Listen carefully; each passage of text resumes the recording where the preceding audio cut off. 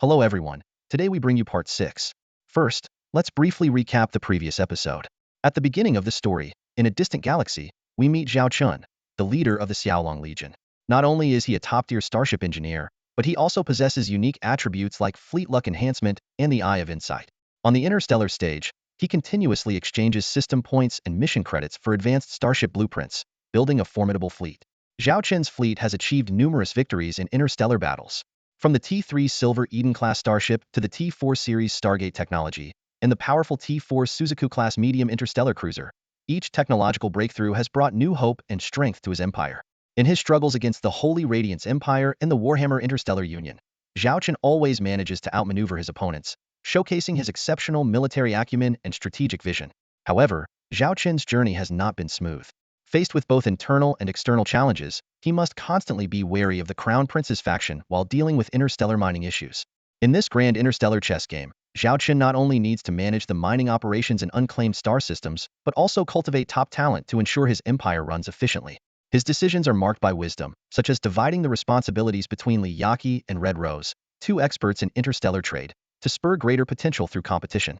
Under Zhao Chen's leadership, the Xiaolong Legion rapidly expanded, becoming a crucial pillar of the Xingyao Empire. His loyal subordinates, like the faithful Nana, the steadfast Annie, and the dynamic Charlotte, all play vital roles in their respective positions.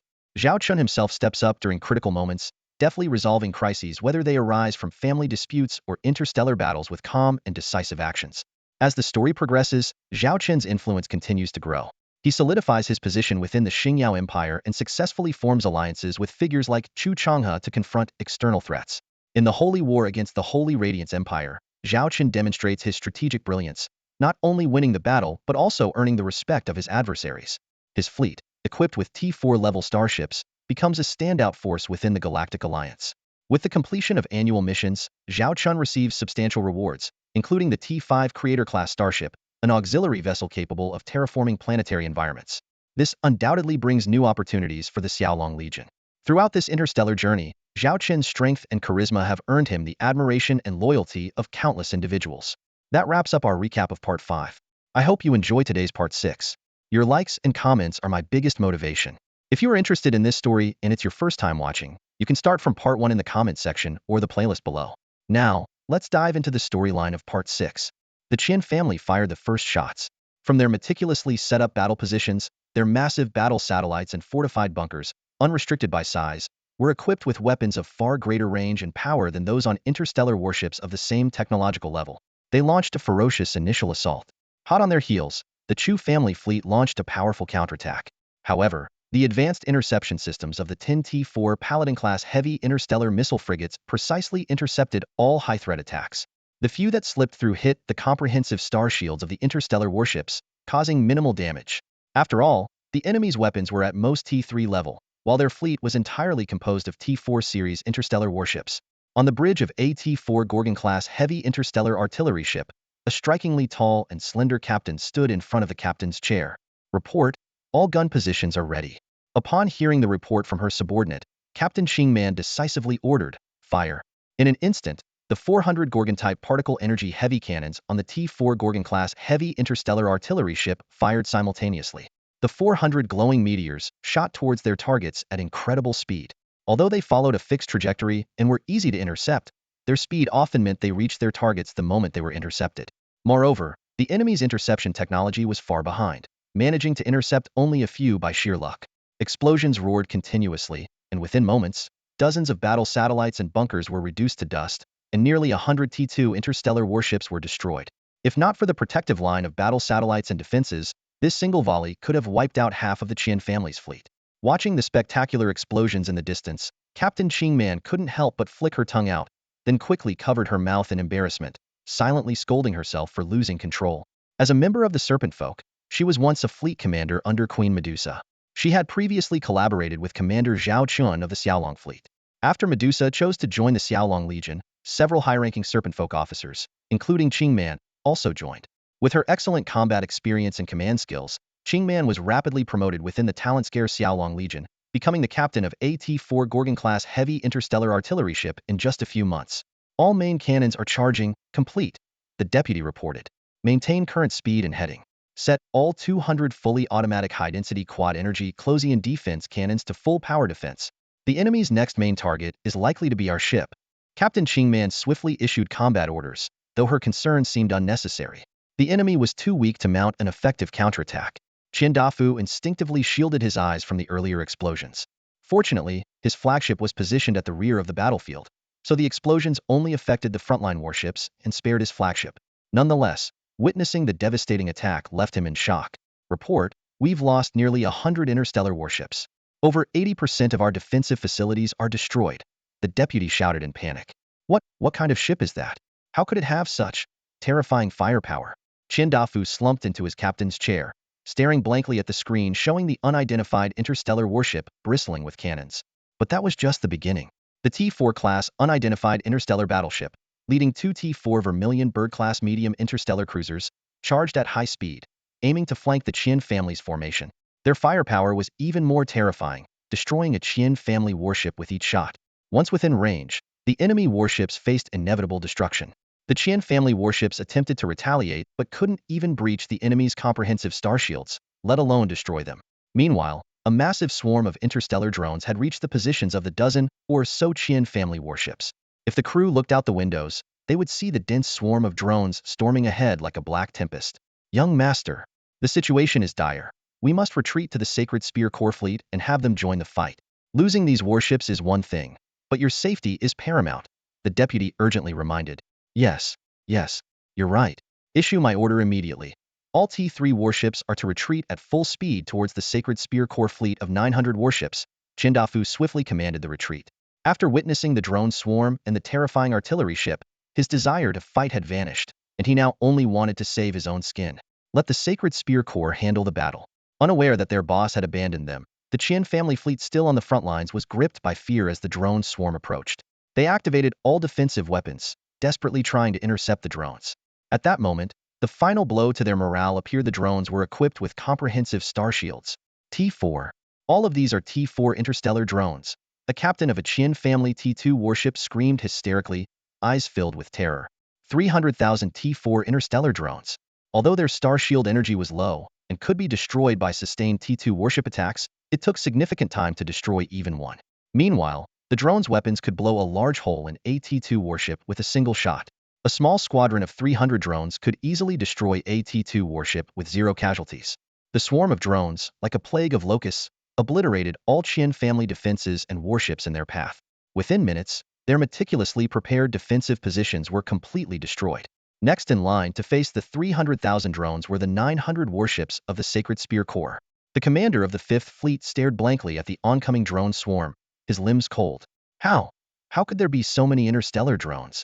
Among the many types of starships, the two undisputed titans at the same tech level are the interstellar battleship and the carrier starship. They have distinct roles on the battlefield. The interstellar battleship, equipped with formidable starship weapon modules, exerts unparalleled deterrence on the front lines, capable of destroying enemy flagships and main fleets in a single strike. On the other hand, the carrier starship takes a different approach, relying on its vast array of fighters and drones to launch attacks. The debate over which is superior has been ongoing for a long time. During the T1 and T2 tech eras, interstellar battleships maintained the upper hand. Even in the T3 tech era, despite the emergence of starshield technology giving carrier starships a glimmer of hope, they still couldn't match the overall power of interstellar battleships. The carrier starship's own lack of defense often necessitates a fleet for support, making its operational cost high.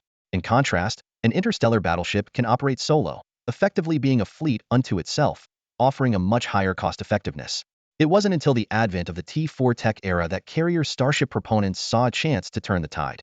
The introduction of comprehensive starshield technology not only provided carrier starships with self-defense capabilities, but also enhanced their performance, enabling them to carry more interstellar fighters and drones. Crucially, T4-level interstellar drones experience a qualitative change when they reach a certain quantity, a phenomenon currently unfolding before the eyes of the Sacred Spear Legion's 900 interstellar battleships.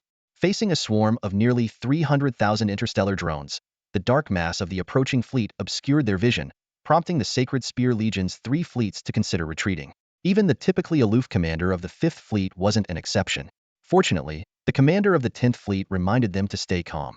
Considering that T4 interstellar drones and fighters are smaller and more maneuverable, capable of catching up to their 900 interstellar battleships, they decided it was better to form up and fight rather than flee in panic. Thus, the commanders of the three fleets immediately ordered defensive formations and prepared for battle. The commander of the Fifth Fleet also sent an urgent request for reinforcements to the Sacred Spear Legion's command. As the drone swarm approached attack range, the Fifth Fleet commander, trembling, swallowed hard and turned to the 10th Fleet commander for reassurance. If we withstand the first wave of attacks from these interstellar drones and they run out of ammo in return, we can quickly retreat, right? The 10th Fleet commander replied with forced confidence, yes. This might have been the biggest lie he ever told, but to save the three fleets, he needed to instill unwavering belief in the highest-ranking officer. A full retreat now would lead to a massacre. Their only hope was that the reinforcements would arrive in time. Meanwhile, a T-4 Tyrant-class heavy interstellar missile battlecruiser and two T-4 Vermilion Bird-class medium interstellar cruisers slowed down dramatically above the Qian family's slave planet, having navigated through the debris of the Qian fleet. Given the current combat situation, these three starships chose to maintain a relatively safe position rather than entering the planet's low orbit. Chu Xian looked earnestly at the captain and said, "Captain, I'll leave the upcoming battle to you." The captain saluted her solemnly, responding, "Secretary Chu, rest assured, and take care of your own safety. Contact us if you need anything." Chu Xian nodded and quickly left the bridge, appearing in a hangar half a minute later. Rows of T-3 Templar-class medium interstellar combat mechs were stationed inside. Dressed in her mech-tight combat suit, Chu Xian ran to her mech, which was elevated to the cockpit by a floating platform. As the hatch closed, the surrounding instruments lit up one by one. Chu Xian issued a command. "All mech squads, report your status. Templar N01 squad ready for deployment. Templar N02 squad ready for deployment." Chu Xian sternly announced, "All mech squads in this hangar are temporarily designated as the Rescuer Mech Squadron. I, Chu Xian, will serve as the squadron commander. Leopard Woman will be the deputy commander. Is that clear?" "Clear." All mech squad leaders responded in unison. "Open the deployment bay doors of Mech Hangar 07. Begin mech deployment." Following Chu Xian's order, tunnels appeared beneath each mech, and they began to drop rapidly. After a brief moment of darkness, the starry sky and target planet came into view. Hundreds of T-3 Templar-class medium interstellar combat mechs descended like meteors. Simultaneously, the captains of the three T-4 starships issued attack orders, targeting the planet's surface military facilities with orbital strikes to provide cover for the incoming mech units. As they neared the ground, the mech pilots listened to the prompts in their ears, maintaining high alert. When the distance to the ground was only 10 kilometers, the mechanical prompt sounded. "Activate deceleration devices, prepare for landing." Chu Xian immediately commanded, "Activate deceleration, prepare for landing, and get ready for combat." One by one, the T-3 Templar-class medium interstellar combat mechs activated their deceleration devices, slowing their rapid descent and landing steadily. Despite this, the landings kicked up clouds of dust, and the ground shook with a thunderous roar. Chu Xian glanced at the radar system scanning for enemy units and coldly ordered, "Rescuer Mech Squadron, begin operations. Destroy all visible Qian family combat facilities. Any hostile units encountered are to be eliminated immediately without reporting." On the bridge of the T-4 Blue Eyes White Dragon-class heavy star battleship, Zhao Chen lounged lazily in the captain's chair, his eyes fixed on the bustling starport in the distance. A sly smile played on his lips as he thought to himself that the Holy Spear Legion must have received the news by now. Sure enough, the previously stationary fleet of over 2,000 Holy Spear Legion starships began to mobilize, accelerating in Zhao Chen's direction.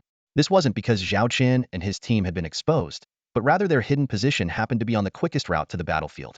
Beside him, Shui Xiaoxioth, actual captain of this starship, acted more like an assistant, cautiously asking, "Commander, you agreed to let Secretary Chu personally lead the mech landing operation. Could this be dangerous?"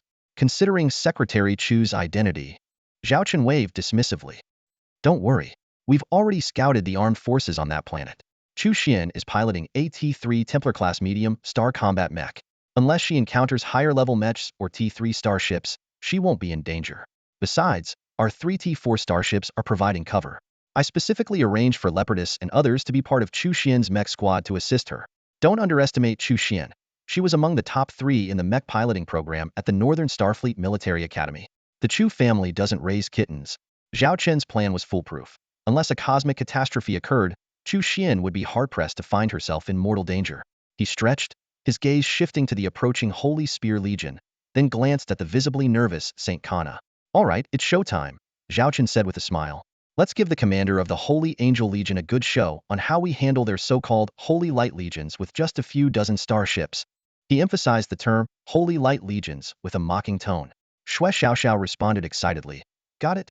I've been eager ever since I heard about Senior Su Lan's battle. She instinctively tried to stomp on something, nearly stumbling, only to remember that her favorite captain's chair was occupied. She nonchalantly rubbed her nose, and then issued the battle orders.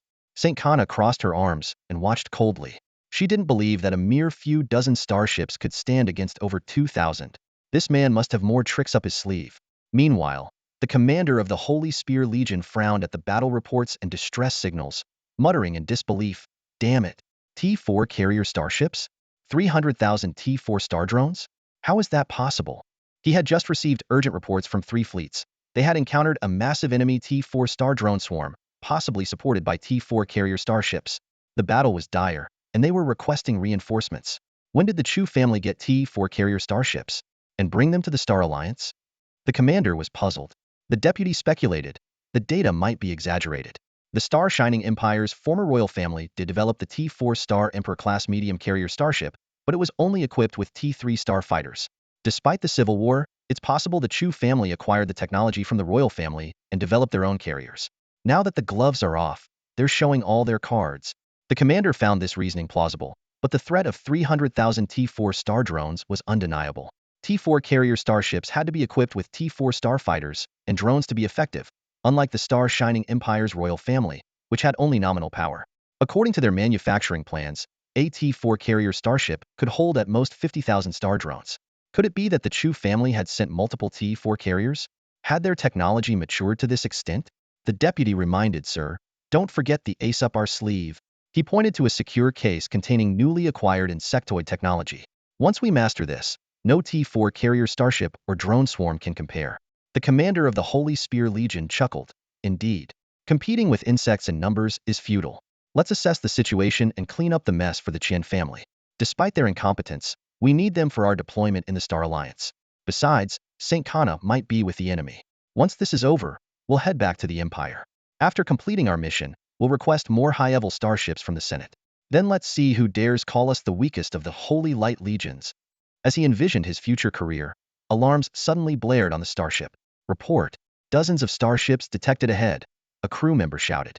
The commander immediately checked the radar and saw the approaching starships nearing engagement range. What's going on? Where were our scouts? How did these starships get so close before we noticed? He barked. Commander, they were hidden behind celestial bodies, and our radar didn't detect them. A subordinate replied timidly. The commander looked at the images from the Deep Space Telescope. The unidentified starships indeed emerged from behind celestial bodies. Order battle stations, he commanded, focusing on the imminent threat. As he reviewed the images, cold sweat formed on his forehead. 10 T-3 Judge-class heavy missile starships were lined up, their missile launchers activated. Another unidentified starship bristled with energy cannons, glowing ominously. In his mind, he could almost hear a man's calm voice saying, fire. The T-4 Medusa-class heavy interstellar artillery ship struck first, targeting the Holy Lancer's fleet. The barrage rained down, instantly tearing through the shields of the vanguard frigates. Initially, the Holy Lancer's commander didn't grasp the severity of the situation until he saw ship after ship disintegrate into cosmic dust under the relentless fire. Damn it, that's a T-4 class interstellar artillery ship. The Holy Lancer's commander shouted in terror, cold sweat soaking through his uniform. 400 Medusa-class particle cannons fired simultaneously, like a colossal cosmic scythe, obliterating nearly 100 of the Holy Lancer's warships in an instant. Zhao Chen nodded in satisfaction, a slight smile tugging at his lips. Report, first wave of attacks completed. Main cannons are recharging. Next wave will be ready in 100 seconds. The captain of the T-4 Medusa-class heavy interstellar artillery ship reported through the video feed. Only 100 seconds between volleys? St. Kana's face froze upon hearing the number. Witnessing the terrifying power of the T-4 Medusa class, her mind raced. If nothing else was considered, this ship could destroy all enemy vessels in just 33 minutes. St. Kana felt her throat tighten and found it hard to breathe. She couldn't imagine what would have happened to her Holy Angel Corps if this interstellar battleship had appeared in their previous holy duel. Zhao Chen glanced at St. Kana's horrified expression and chuckled inwardly. She still didn't know that the T-4 Medusa had an overload combat mode that could significantly reduce recharge time. Although risky and shortening the equipment's lifespan, this trump card could decide the outcome of crucial battles. Following closely, 10 T-3 Judicator-class heavy interstellar missile ships launched their attack. 250,000 interstellar missiles roared out, breaking through the enemy's interception net under the Medusa's cover, maximizing the damage. St. Kana watched in shock as the Holy Lancer's ships exploded and disintegrated like horrifyingly beautiful fireworks. This missile barrage destroyed 500 interstellar warships and damaged over 300 more. In just a minute, the Holy Lancer's combat strength was halved, and this was only the beginning. Zhao Chen's main fleet hadn't even engaged yet. Shui Xiaoxiao, Zhao Chen called nonchalantly. Understood. Shui Xiaoxiao excitedly activated the fleet command network. All combat interstellar ships except missile ships, artillery ships, and the 5 T4 Paladin-class escort ships follow me in a charge. A mini-fleet of about 30 interstellar ships quickly assembled. The T4 Blue Eyes White Dragon-class heavy interstellar armored battleship led the charge like a sharp spear into the enemy formation.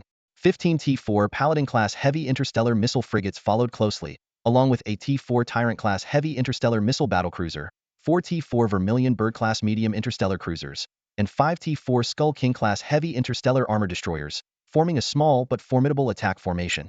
Quick! Quick! Launch a counterattack during the enemy's attack interval. The Holy Lancer's commander, in a panic, shouted orders at the top of his lungs.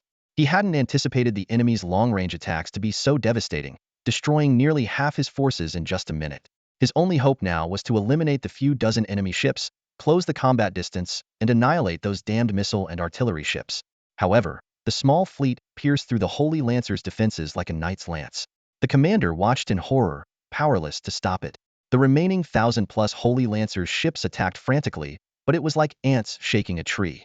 Zhao Chen's fleet activated full shields and, under the cover of the T4 Paladin-class heavy interstellar missile frigates, easily neutralized the enemy's attacks. The enemy's efforts were mere ripples on their shields, causing no substantial damage. In contrast, every attack from Zhao Chen's fleet destroyed a Holy Lancer's ship, especially the Blue Eyes White Dragon-class battleship at the forefront, whose main cannon fired like a cosmic reaper's scythe. The T4 Sacred Radiance-class light interstellar cruiser locked in its sights had its shield shredded like paper, the hull pierced instantly, turning into a blinding fireball. This scene etched despair into the hearts of the Holy Lancer's high command. The Holy Lancer's commander stumbled backward, grateful his flagship was in the fleet's center. He couldn't imagine surviving such an attack. It's terrifying. Their interstellar ships are monsters, the surrounding officers whispered in fear. 10 minutes passed, and St. Kana stood like a statue, her face still frozen in shock and disbelief. She had witnessed the Holy Lancer's ships being destroyed one by one, and saw how this fleet of less than 30 ships slaughtered their way through as if no one was there. During these 10 minutes, the Dragon Fleet strategy was simple yet effective. After the initial missile barrage, the interstellar missile ships immediately began resupplying from interstellar supply ships. The T4 Medusa-class heavy interstellar artillery ship executed precise bombardments every 100 seconds. The squadron with St. Kana functioned like a sharp scalpel, slicing through the Holy Lancer's fleet. In just 10 minutes, the Holy Lancer's fleet of over 2,000 ships was reduced to less than 600. Zhao Chen's fleet had not suffered a single loss. St. Kana slowly turned to look at the man sitting in the captain's chair. At this moment, Zhao Chen seemed like a deity who ruled the battlefield, overseeing this one-sided massacre. Her heart filled with awe and shock, realizing she was witnessing a battle that would change the interstellar landscape.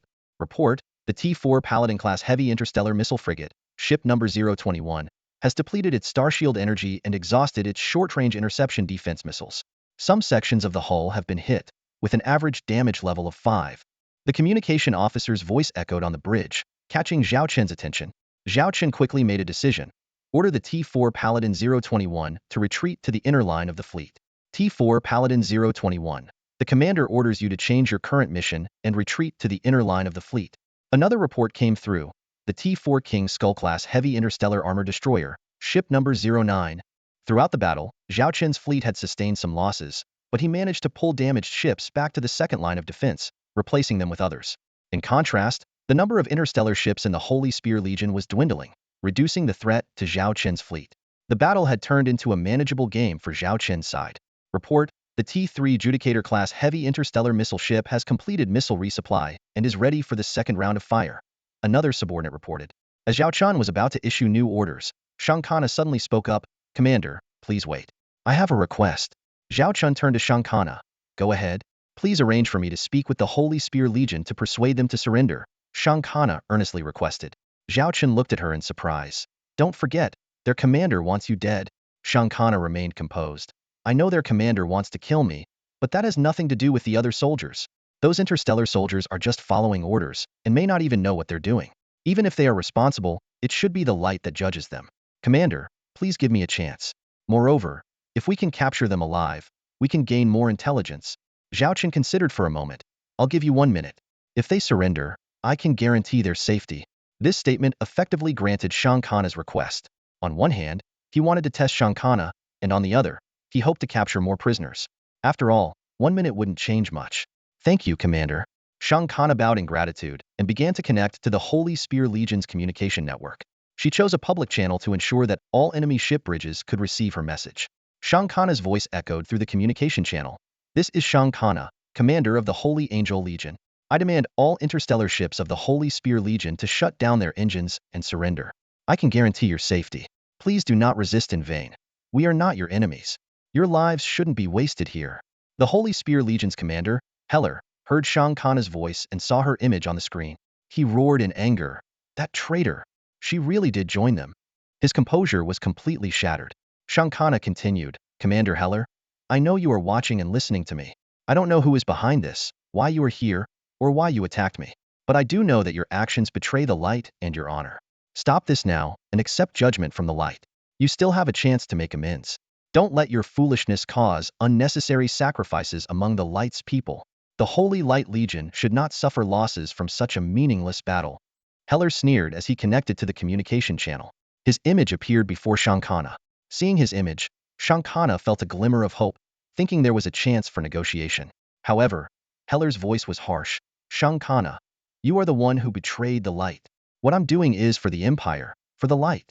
I won't surrender, and you won't get any information from me. Shang Kana was furious.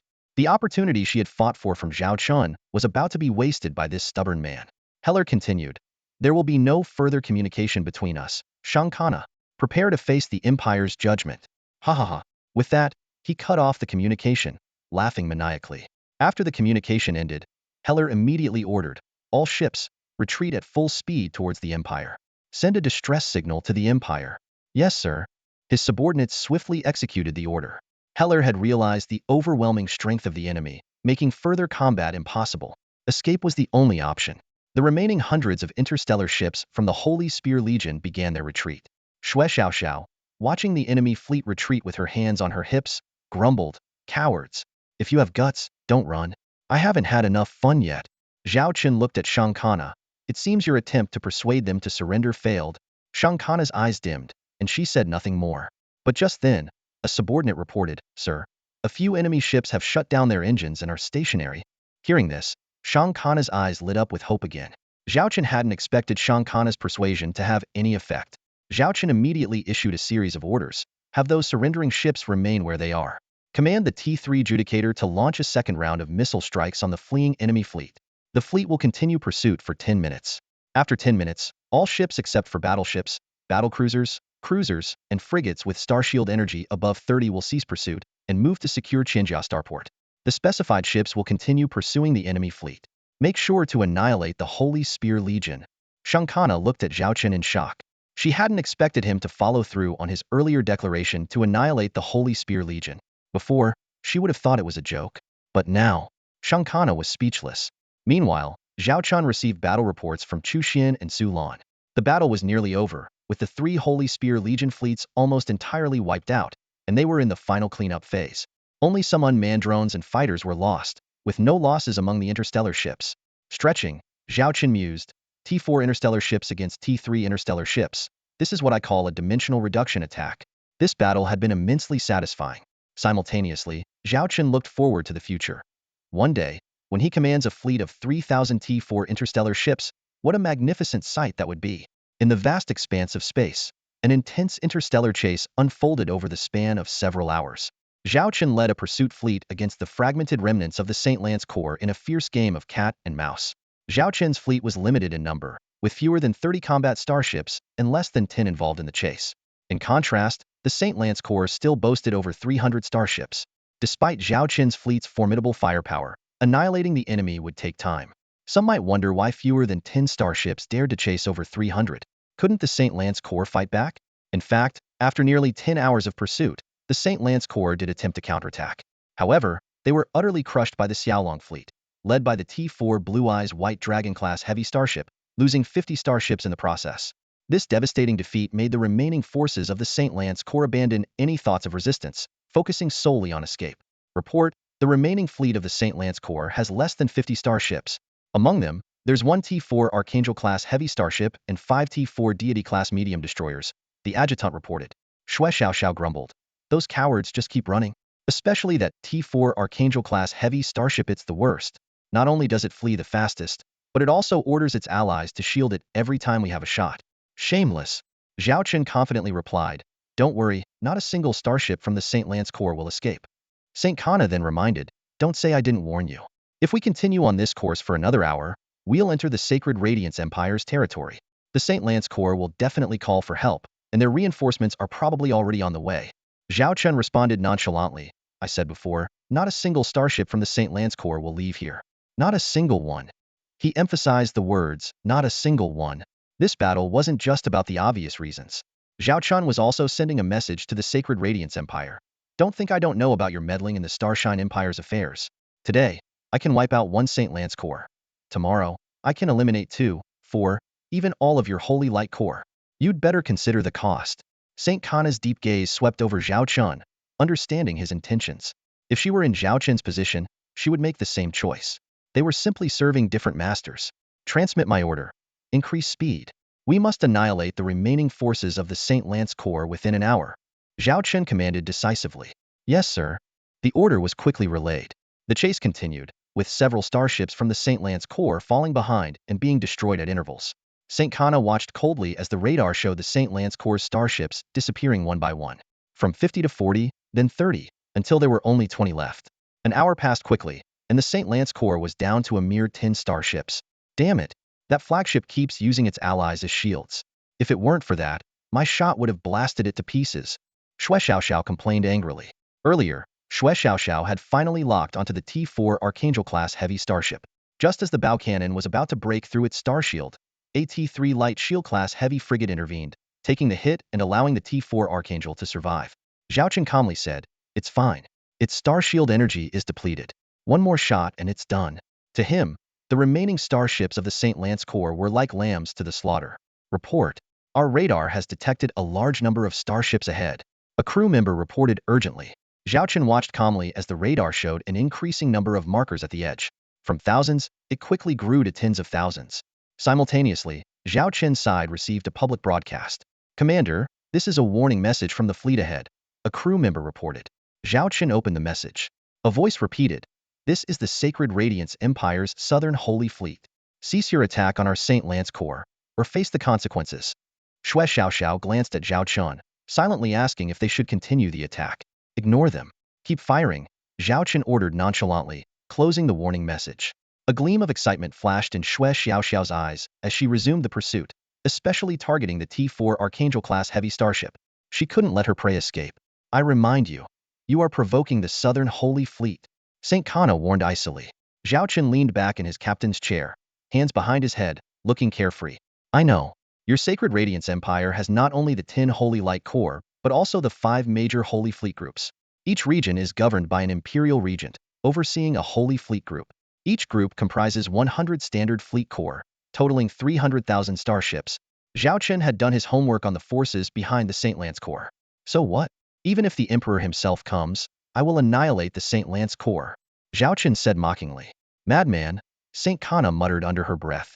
At this moment, the Sacred Radiance Empire's starships appeared in overwhelming numbers, reaching tens of thousands and still growing. The remaining starships of the St. Lance Corps saw the reinforcements as their saviors. Initially, they thought they were safe and that the pursuers would stop. But to their surprise, the pursuers became even more relentless, destroying several St. Lance Corps starships right in front of the Southern Holy Fleet. The remaining starships of the St. Lance Corps desperately tried to reach the safety of the Holy Fleet's firepower range. However, what seemed like a short distance might become an insurmountable barrier. Because, suddenly, light rings resembling reflections on a lake appeared ahead, and starships emerged, positioning themselves between the St. Lance Corps and the Southern Holy Fleet.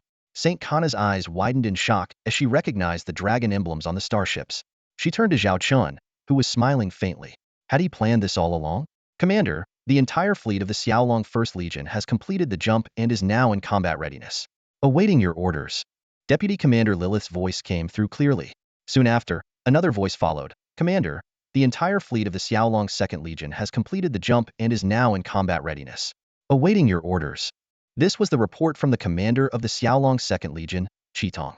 The holographic images of both commanders appeared vividly before Zhao Chen. He smirked. This was the confidence that allowed him to chase the enemy to the border of the Divine Radiance Empire. 6,000 interstellar warships stood like an insurmountable barrier in front of the sacred spear core. Beside him, Shang Kana's eyes flashed with surprise. Though she had heard rumors about the Xiaolong Legion's technology for transporting entire fleets through interstellar jumps, witnessing it firsthand was a different experience altogether. Zhao Chen's voice was firm as he gave the order. Prepare for battle. Do not let a single warship from the sacred spear core pass. Yes, sir. The two commanders responded in unison. At this moment, the three remaining warships of the sacred spear core seemed like ants trying to shake a tree against the overwhelming Xiaolong fleet. Commander Heller was on the verge of collapse, having narrowly escaped danger only to fall back into the abyss. He looked despairingly at the communication window and pleaded, "Governor, save me. Save me." "Don't worry, I'll ensure your safety," came a calm male voice before the video window closed. Moments later, Zhao Chen received a communication request from someone signed as the Supreme Commander of the Southern Divine Fleet. Zhao Chen raised an eyebrow. This was undoubtedly the governor of the Southern Star region. He turned to Shang Kana. "Do you want to step out for a moment?" Shang Kana replied calmly, "There's no need." Zhao Chen shook his head inwardly. This stubborn girl, her presence on his bridge, combined with his near annihilation of the entire sacred spear core, could only spell trouble. However, the fact that Shang Kana had been in contact with Zhao Chen was probably already an open secret. Since she was so straightforward, Zhao Chen decided to stop arguing and accepted the communication request. A man dressed in luxurious attire, seated on a captain's chair made of pure white jade, appeared in the hologram. Both sides stared at each other in silence, neither willing to speak first. The governor seemed to notice Shang Kana but chose to ignore her. In the tense atmosphere, an untimely cheer broke out. "Oh yeah, Commander, I just blasted another one. Hit it right in the rear and it came out the front. Quite a sight." The governor's expression turned visibly displeased. He spoke in a low voice, "Lord Zhao, could you cease your fleet's attacks?" Zhao Chen chuckled. "You want me to stop just because you said so? That would make me look pretty weak." The governor stared at Zhao Chen, his tone softening slightly. "I understand the holy war duel between the Xiaolong Legion and the Sacred Angel Legion. I have great respect for your Xiaolong Legion. For the sake of friendly relations between our two empires, I ask that you halt the battle. We can discuss any misunderstandings." Zhao Chen's tone was laced with provocation. "How about I finish off these last two warships first, then we can talk. Or, you could try negotiating with my fleet." The governor took a deep breath, his gaze turning icy. "Lord Zhao, I have 20 Legion fleets of the Southern Divine Fleet group here, totaling 60,000 warships. I don't wish for anything unfortunate to happen here." Zhao Chen remained unfazed, counting on his fingers. "I just wiped out the entire Sacred Spear Core with fewer than 100 warships. So, tell me, with 6,000 warships, can I wipe out your 60,000? Want to give it a try?"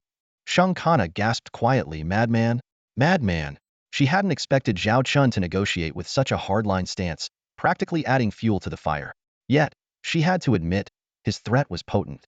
After all, the Sacred Spear Core had indeed been annihilated by fewer than 100 Xiaolong warships. That was an undeniable fact. At that moment, Xue Xiaoxiao's voice echoed again. "Huh? Just took down another one. Let's see who's gonna protect you now." The governor's voice grew somber. "Lord Zhao, are you declaring war on the Divine Radiance Empire? This is going too far." Zhao Chen immediately retorted. "Too far? It was the Sacred Spear Core that went too far. They committed 4 major crimes." He then listed the crimes. Sending assassins to attack him in Star City, colluding with the Qin family to plunder and enslave his people, obstructing his rescue mission, and engaging in military trade and smuggling with the Xingyao Empire's rebels. Zhao Chen concluded through gritted teeth. "So, the Sacred Spear Core brought this upon themselves. I must destroy them. No one can change that." Shang Kana looked at Zhao Chen with a peculiar expression. She realized that while Zhao Chen's words seemed reasonable, they were actually filled with sophistry. The first crime was actually an attack targeting her, with Zhao Chen merely caught in the crossfire. The second crime had some merit. The third and fourth were preemptive accusations against Qin Xiaoyan's group as rebels. Cleverly, Zhao Chen only held the Sacred Spear Core accountable, never directly accusing the Divine Radiance Empire. This undoubtedly gave the governor a way out. At this moment, the governor faced 2 choices. Either go to war with Zhao Chen, risking heavy losses even if victorious, or swallow his pride and take the way out Zhao Chen offered. Shang Kana saw that Zhao Chen was gambling, but she couldn't understand what gave Zhao Chen the confidence that the Southern Divine Fleet group wouldn't dare attack him. Zhao Chen looked at the governor with a mocking smile. Governor, I have solid evidence for everything I've said. Would you like to see it? A fleet of 20 legions, comprising 60,000 interstellar warships, was arrayed in space, resembling a vast metallic ocean. Yet, ahead of this colossal formation, 6,000 interstellar warships stood like an insurmountable barrier. Governor, we will enter maximum firing range in 60 seconds, the adjutant whispered. The southern governor stared at the man with a faint smile on the communication screen, filled with doubt. What gave this man the confidence to confront the southern Holy Fleet? Did he really intend to wage war against the Holy Radiance Empire? The governor's eyes shifted to the star map, where the red firing line was clearly visible. Crossing that line would mean the battle could break out at any moment, spiraling out of control. He looked again at the calm and composed man across from him, silently remembering the name. Zhao Chen of the Xiaolong Legion. Very well, I will remember you, the southern governor said, cutting off the communication. Saint Kana, looking puzzled, asked uncertainly, are we going to war? At that moment, Secretary Lilith reported, Sir, the enemy fleet is decelerating, and it seems they are turning away. Zhao Chen calmly ordered, keep a close watch on their movements. Do not let your guard down. If they fire, destroy their main fleet immediately. Yes, sir. Zhao Chen stretched leisurely, saying, well, it's over. Saint Kana was incredulous. It's over just like that? Zhao Chen explained, of course, the southern governor doesn't want to go to war, so it ends here. Saint Kana stared at the star map, watching the southern Holy Fleet's clear turn, filled with doubt. Could they really let the culprits who destroyed the Sacred Spear Legion go? More confusing was the presence of a T-4 Retribution Angel-class heavy interstellar battleship from the Sacred Spear Legion nearby. Just then, Xue Xiaoxiao's excited voice broke in.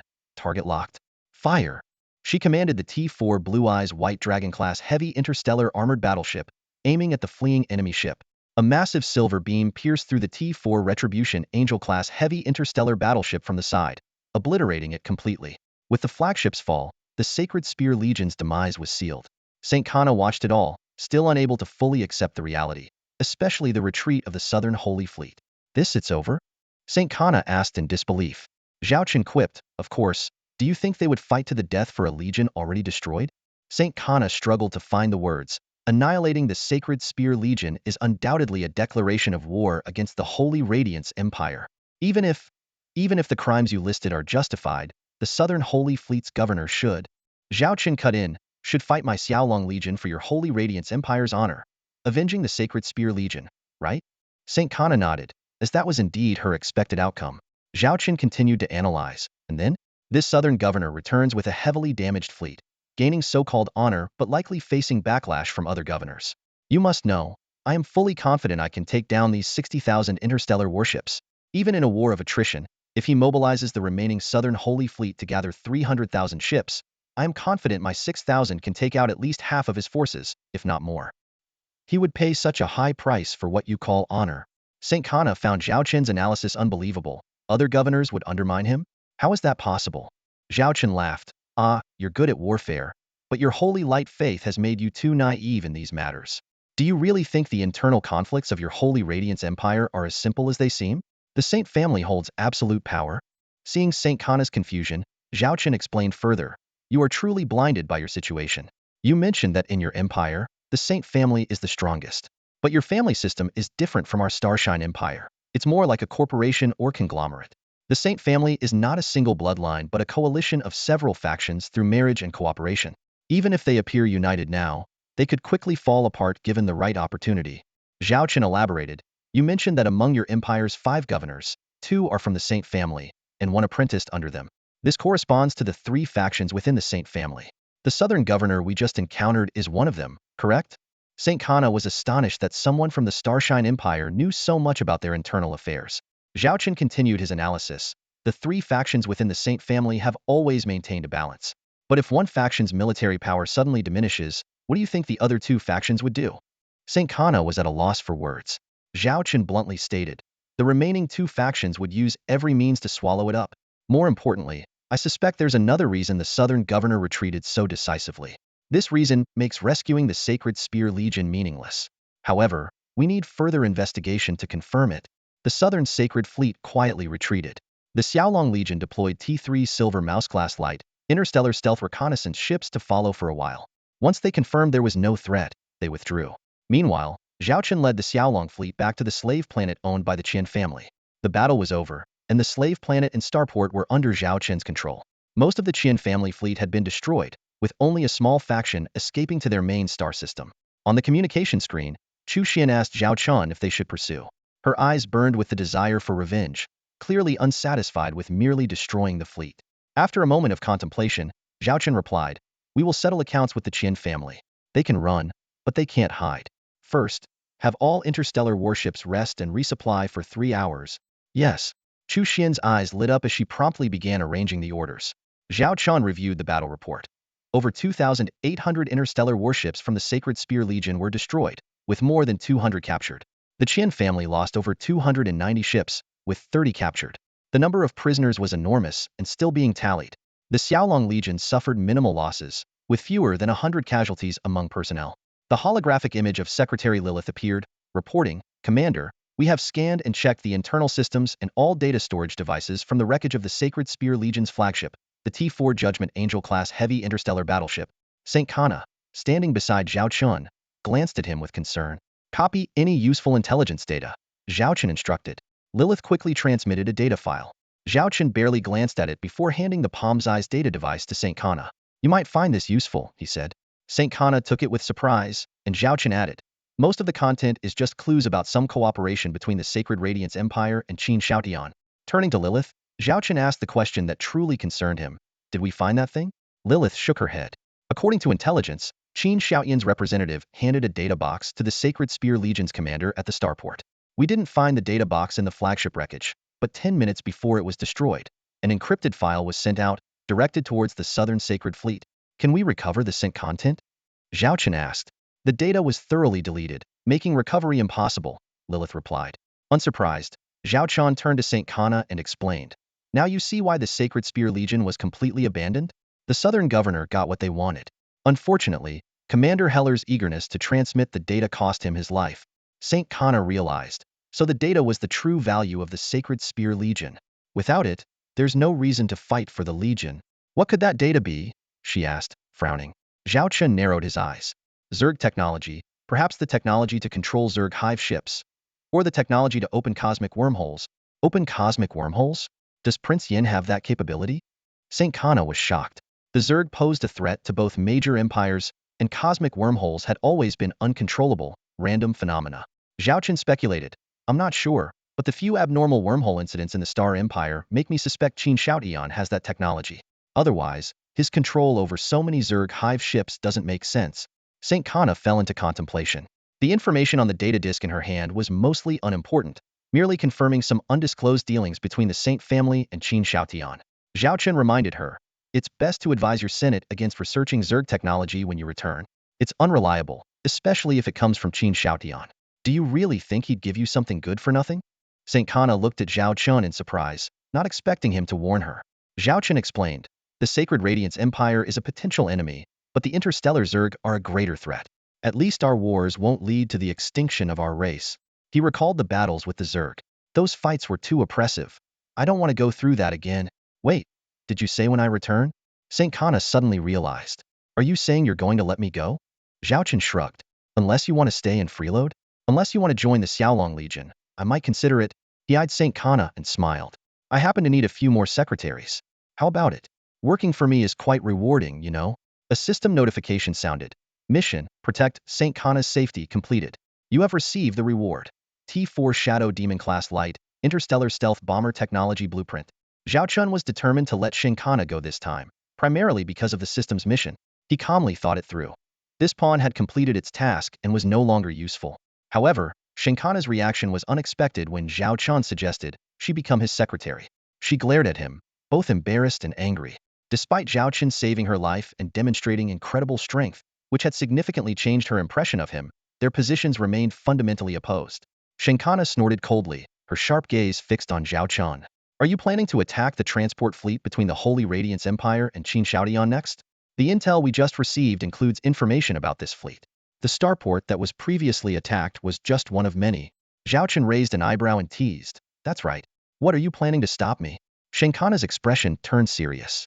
"I didn't care much about our empire's cooperation with Qin Xiaotian before. But after learning that he controls those terrifying interstellar insects and is researching that technology, my beliefs won't allow our empire to work with someone like him." So, go ahead and disrupt it. I won't mind. She paused, squinting at Zhao Chen. But we are still enemies. Next time we meet on the battlefield, my holy angel core will. She trailed off, seemingly unsure of her own words. Shinkana then provocatively looked at Zhao Chen. Anyway, if you ever fall into my hands, considering you saved me once, I might just let you be my secretary. Her words hinted she would torment him thoroughly. Zhao Chen shrugged off the unlikely threat. I'll first take you back to Star City. You can contact your family to pick you up. The Holy Spear Corps has been annihilated, and the Qian family. They're next. You won't be in any danger in Star City. He reminded her seriously, however. You should be careful. The situation in your empire is complicated. That insect technology in your empire's hands will only cause internal conflict. Be careful not to get burned. Shinkana chuckled and retorted, given our opposing positions, shouldn't you be hoping for that to happen? Zhao Chen turned to look at the vast universe outside the porthole, his tone softening. Honestly, I don't want to fight any interstellar wars. I just want to live a free, happy, and prosperous life with the people I care about. But clearly, your Holy Radiance Empire won't allow that, which is why we are on opposing sides. He added sincerely, if your Holy Radiance Empire gave up its ambitions towards the Xingyao Empire, there's a chance we could be friends. Shinkana pondered Zhao Chen's words for a long time. Finally, she gave him a silent glance, then turned to leave the bridge to notify her subordinates of the departure arrangements and contact her family for temporary lodging in Star City. Meanwhile, the Xiaolong Corps was fully prepared. Zhao Chen decisively ordered them to split into two groups. The Xiaolong Second Corps was to attack the Holy Radiance Empire's interstellar transport fleet, while the Xiaolong First Corps would follow him to assault all of the Qian family's territory planets. This was not only to fulfill his promise to Chu Xian, but also to sever the connection between the Holy Radiance Empire and Qin Shaotian. Several hours later, Chu Xian reported to Zhao Chen, Commander, Qian family head Qianfeng is leading his clan and remaining warships to flee the Qian family's main star system. Zhao Chen sneered. Fleeing? Do they think they can escape? Chu Xian said gravely, the Qian remnants are heading to Star City. The Xiaolong First Corps is trying to intercept them, but it's difficult to catch them completely before they reach Star City. Currently, only a few interstellar cruisers and battle cruisers are in pursuit. After a moment's hesitation, she suggested, Commander, we could destroy all industrial facilities in the Qian family's territory, take everything we can, and free all the slaves. This would cripple their foundation, and it would take them a long time to recover. We would have achieved our goal. Zhao Chen, sitting in the captain's chair, smiled mischievously. Hiding in Star City? We should thank Qianfeng for this. I was just looking for an opportunity. Chu Xian looked at the commander in confusion, not understanding his intention. Zhao Chen narrowed his eyes and decisively ordered, relay my orders. The Xiaolong First Corps will head directly to Star City. Chu Xian was shocked. Commander, are we really going to provoke the Star Alliance? The cost would be too great. If we break ties with the Star Alliance then... Don't worry, we won't pay any price, Zhao Chen said calmly. Chu Xian swallowed, adjusted her emotions, and executed the commander's order. The Xiaolong First Corps, with 3,000 interstellar warships, set off grandly towards Star City. At that moment, in the Qian family's fleeing fleet, Qianfeng stared at the star map, watching the distance to Star City decrease and the relentless pursuit of the Xiaolong Corps. Clenching his fist, he reassured his panicked clan members, don't be afraid. Once we reach Star City, the Xiaolong Corps won't dare touch us. As long as we survive, we'll find a way to rebuild. As the fleet of clan leader Qianfeng approached Star City, they suddenly received an emergency alert. On the radar screen, dozens of red markers were rapidly closing in from behind the blue markers, representing the Qian family fleet. These were enemy interstellar cruisers and battle cruisers in hot pursuit. Report. Our fleet is under attack from the rear. Some of our ships have already been hit. The communications officer's voice was filled with tension. Qianfeng quickly pulled up the star map, frowning deeply. He decisively issued an order, relay my command. The 30 ships at the rear are to cover the main fleet's retreat. This was undoubtedly a death sentence, but Qianfeng had no worries about compliance. The families of the commanders of those 30 ships were all on transports under his control. Their lives hung on his decision. As expected, the 30 ships immediately slowed down and turned to face the enemy upon receiving the order. Outside the portholes, fierce firefights erupted, painting the silent cosmos with brilliant yet deadly lights. However, these ships were no match for the powerful enemy forces and were quickly reduced to floating wreckage after just a few exchanges. The enemy ships crossed the debris and continued their pursuit. Gritting his teeth, Qianfeng ordered another 30 ships to sacrifice themselves. His eyes were locked on the Star City marker on the star map, getting closer and closer. One thought dominated his mind. As long as we reach Star City, we'll be safe. Finally, after sacrificing nearly 100 ships, the Qian family fleet entered Star City's no-combat zone. Everyone breathed a sigh of relief, thinking the crisis was over. However, a loud explosion shattered this brief tranquility. Outside the portholes, a Qian family warship disintegrated in flames. Fear instantly filled the command room. What's going on? Haven't we already entered the no-combat zone? Qin Dafu shouted in panic. The deputy, trembling, pointed at the star map. We are indeed in the no-combat zone, but the enemy is still firing.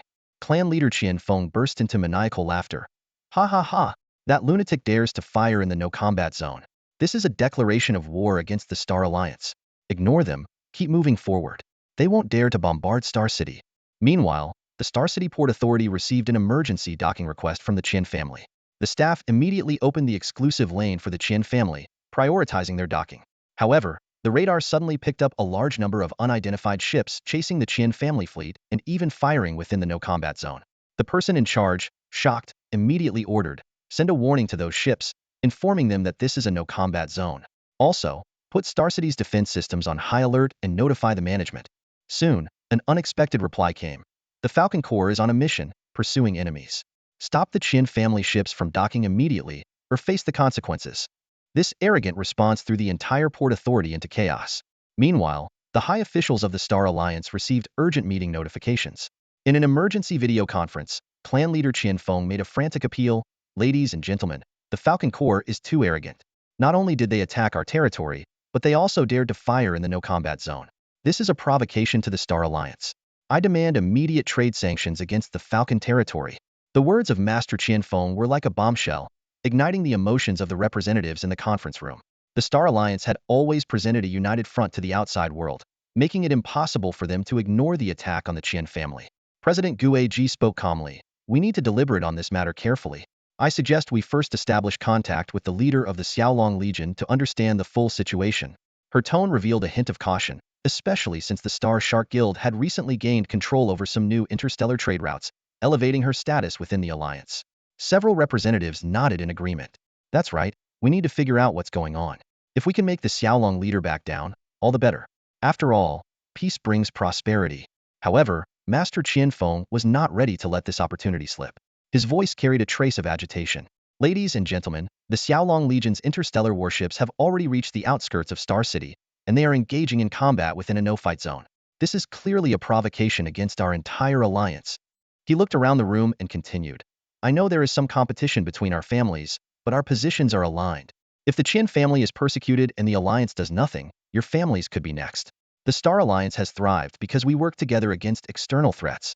At that moment, a notification for a new participant appeared. It was the security chief of Star City, whom they all supported. The group exchanged looks and agreed to let him join. The security chief's voice was tense. Reporting to all, the interstellar warships that attacked the Qian family fleet are approaching Star City and are now within the range of our defense cannons. Our 900 security ships are on high alert, facing off against them. He paused before continuing. The enemy has sent a message demanding we expel all Qian family members within 10 minutes, or they will take action themselves. They warn that anyone who obstructs them will face severe consequences. The security chief took a deep breath and added, based on our identification, although the models of those interstellar warships are unclear, several are T4 class, and the rest are T3 class, totaling nearly 100 ships. Please advise on how to proceed. This left everyone in the room in silence. Master Qian Feng suddenly shouted hysterically, attack, fire, destroy all those interstellar warships. But his words were now ignored. No one had expected the enemy to be so aggressive, directly demanding the handover of the Qian family members. This was outrageous. One of the representatives spoke in a deep voice. Establish contact with them immediately. Inform them this is Star City, and regardless of their origins, they must follow our rules here. Warn them not to go too far. The security chief took his orders and left. President Guiji coldly taunted, Master Qian Feng, what kind of trouble have you stirred up to have them chase you here with T4 and T3 class warships? The others were not surprised by President Guiji's aggressive stance. They all knew her daughter had been abducted during a Qian family wedding, and anyone in her position would harbor ill feelings towards the Qian family. Master Qian Feng snorted and replied vaguely, just some business matters. Everyone dealing in interstellar trade is bound to make some enemies, right? Soon, the security chief returned with a response from the Xiaolong Legion. He was sweating, and his voice trembled. Ladies and gentlemen, the enemy has stated their commander is not present, and they will not engage in any negotiations. They are strictly following military orders. They insist the Qian family must pay for their actions. and anyone who shelters or obstructs them will be declaring war on the Xiaolong Legion.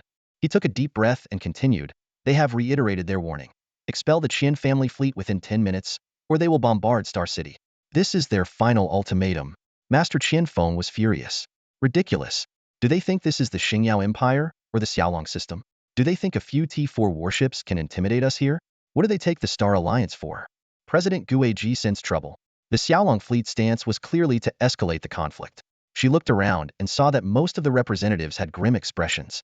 A few hot-headed representatives angrily said, "Bombard Star City? This Xiaolong leader's troops have some nerve. Our Star Alliance may not be strong militarily, but our trade network and connections span the entire Galactic Union.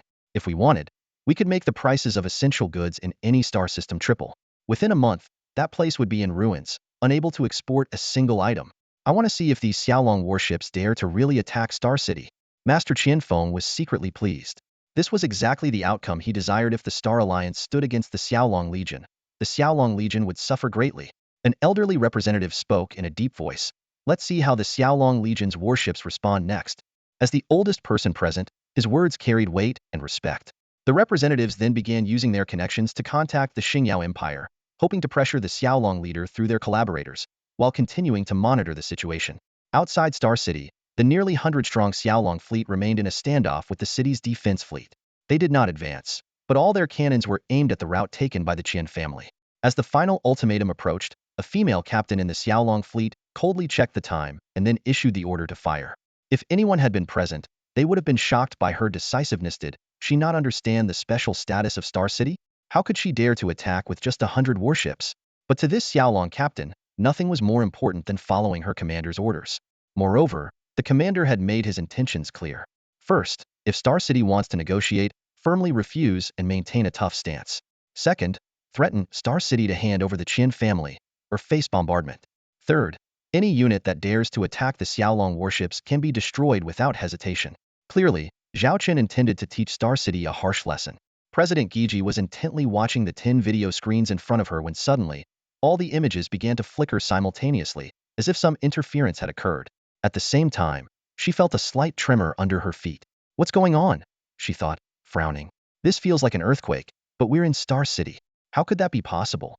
Looking around, she noticed that the other delegates had also sensed the anomaly, their faces filled with bewilderment. Just then, the head of security burst into the conference room, his voice laced with barely concealed panic. "Ladies and gentlemen, we have an emergency.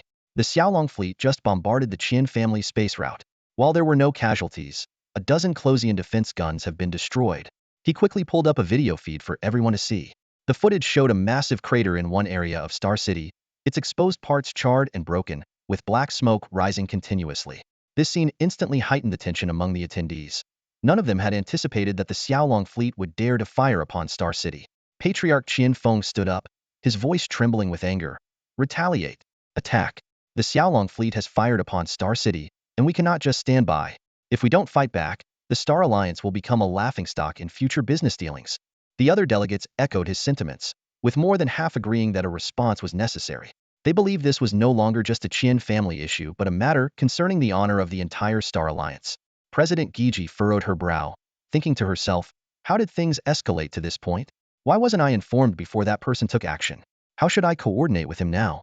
Just as Patriarch Qianfeng saw that everyone was leaning toward military retaliation, the head of security shouted again, his voice filled with terror.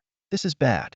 Our radars have detected a massive fleet of interstellar warships on the outskirts, numbering at least 1,000, and they're all T3 class." The news hit like a sledgehammer, shattering the composure of everyone present.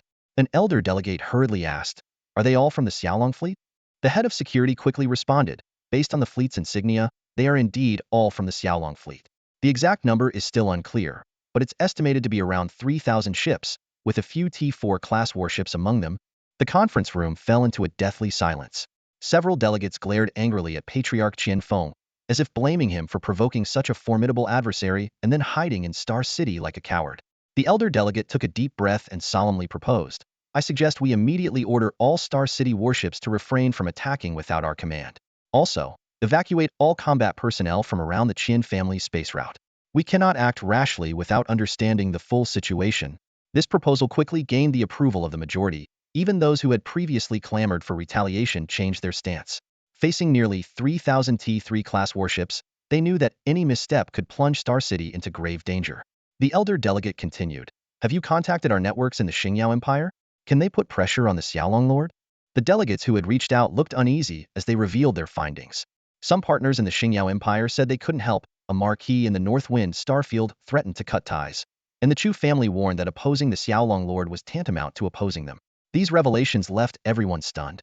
Unfamiliar with the Xingyao Empire, they hadn't realized the extent of Zhao Chen's influence, especially in the Chu River and North Wind starfields. At that moment, the 3,000 warships had already entered Star City's firing range, looming over the city like a massive storm cloud. Inside Star City, those who received the news were in a panic, with some even beginning to flee from the opposite side of the city. "So, what do we do now?" a nervous delegate asked. The room was filled with anxious glances. No one had expected the situation to escalate this far. Just then, the head of security urgently reported, "The Xiaolong fleet commander has sent a video message." The elder delegate immediately ordered, "Play it for us, and contact the Xiaolong Lord. Tell him we're willing to negotiate." The head of security smiled wryly, "I've already replied, but they said whether we can negotiate depends on our sincerity. For now, let's watch the video message." The video showed a young man sitting in the captain's chair. He began, "Members of the Star Alliance, I am Zhao Chen, Lord of the Xiaolong Star System. I've come to Star City not to wage war against you, but to settle a score with someone." At the mention of settling a score, all eyes turned to Patriarch Qian Feng. He tried to defend himself, "Ladies and gentlemen, we are a unified alliance, we can't." But he was immediately cut off by the elder delegate's stern command, "Silence." Zhao Chen continued, "During my previous visit to Star City, I was attacked. After investigation, it was found that the Qian family was behind it. Furthermore, the Qian family has been sending fleets to the Chu River starfield to hunt our people, selling and torturing them as slaves. When we conducted rescue missions, the Qian family colluded with the Sacred Spear Legion to ambush my Xiaolong fleet. We had no choice but to annihilate them. The Qian family and I are now mortal enemies. Therefore, I urge you all to think carefully." The video ended, accompanied by documents proving Zhao Chen's claims. However, the evidence was secondary to the shocking revelation that Zhao Chen had wiped out the Sacred Spear Legion, one of the Holy Radiance Empire's top 10 legions. The elder delegate immediately ordered, "Use all available channels to investigate the recent events between the Qian family and the Xiaolong fleet." The head of security swallowed hard and reported, "Everyone, we just received another message from the Xiaolong Legion. The Lord has given us 3 minutes. If he doesn't get the result he wants, it won't just be a few cannon shots next." He brought up several video feeds showing the Xiaolong Legion in full readiness. The sight of densely packed interstellar missile ships and other warships' cannons made everyone's spine tingle. This firepower was enough to level the entire Star City. An elder at the meeting stared directly at the Qin family head and demanded sternly, "Qin Feng, is what the Xiaolong Lord said true?" Sweat beaded on Qin Feng's forehead as he hesitated. The elder shouted angrily, "If you don't come clean, don't blame us for not handling your mess." Reluctantly, Qin Feng admitted, "Some of it is true. Due to the high demand for slave trade, we had no choice but to source from the Chuhexing region. But they were just ordinary poor people. Then the Xiaolong Legion attacked our Sky City, disrupted my son's wedding, and kidnapped his fiancée." He turned to the Ghost Empress, "Your daughter is now in the hands of the Xiaolong Legion." The Ghost Empress snorted, "I'll handle my daughter's situation myself." "Has the Sacred Spear Legion really been annihilated?" Qin Feng stammered, "I'm not sure, but they were indeed defeated. Some of their ships fled towards the Holy Radiance Empire." Suddenly, he excitedly suggested, "The Xiaolong Legion attacking the Sacred Spear Legion is an act of war against the Holy Radiance Empire. We can contact the Holy Radiance Empire. If they intervene, they can surely destroy the Xiaolong Legion." The room was abuzz with shock at the Xiaolong Legion's victory, while also weighing Qin Feng's suggestion. At that moment, the tavern owner received startling information. Taking a deep breath, he said gravely, "The Xiaolong Legion destroyed the Qian family fleet and the Sacred Spear Legion with fewer than 100 warships. During the pursuit at the Holy Radiance Empire's border, they even destroyed the Sacred Spear Legion's flagship in front of the Southern Holy Fleet. More shockingly, the Southern Holy Fleet chose to retreat." The tavern owner added, "One of the 5 governors of the Holy Radiance Empire, the governor of the Southern Star region, was present at the time." The conference room fell silent. Qin Feng's face was pale with fear. The situation had escalated beyond his expectations.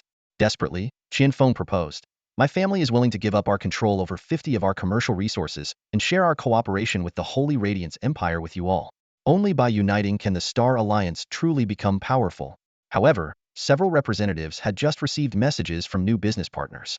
Faced with shrinking market share, they urgently needed to explore new resources. The elder coldly announced, "We will now vote on this matter. Those in favor of expelling the Qian family, please raise your hands." He raised his hand first. Qian Feng watched in shock as the other 8 members also raised their hands. He cried out in despair, "Genie Zhang, Bulwo, Ghost Empress, how can you do this?" But the 9 remained impassive.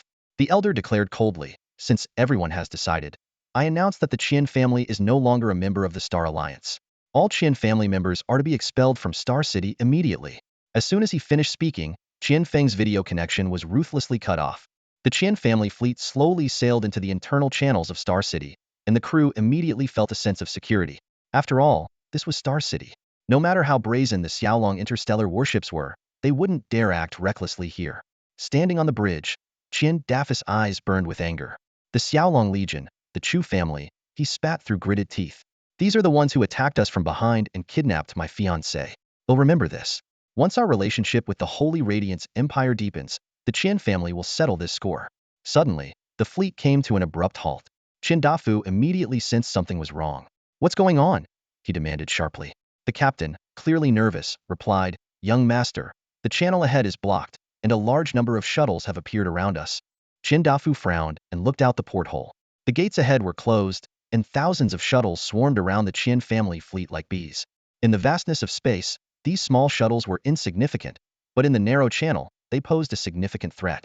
Just as Qin Dafu was pondering the situation, a video window popped up. The face of Pan Yang, the head of security, appeared on the screen, his tone cold and resolute. "Qian family fleet, leave the current channel immediately. You are no longer welcome in Star City. Please withdraw at once." Qin Dafu was furious. "Pan Yang, what do you mean by this? How dare you expel the Qin family? Don't forget, a fifth of Star City's security budget comes from us." Pan Yang merely sneered, as if looking at a stray dog. "You have 10 minutes to leave Star City, or we will forcibly remove you." At that moment, Qian Feng, the family patriarch, staggered onto the bridge, his face weary and full of despair. Qian Dafu hurried over to him. "Father, Pan Yang is trying to expel us." Qian Feng pushed his son aside and slumped into the captain's chair. He looked up at Pan Yang, his voice hoarse. "Pan Yang, I want to speak to the old man one more time." Pan Yang replied coldly, "The old man said he won't speak to you again. Please leave Star City immediately." Qian Feng gave a bitter smile. "Are you truly so heartless? In the past, all the families and organizations vied to cooperate with me. Now, you cast us aside without mercy?" Pan Yang responded calmly, "Patriarch Qian, I warned you long ago that injustice leads to self-destruction. Engaging in interstellar trade doesn't require much conscience, but your attacks on planets and slave raids were too much. This is your retribution." Qian Feng clenched his fists and glared at Pan Yang. "In interstellar trade, one must be ruthless and unscrupulous. Where did I go wrong? No, my only mistake was being too weak. If I were strong enough, who would dare touch the Qian family?" Pan Yang said no more, knowing that a few words wouldn't change Qian Feng's deeply ingrained beliefs. Suddenly, Qian Feng screamed hysterically, "If we're going to die, we'll take some of you down with us. Qian family warships attack. Fire." Pan Yang smirked, having anticipated this move. At his command, countless turrets emerged from the walls of the channel, targeting the Qian family's interstellar warships. These weapons, originally meant to repel external foes, were now aimed at former allies. Qian Dafu watched in horror, his legs giving way as he collapsed to the floor. 3 hours later, the battered remnants of the Qian family warships were dragged out of the old main channel. Zhao Chen sat in the captain's chair of his fleet, a slight smile playing on his lips as he observed the wreckage. Chu Xian reported to Zhao Chen, Star City authorities claimed the Qian family warships launched an attack during their expulsion, forcing the security forces to destroy them all. Qian Feng, Qian Dafu, and other members of the Qian family were killed. Her eyes gleamed with satisfaction, having finally avenged their grievances. "Additionally, Star City wishes to negotiate with you." Zhao Chen waved his hand dismissively. "No need for negotiations, that's not my forte. Let someone else handle it. We have more important matters. Relay my orders. All fleets, set course for the new coordinates to rendezvous with the Xiaolong 2nd Legion." "Yes, sir." 3,000 Xiaolong interstellar warships slowly began to move, preparing to leave Star City. Zhao Chen turned to Shankana behind him. "All right, my business is done. Commander, it's time for you to go. I want to see you off." Shankana looked at Zhao Chen in surprise. "How did you convince the Star City leaders to abandon the Qian family? This goes against the principles of the Star Alliance." Zhao Chen smiled. "Merchants are the best at weighing pros and cons, knowing how to choose the greatest benefit. Compared to others, merchants are simpler and easier to control. As long as you offer them enough benefits, principles become empty words. Shankana gave Zhao Chen one last look, wanting to say something but ultimately remaining silent as she left the bridge. The Holy Radiance Empire had a lot of matters awaiting her attention. She didn't know when they would meet again, but she vowed that next time, she would defeat him and make him her secretary. The thought brought a slight smile to her lips. Qin Shaotian suddenly stood up, his eyes bloodshot with anger as he stared intently at the subordinate kneeling before him. What did you say? The raw materials and semi-finished products from the Holy Radiance Empire were all hijacked by the Xiaolong Legion. The subordinate, head bowed and voice trembling, replied, "Yes, Your Majesty. The Qian family, the middlemen between us and the Holy Radiance Empire, have been eliminated by the Xiaolong Legion.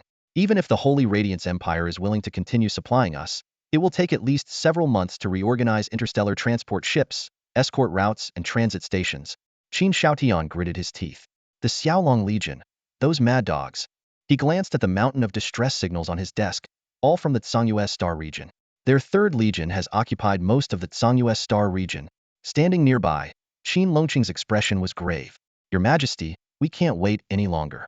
The Xiaolong Legion is growing stronger, and our external support has been cut off. Delaying further will only worsen our situation." Qin Shaotian took a deep breath, his gaze sweeping over the map of the Xingyao Empire. He had planned to wait until he had enough leverage to crush the Xiaolong Legion in one decisive strike. But now, it seemed the enemy was giving him no such opportunity. With the Holy Radiance Empire's support severed and the Tsangyue Star region in peril, the situation was becoming increasingly untenable. "Everyone, leave," Qin Shaotian commanded in a somber tone. The room emptied as the subordinates filed out, leaving Qin Shaotian alone. He sat down, covering his face with his hands, his expression twisted in frustration. He had thought he could control the situation, but the unexpected interference from the Xiaolong Legion had thrown him into disarray. After regaining his composure, Qin Shaotian contacted an important figure. The communication window opened, revealing Dr. Black Cloak on the screen. "Your Majesty," the doctor greeted with a slight nod. Qin Shaotian got straight to the point. "The situation is dire. Our supply line from the Holy Radiance Empire has been cut off. I suspect the Xiaolong Legion and the Chu family are planning a large-scale offensive against us." Dr. Black Cloak's mechanical voice responded, "Your Majesty, your army is ready. Additionally, there's good news. Both plans have succeeded." Qin Shaotian's eyes lit up. "You're saying both plans are successful?" "Yes. The W plan has completed 10 units, all within controllable parameters. The X plan is underway, providing us with a large number of troops for your upcoming war." Qin Shaotian burst into maniacal laughter. "Excellent. Even if it comes to a decisive battle with the Xiaolong Legion, I have nothing to fear." He spread his arms wide as if to embrace the entire universe. "Not only the Xingyao Empire but even those forces outside the Galactic Alliance will bow to me. Doctor, let them tremble beneath our feet." "The entire universe shall bow to your Majesty," Dr. Black Cloak echoed. By the end of May in the galactic calendar year 3034, Zhao Chen had finally completed all his tasks and returned to the Xiaolong star system. However, his return was far from relaxing. Lilith pointed to several stacks of folders. "These are the recent development reports for the Xiaolong star system, the situation in the Chuha and Beifeng star regions, the battle reports from the Xiaolong 3rd Legion in the Tsangyue star region, the reports from the Royal Fleet in the Bailan star region, and the intelligence brought back by General Charlotte from the Warhammer Interstellar Federation." She pointed to the thickest folder last. "This is the information reported by Annie." Zhao Chen looked in surprise at the hefty folder. "Annie reported this much?" Lilith couldn't help but chuckle. "Annie said these were all tasks you assigned her, and she must report them all to you." Zhao Chen rolled his eyes and immediately closed the largest folder. "I trust Annie's capabilities. I won't need to look at this one. Just give me the highlights from the others." Lilith was well prepared and began her report. "The Chuha and Beifeng star regions are stable, with both governors increasing military investments. Her Highness's fleet has fully controlled the Bailan star region, with no intervention from Qin Shaotian. The Xiaolong 3rd Legion is progressing smoothly in the Tsangyue star region, controlling 80 of the area, destroying over 50,000 enemy warships while losing less than 300 of our own, most of which can be repaired or repurposed." After listening, Zhao Chen found that most of the developments were within his expectations, except for Qin Shaotian's lack of response to the loss of the Bailan and Tsangyue star regions. By the way, what was Qin Shaotian's reaction to us disrupting his trade route with the Holy Radiance Empire? Zhao Chen asked. "Publicly, nothing. But we have intelligence that Qin Shaotian held a half-day secret meeting with Marshal Qin Longcheng yesterday," Lilith replied. Zhao Chen stroked his chin. "It seems Qin Shaotian is readying his next move. We've cornered him. If he doesn't strike back, we'll devour him." He immediately issued orders. All external fleets should maintain secondary combat readiness and check in with the base every 10 minutes. The non-combat units of the Xiaolong Legion should also be prepared for immediate engagement. Opening a data page, Zhao Chen continued, "These are the materials and semi-finished starships we seized, originally destined for Qin Xiaoyan Shuyan star region, valued at 100 billion star coins. Hand everything over to Annie. Use what can be used, dismantle and rebuild what can't.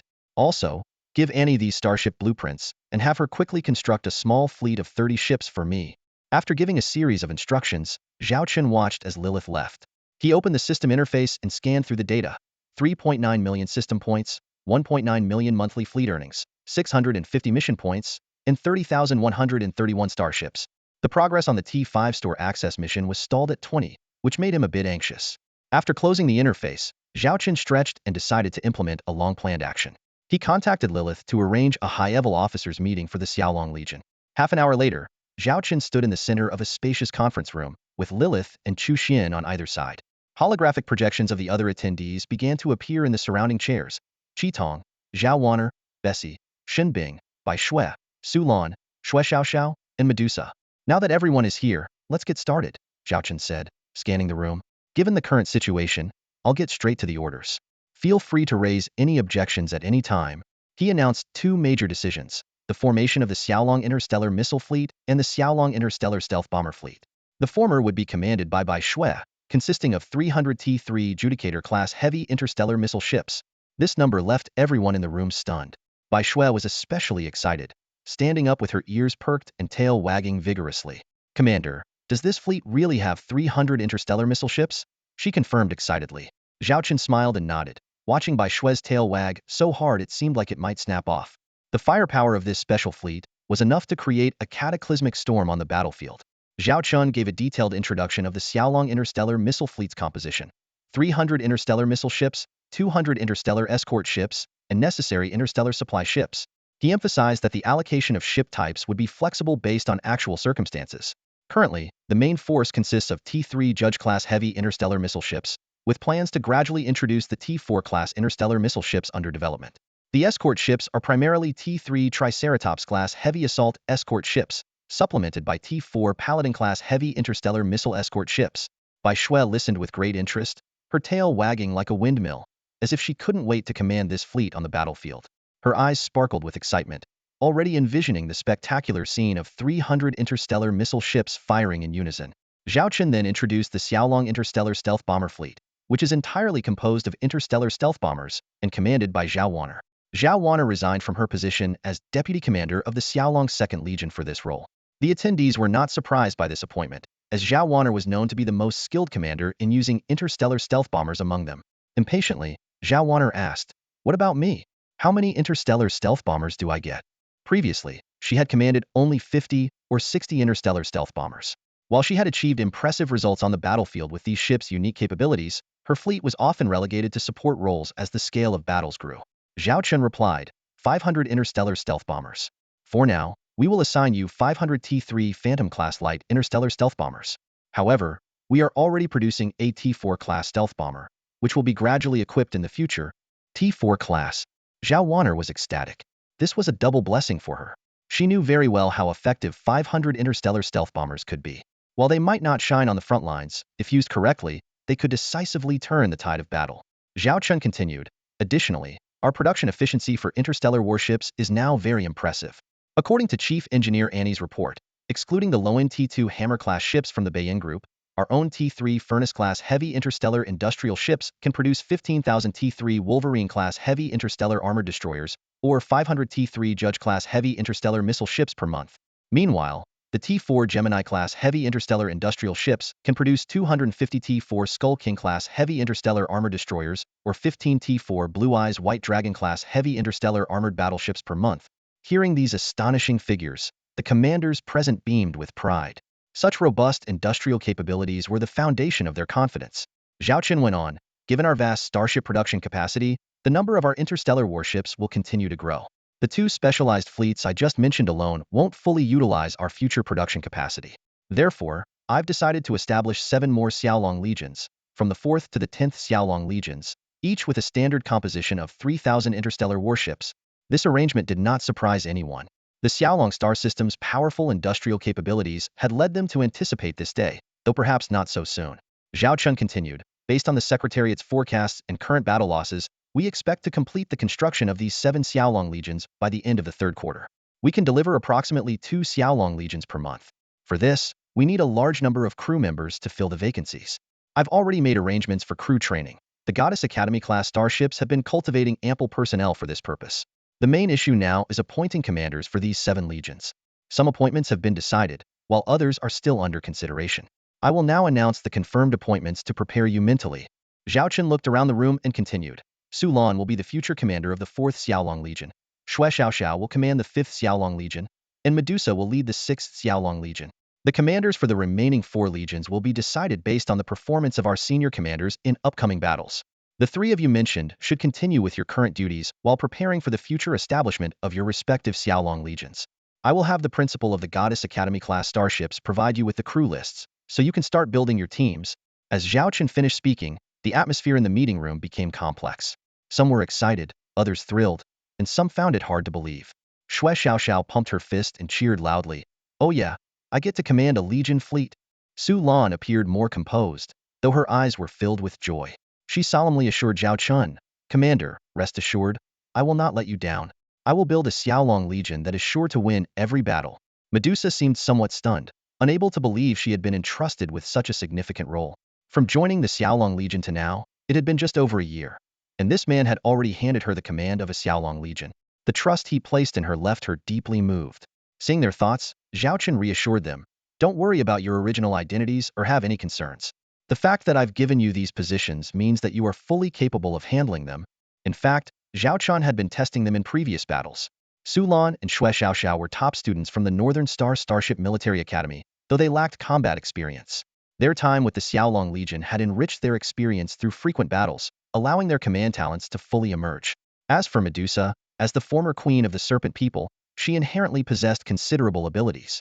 Due to her unique status, she had joined the Xiaolong Legion later and had undergone a period of adaptation. Given the current need for capable officers and Medusa's recent outstanding performance, Zhao Chen was confident in entrusting her with a Legion fleet. As for her personal ambitions, once the Xiaolong Legion grew stronger, fulfilling her wishes would be a simple task.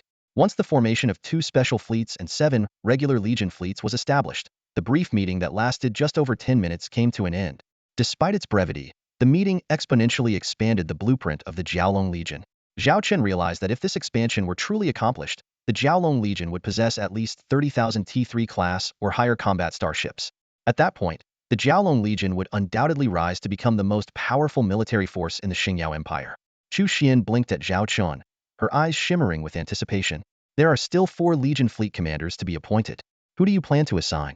Zhao Chen stretched and brought up a virtual list. This was a compilation of 3rd-generation senior commander candidates for the Xiaolong Legion, put together based on his ideas by Lilith. The top names included Qing Man, Pei Xingnan, Yi Xiaodong, Huang Xiaoding, Fan Suxiu, Zhong Xiaoxia, and Wu Chun'er, all elites in various positions within the Xiaolong Legion. Rubbing his temples, Zhao Chen remarked, our 3rd generation does seem a bit disconnected. The main issue is that this expansion involves too many Legion fleets, effectively doubling our size. He mentioned a few original candidates like his elder sister Zhao Ruyu, Wei Shishir of the Royal Fleet, and Charlotte's sister, Madare. However, for various reasons, these individuals couldn't be groomed for the roles at present. Chu Xian pouted, pointing to herself. Hey, isn't there a suitable candidate right in front of you? Zhao Chen looked Chu Xian up and down and shook his head. You're too valuable to use. Chu Xian was taken aback and leaned in closer. What do you mean by too valuable to use? Zhao Chen explained. You are the future heir of the Chu family. Although you're currently serving as my secretary, you could leave at any moment. It's one thing to replace a secretary, but if I appoint you as a Legion commander and you leave, that would be a major issue. Frustrated, Chu Xian pouted even more. Zhao Chen continued to sift through the 3rd and future 4th-generation senior commander candidates, determined not to let such a gap occur again. Ultimately, Zhao Chen couldn't make a decision and had to set the issue aside temporarily. He turned to Lilith. What's next on my schedule? Lilith replied. You need to inspect several newly constructed ships today. In the afternoon, you have a meeting with Chief Engineer Annie, followed by discussions with Li Yaqi and Hong Meiguei about interstellar trade. Zhao Chen's face softened with nostalgia. Annie, it's been a while since we've seen our lucky charm. Let's go. It'll be a nice change of pace. Meanwhile, on AT-3 Silver Eden-class starship, Gu Xiaoxiao marveled at the pastoral scenery before her, finding it hard to believe that all this existed within a starship. Shui Xiaoxiao enthusiastically explained the ship's functions and the development of the Jiaolong Legion. Shui Xiaoxiao produced 2 contracts. One was a recruitment contract for the Jiaolong Legion, and the other was a 30-year long-term agreement she had just signed. She encouraged Gu Xiaoxiao to join the Jiaolong Legion, emphasizing the vast opportunities for growth. Gu Xiaoxiao looked at the recruitment contract and pressed her fingerprint without hesitation. Her decision was driven not by the benefits, but by the man who had entered her life. At the same time, in another location, Chief Engineer Annie stared in bewilderment at the holographic image of a brand new T5 class starship that Zhao Chen had presented. Her eyes widened in disbelief as she asked, "You want me to build this? This T5? Annie suspected Zhao Chen was joking, as the ship's design was far beyond her imagination. This is T5. Annie exclaimed, clearly overwhelmed. Before she could finish her sentence, a large drumstick was shoved into her mouth. Believe in yourself, you can do it. Remember how easily we mass-produced the T4 starships? Zhao Chen encouraged. Annie struggled to swallow the drumstick and was about to protest when a large sausage was stuffed into her mouth. Don't we already have the foundation from the T4 starships? We may not have T5-level industrial ships yet, but with the T4 Gemini, we can at least give it a try, Zhao Chen continued. Annie chewed on the sausage and managed to say, if it were an ordinary T5, it would be fine. But Commander, look at the specs of this T5. You can't tell me this is just a regular T5 starship? Before she could finish, an ice cream cone was pushed into her mouth. I admit, this T5 isn't ordinary. I'm not asking you to build it immediately. Let's just try, Zhao Chen explained patiently.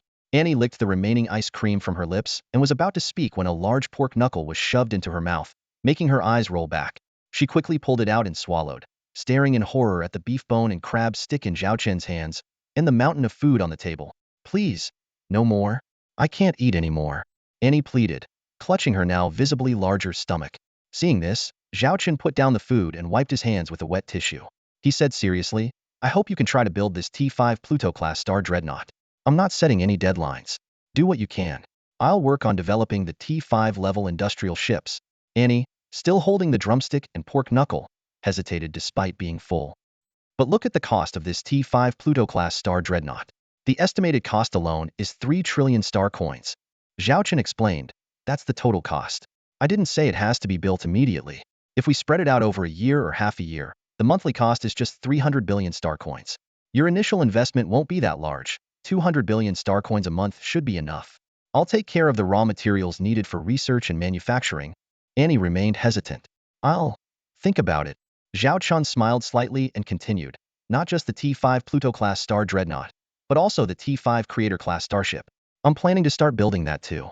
And we've already completed the T4 Golden Eden-class starship, right? I checked it out earlier, and it's impressive. As a reward, if you can complete the T5 Pluto-class star dreadnought, I'll give you a T4 Golden Eden-class starship and 10 habitable planets modified by the T5 Creator-class starship, making you a lord. Annie's eyes lit up, and she began to daydream. Thousands of subjects bowing before her, working for her, offering her delicious food. She closed her eyes, imagining herself in such a scenario. Annie, you're the best dwarf in our family. Annie, Mom is so proud of you. Sis, you're amazing, you're Nana's idol. She'll never catch up to you. Lord Annie, Lord Annie, Lord Annie. Hey, wake up, wake up. Zhao Chen's voice brought Annie back from her dream. Annie suddenly snapped back to reality, feeling a sharp sting on her cheeks. She had been lost in a silly smile, completely ignoring Zhao Chen's calls, forcing him to lightly tap her face to get her attention. Now, her cheeks were flushed red from the pats. Annie looked at Zhao Chen with eager anticipation in her voice. Commander, can I really become a lord? And, in the Golden Eden? Zhao Chen didn't hesitate to offer praise. Of course, no problem at all.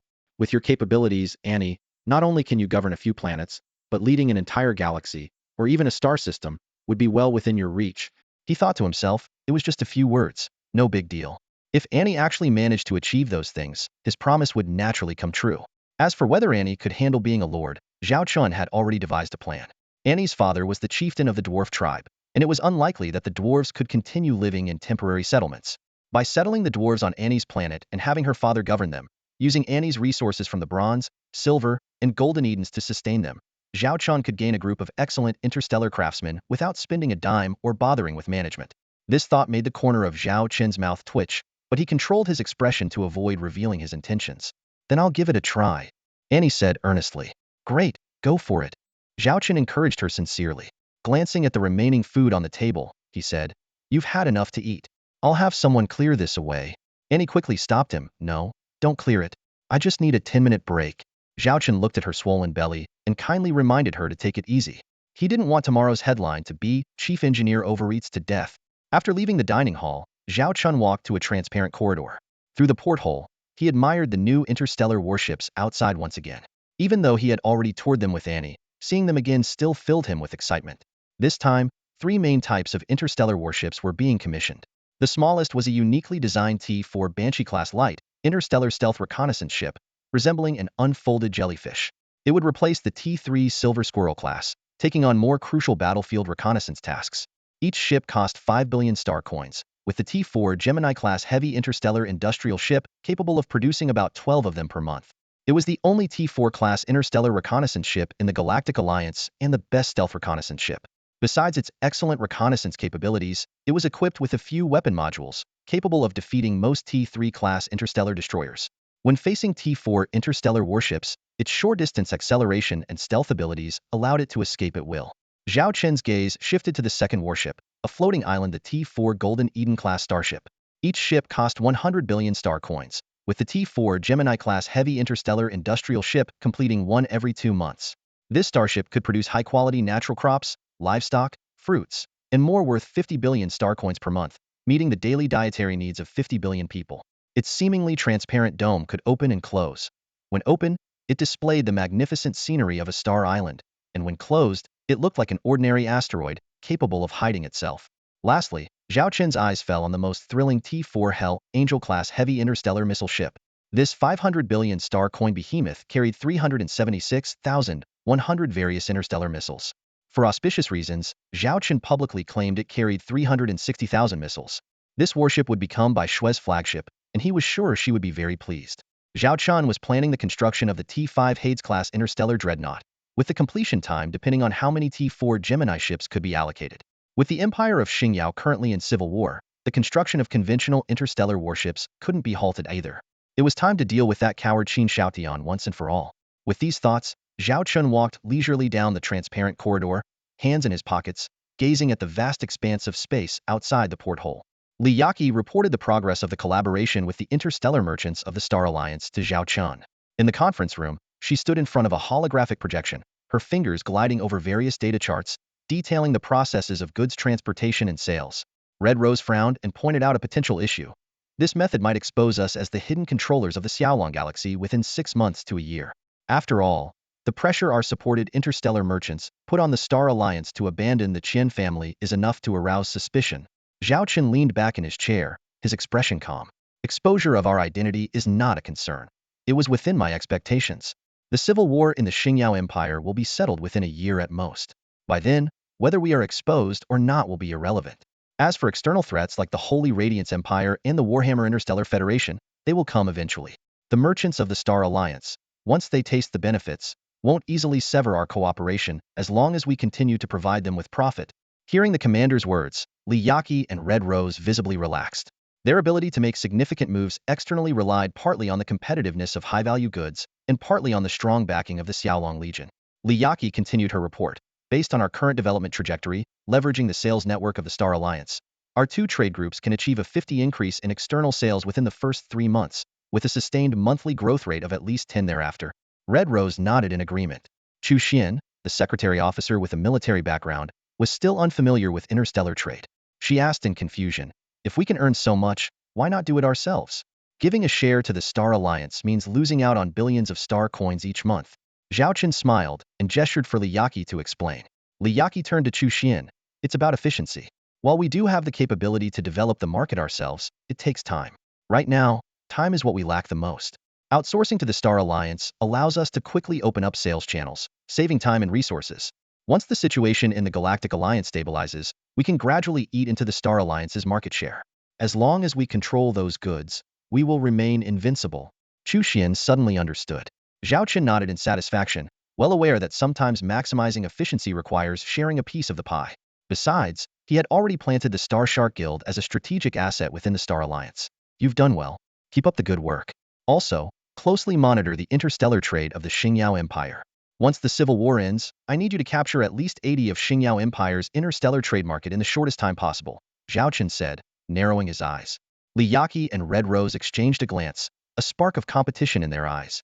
The lucrative market of the Xingyao Empire would become the new battlefield for their two trade groups.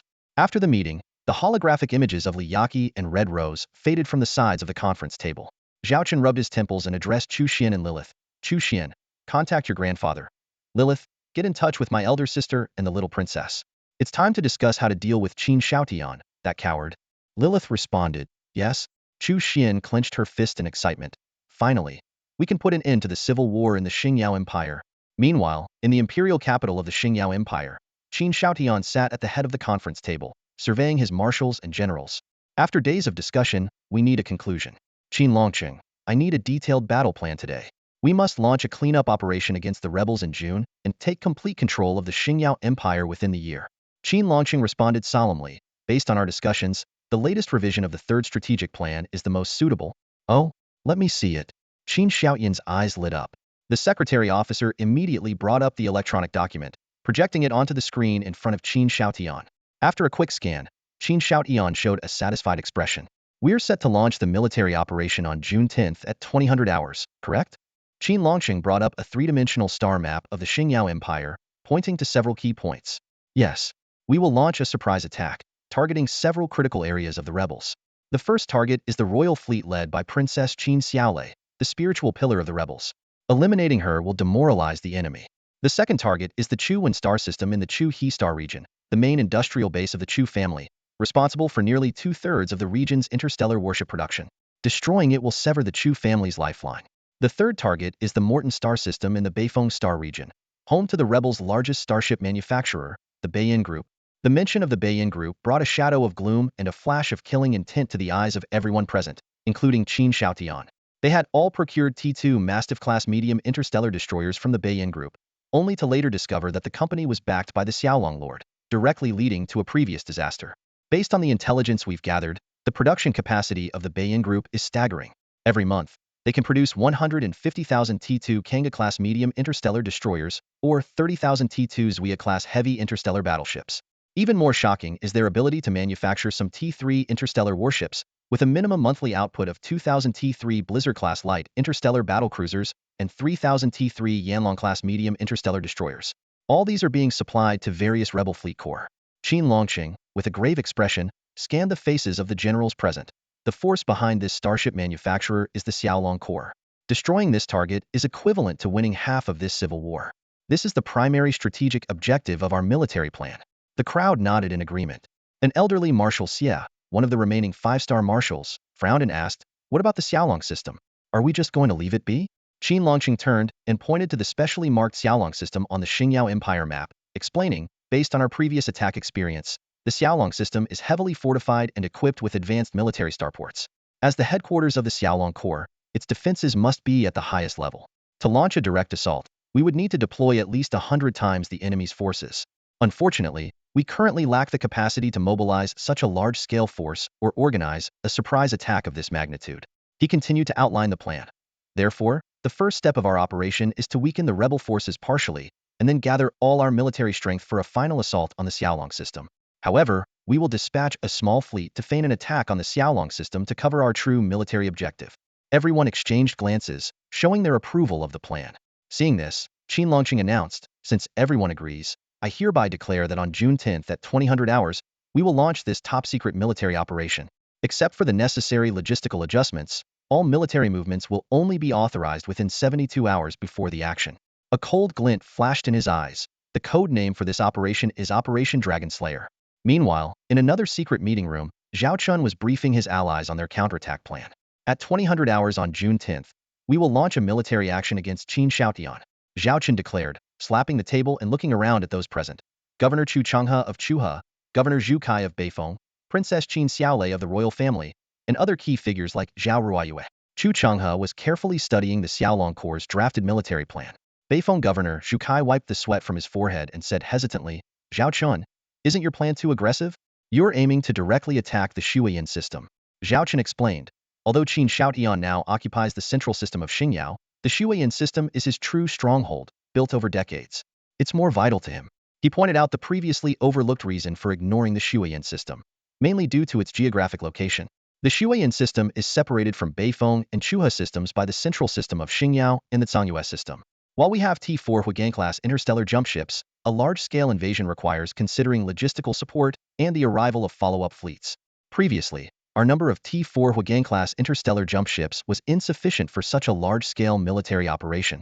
Once we jump to the Shuiyan system, if we fail to achieve our goal, we'll be in a very difficult position. Moreover, Qin Xiaotian may have some unknown trump cards, which is why I was reluctant to take the risk before. But now, the Xiaolong Corps' strength is enough to support such a surprise plan. Chu Changhe agreed. I think this plan is entirely feasible.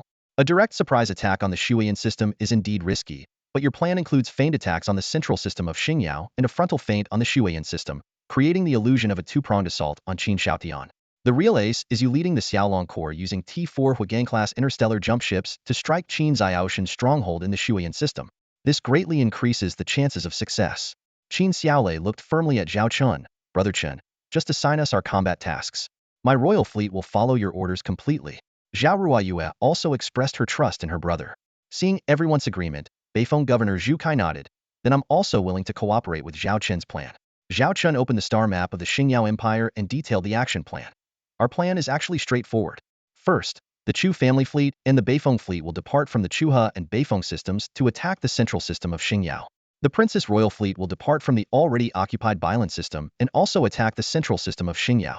My Xiaolong Corps, positioned in the then fully controlled Zhongyue system, will simultaneously launch attacks on both the central system of Xingyao and the Shuiyan system. We will put pressure on Qin Xiaotian from 5 directions at once. If Qin Xiaotian, as we expect, dispatches fleets to confront us directly, my Xiaolong Corps will then make a direct assault on his stronghold in the Shuiyan system. Zhao Ruoyue asked worriedly, wait, your Xiaolong Corps has to attack in 2 directions from the Zhongyue system and then launch a surprise attack on the Shuiyan system. Isn't that too much? Zhao Chen smiled and replied, who said the forces in the frontal attack are the real Xiaolong Corps? This immediately made everyone present realize the strategy. Zhao Chen continued to emphasize, but please remember, anything can happen on the battlefield. Qin Xiaotian might have some unknown cards up his sleeve. If changes occur, our battle plan needs to be flexible. Plans are dead, but people are alive. Chu Changhe nodded in agreement. His years of battlefield experience had taught him this truth, which was why he always insisted on being at the front lines, where he could grasp the situation's changes in real time. Qin Xiaolei blinked and asked, should we give this operation a name?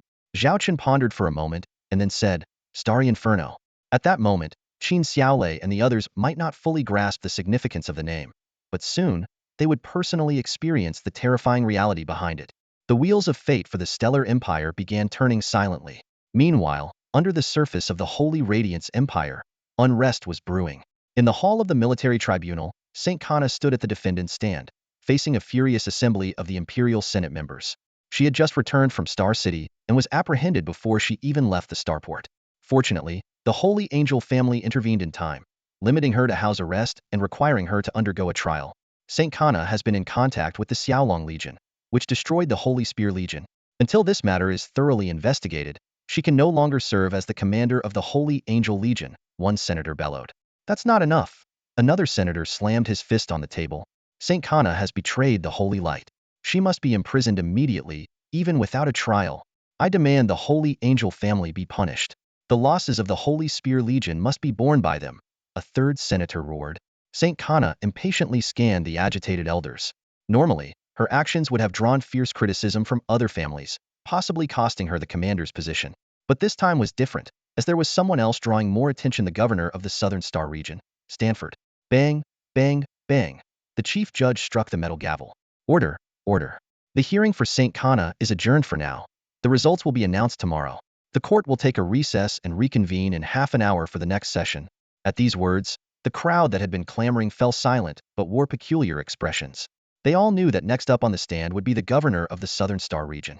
Saint Kana turned and left the defendant's stand, heading towards the courthouse's exit. At the door, she encountered Governor Stanford. General Saint Kana. Stanford smiled as if the impending trial was of no consequence. Greetings, Your Excellency, Saint Kana saluted. In this empire without a true emperor, the web of power was incredibly complex. The 5 governors held high positions but were constrained by the Imperial Senate, along with the influence of various families and the Holy Light Legions, creating a delicate balance. What do you think of the Xiaolong Lord, General Saint Kana? Stanford asked directly. After a brief pause, St. Kana replied, cautious yet bold, arrogant but shrewd. His Xiaolong Legion is formidable. It's hard to find a legion in our empire that can match them under equal conditions. What about the Saint Legion? Stanford pressed. The Saint Legion has less than a 30% chance of victory. St. Kana shook her head. Thank you. I must take my leave now. Stanford smiled as he headed into the courtroom. You know how those old geezers hate tardiness. Governor Stanford, St. Kana warned in a low voice as he passed her. Some things are best left untouched. Nothing escapes the holy light. Under its radiance, no stain is allowed.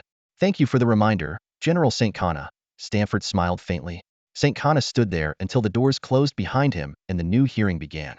She knew she wouldn't be too affected this time because the Holy Angel family had already struck a secret deal with the Saint family backing Stanford. They planned to pin the blame on the deceased commander of the Holy Spear Legion, fabricating a story of jealousy, assassination, and accident. As St. Kana pondered, a sleek shuttle hovered above her, and a squad of female soldiers descended to surround her. Miss, I'm sorry. These are orders from the family head, the squad leader said apologetically. You'll need to return to the family estate for some time. Please cooperate. St. Kana shrugged, having anticipated such a punishment. She only hoped to persuade her family to investigate the Saint family, especially Governor Stanford. Hopefully, it wasn't too late. Hours later, Stanford emerged from the military tribunal and boarded a waiting shuttle. Sir, how did it go? A female secretary handed him a glass of water. What else? Those old farts just kept yammering on, Stanford sneered. How's the progress on that project? We've already started the research, and everything is proceeding smoothly, the secretary replied. A cold glint flashed in Stanford's eyes. Once I master that technology, the Empire won't need 5 governors, or the damned Imperial Senate anymore. In the galactic year 3034, early June, a large-scale military exercise was in full swing within the simulated battlefield of the Xiaolong star system. The command channel was filled with the stern reprimands of a woman, striking fear into everyone present. First Squad, have you forgotten your mission? Focus on your duties and stop getting distracted. Second Squad, what's going on with your starships? Your combat efficiency is below standard. Third Squad, how many times do I have to tell you? Form up immediately after receiving orders. These thunderous scoldings sent shivers down the spines of the Xiaolong officers observing the exercise. Bai Shui, the wolf woman, leaned in close to Shui Xiaoxiao and whispered, I heard you were classmates before. Was Commander Su Lan always like this at the academy? Her standards seem really strict. Shui Xiaoxiao paused, recalling the image of the gentle and elegant Su Lan from their academy days. But now, the roaring voice in her ears, as if capable of tearing apart a starship, made her nervous. She swallowed and replied, she wasn't like this at the academy. I don't know what changed after she became the commander of the Xiaolong 4th Corps. When she was in charge of the T4 Fallen Angel class super heavy carrier, she was quite calm. As she spoke, Shui Xiaoxiao reached for a snack bag nearby, only to touch something long and slippery. She screamed and pulled her hand back sharply. Medusa, your hair is stealing my snacks again. Sitting on Shui Xiaoxiao's other side, Medusa's snake hair was leisurely munching on her snacks. Medusa calmly said, sorry, didn't notice. I'll get you a new bag later. Then she brought the conversation back on track. Don't underestimate the difficulty of commanding a fleet. That's 3,000 starships. Commander Su Lan strives for perfection and won't tolerate any mistakes. You could see it from her strategies with the T4 Fallen Angel class carrier. But it's also because she's new to commanding such a large fleet and is putting a lot of pressure on herself. She'll get used to it. Medusa, having experience commanding large interstellar fleets, spoke with authority. Shui Xiaoxiao nodded thoughtfully. Just then, Bai Shui pouted and complained, I'm so envious of Su Lan, leading her fleet in simulated combat and firing shots. I wish I could lead my fleet in a round of simulated firing, just one round. But the commander won't agree. Shui Xiaoxiao and Medusa both rolled their eyes in unison.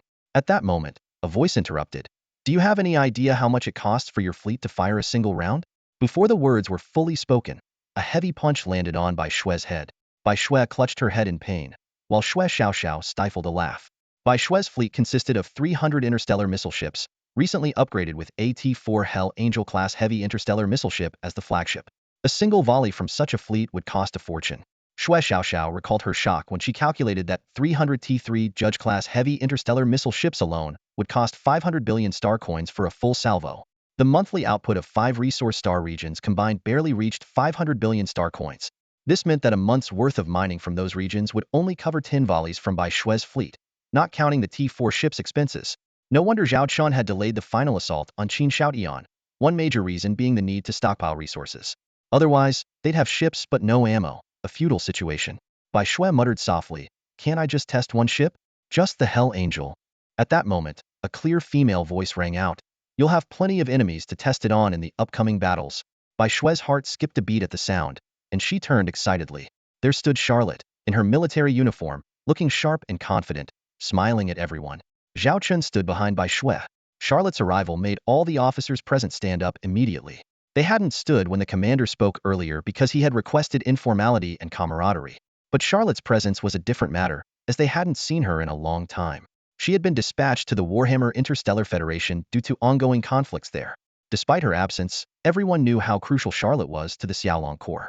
She and Lilith were Zhao Chen's right and left hands. Bai Shue, particularly excited, wagged her tail and rushed to Charlotte. General Charlotte, when did you return? As Charlotte's former subordinate, their relationship was quite close. Just got back, Charlotte replied with a smile. Zhao Chen explained, given the importance of this military operation, I reviewed the situation in the Warhammer Interstellar Federation. With the situation there stabilizing, I recalled Charlotte to resume her command of the Xiaolong First Corps and assist me in directing this operation. Everyone was delighted with this arrangement and began joyfully discussing Charlotte's experiences in the Warhammer Interstellar Federation. Bai Shue, being a half-beast from there, was particularly curious and hopeful about their strategic plans. However, Medusa, with her keen instincts, noticed something odd. She observed that despite arriving together, the commander and General Charlotte never made eye contact. Even when their eyes met by chance, they quickly looked away. Medusa's sharp intuition told her that something undisclosed was going on between them. All right, our backbone is back, Zhao Chen said, looking around at his female officers. The deadline is approaching. I expect everyone to prepare thoroughly for the upcoming war. The Xingyao Empire has been in turmoil for too long. It's time to bring peace. Galactic Calendar Year 3034, June 10th, around 1500 hours. The Stellar Empire appeared calm on the surface, but beneath the tranquility, tensions were rising. An intense battle was set to erupt in just a few hours, a clash that neither side had anticipated. A coincidental timing had thrown the meticulously planned military operations into chaos. At this moment, half of the Xiaolong Legion starships were gathered in the Tsangyue sector. Captain Zhao Chen, seated in his command chair, gazed intently at several video screens and asked in a deep voice, "How much time until the operation begins?" 5 hours left, Lilith responded immediately. Zhao Chen pondered for a moment before asking, "Are all the fleets in position?" Chu Xian quickly reported, "The Chu family legion, the Beifeng sector, and the Princess Royal Fleet have completed 90 of their assembly. The Xiaolong 1st to 3rd Legions are fully ready, and the 4th Legion is on standby. The special fleets of the interstellar missile ships and stealth bombers are also in place." Turning to Charlotte beside him, Zhao Chen remarked, "It seems everything is on track." Charlotte nodded, her eyes fixed on the map of the Stellar Empire. The positions and numbers of the fleets were clearly marked on it. Our fleet's size is indeed unprecedented. In just 6 months, not only have these legions regained their strength, but they have also grown even stronger. Zhao Chen surveyed the massive scale of the legions. The Chu family legion had 20 fleets with a total of 60,000 ships, the Beifeng sector had 10 fleets with 30,000 ships, and the Princess Royal Fleet had 50 fleets with 150,000 ships. These three forces alone amounted to an astonishing 240,000 ships, surpassing the numbers from the First Civil War. This was all thanks to Zhao Chen's control over a powerful industrial manufacturing capability, with the Beiyin Group constantly producing warships for clients every month. Privately, Zhao Riyue had told Zhao Chen that Princess Qin Xiaolei's debts had reached the equivalent of 3 years' total revenue of the Stellar Empire. Even if she regained power, it would take the entire empire 3 years without food or drink to pay it off. Most of these debts were secured with rights to important mineral resources. As long as Qin Xiaolei was supported to ascend, Zhao Chen would become the most powerful force in the empire. Charlotte sighed softly. If only I had such a scale in the Warhammer United Galactic States, those old guys wouldn't dare to be so arrogant. Zhao Chen explained, the Warhammer side has entered a temporary balance. Your revolutionary army has occupied some areas, standing off against the major tribes. Although your strength is lacking, you have successfully created chaos. This year, it is expected that the value of various assets in Warhammer will drop by at least 30. Noticing Charlotte's downcast expression, Zhao Chen gently stroked her hair. The pain is temporary. The old system of Warhammer needs a complete overhaul. Although the revolutionary army lacks strength, you still have me. Once the civil war in the Stellar Empire is over, I will lend you the Xiaolong Legion, so you can showcase the might of the White Tiger Goddess of War in Warhammer. White Tiger Goddess of War, that's just nonsense. Charlotte's cheeks reddened. The title stemmed from her leading the Longhu Legion to numerous victories, making her the true leader of the revolutionary army. I will make Warhammer as prosperous as the Xiaolong system, Charlotte declared firmly. It will be, Zhao Chen assured. As time ticked by, nearing 2000 hours, everyone remained fixated on the clock, waiting for the command to initiate the attack. Unbeknownst to them, their adversaries were also watching the same time. June 10th, 2000 hours would mark a turning point for the Stellar Empire. A coincidental timing would steer a series of battle plans in an unexpected direction. On the flagship of the Xiaolong First Legion, Charlotte stood tall, ready for action.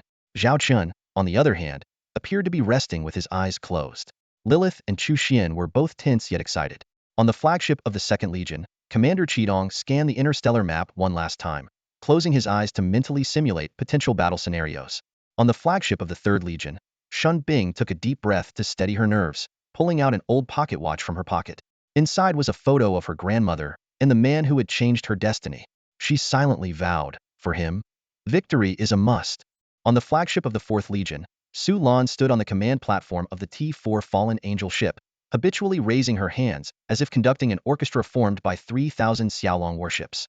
On the flagship of the Chu family legion, Chu Changhe lounged in his captain's chair, puffing on a pipe and muttering to himself, being carried by someone else feels great. I hope that kid finishes the job soon. I'm looking forward to holding my great-grandchildren. Oh right, their wedding needs to be pushed forward too. On the flagship of the Princess Royal Fleet, Princess Qin Xiaolei clasped her hands together in prayer.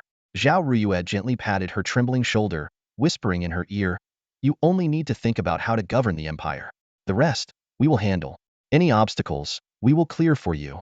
At precisely 2000 hours, Zhao Chun, who had seemed to be dozing off, suddenly opened his eyes with the intensity of a dragon taking flight.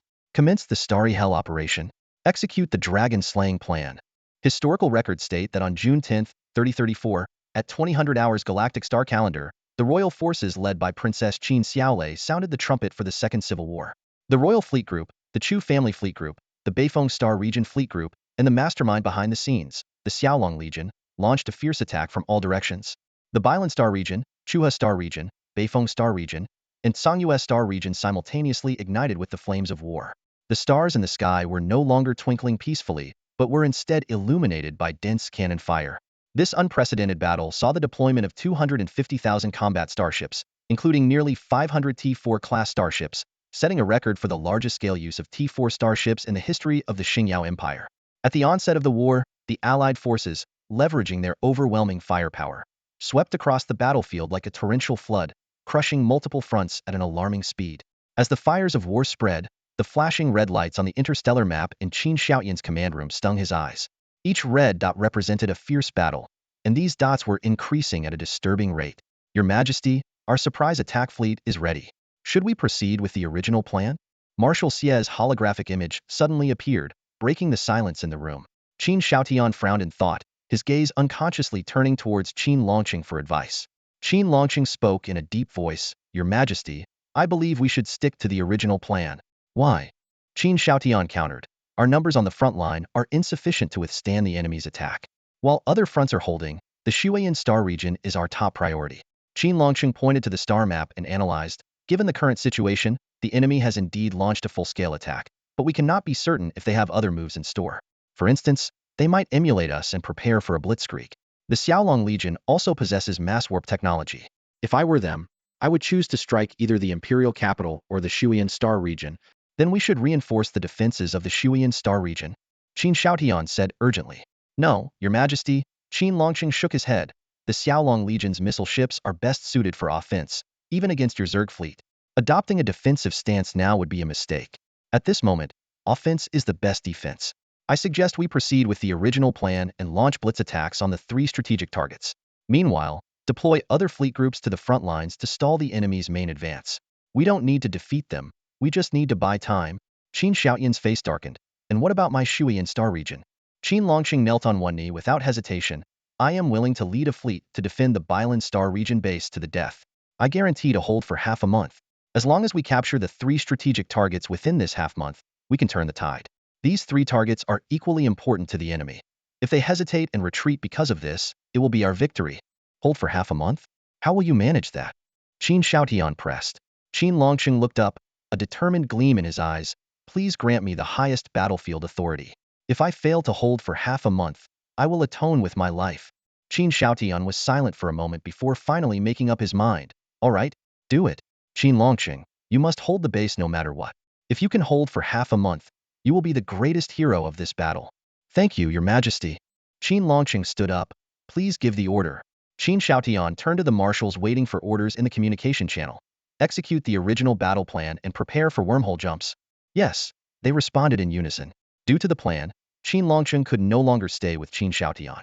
Before leaving, he approached Qin Shaotian solemnly. Your Majesty, before I depart, there is something I wish to tell you. Speak. Qin Shaotian sensed a strange air about Qin Longqing. Qin Longqing leaned close to Qin Shaotian's ear and whispered, beware of the doctor. With that, he clenched his fists in salute and turned to leave the hall. Watching Qin Longqing's departing figure, Qin Shaotian frowned deeply. For some reason, Qin Longqing's demeanor felt like a farewell. As for the warning, Qin Shaotian recalled how Qin Longqing had always been wary of the doctor. Yet, the doctor had always been focused on Zerg technology research, showing no interest in other matters. Even when Qin Shaotian had tested the waters by offering the doctor positions of power, he had remained indifferent, as if the laboratory was his entire world. Nevertheless, Qin Shaotian knew the importance of caution. Following Qin Shaotian's orders, the Imperial Army and the prepared Zerg fleet split into 5 groups. 3 were led by 5-star marshals Zhong Yan, Lu Dafeng, and Xie Xianghua, using wormhole jump technology to blitz 3 predetermined strategic targets. The 4th group was the Imperial fleet supporting the front lines against the princess's allied forces. The 5th group, led by Qin Longqing, was to defend the Shuyan Star region base to the death. The dragon-slaying plan continued. Qin Longqing boarded the shuttle to his flagship, preparing to return to the Shuyan Star region via the Stargate. Before that, he had one more order to give, one that could lead to his death. Entering the bridge, Qin Longqing took the captain's chair. The adjutant reported, Marshal, we've contacted them. Qin Longqing activated the shielding field and then opened several communication windows. The figures in the windows wore Imperial uniforms, with the doctor in a black cloak in the center. Doctor, are you sure you can do what we discussed earlier? Qin Longqing asked solemnly. No problem. Success rate, 87, but it will take time. Ideally 7 days, if not, 30 hours, will work. The doctor replied. Qin Longqing took a deep breath and turned to his trusted officers. You have followed me for a long time. I stationed you in the Shuyan Star region to prepare for this moment. Now, I need you to plant the seeds in the 19 star systems surrounding our base. Hearing this order, the officers' expressions grew complex. They knew what the seeds implied, having witnessed it firsthand. Marshal, must we do this? If you take this step, even if His Majesty wins the battle in the end, you won't survive? One officer said painfully. Qin Longqing coldly responded, execute the order. On the command flagship, Zhao Chen intently observed the real-time updates on the interstellar sand table before him. Battle data from various regions kept refreshing. Despite the favorable situation, a critical issue emerged. The enemy's frontline fleet consisted of only 100,000 starships, far from sufficient to withstand a full-scale assault. Standing nearby, Secretary Chu Xian reported, according to the latest intel from the Princess's royal fleet, they will breach the border systems of the Central Starfield, designation A49, in 10 hours. Zhao Chen narrowed his eyes, thoughtful. So, Qin Shaotian's trump card, the Zerg fleet, hasn't been played yet? Exactly, Chu Xian nodded, her brow furrowed. We suspect Qin Shaotian might be planning something else. Zhao Chen turned to inquire. What about our 50T4 Huyang-class interstellar jump ships? Chu Xian raised her hand to operate the controls, and the sand table immediately displayed 50 blue dots scattered across various locations, most accompanying the Xiaolong Legion, with a few following the princess's allied fleet. They are all on standby, ready to execute deployment missions at any moment. These 50T4 Huyang-class interstellar jump ships were one of Zhao Chen's aces, capable of countering any of Qin Shaotian's schemes. Suddenly, Secretary Lilith urgently reported, Sir, we've detected Qin Shaotian's Zerg fleet. Zhao Chen immediately asked, where are they? Have we spotted the Leviathan King-class Zerg mothership? Lilith pointed to 4 new red clouds on the sand table, detailing the Zerg fleet's positions, numbers, and potential targets. Zhao Chen quickly assessed. So, Qin Shaotian now commands nearly 200,000 Zerg ships. Chu Xian input data and summarized. Currently, the battlefield consists of 200,000 Zerg ships and 100,000 Imperial starships. The key is how to handle these 4 engagements. Zhao Chen stared at the 4 red clouds, cursing under his breath. Damn it, Qin Shaotian is trying to pull a base trade. Although confident of victory, this was not the outcome Zhao Chen desired. Charlotte calmly analyzed and prioritized the 4 battlefronts. She listed the Northern Goose Group's industrial base as top priority, followed by the Chuan star system. As for the princess's royal fleet, Charlotte believed they could hold their ground temporarily. Zhao Chen agreed with Charlotte's analysis and asked, so, your plan is to continue the blitz on the Shuyan Starfield? Charlotte nodded, pointing to the Shuiyan starfield. This is Qin Xiaotian's stronghold and research base. Our previous reconnaissance was thwarted. Now that Qin Xiaotian wants to trade bases, let's see who can capture the other's lifeline first. Charlotte then detailed the revised strategic deployment, making adjustments based on the new situation. Zhao Chen listened intently, fully aware that the battlefield was ever-changing and only adaptability could lead to victory. On the flagship of the Royal Princess Fleet, Zhao Riyue handed Zhao Chen's latest orders to Princess Qin Xiaolei, who was seated in the captain's chair with a serious expression. Qin Xiaolei quickly scanned the document, her brow furrowing momentarily before relaxing. Follow Lord Zhao Chen's instructions? Qin Xiaolei commanded decisively. Zhao Riyue hesitated, looking at her. Your Highness, the battle plan is sound. We will switch from offense to defense immediately, establish a defensive line here, and hold off the 30,000 Imperial warships ahead and the 50,000 Zerg fleet behind us. Even if the enemy doubles in number, we can still hold our ground. But Zhao Chen warned us to be wary of Qin Xiaotian's Zerg fleet possibly having hidden tactics. For your safety, while the enemy hasn't fully encircled us, I can arrange for a starship to take you to a secure location. Zhao Riyue. Qin Xiaolei suddenly shouted, calling Zhao Riyue by her name for the first time. Zhao Riyue was taken aback, seeing the stern expression on Qin Xiaolei's face. Sister Riyue, do you still see me as that frail little princess? Qin Xiaolei's tone softened slightly, but her gaze remained firm. I admit, I might have been naive and impulsive in the past, but I am no longer the person I used to be. My brother died young, my father was murdered, and my mother is grieving. All these events tell me that I must grow up. I have to stand up to protect my mother, avenge my father, and uncover the truth behind my brother's death. Zhao Riyue looked at Qin Xiaolei in astonishment as she stood up. Suddenly, Qin Xiaolei threw herself into Zhao Riyue's arms, her body trembling slightly. I know, you might see me as just a figurehead, a symbol against Qin Xiaotian, but I hope, at least while you fight, you allow me to stand by your side. I don't want to hear about the death of someone I care about from afar again. That feeling of helplessness. It's too painful. Zhao Riyue took a deep breath, gently stroked Qin Xiaolei's head, and then pushed her away. She stepped back, stood straight, and placed her hand over her heart. Your Highness, please issue the latest battle orders.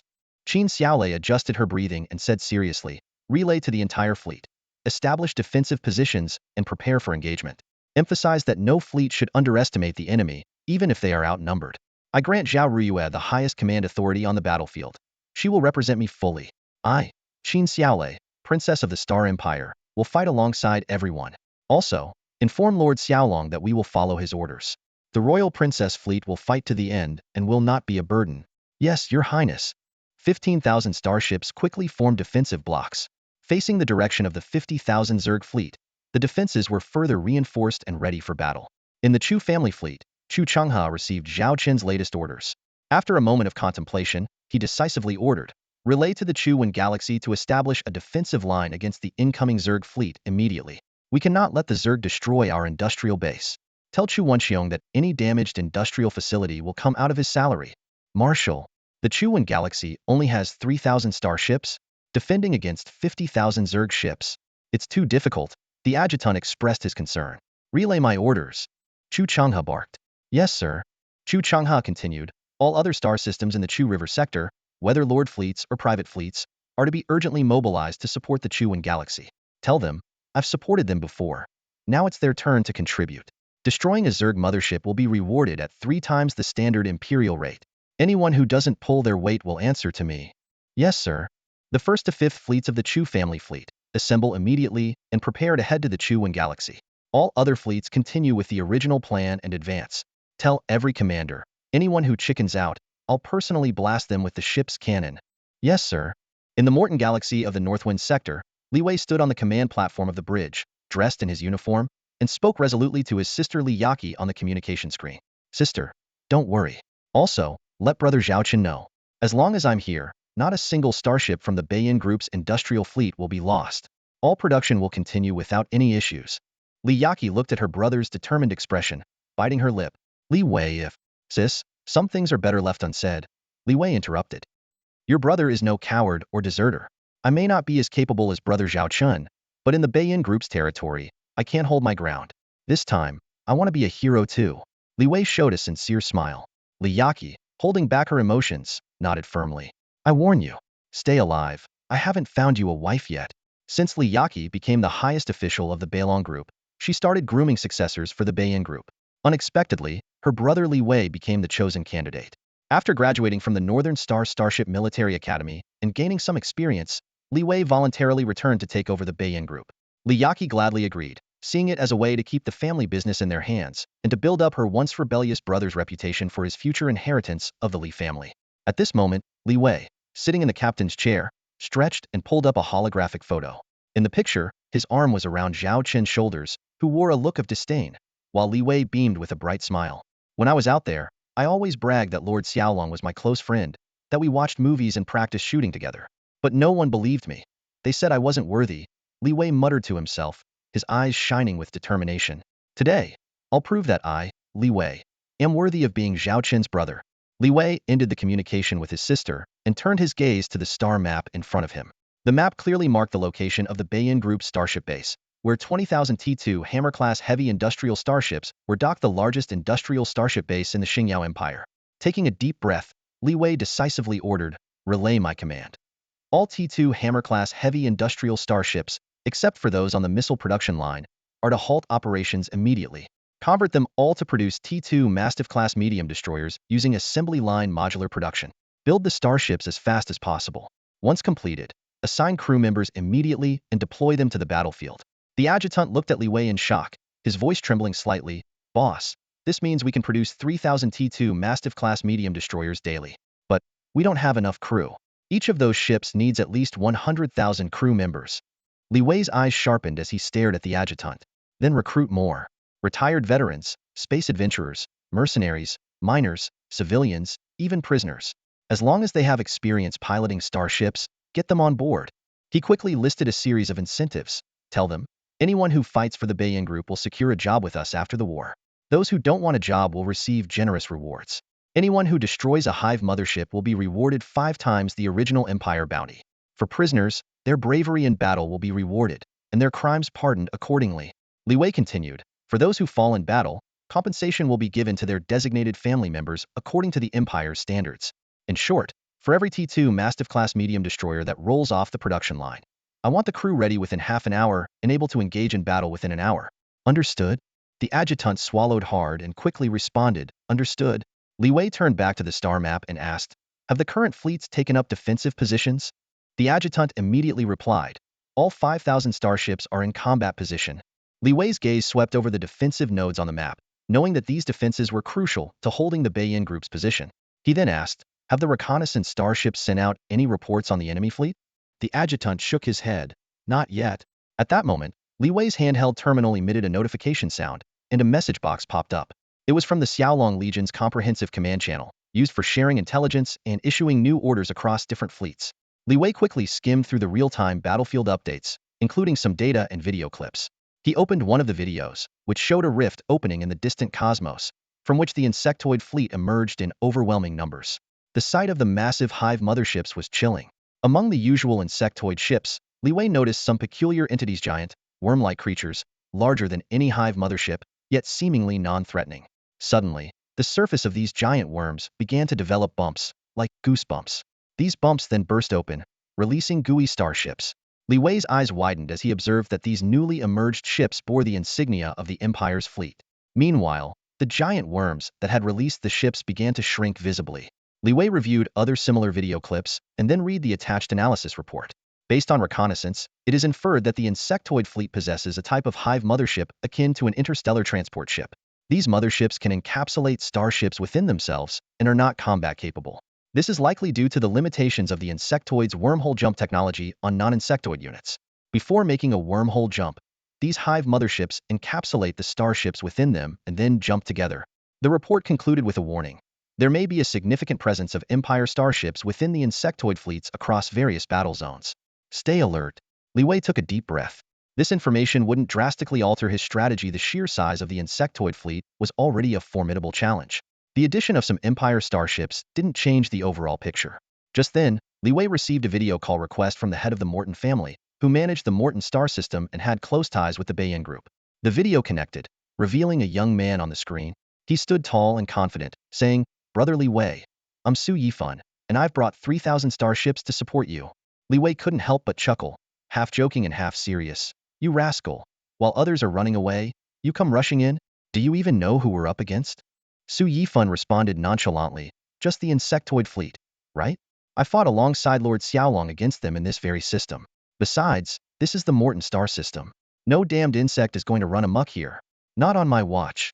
The battle at the Morton Stargate against the tyrant Dragon Lord remains one of Su Yifan's proudest achievements. At this moment, seeing the determination in the other's eyes, Li Wei smiled slightly and said, "All right. When this battle is over, drinks are on me. You're the rich one here, so don't expect me to hold back." Su Yifan grinned, about to respond, when Li Wei suddenly received an urgent report. "Report, we've detected a massive Zerg fleet, estimated at over 50,000. There's also a terrifying energy signal, likely from a Leviathan-class Zerg mothership. Additionally, we've spotted 3,000 Imperial warships." Hearing this, Li Wei looked at Su Yifan with a teasing expression. "Lord Su, there's still time to retreat. You heard the enemy report, right?" "Cut the crap," Su Yifan retorted without hesitation. "My fleet is moving into combat positions now. I heard you were classmates with the tyrant Dragon Lord. Let's see if that's true today." Though they hadn't interacted much, the two felt a mutual respect due to their similar ages.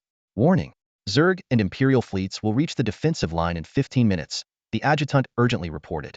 Li Wei immediately turned serious. "Order all fleets to go to combat readiness level 1. We must not let these damn bugs breach our defenses." Su Yifan clenched his fist, his eyes flashing with tension and excitement.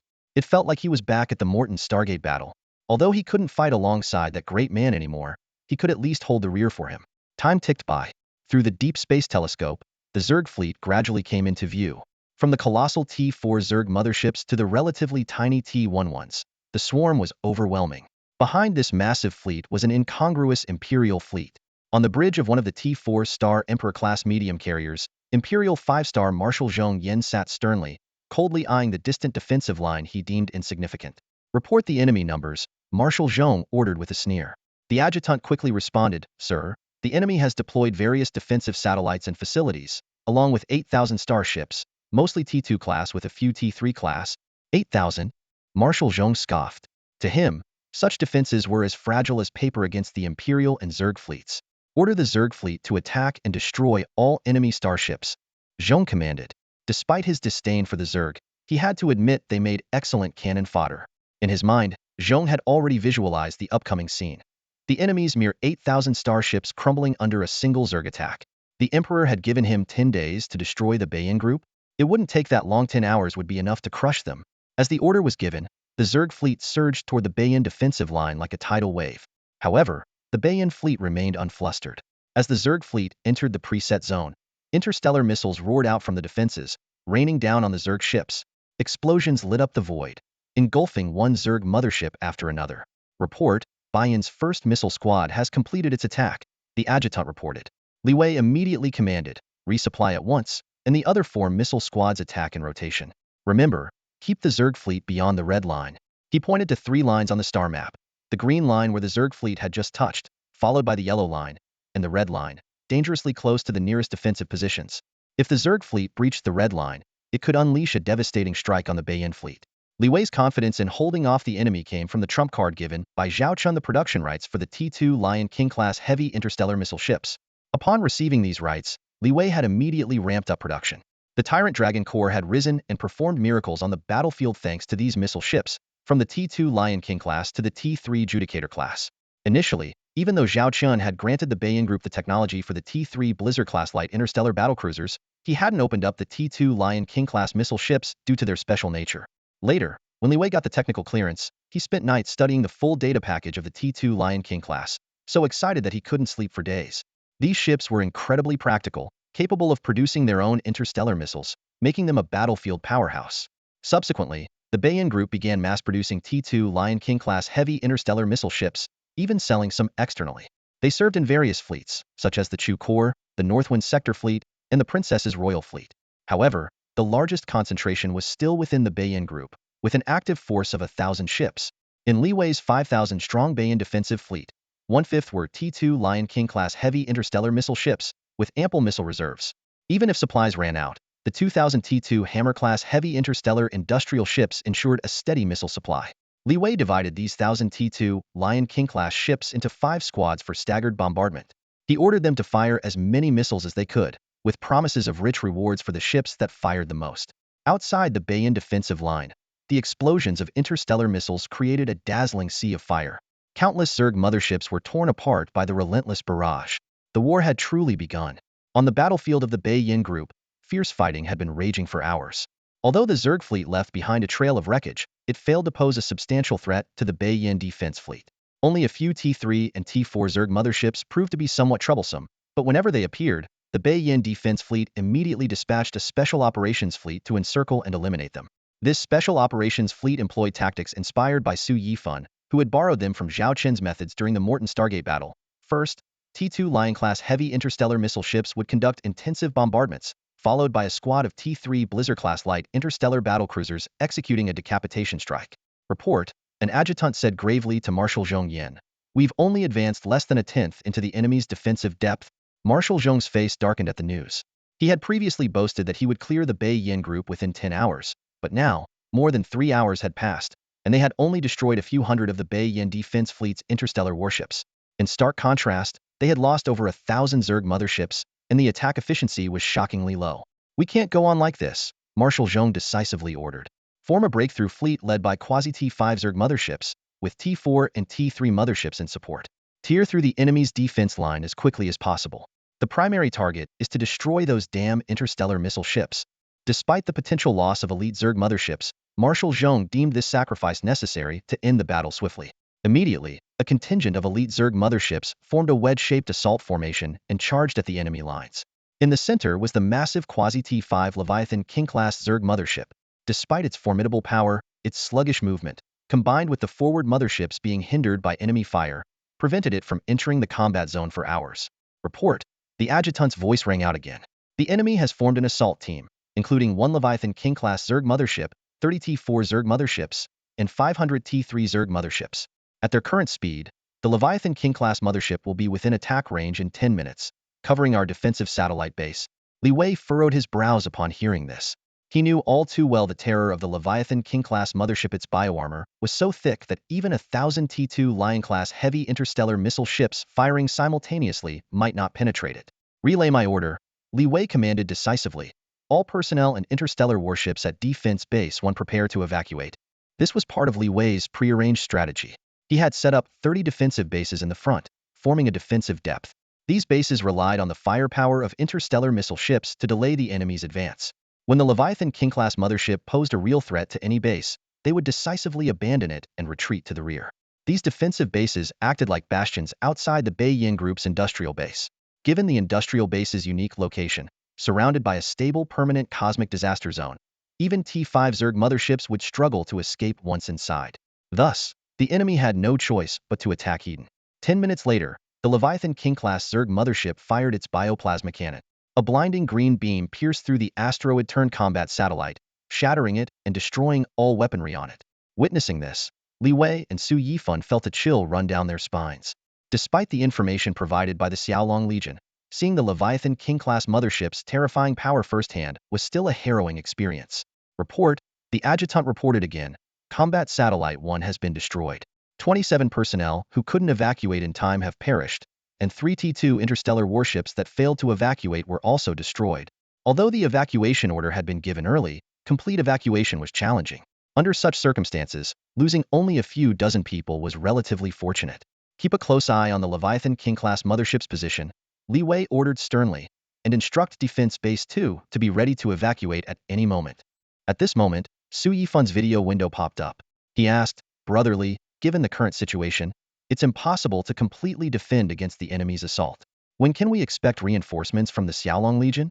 Seeing Li Wei's questioning look, Su Yifan added, don't worry, brotherly, I'm not afraid. Even without reinforcements, I'll fight to the last here. I just want to understand the situation. After a moment of contemplation, Li Wei disclosed a piece of information known only to the top echelons of the Bei Yin defense fleet. The Xiaolong Lord's last order before communication was cut off was to hold out for 72 hours, no matter what. Reinforcements will arrive within 72 hours. 72 hours, 3 days. It might not seem long at first glance, but against the still vast Zerg fleet, it was a monumental challenge. Nonetheless, whether it was 72 hours or 720 hours, as long as they stood, they would hold the line to the last moment. Meanwhile, in the Tsangyu star system, Secretary Lilith reported to Commander Zhao Chen, Commander, all Legion fleets are ready. Zhao Chen decisively issued the order, Relay my command. Xiaolong 1st Legion, 2nd Legion, and 3rd Legion, prepare for interstellar warp. The coordinates have been sent. Upon arrival, commence the attack immediately. Xiaolong 4th Legion, remain on standby. Begin the operation. Yes, sir. At that moment, nearly 10,000 interstellar warships from the 3 Xiaolong legions prepared to launch a blitzkrieg on the Shui Yin star system. Several T-3 Silver Rat-class light stealth reconnaissance ships were hidden within a star system in the Shui Yin starfield. Inside the bridge, the communication channel buzzed with routine reports from each reconnaissance ship. Silver Rat 077, all clear. Silver Rat 091, secure. Silver Rat. Every 3 minutes, these stealth reconnaissance ships would report their status to ensure the area remained secure. Suddenly, all ships simultaneously detected an abnormal space fluctuation. They're here. The captain's faces lit up with excitement. Immediately, 5 pure white orbs appeared out of thin air, accompanied by blinding incandescent light. One after another, interstellar warships seemed to tear through space and emerged. Reporting, all 3,492 warships of the Xiaolong 1st Legion have successfully completed the interstellar jump. Secretary Chu Xian reported. The wartime interstellar jump protocol number 1 has been automatically executed, Secretary Lilith added. Having just completed the jump, the Xiaolong 1st Legion immediately began forming a battle formation and entered a level 1 combat readiness state. This was precisely the wartime interstellar jump protocol number 1 that Zhao Chen had long established. Even though the area had been confirmed safe by friendly reconnaissance ships, the battlefield is ever-changing, and caution is paramount. Suddenly, a video window appeared in front of Zhao Chen, displaying a female captain. She placed her hand over her chest in salute and urgently reported. Commander, Silver Rat 107 reconnaissance team leader reporting an emergency. Zhao Chen furrowed his brow. Speak? The female captain brought up a star map and pointed to the core region of the Shuiyan starfield. This area contains nearly 20 star systems and is the stronghold of the Shuiyan starfield. The security here is extremely tight. We've made multiple attempts to patrol, but were detected by enemy anti-stealth equipment. During one operation, one of our T-3 Silver Rat-class reconnaissance ships was attacked but managed to retreat in time. She continued, considering that interstellar warships can't enter, we dispatched disguised shuttles, some of which successfully infiltrated. However, communications with the infiltrators have been intermittent. Just moments ago, we received an important message.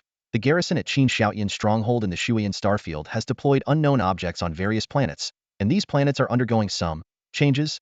The female captain played a blurry video. The footage seemed to show a city on a planet, with chaos filling the streets. Mutant creatures, half human and half insect, were slaughtering other beings and devouring their corpses. After consuming the bodies, these creatures quickly grew larger and more monstrous. The video ended with a giant creature, as tall as a spire, firing a beam at a T-1 interstellar warship in the sky, instantly destroying it. After watching the video, Zhao Chen's face darkened, and both Lilith and Chu Xian were visibly shocked. Could this be some experiment that Qin Shaotian conducted on these planets? Lilith exclaimed. Chu Xian clenched her fists in anger. I thought Qin Ming's patricide and seizure of power were insane enough.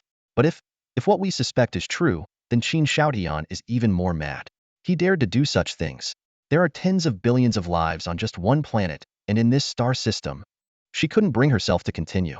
Charlotte noticed the seething rage hidden behind Zhao Chen's calm eyes and softly said, Commander, we should go see the situation for ourselves.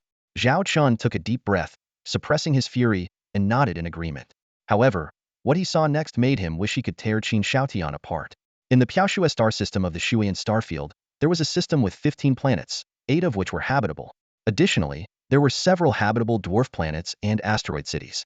This was one of the top 10 most populous star systems in the Shuiyan starfield, with a recent census reporting nearly 1.5 trillion people.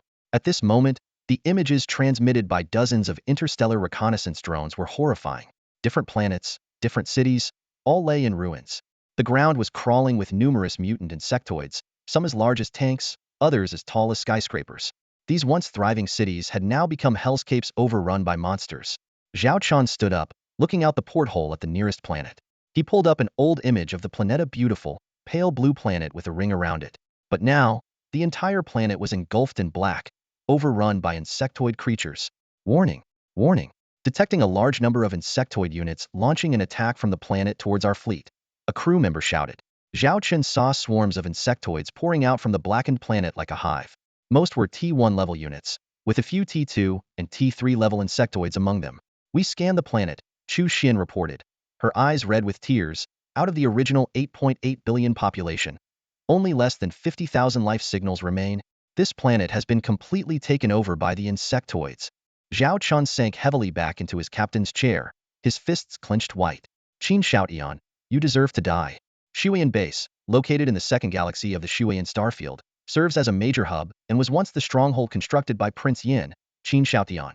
This base is the center for Zerg technology research, embodying the dedication of countless scientists. At this moment, Marshal Qin Longcheng stepped into the first research facility of Shuian Base. He walked along the dimly lit corridor and finally stopped in front of a large floor-to-ceiling window. Through the glass, he saw an interior chamber resembling a shipyard. Although this was not Qin Longcheng's first time witnessing such a scene, it never failed to unsettle him.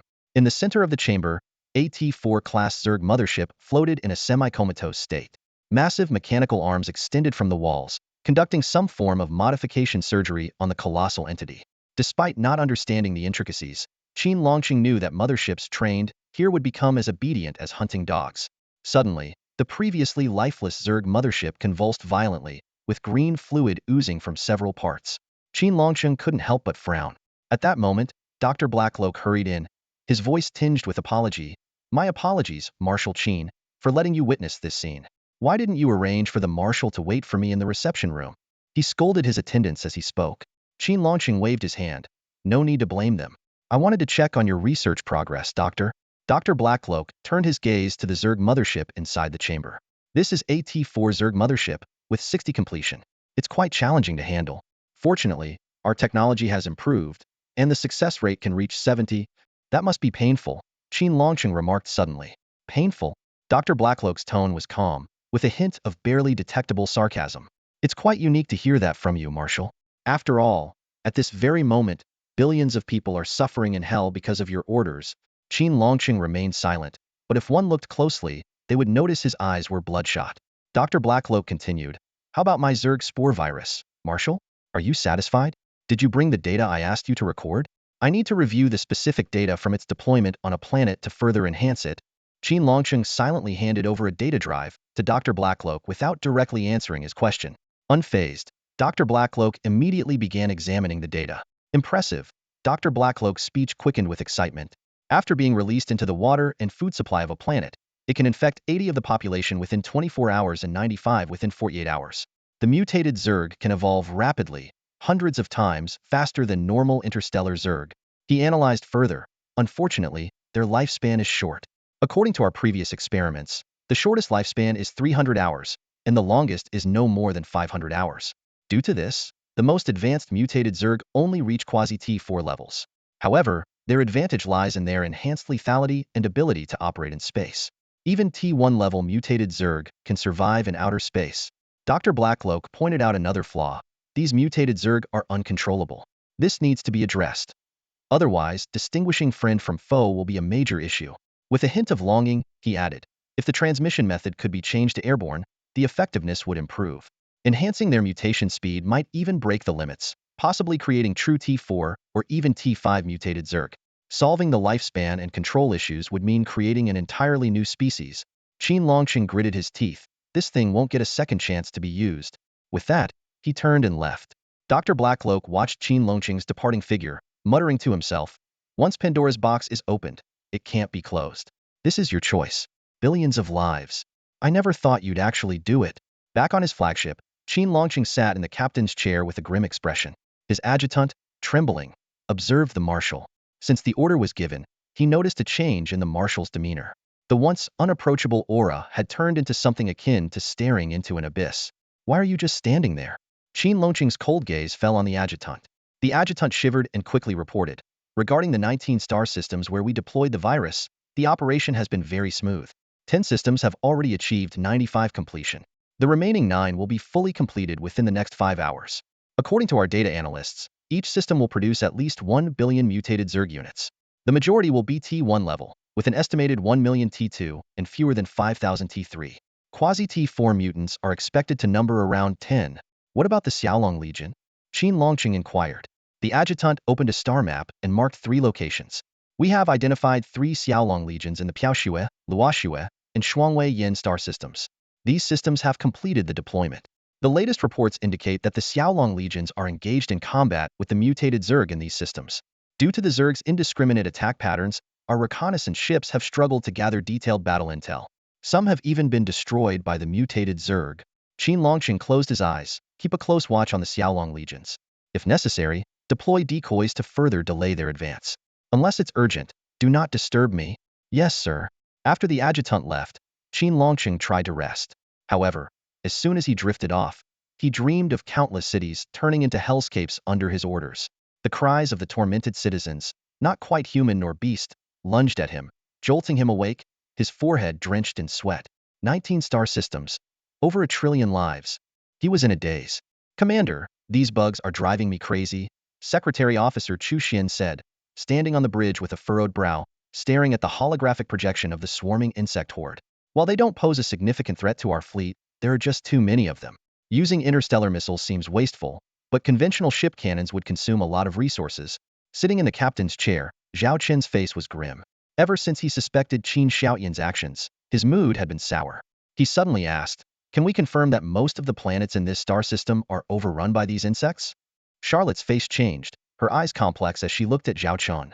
Secretary Officer Lilith immediately reported, "We can basically confirm that. The number of survivors on each habitable planet does not exceed 0.001 of the original population." Zhao Chen took a deep breath and said in a low voice, "We don't have time to waste here. Issue my order, direct attacks on planets along our route, especially those insect-infested ones that haven't been alerted to our presence. Use interstellar missiles from a distance." The bridge fell silent. Everyone understood the gravity of this command. Charlotte solemnly said, "Execute the commander's order." Lilith and Chu Xian immediately began issuing the new directives. Zhao Chen sat there, exhaling heavily. Charlotte stood behind him, gently massaging his temples. With a bitter smile, Zhao Chen asked, "Am I not a competent commander?" Charlotte replied softly, "No. You are an excellent commander right now. You made this decision without hesitation. The pain and struggle you feel inside show that you are a leader worth following. I don't want my commander to become cold and heartless. For me, for our Jiaolong Legion, please keep that compassion." Zhao Chen didn't respond, merely raising his head to look at the holographic projection outside the ship.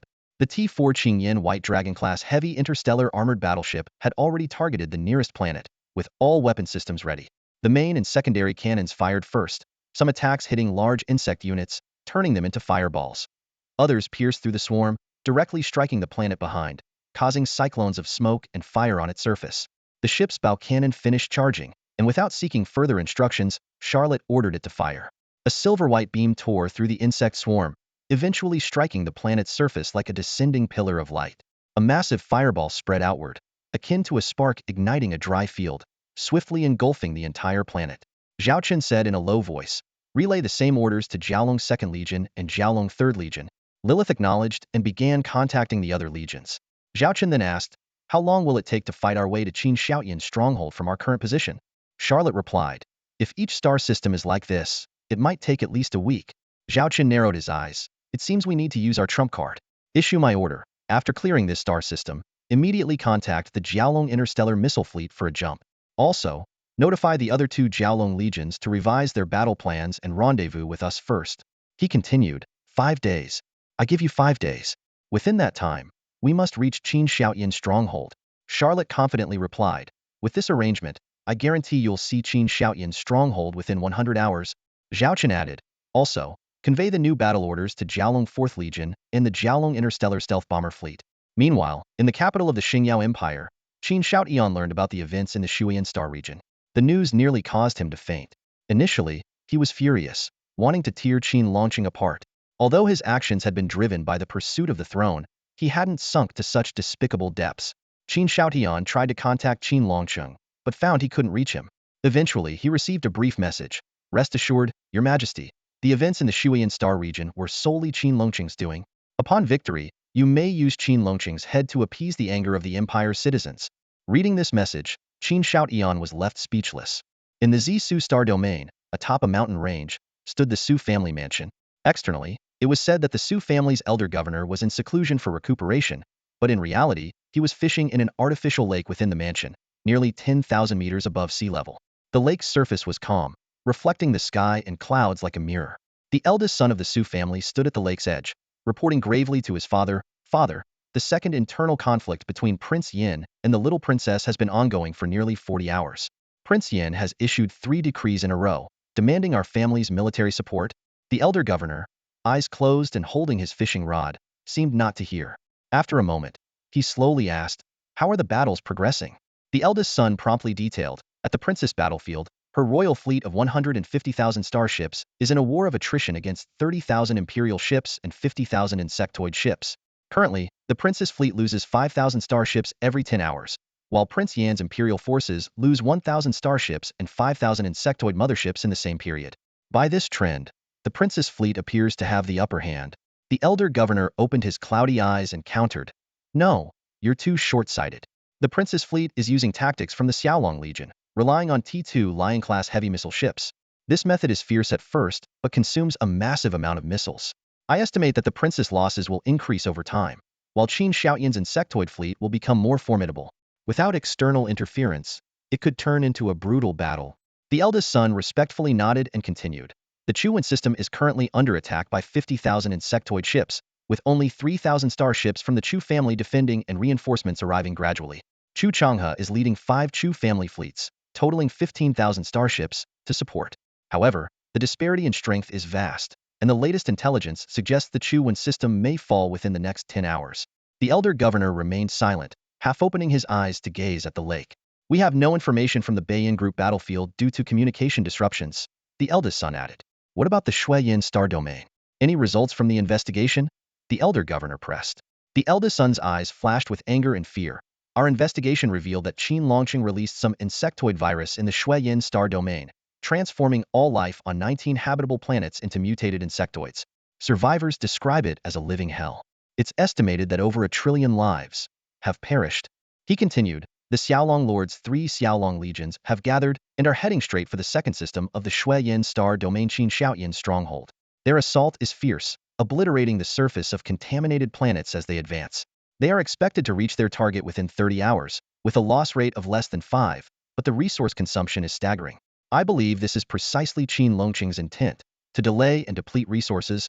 The elder governor finally opened his eyes fully and sighed. 19 systems, over 1 trillion lives. Qin Longqing is truly ruthless. "Eldest, could you do such a thing?" The eldest son remained silent. "Forget it." The elder governor shook his head. "This is why he's the Star Empire's 5-star marshal, and you are just the eldest son of the Su family. You young ones are good at maintaining what you have, but beyond that, you fall short. I only hope that after I'm gone, you can keep the Su family thriving for a few more centuries." The eldest son quickly responded, "Ancestor, don't say that. You will live a long life. I've heard that the Holy Radiance Empire has made breakthroughs in life extension research. A single dose costs only 10 million star coins and needs to be administered monthly. I've already arranged for procurement." Regarding life extension, the elder governor did not object. He feared death and wanted to continue living. "Let's get back to the main topic." The elder governor shifted the conversation. "What about the Xiaolong star system? Is Qin Xiaotian just feigning an attack?" The eldest son nodded in confirmation. "Father, you are correct. The Xiaolong star system is indeed a feint, with no intense battles occurring." "And what about Chu Chang's Chu family fleet?" the elder governor inquired again. Although Marshal Chu is personally supporting the Chuan system, the Chu family fleet on the front lines continues to intensify their offensive, the eldest son replied. "They have advanced from the Chu River star domain into the Central Star Empire, occupying 4 systems and destroying over 10,000 imperial starships. The Chu family fleet is pressing forward, heading straight for the imperial capital star." The elder governor pondered for a moment. Just then, the float on his fishing rod bobbed. "Got a bite." He reeled in the line, and a colorful fish emerged. The eldest son immediately stepped forward to assist. "Given the uncertain situation, our Su family should not take a clear stance yet," the elder governor said while releasing the fish back into the lake. "But we can make some surface-level moves. Issue my orders. The Su family fleet is to begin assembling immediately and complete preparations within a week. Remember, 1 week." The eldest son understood the deeper meaning, repeating, "Understood. Complete preparations within a week." "Have the third son maintain contact with several of Qin Xiaoyan's trusted aides," the elder governor continued, "and have the second son spend more time with Su Lan's parents, keeping in touch with Su Lan, sending messages, reporting safety, and making small talk." "Understood. I will make the arrangements," the eldest son replied. The elder governor turned and walked towards the house, grumbling as he went, "Oh, I just don't like all this fighting. Why can't they just live peacefully and have children instead of waging so many wars?" The eldest son respectfully followed his father, listening to the old man's continuous complaints about the current situation. "A report from the Chuan star system has arrived. The Zerg fleet's assault is unstoppable, and Defense Zone 7 has fallen. Upon hearing the news, Chu Changhe flew into a rage and demanded, "What's going on? I explicitly ordered Defense Zone 7 to hold out for another 10 hours. Who's responsible?" The adjutant replied softly, "The fleet in charge of Defense Zone 7 has been completely annihilated. Until the very end, not a single starship retreated." Chu Changhe was stunned, clenching his fist and cursing, "Those bastards, I didn't send them to die, yet they fell so quickly. When I get down there, I'll teach them a lesson." After his outburst, Chu Changhe stared at the interstellar sand table before him. The battlefield showed the Zerg fleet swarming like a tide, relentlessly pouring into the defense zone, seemingly intent on swallowing the Chu family fleet whole. The entire defensive line was teetering under the Zerg's ferocious assault. "How many starships do we have left?" Chu Changhe asked gravely. The adjutant reported, "Less than 5,000, Marshal. Only 5,000 left?" A complex look flashed in Chu Changhe's eyes. "We brought 15,000, and they're all gone?" The adjutant explained in detail. Major General Chu Wenxiong originally had 5,000 ships, now less than 500 remain. From the Chu He Star region reinforcements, excluding T1 level ships, there are another 500. Of our Chu family fleet's 5 fleets, the 4th and 5th fleets are entirely wiped out, and the 1st, 2nd, and 3rd fleets have only 4,000 ships left. Nearly 80 of our defensive installations have been destroyed. Meanwhile, the Zerg fleet still has nearly 30,000 units. Chu Changhe fell silent, staring at the interstellar sand table. The situation was dire. He murmured, "It's almost time." At that moment, a video window popped up, showing Major General Chu Wenxiong, who was originally in charge of defending the Chu and Star system. "Marshal Chu, the situation here is getting out of control. I am willing to lead the remaining fleet to continue holding the line, but I urge you to evacuate immediately." "You want me to retreat?" Chu Changhe responded as if hearing a joke. Chu Wenxiong firmly stated, "The Chu He Star region can afford to lose the Chu and Star system. It can afford to lose me, Chu Wenxiong, and it can afford to lose the Chu family fleet. But it cannot afford to lose you, Marshal. For the greater good, please evacuate." Chu Changhe looked at Chu Wenxiong, his tone softening suddenly. "Wenxiong, tell me, if those kids knew I used them as bait, would they hate me?" Chu Wenxiong was taken aback. Chu Changhe continued, "Whether they hate me or not, I don't regret my decision. I only regret my lack of strength, leaving me with no other choice. If they truly hate me, I'll apologize to them when I join them." After those cryptic words, Chu Changhe opened a text communication box and typed a few words in front of Chu Wenxiong. "Commence the operation?" Chu Wenxiong was puzzled. "Marshal?" "See for yourself," Chu Changhe said, closing his eyes as if waiting for something.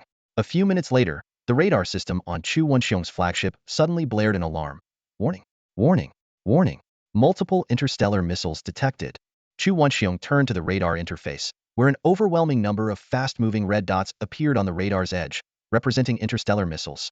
His T4-class Northwind God heavy interstellar battleship's radar system, capable of accurately scanning the number of missiles, showed chaotic numbers, skyrocketing from single digits to hundreds of thousands, even millions. Over 1,000,000 interstellar missiles? Chu Wenxiong was in disbelief, initially thinking it was a system error. But when the frontline starships sent back images from deep space telescopes, he had no choice but to believe his eyes. A dense swarm of missiles rained down like a meteor shower from all directions onto the Zerg fleet, sparing only the front they were defending. The Zerg fleet's motherships detected the anomaly and began intercepting the missiles. However, most of their units were engaged on the front lines, making it difficult to redeploy in time. The majority of the Zerg motherships could only watch as the missiles hit them. If it had been a few sporadic missiles, the Zerg motherships could have withstood the impact with their bioarmor. But this was over 1,000,000 missiles. Chu Wenxiong stared dumbfounded at the images from the deep space telescopes, where explosions lit up the void, turning the distant starfield into a sea of fire. One by one, the Zerg motherships were torn apart under the relentless missile barrage. The unprecedented missile bombardment lasted for a full 10 minutes. After the bombardment ceased, the once noisy battlefield fell into an eerie silence. Chu Wenxiong finally had a chance to survey the scene. Had he not witnessed it himself, he could hardly believe the devastation before him. The once vast Zerg fleet was now shattered, with only a few motherships left standing amidst the wreckage. Upon closer inspection, Chu Wenxiong noticed that the missile attack seemed meticulously planned, concentrating on the periphery of the Zerg fleet.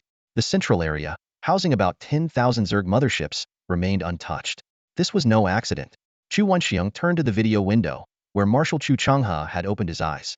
He finally understood the seemingly nonsensical words from earlier. The previous defensive operations were merely a ruse to lure the Zerg fleet into concentrating their forces, compressing them into a specific area, making the missile strike as effective as possible. "It's not over yet. Marshal Chu Changhe said calmly. Zhao Chen said he had a surprise for me. Something called Hell's Angel. Hell's Angel? Chu Wenxiong thought. What a bold name. At that moment, a subordinate reported, Sir, our deep space telescope has detected an unidentified interstellar missile ship. Chu Wenxiong immediately checked the slightly blurry image. In the distant starfield, several interstellar escort ships were accompanying a massive interstellar missile ship. Even from afar, it was clear that all the missile launchers on the ship were primed and ready. So this is Hell's Angel? Chu Wenxiong muttered to himself, a mix of astonishment and anticipation in his heart, wondering what kind of turnaround this mysterious interstellar missile ship would bring to the battle. Commander, we estimate that 10,000 swarm motherships are entering the designated firepower attack zone. The communicator's voice echoed through the bridge, followed by another report. All interstellar missiles of various models from all attack modules are ready. Sitting in the captain's chair, the wolf woman by Shui heard this and smiled dangerously, her sharp fangs glinting in the light. She felt a surge of excitement. The moment had finally come for the T-4 Hell Angel-class heavy interstellar missile ship to show its true power. Let's see how this big baby performs on its debut, Bai Shui thought. After all, it received such high praise from the commander, it must be extraordinary. Taking a deep breath, her eyes firm, she gave the command to fire. Initiate A1 attack mode with saturation fire coverage. The atmosphere on the bridge immediately became tense. The heads of various weapon departments sprang into action, skillfully operating the complex control panels. The entire warship seemed to come alive, with countless interstellar missile launchers activating simultaneously, sending off missiles that had long been prepped for launch. Though the missile launches appeared chaotic, each missile's trajectory was meticulously calculated by the system. Even the sequence and locations of explosions were precisely arranged. Standing in the command center, Chu Wenxiong was stunned by the spectacle before him. This single interstellar missile ship had launched hundreds of thousands of missiles. Though not as grand as the previous million-missile barrage, the fact that these were all from one ship made him gasp in awe. At the same time, the 10,000 swarm motherships began intercepting the incoming missiles. They were better prepared this time, intercepting many missiles mid-flight. However, against the barrage of hundreds of thousands of missiles, their efforts were insignificant. Eventually, a large number of interstellar missiles broke through the defenses and struck the swarm fleet. The resulting fireballs were even more terrifying than the first wave. T3 class and lower swarm motherships were almost entirely wiped out, and even those not directly hit were severely affected. From a distance, the entire starfield seemed engulfed in a fiery cloud. A closer look revealed that the interstellar missiles varied in type. Some had immense power, others had long range, targeting the farthest reaches of the swarm fleet. Two types of special missiles stood out. One would split into thousands of submunitions upon reaching the target area, scattering like a celestial flower. The other had such destructive power that it created dark vortices, from which even T4 swarm motherships couldn't escape. More astonishingly, when some swarm motherships tried to break through, another type of missile exploded nearby, generating multiple small black holes. The fleeing motherships were instantly immobilized, then slowly pulled back and swallowed by the black holes. These black holes formed an invisible blockade, trapping the remaining motherships in the bombardment zone, subjecting them to continuous strikes. That's a black hole, Chu Wenxiong exclaimed. Though he'd heard of artificial black hole technology, it was purely theoretical. He never expected to witness such a breathtaking sight in person. At that moment, a video request came through from Marshal Chu, who had been maintaining communication. Chu Wenxiong looked over and saw Marshal Chu open a new video window. The screen showed a white-furred, wolf-like female officer in the uniform of the Xiaolong Legion. Marshal Chu, our fleet has completed its mission, the officer reported concisely. We'll leave the cleanup to you. We need to resupply immediately and be ready to support the commander. Marshal Chu gratefully responded, thank you for your assistance. We'll handle the rest. After this round of bombardment, fewer than 100 swarm motherships remained, mostly T3 class and below. For Marshal Chu, mopping up would be no problem. The female officer hesitated, then asked, Marshal Chu, I have a question. Our fleet came to support on the commander's orders to follow your directives. Our interstellar missile fleet could have directly provided fire support. Why did you arrange it this way? Marshal Chu smiled and explained, yes, if we took our time. I believe your missile fleet could wipe out 50,000 swarm motherships with minimal casualties. But what we lack most now is time. Not just our Chuan system, but also Princess Sector, the Northern Yin Group, and your commander's main battlefield all need support. Your fleet is crucial. My fleet can't guarantee your missile fleet's safety under a swarm attack. Losing 10 of your ships would be more impactful than losing hundreds or thousands of mine. On the battlefield, we must make sacrifices for ultimate victory. The Xiaolong officer looked at the old general with respect. She solemnly placed her hand on her chest and saluted Marshal Chu, showing her admiration. If not for his arrangement, Even with 300 interstellar missile ships, she couldn't have achieved such a stunning effect. What's the name of your warship? Hell Angel? Marshal Chu asked. Hell Angel class heavy interstellar missile ship, the officer replied. I saw you launched hundreds of thousands of missiles. Fully loaded, it can carry over 300,000 interstellar missiles of various types. Marshal Chu nodded, smiling as he gazed at the now quiet Hell Angel in the distance. Hell Angel. A fitting name. The officer remembered something and added, the commander gave this interstellar warship a motto. A motto? Marshal Chu was intrigued. The officer stood tall and proudly recited, where the angel's wings spread, the starry sky becomes purgatory, and silence means destruction. Chu Wenxiong, standing nearby, felt as if struck by lightning upon hearing this. He recalled the recent heart-stopping scene, a true depiction of a starry purgatory, perfectly matching the codename given by the Xiaolong Lord for this operation. Indeed, good. A fitting motto, silence means destruction. Marshal Chu laughed heartily, his eyes shining with admiration. The battle situation of the Beiyin defense fleet in the northern battlefield is much more dire compared to the Chu Wen star system. Marshal Zhong Yin stood on the command bridge, his brows tightly furrowed. The battlefield before him was a scene of devastation, with the wreckage of the Beiyin defense fleet and shattered asteroid fragments drifting in space, painting a bleak picture. The Quasi-T5 Leviathan Monarch-class hive ship loomed like a moving fortress, exerting immense pressure on the Beiyin fleet. Damn it! Marshal Zhong cursed, slamming his fist heavily on the control panel. What was initially expected to be a 10-hour battle had now dragged on for several dozen hours. Adding to his frustration, the enemy, with only 5,000 starships, had inflicted losses of nearly 20,000 starships on his fleet. If this outcome were to be known, it would undoubtedly deal a severe blow to his prestige. Analyzing the battle, Marshal Zhong quickly identified two main reasons why the enemy had held out for so long. First was the relentless bombardment from the T2 Lion King-class heavy missile ships, with billions of interstellar missiles causing massive casualties to his fleet. Second was the constant supply of new warships from the Beiyin Group's starship manufacturing plants, especially the highly cost-effective T2 Tibetan Mastiff-class medium interstellar destroyers. Today, we must break through their defenses and destroy all of Beiyin Group's interstellar industrial ships. Marshal Zhong gritted his teeth, his clenched fist revealing his determination. At that moment, his adjutant hurriedly reported, Marshal, a large number of starships have suddenly appeared at the rear of our fleet, bearing the insignia of the Jiaolong Legion. What?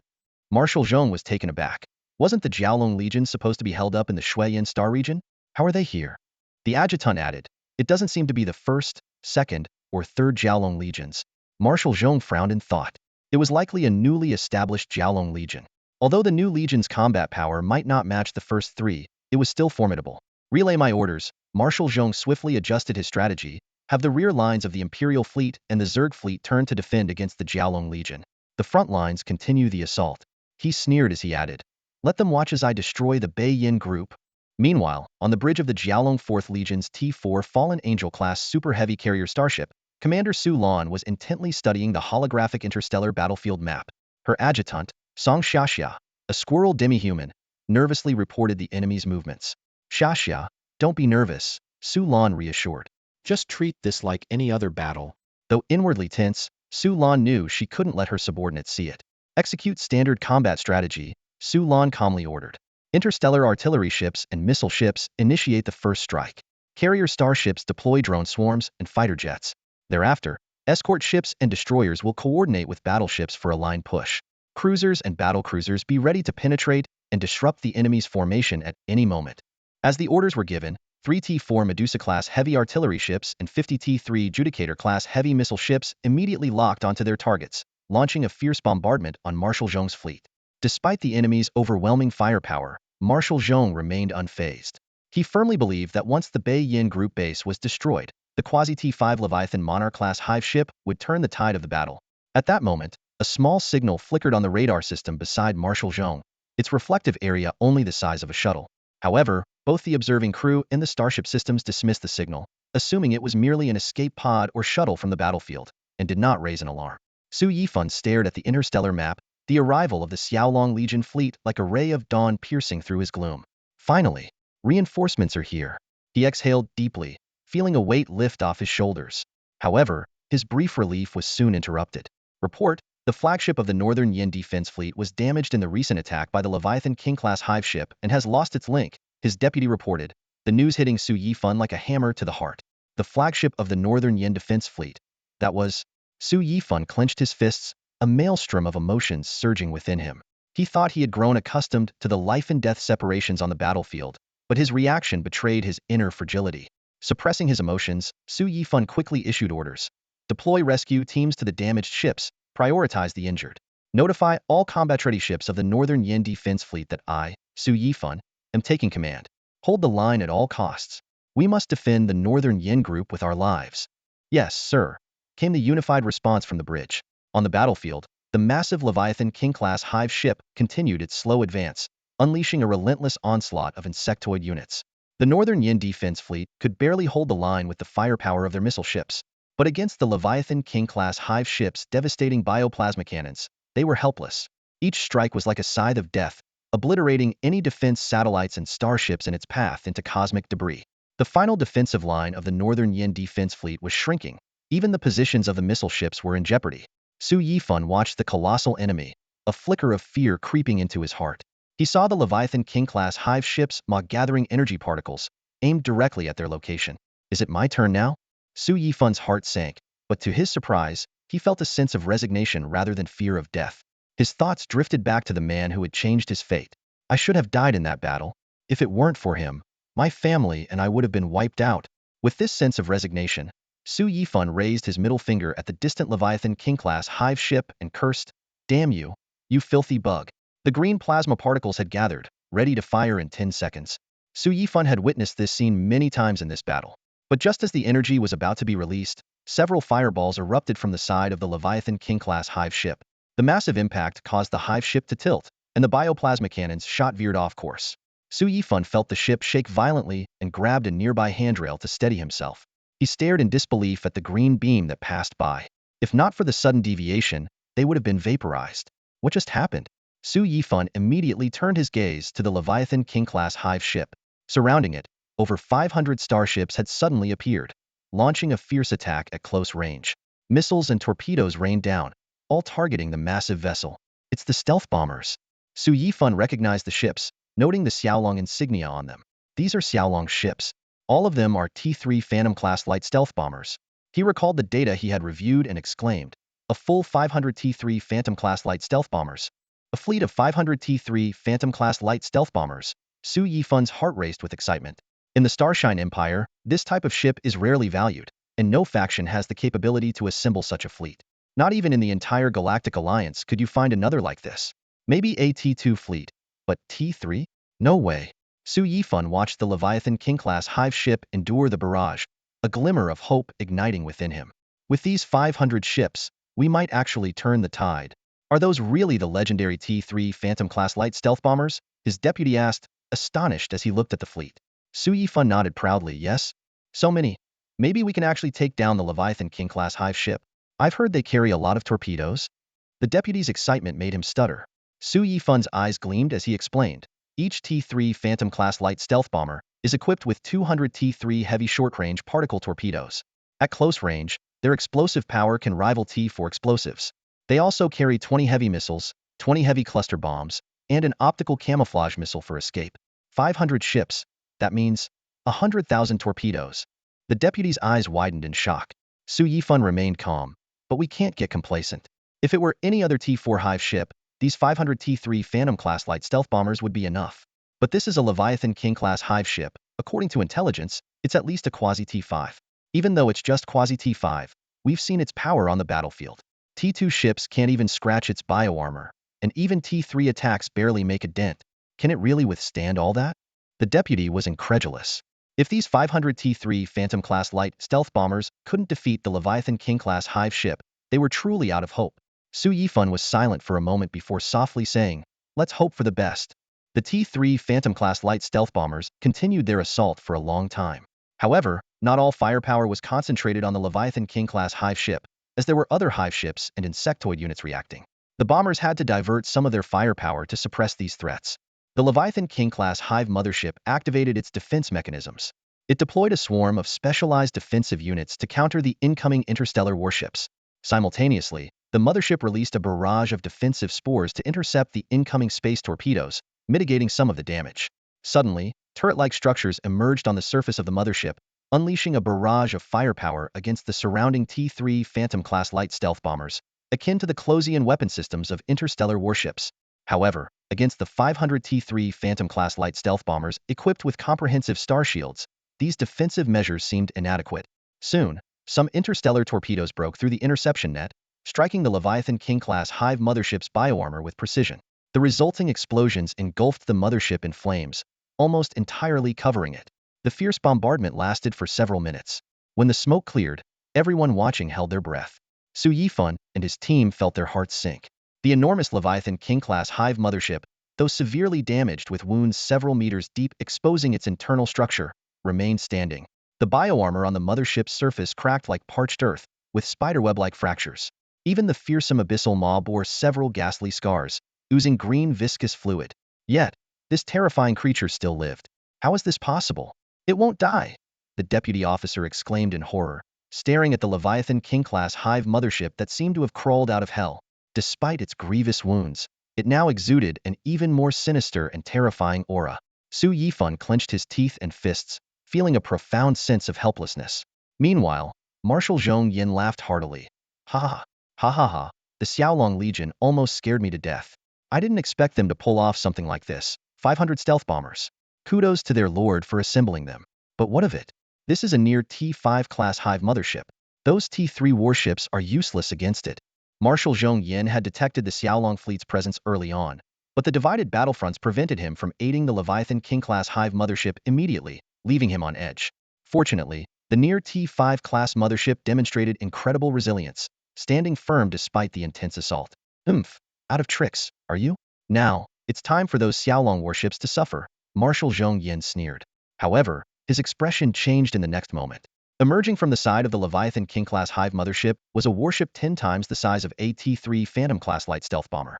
Though different in design, the conspicuous Xiaolong emblem unmistakably identified its allegiance. It was another stealth bomber, likely a T-4 class vessel judging by its scale. Marshal Zhong Yan's heart leapt back into his throat. Simultaneously, excitement flickered on Su Yifan and his deputies' faces, as if they had been pulled from hell back to heaven.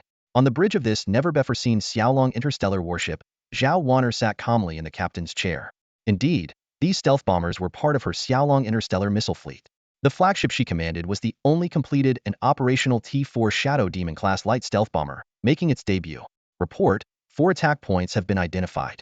Targeting these points will likely inflict massive damage on the Leviathan King-class Hive mothership, the deputy reported to Zhao Wanner.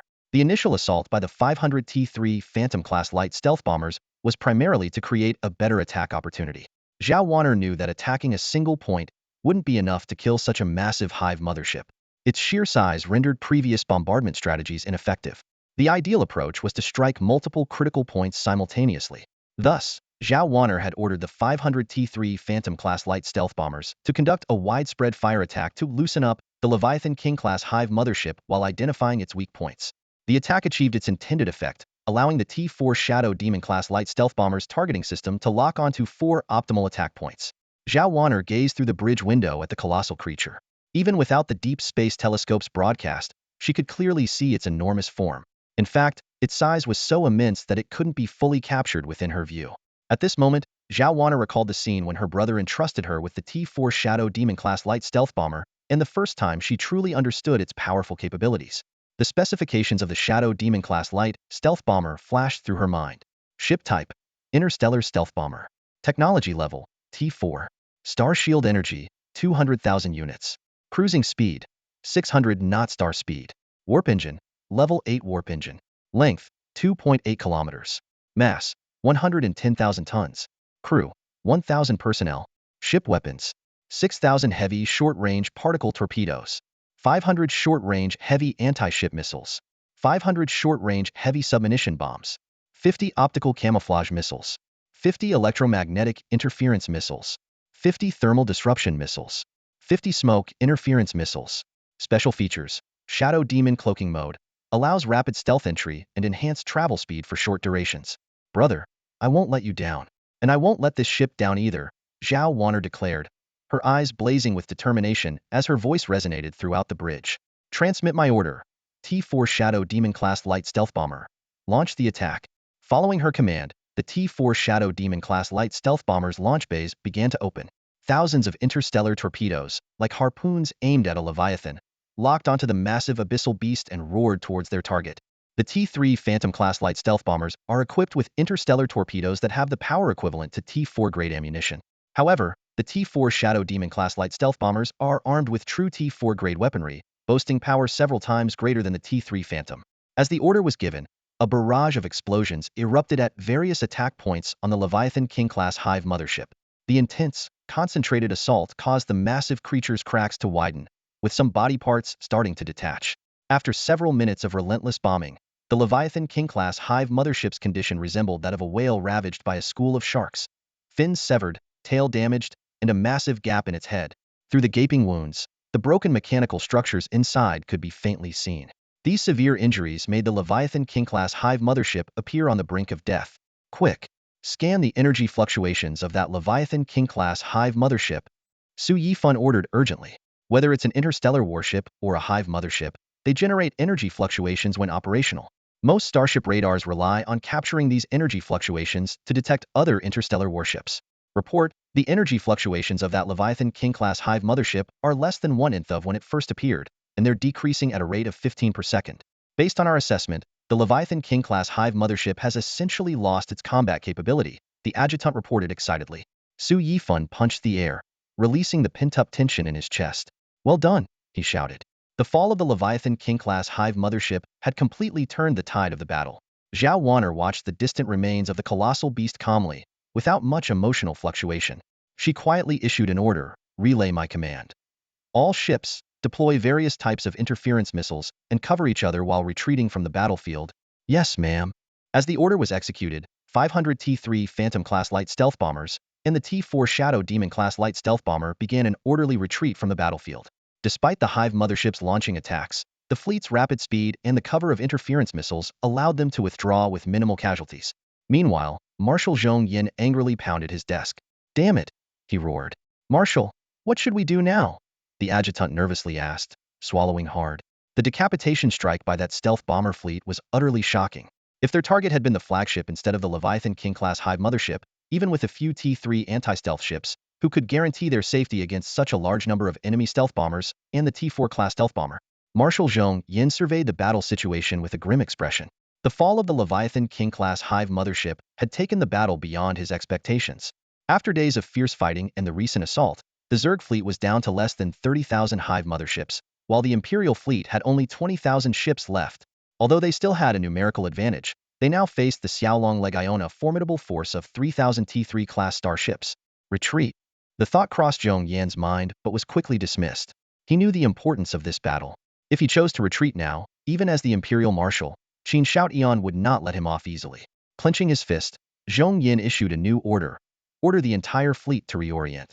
Leave part of the fleet to hold off the Xiaolong Legion. The rest of the Imperial fleet and the Zerg fleet, full speed ahead to attack the Bayan defense fleet's line. At all costs, we must destroy the Bayan group's industrial base. This order was risky, but it was Zhong Yan's only option. Completing the mission, no matter the cost, would still give him something to report to Qin Shoutian. Prepare a message for the Emperor. Inform him that we are launching a strong attack on the Bayan group's line, forcing the Xiaolong Legion to deploy an entire Legion 3000 starships and a powerful stealth bomber fleet, including over 700 T-3 Phantom-class light stealth bombers and several unknown T-4 stealth bombers, to engage us. I, Zhong Yin, guarantee that no matter the cost, I will fulfill the Emperor's command. Rest assured, Zhong Yin declared solemnly. However, his order met with silence from his subordinates. What's going on? Didn't you hear me? Send it now. Zhong Yin glared at the communications officer. The communications officer smiled wryly and explained, Marshal, it's not that I don't want to send it. As you know, when that Quasi-T5 Hive mothership was around, our quantum long-range communications were disrupted. Since then, we've lost the ability to communicate with the outside world. Although the Quasi-T5 Hive mothership has been destroyed, the surrounding communication interference remains. Restoring quantum long-range communications will take some time. Zhong Yan's face darkened. I understand. As soon as communications are restored, send the message immediately. Keep sending it until we get a response. Understood. Zhong Yin stared intently at the star map before him. He had to complete the mission, but he also needed to ensure the Emperor knew of his efforts. Unseen efforts would be wasted efforts. Meanwhile, on the flagship of the Xiaolong 4th Legion, Su Lan noticed the enemy's tactical shift. Her face remained impassive as her fingers deftly manipulated the star map, controlling a complex interstellar chessboard. Deploy the drone and fighter squadrons to gain air superiority within half an hour. Pin down the enemy Zerg units. The cruiser and battlecruiser fleets will form assault groups to flank the enemy fleet. No need to return. After the flanking maneuver, enter the Bayan defense fleet's line and assist in repelling the enemy. Ensure the Bayan group's industrial base remains untouched. The rest of the Xiaolong 4th Legion starships advance and eliminate all resisting enemies. Su Lan's eyes were sharp as she issued a series of precise tactical commands, her gaze fixed on the Imperial and Zerg fleets on the star map. A battle report from a certain star system within the Shuayan star region arrived.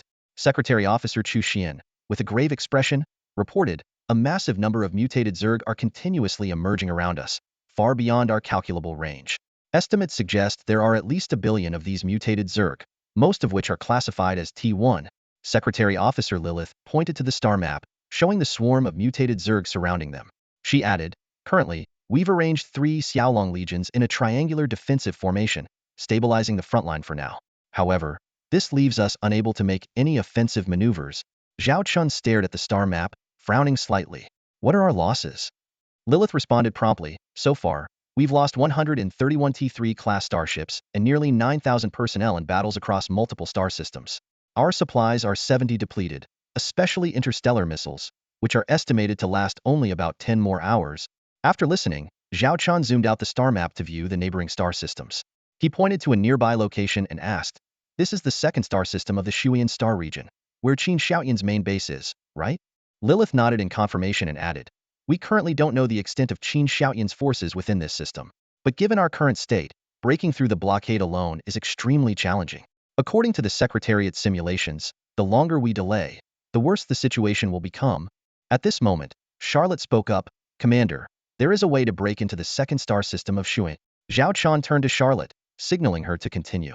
Charlotte elaborated on her plan. "First, we need to replenish our supplies. We can contact the Xiaolong star system and have the logistics fleet use T4 Huigang-class interstellar jump ships to deliver supplies directly. Second, we need to address our firepower deficiency. Although the mutated Zerg are numerous, their actual combat power is inferior to genuine interstellar Zerg. If we concentrate our efforts in one direction for an efficient breakthrough, we can create an opening, escape the swarm, and charge into the second star system of Shuayan."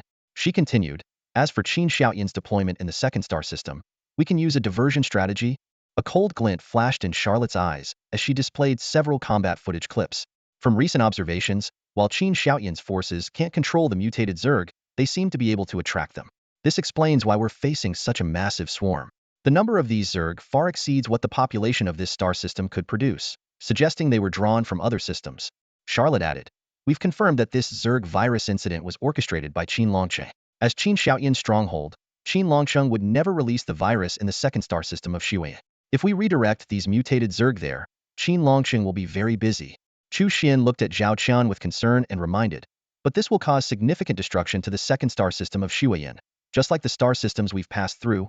Zhao Chen pondered for a moment and requested intelligence on the second star system of Shuyan.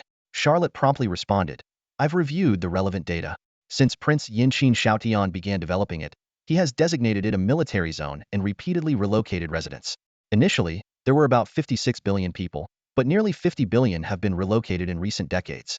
The remaining population likely consists of technical personnel or low-level laborers. Based on food supply records, the current population is no more than 5 billion. Zhao Chen recalled the star systems occupied by mutated Zerg and the planets they had to destroy. The names Qin Xiaotian and Qin Longcheng had risen to the top of his death list. Charlotte continued, "If you think this plan is too risky, we have a plan B. We can use T4 Huigang-class interstellar jump ships to retreat to the Xiaolong star system. Although our previous efforts would be wasted, from a strategic perspective, we could then target the main star system or the capital star of the Shuyan star region." Zhao Chen closed his eyes and thought for a moment. He confirmed, "Is that bastard Qin Longcheng definitely in the second star system of Shuyan? With the surrounding systems overrun by mutated Zerg and the star gates cut off, he can't escape." Charlotte pointed to the second star system of Shuyan on the star map and affirmed, "Qin Longcheng is right here." Zhao Chen asked again, "If we launch a direct assault on the second star system of Shuyan, will our Xiaolong Legion suffer casualties?" Charlotte replied solemnly, "There will be sacrifices everywhere. The key is whether those sacrifices are worth it." After a moment of silence, Zhao Chen opened his eyes, filled with determination. He gritted his teeth and said, "Damn it, I've been dreaming of killing that bastard Qin Longqing for days. I can't sleep well as long as he's alive. Immediately, Zhao Chen issued the order. Notify the Xiaolong star system to dispatch the logistics fleet for jump support. Also, instruct Baishue's Xiaolong interstellar missile fleet and special fleet to prepare for jump support. Qin Longqing won't live another day. In the second Snow Swallow galaxy, on the bridge of AT-4 Star Emperor-class medium carrier spaceship, Marshal Qin Longqing sat in the captain's chair, looking haggard and half-gray-haired, a stark contrast to his usual imposing and carefree image. His adjutant stood by, watching the visibly unwell marshal with concern, swallowing nervously. Suddenly, Qin Longqing began to cough violently, quickly grabbing a handkerchief to cover his mouth. When the coughing ceased, he lowered the handkerchief, revealing a glaring red stain. Seeing this, the adjutant immediately said, "Marshal, you're unwell. I'll fetch a doctor right away." "Stop," Qin Longqing commanded with a grim face. "I know my own body. There's no need for a doctor." The adjutant froze, caught in a dilemma. Over the past few days, the marshal's mood had been extremely volatile, even shooting several crew members on the spot for minor disagreements, one of them right on the bridge.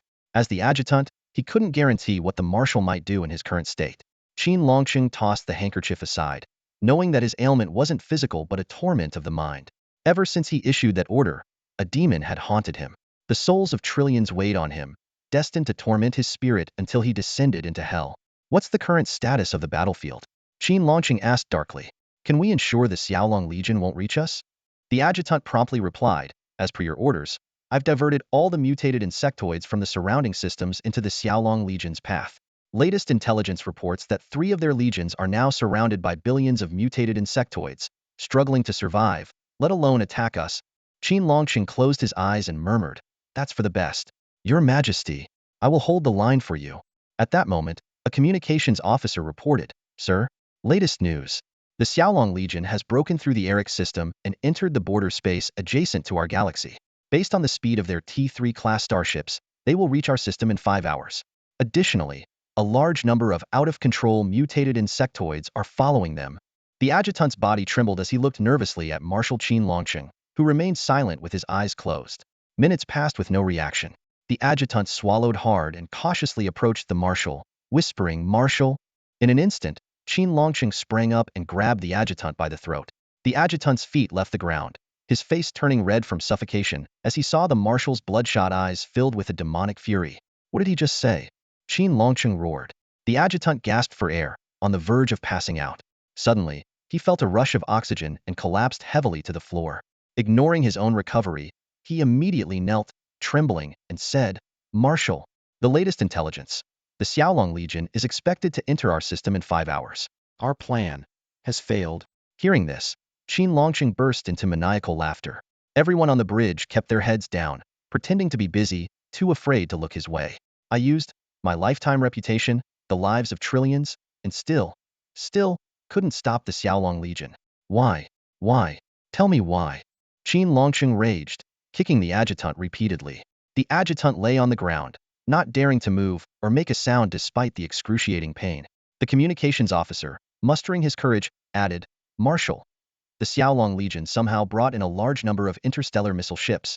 Using a staggered assault, they managed to tear a hole in the mutated insectoids encirclement. Our reconnaissance ships observed that they launched at least 1,000,000 T3 class interstellar missiles." 1,000,000 interstellar missiles? Qin Longqing seemed to regain some clarity. He walked to the holographic star map, which depicted their galaxy. "From which direction is the Xiaolong Legion entering our system?" The adjutant, coughing up blood, stumbled to the star map and plotted the Xiaolong Legion's route based on the latest intelligence. "How much combat strength does the Xiaolong Legion have left?" Qin Longqing asked. The adjutant carefully replied, "They've lost about 500 starships, but their combat resources must be heavily depleted, and their soldiers must be exhausted from prolonged intense fighting. We, on the other hand, are well-rested and hold a significant advantage. Only 500 losses, and they still have many interstellar missile ships." Qin Longqing turned to the adjutant. "Do we know how many interstellar missiles they have left?" The adjutant lowered his head, trembling. We don't know.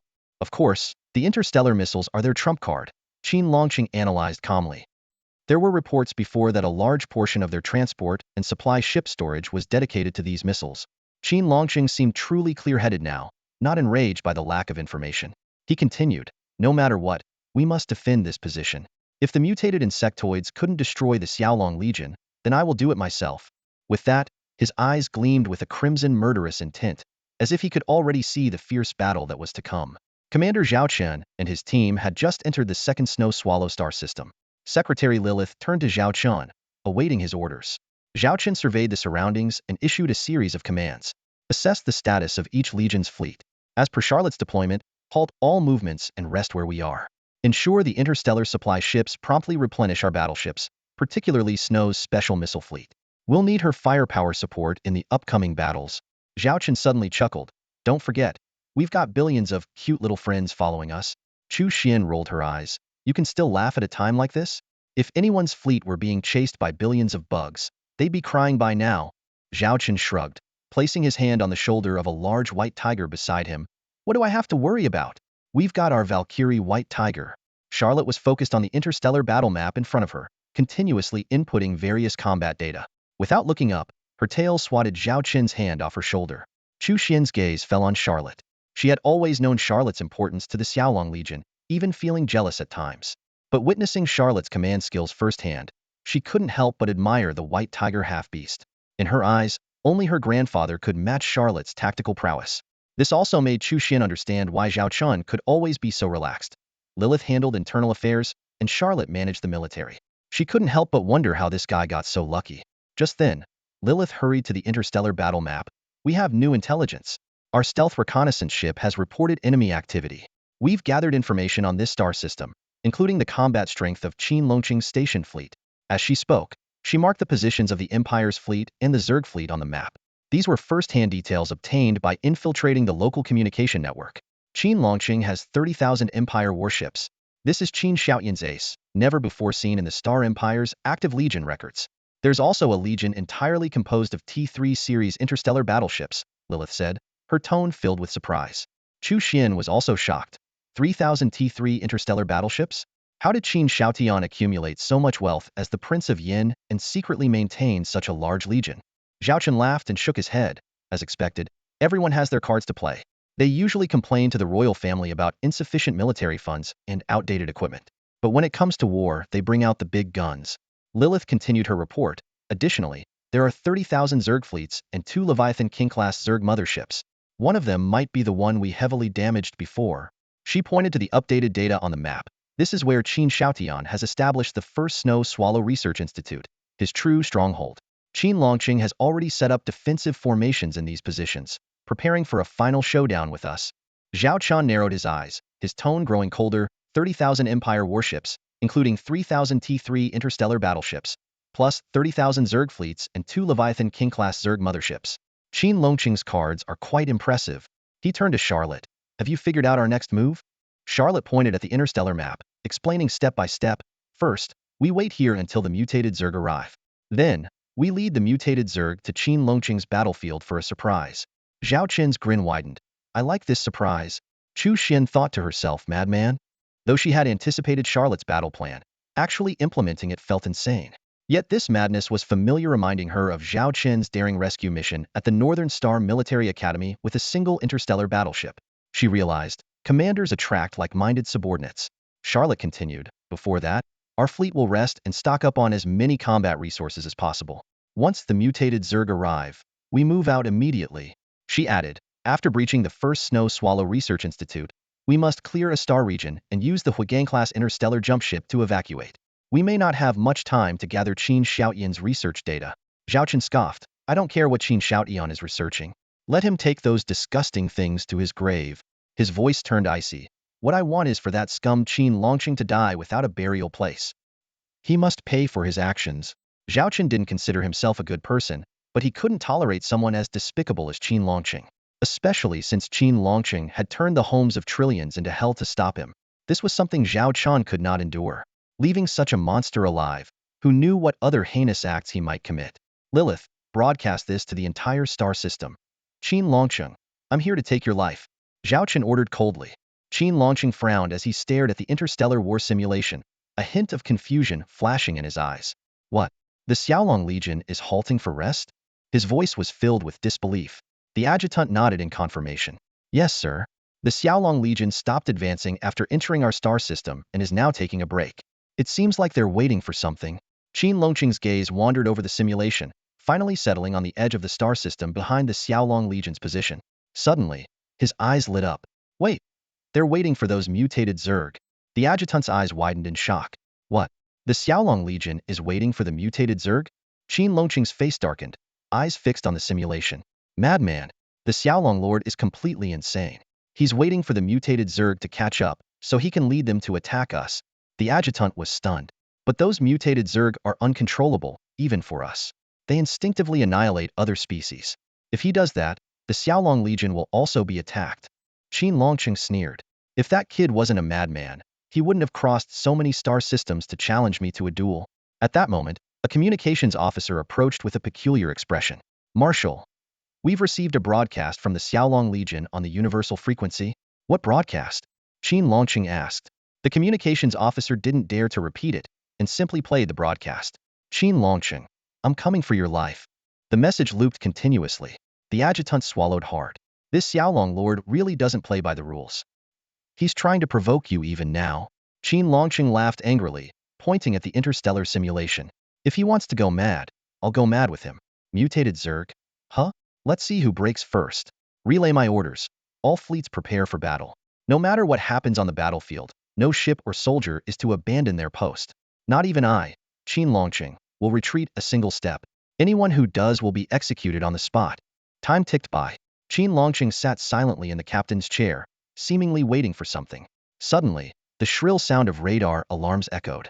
Qin Longqing opened his eyes, focusing on the real-time, updated interstellar battlefield simulation.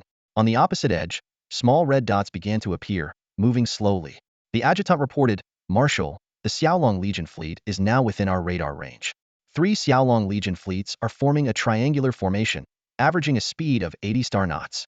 They are expected to enter our firing range in 30 minutes. Our reconnaissance ships have detected a massive number of mutated Zerg behind them. Qin Longqing was unfazed. No need to panic. We've seen Zerg before. We have 30,000 Zerg nest motherships behind us. The adjutant remained silent but worried. The mutated Zerg on the other side were uncontrollable, numbering in the billions. Although most were T1 level, their sheer numbers were overwhelming. The reconnaissance footage showed the entire area covered in darkness. Not a single beam of light could penetrate. Qin Longqing said no more, quietly awaiting the impending chaos. Meanwhile, at the center of the Xiaolong Legion formation, the special fleet of interstellar missile ships led by the Wolfwoman Bai Shui was making final preparations. Commander Zhao Chen asked through a video window, Bai Shui, are your interstellar missile ships fully loaded? Bai Shui nodded. Yes, Commander. All interstellar missile ships are fully loaded and on standby, ready to attack any target within range. She licked her lips, eager to unleash her fleet's power for the third time. Zhao Chen sent the battle strike zones prepared by Charlotte to Bai Shui. These are your designated targets. Once all interstellar missile ships are within firing range, notify me immediately. Bai Shui quickly reviewed the targets and acknowledged. Zhao Chen then turned to the other 2 video windows. This battlefield situation is unique. The mutated Zerg behind us will attack both sides indiscriminately. Our rear will be the first to bear the brunt. Qitong, your Xiaolong 2nd Legion is responsible for the rear guard, ensuring we can withstand the Zerg assault. This task is crucial. If our formation is breached, our losses will be catastrophic. Commander Qitong responded confidently. Rest assured, Commander. I guarantee that no mutated Zerg will break through our 2nd Legion's defense. Zhao Chen then addressed Shenbing. Shenbing, once Qitong holds off the Zerg, they will spread out and attack our flanks while continuing to threaten Qin Longqing's fleet. Your Xiaolong 3rd Legion will handle our flanks. The Xiaolong 1st Legion will assist if necessary, but they have more critical tasks ahead, so I hope you can bear this burden. Commander Shenbing solemnly promised. Rest assured, Commander. The Xiaolong 3rd Legion will complete the mission. After giving the final instructions, Zhao Chen exchanged a glance with Charlotte and looked at the interstellar simulation. At that moment, Bai Shui's voice came through. Commander, the Xiaolong interstellar missile ship special fleet has all designated targets within attack range. Awaiting orders. Zhao Chen ordered. Bai Shui, your special fleet is now on standby. All interstellar missiles except for the 100 black hole missiles are ready to launch. Fire on my command.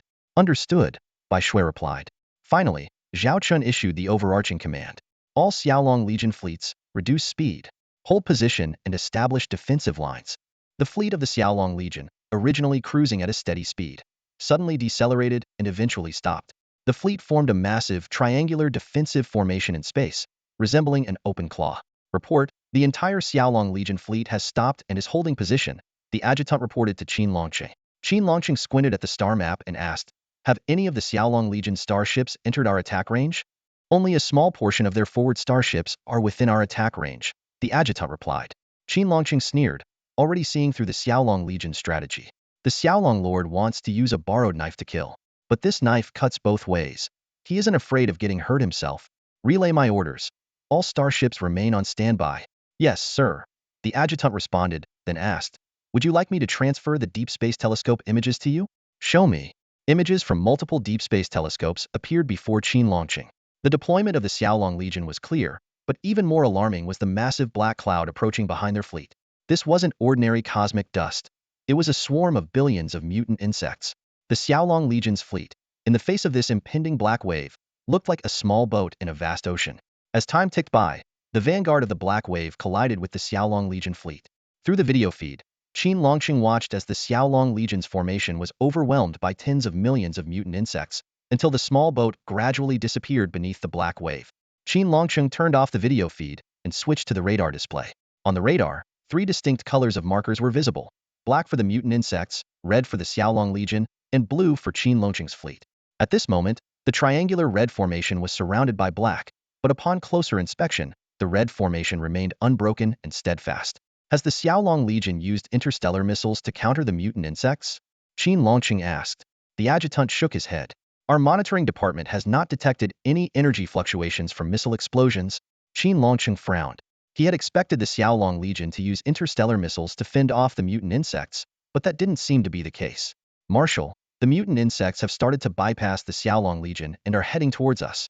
They are expected to threaten our position within 10 minutes, the adjutant reported nervously. What's there to fear? They're just mutant bugs. If I can create them, I can destroy them. All starships, prepare for battle, Qin Longqing commanded. Meanwhile, Zhao Chen, amidst the swarm, issued his orders: First Legion of Xiaolong, target Qin Longqing's direction, full firepower. Bai Shui, fire at the designated strike zone in 100 seconds. Wolfgirl Bai Shui hesitated, looking at the swarming mutant insects on the attack line, worried they would affect the missile's effectiveness. However, in the next moment, all starships of the First Legion of Xiaolong opened fire, clearing a path for their allies. Under the covering fire of the First Legion, Bai Shui was surprised to find that the designated attack route was indeed cleared. She saw Qin Longqing's fleet on high alert across from them and smiled a wolfish grin. When the 100 seconds were up, Bai Shui ordered, execute the attack order. All interstellar missiles fire. 300 T-3 Judicator-class heavy interstellar missile ships and 1 T-4 Hell Angel-class heavy interstellar missile ship launched their payloads simultaneously. Millions of interstellar missiles streaked through the gap like a meteor shower, heading towards the enemy position. What a spectacle, Zhao Chen remarked, witnessing the full force of the Xiaolong interstellar missile fleet for the first time. Chu Xian was stunned, mumbling, if only our Chu family fleet had this. Lilith, however, remained calm and joked, impressive, isn't it? 487 billion star coins per volley, you too can have it. Chu Xian coughed violently. 87 billion star coins? That's the monthly output of an entire Chu River star region gone in minutes. Zhao Chen also quipped, Lilith, let's not talk about such depressing things in a moment of triumph. Lilith crossed her arms, looking aggrieved. So far, Bai Shui's special fleet has used 3 volleys, costing us 260 billion star coins. And let me remind you, Commander, we only have enough interstellar missiles for Bai Shui to fire 2 more volleys. Zhao Chen sighed, feeling the pinch. On the other side, Qin Longqing watched his forward starships get engulfed by the incoming missiles, feeling a pang of loss. Although he had prepared by deploying missile defense ships, the sheer number of enemy missiles was overwhelming. This missile barrage caused significant damage to Qin Longqing's fleet, and worse, the defensive line meant to intercept the mutant insects was now in tatters, allowing the insects to directly threaten Qin Longqing's main fleet. The chaotic battle had truly begun. Report, the 7th Fleet's defensive zone has been breached by the mutated insectoids.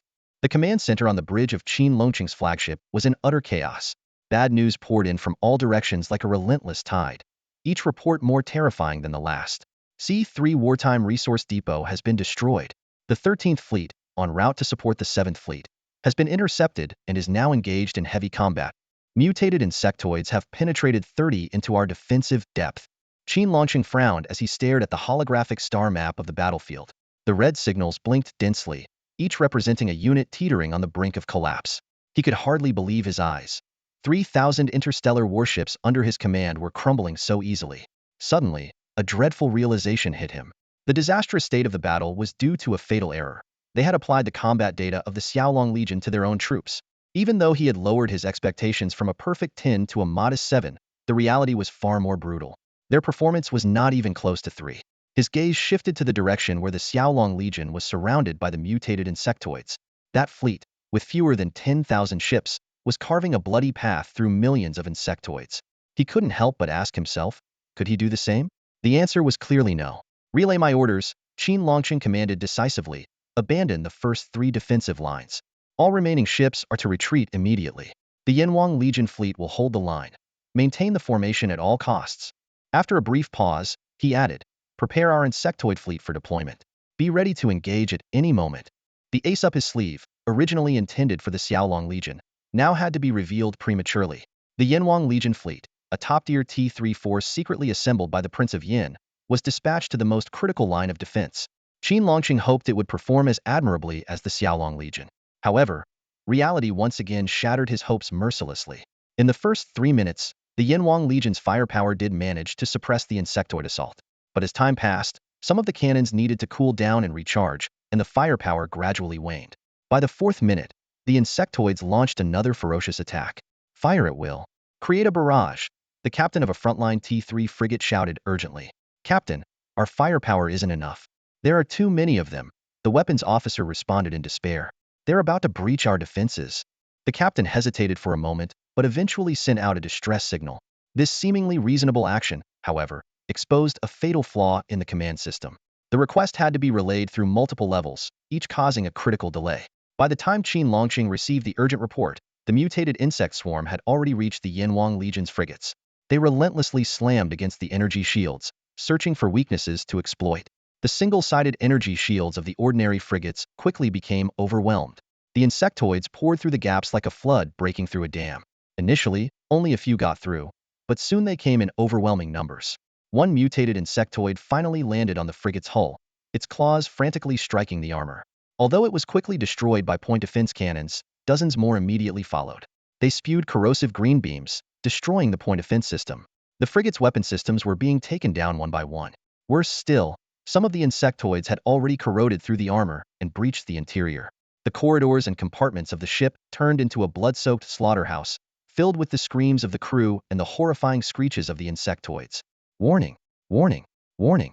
Intruding bugs detected in cabin 077. Requesting immediate assistance. A soldier cowered in the corner of the cabin, frantically calling for help through the starship's internal communication system. At that moment, a squad of fully armed space marines burst onto the scene. Seeing them, the soldier felt a glimmer of hope. These marines were elite combat personnel stationed on the starship, rarely called into action. In modern interstellar warfare, their role was minimal, only deployed during final stages of battles for boarding spaceports, stations, or planetary assaults. He watched the space marines, clad in exoskeleton combat armor and wielding laser rifles, swiftly head towards the cabin where the bugs had appeared. He thought to himself, these elite forces should be able to handle the bugs with ease. Soon after, the soldier heard intense gunfire and blood-curdling screams from the adjacent cabin. Trembling, he stood up, leaning against the wall for support. Suddenly, a strange rustling noise came from the next cabin, followed by the screams of soldiers. This is Marine 077. The bugs are overwhelming us. We've suffered heavy casualties, retreating now, requesting backup, requesting backup. The desperate plea echoed through the communicator. Moments later, a few battered Marines stumbled out from the adjacent cabin. Some had lost limbs, covered in blood, whether their own or their comrades'. Something terrifying seemed to be chasing them. Suddenly, a bug pounced on a Marine with a severed leg, pinning him to the ground. Help me, please, he begged desperately. Yet, the other Marines, eyes filled with terror, didn't turn back. They only focused on their own escape. The soldier watched in horror as the Marine was torn apart by a mantis-like bug, intestines hanging from its mouth. More bugs swarmed out, and the soldier joined the fleeing group, running towards the next cabin. Just as they were about to reach the next cabin, the door slammed shut, trapping the Marines outside. They banged on the door frantically, shouting in despair. Open the door! We haven't made it through. Open the door, you bastards! Open the door! Please, open the door! One Marine, disregarding the others, fired at the door, but their weapons couldn't breach its reinforced structure. Meanwhile, the swarm of bugs closed in. Blood splattered on the door, and screams filled the air, followed by the chilling sound of chewing. On the starship's bridge, The captain stared in horror at the internal map. Large red areas indicated overrun cabins, with one particularly large section moving towards the bridge. Suddenly, a heavy thudding noise came from the steel door of the bridge, as if some giant beast was trying to break through. The captain turned sharply, staring at the heavily reinforced door. Escape pods, use the escape pods. Emergency evacuation. The captain pressed the escape pod button on his chair, but nothing happened after several attempts. Captain, it seems our escape pods are jammed, the second-in-command shouted in panic. The captain's heart sank. Through the bridge's viewport, he saw their allied ships facing similar fates. A few fortunate escape pods had launched, but in the bug-infested space, their survival rate was almost zero. The captain slumped into his chair in despair. The steel door of the bridge buckled under the relentless assault, forming web-like cracks. The officers on the bridge were terrified, some breaking down emotionally. They preferred the ship to be destroyed instantly rather than face the horrifying bugs. The screams from the communication channel when they closed the cabin still echoed in their minds. The second-in-command handed the captain a weapon, but the captain pushed it away with a bitter smile. What good is this against those bugs? Surviving this? Impossible. He pulled out several grenades and placed them on his lap. These will at least give us a quick death. In the next moment, the steel door gave way, and hundreds of bugs swarmed in. Gunfire erupted, initially holding back the bugs, but as more poured in, some officers threw down their weapons and tried to flee. The bridge quickly descended into chaos. The captain watched the bugs devour his men and thought of the planets infected with the insect virus. As starship captains, they all knew about Qin Longqing's actions. Did the abandoned inhabitants of those planets face the same hopelessness? Marshal, perhaps this is our retribution, the captain murmured, pulling the pin on a grenade. The explosion engulfed the captain's chair and the entire bridge. This scene wasn't isolated. Other ships in the fleet faced the same fate. The backbone of the Yin Wang Corps fleet was being consumed by the swarm. On the flagship of the Xiaolong Corps, Zhao Chen sat in the captain's chair, observing the enemy fleet's plight through the starship radar. It's time for you to experience the same despair faced by the trillions of lives you abandoned, Zhao Chen coldly remarked, watching the signals of the starships being consumed by bugs, like a merciless judge passing sentence. Watching his defenses crumble before the onslaught of the mutated Zerg, Qin Longqing finally grasped the sheer power and terror of the Zerg. In desperation, he resorted to his last measure. Zerg fleet, advance at full force. Qin Longqing commanded with resolute determination in his voice. 30,000 Zerg motherships moved forward, contrasting sharply with the ferocious mutated Zerg on the other side. This calmness lasted only until the two forces collided. The moment the Zerg fleet clashed with the mutated Zerg, the battlefield turned into a gruesome meat grinder. The Zerg fleet, with its considerable number of motherships and high-level units, held an advantage, while the mutated Zerg relied on their overwhelming numbers to fight back. Billions of mutated Zerg swarmed the Zerg motherships, enveloping them layer by layer. One by one, the Zerg motherships disintegrated under the relentless assault, their numbers rapidly dwindling. 20 hours later, the battle had become a bloodbath. Qin Longqing looked around and saw that his fleet was nearly surrounded by the mutated Zerg. The deep space telescope was no longer functional, and he had less than 1,000 Imperial starships left. With the remnants of the Yin King Legion fleet at its core, they barely managed to establish a final line of defense around a military fortress known as the Snow Swallow First Research Institute. This fortress had once been the base where Prince Yin researched Zerg technology, and now it was the only stronghold Qin Longqing could defend. All other planets had fallen to the Zerg. After 20 hours of fierce fighting, Qin Longqing's fleet of 30,000 Zerg ships had been reduced to just 3,000 struggling motherships. The losses of the mutated Zerg were incalculable, their numbers seemingly endless. Is this my comeuppance? Qin Longqing muttered with a bitter smile, collapsing into the captain's chair. His hair had turned half white, and he looked as if he had aged decades overnight. What's the situation with the Xiaolong Legion? Qin Longqing asked weakly, lifting his clouded eyes. The adjutant quickly brought up the radar scan. The image showed that the triangular area opposite still had numerous starship energy signals, almost unchanged from 20 hours ago. How are they doing this? Qin Longqing murmured, his expression dazed. The adjutant had no answer. In these 20 hours, their formation had been shattered. If not for the Zerg fleet, they would have been devoured by the mutated Zerg. Yet, the Xiaolong Legion's defenses remained steadfast, an incredible feat. We've lost. Qin Longqing leaned back, despondent. We've lost completely. Despite the dire situation, the adjutant remained defiant. Even if we're doomed, we can at least drag the Xiaolong Legion down with us. They must be struggling too, and it's only a matter of time before the mutated Zerg overwhelm them. Qin Longqing shook his head with a bitter laugh. Do you think the Xiaolong Legion will go down with us? Their commander isn't that foolish. If he's daring enough to implement such a risky plan, he surely has a backup. This plan may cost the Xiaolong Legion dearly, but they won't perish here with us. Suddenly, Qin Longqing's eyes sharpened. Where's the doctor? Bring him to me. We can't let him fall into Zhao Chen's hands. With no way out, Qin Longqing decided to destroy everything of value. The adjutant immediately organized a search for the doctor in the fortress's research institute. 10 minutes later, they reported back. The doctor was nowhere to be found. Marshal, the doctor is missing. The adjutant looked at Qin Longqing in shock. Qin Longqing laughed bitterly, covering his face with his hand. I knew that man was no simple character. He wouldn't help the emperor for no reason. He must have his own agenda. The emperor working with him is like bargaining with a tiger. I only hope the emperor heeded my warnings and remains cautious of him. The adjutant asked cautiously. Then, should we activate the device left here? Qin Longqing remembered another research project the doctor had been responsible for, which included 10 outcomes, one of which was hidden in the Snow Swallow First Research Institute. According to Qin Xiaoyan's instructions, if the institute was about to fall, this device would be activated. Qin Longqing closed his eyes in thought, then shook his head. Enough? We've done enough already. Let's leave a glimmer of hope for this galaxy. It won't absolve us of our crimes, but it's something. The adjutant said nothing, standing silently beside the marshal, ready to stay with him until the end.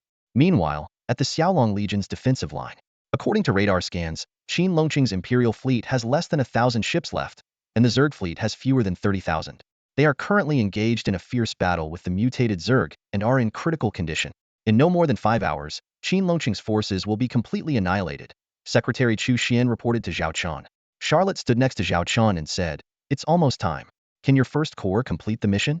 Do you need the second and third corps to assist? Zhao Chen looked at Charlotte, who shook her head and focused on the star map. During the past 20 hours of battle, the second and third corps have been heavily depleted. Now, it's our first corps' turn to take over. Rest assured, Commander, the first corps will accomplish the final mission. Charlotte began outlining the next operational tasks for the First Legion of the Xiaolong fleet, while Zhao Chen reviewed the battle damage reports for the Second and Third Legions. Secretary Lilith reported that the Second Legion lost nearly 500 starships, with a casualty rate of 15, but the survival rate of the crew was as high as 67, resulting in approximately 59,000 actual deaths. The Third Legion fared slightly better, losing over 300 ships, with a casualty rate of 10, and around 36,000 deaths. The loss of nearly 100,000 lives left Zhao Chen in a moment of silence. This was the largest scale of casualties the Xiaolong fleet had ever suffered. Without their advanced technology, these individuals would have truly perished. Secretary Chu Xian added that 36 of their combat supplies remained, which was expected to meet 30 of their operational needs. Bai Shui's special missile fleet was still capable of one more round of saturation strikes. Zhao Chen inquired about the readiness of the Huigang-class interstellar jump ships. Lilith reassured him that only 15 T4 Huigang-class ships were needed for evacuation, and they had 20 on standby. She detailed the requirements for interstellar jumps, including the need for undisturbed initiation and maintaining a no-flee zone. Zhao Chen further asked about the available number of interstellar jump ships. Lilith brought up the data, showing that out of 50 T4 Huigang-class ships, 23 had been used, and 27 were on standby, with 20 present here and 7 on other battlefronts. The First Legion of the Xiaolong fleet then began reconfiguring their formation into a wedge-shaped attack pattern, moving past the Second Legion to launch an offensive against the mutated Zerg. The entire Xiaolong fortress set sail once more, heading towards the final defensive interstellar military stronghold of Qinlong City. En route, they had to pass through the fierce battles between the mutated Zerg and a Leviathan-class Zerg mothership. The two forces were locked in a strange stalemate, unable to gain the upper hand. The movements of the Xiaolong fleet caught the attention of Qinlong City. Initially, they thought the fleet was coming to destroy them, but soon realized their course was shifting.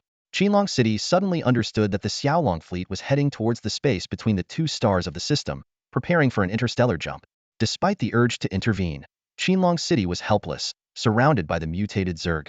They could only watch as the Xiaolong fleet navigated around the battle zone, heading towards the two stars. Just as the Xiaolong fleet was about to pass by Qinlong City's stronghold, an unexpected event occurred. An electronic window popped up on Qinlong City's control panel, indicating that the Shuiyan First Research Institute was in danger and had activated Plan M, with a countdown of 1,000 seconds. This unexpected activation shocked Qinlong City. He questioned his deputy and learned that it was an irreversible background program. Realizing this might be the doctor's arrangement, Qinlong City decided to retaliate.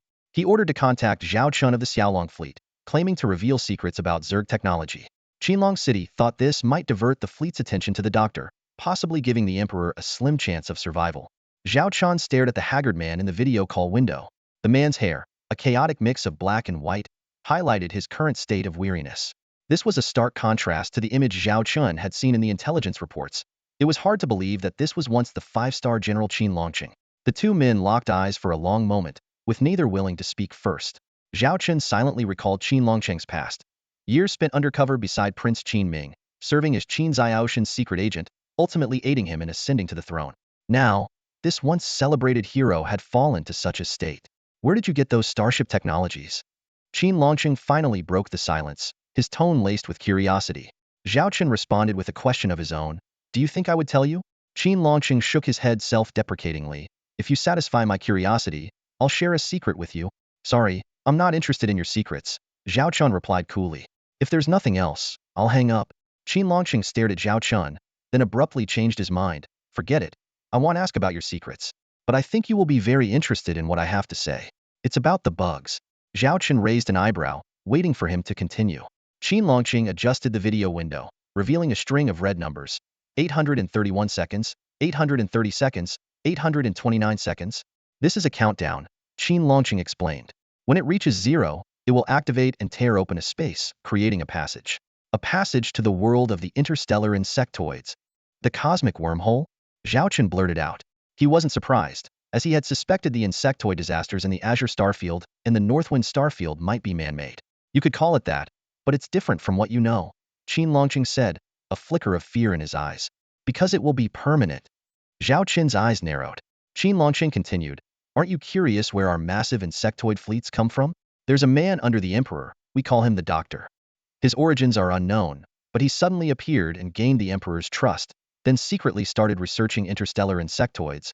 Qin Longqing detailed how the Doctor established the first permanent second-level cosmic wormhole at the edge of the galaxy, allowing limited T2 insectoid motherships to pass through. Using that wormhole, the Doctor furthered his insane plans. A researcher of insectoid technology, Zhao Chen frowned. He had heard of such a person but never had concrete intel. Is he not here? He was, Qin Longqing replied. The insectoid spore virus I released in the surrounding star systems is one of his latest projects. I knew he was a ticking time bomb and intended to die with him, preventing him from falling into your hands. But I underestimated him. He likely anticipated our failure and somehow escaped from these mutated insectoids. So, you're planning self-destruction? Creating a second-level cosmic wormhole here? Zhao Chen asked, puzzled. Is that all you wanted to tell me? Qin Longqing's murky eyes fixed on Zhao Chen. I know you see me as a villain, responsible for countless deaths for the Emperor's victory. But activating this permanent wormhole doesn't benefit me. It's the Doctor's backdoor program. I can't shut it down. I'm telling you this to warn you about the Doctor. You and the Emperor may be enemies, but at least your goals are to control the Starlight Empire. The Doctor. From him, I only sense annihilation. So you want me to deal with the Doctor in the future, buying time for your master? Zhao Chen saw through his intentions. Loyal to the end. Just like Qin Zhaoshen's dog. Qin Longqing merely smiled. And the wormhole here isn't a second-level one. It's a fourth-level cosmic wormhole, permanent. Zhao Chen's brow furrowed. Fourth level? Qin Longqing explained that the Doctor had been researching how to create more advanced and stable permanent wormholes.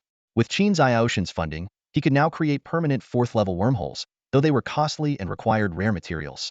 Only 10 activation devices, called egg pods, had been made. Zhao Chen realized this meant 10 permanent fourth-level wormholes. The interstellar insectoids were a nightmare acknowledged by all races. Even the Holy Radiance Empire did not dare take them lightly. The limited existence of wormholes had been the key to containing the insectoid disaster. Now, the appearance of permanent fourth-level wormholes would change everything. More frighteningly, the Doctor's research was ongoing, with the next step possibly being fifth-level wormholes, which would mean the arrival of true Leviathan-class insectoid motherships. I have one more question, Zhao Chen said gravely. You had some secret cooperation with the Holy Radiance Empire. What were the details? Qin Longqing faced Zhao Chen's question with candor. At this moment, he seemed to shed the heavy burden of being the Empire's Grand Marshal, speaking more like an ordinary person sharing his story with an old friend.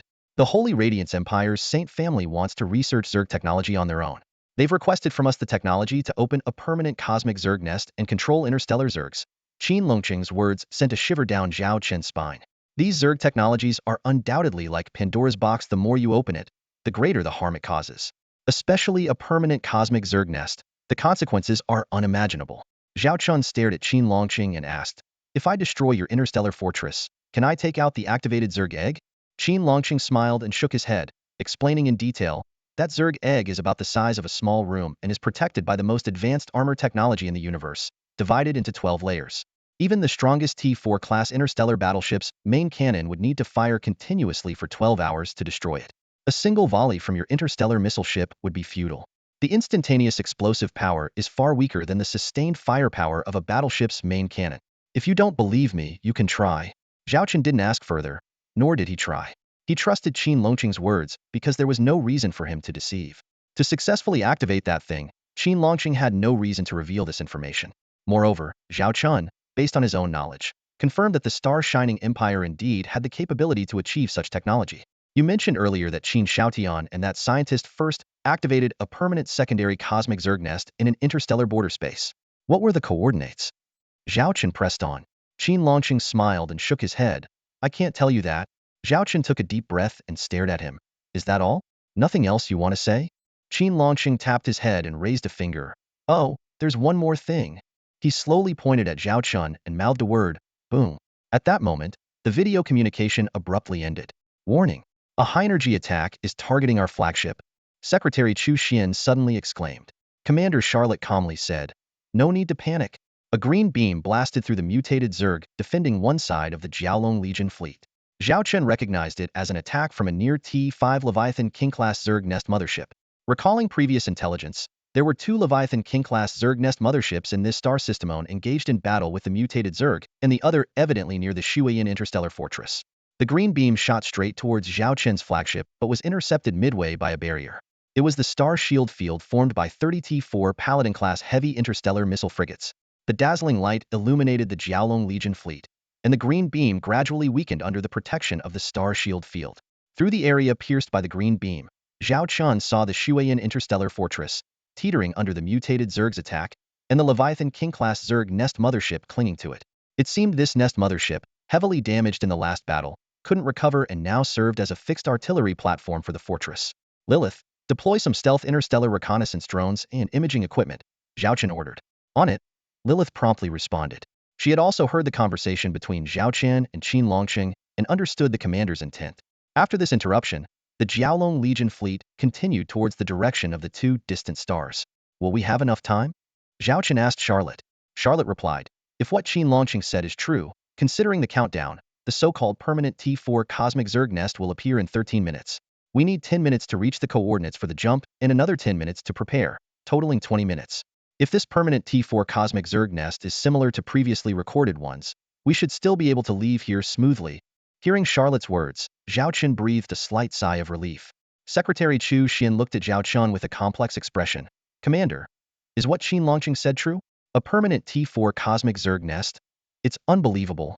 Zhao Chen said gravely. Now isn't the time to consider if it's true.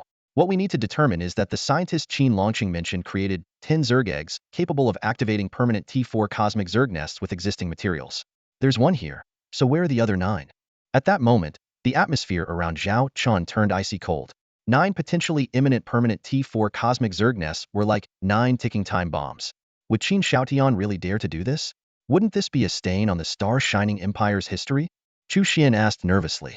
Zhao Chen responded calmly. History is written by the victors. As long as Qin Shaotian becomes the final victor, he can describe this history however he wants. What should we do? If what Qin Longqing said is true about the permanent T-4 cosmic Zerg nests, Chu Xian felt a shiver down her spine just thinking about it. Zhao Chen said sternly, once we leave, immediately notify all fleet units on various battlefields. Qin Shaotian surely knows the danger of this technology. He won't use it unless absolutely necessary. Otherwise, even if he wins, the aftermath will be too much for him to handle. Hearing the commander's words, Chu Xian and the others felt a slight relief. But their spirits were low, devoid of the joy that should come with defeating Qin Shaotian's stronghold. Meanwhile, on the Shuiyan interstellar fortress, an adjutant reported to Qin Longqing, Marshal, our attack did not cause any damage to the Jiaolong Legion fleet. Qin Longqing waved dismissively. I didn't expect to cause any damage. But we had to at least put up a fight. Not firing a single shot at the Jiaolong Legion would be too frustrating. Indeed, up until now, the Jiaolong Legion and their fleet hadn't directly clashed. Aside from the initial barrage of interstellar missiles they endured, they hadn't even had the chance to fire a single shot at the Jiaolong Legion. Bring me my favorite bottle of wine, Qin Longqing ordered. Qin Longqing then sat in the captain's chair, drinking directly from the bottle, soaking his uniform. As he did, The red countdown timer in front of him continued to decrease. 100 seconds, 10 seconds, 5 seconds, 1 second.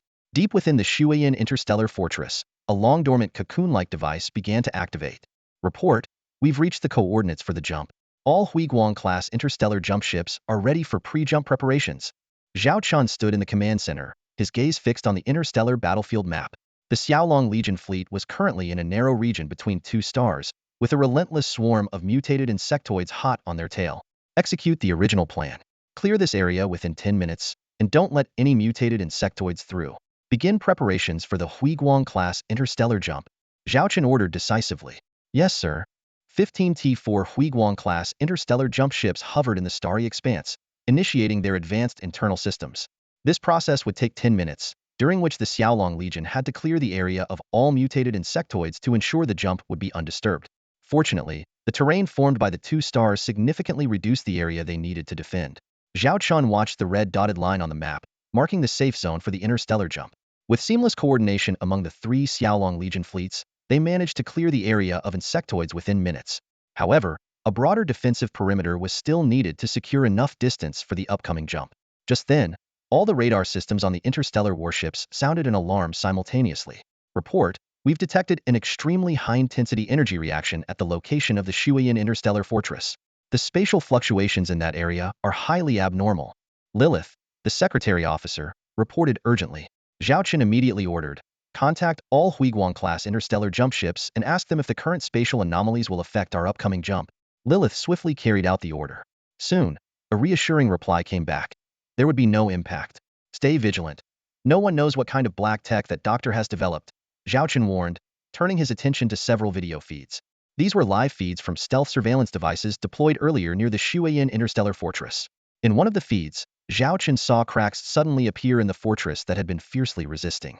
The web-like fissures spread rapidly, and the entire fortress began to collapse as if being devoured by an invisible force. In the blink of an eye, the massive fortress was swallowed by a rift.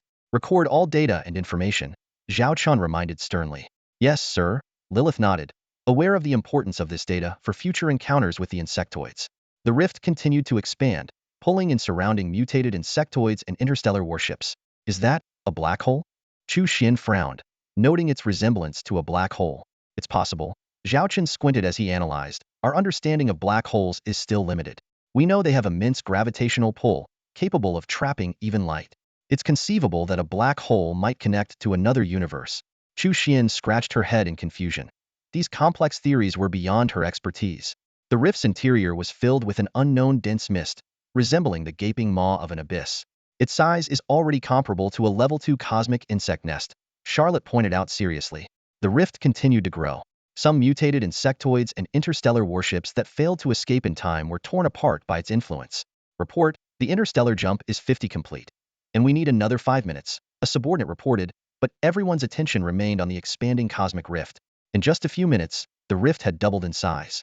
Level 3 cosmic insect nest, Chu Xian murmured, fear evident in her eyes. Report, radar systems have detected strong unstable energy fluctuations within the rift. Something seems to be emerging, a crew member reported in alarm. Continue observing and recording, Zhao Chen commanded in a deep voice. A few minutes later, the cosmic rift finally stopped expanding. Its enormous opening looked like a black, pupilless eye in the universe, sending chills down everyone's spine. How much longer until we can leave? Even Lilith couldn't help but ask anxiously. 1.5 minutes. That brief minute and a half felt interminably long for everyone present, even more so than the 20 hours they had endured under the mutated insectoid siege. Report, radar detects something emerging from the rift. The radar operator screamed. Zhao Chen and the others stared at the cosmic rift. Enormous black shadows began to appear in the mist, slowly revealing their true forms. Interstellar insectoids. T3 level insectoid motherships, someone exclaimed, and there are many T2 and T1 motherships around them. The emerging interstellar insectoids immediately began indiscriminately slaughtering everything around them, whether mutated insectoids or surviving interstellar warships. Interstellar jump preparations, 30-second countdown. All interstellar warships, return to designated positions, Lilith reminded. Charlotte quickly issued the final order. Execute the plan. Launch interstellar missiles at the designated areas to cover the fleet's jump. As the Xiaolong Legion fleet retreated, the mutated insectoids swarmed again. But Charlotte was prepared. Interstellar missiles targeted key areas, effectively preventing the insectoids from disrupting the jump. Light rings began to appear, enveloping the interstellar warships and making them vanish. Just as Zhao Chen's flagship was about to disappear, he took one last look at the cosmic rift. Suddenly, Zhao Chen's vision went black. When he looked at the rift again, his face showed shock. A colossal eye, several times larger than a star, was staring right at him from within the cosmic rift. Commander? Commander? Lilith's voice echoed in Zhao Chen's ears, snapping him out of his daze. On the bridge, Lilith looked at him with a puzzled expression. What's wrong? We've completed the star jump. Rubbing his temples, Zhao Chen felt a wave of dizziness. Where are we now? He asked. Lilith quickly responded. As planned, we've returned to the Xiaolong star system. We're preparing to conduct a full resupply and maintenance for the 3 Xiaolong fleet battalions. It should take about 10 hours, after which we'll be ready to rejoin the front line. Zhao Chen looked around and asked, just before the jump, did any of you see anything unusual? Chu Xin chimed in. Oh, do you mean that cosmic insect nest? I think I saw a T4 hive ship emerge.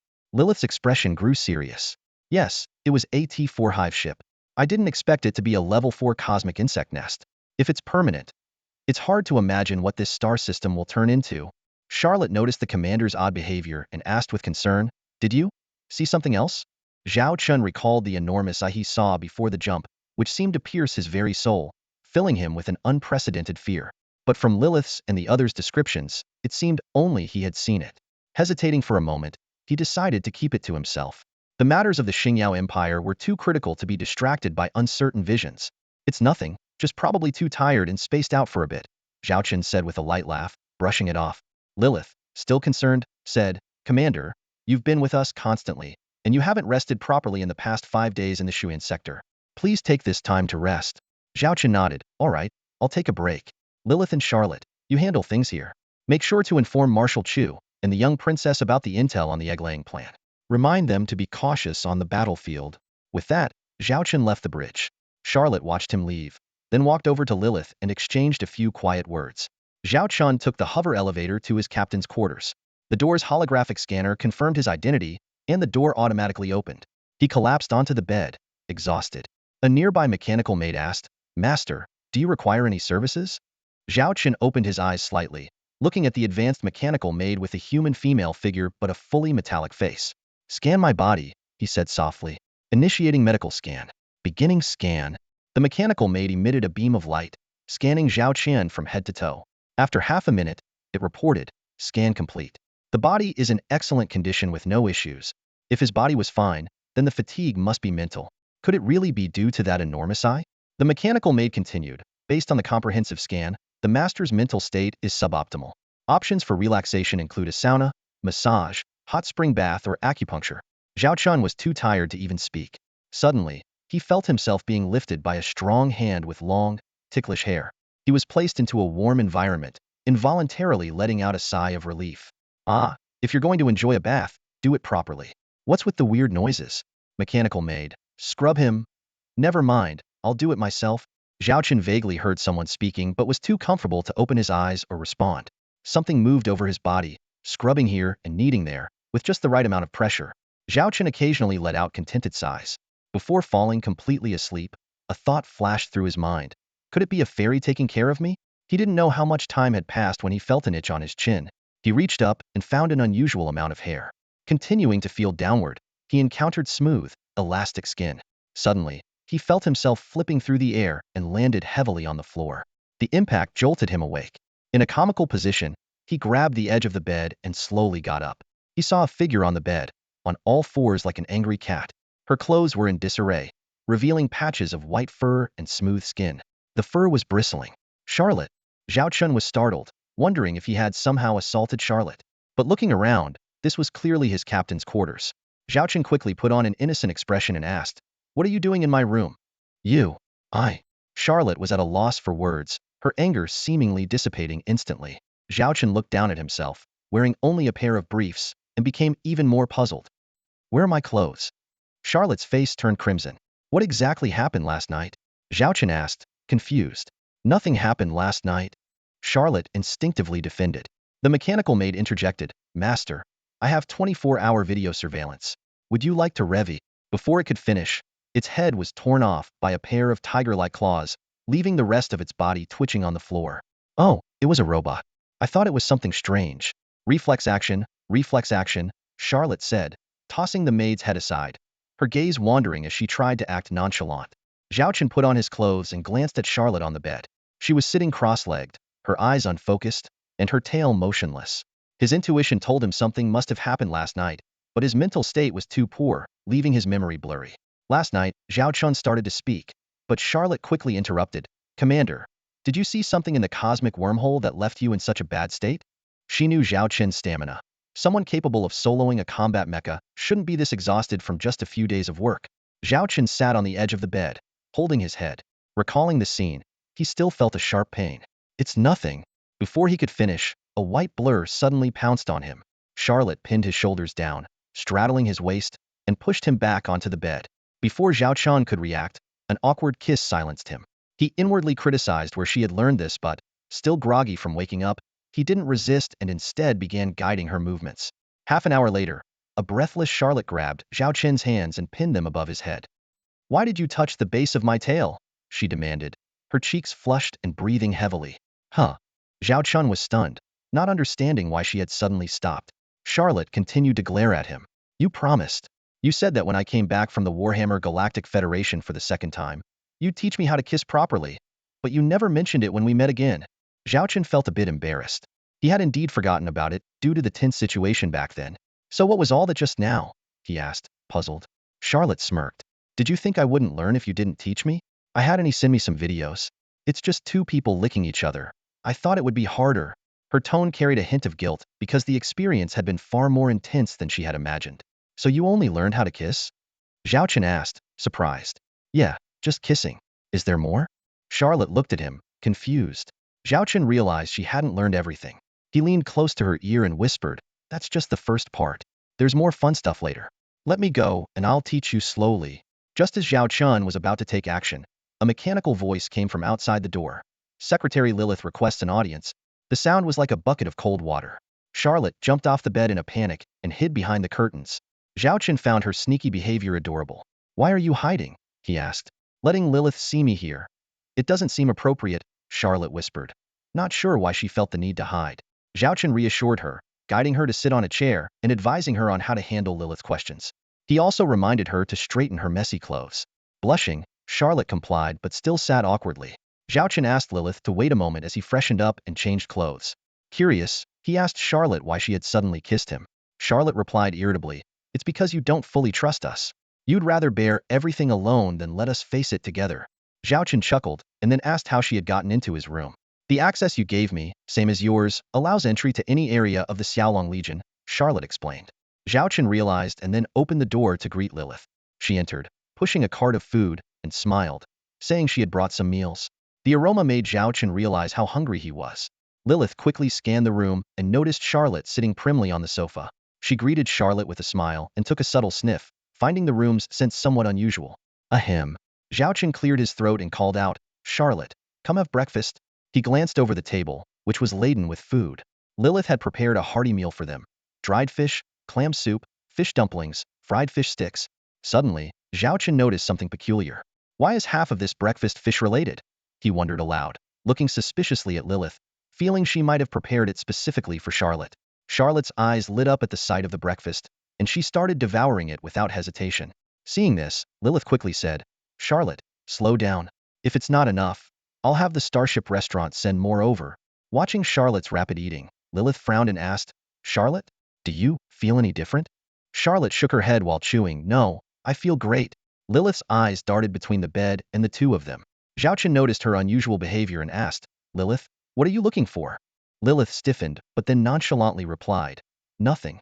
Commander, you should eat something too. Zhao Chen picked up a few buns, and Lilith asked with concern, Commander, about your condition yesterday.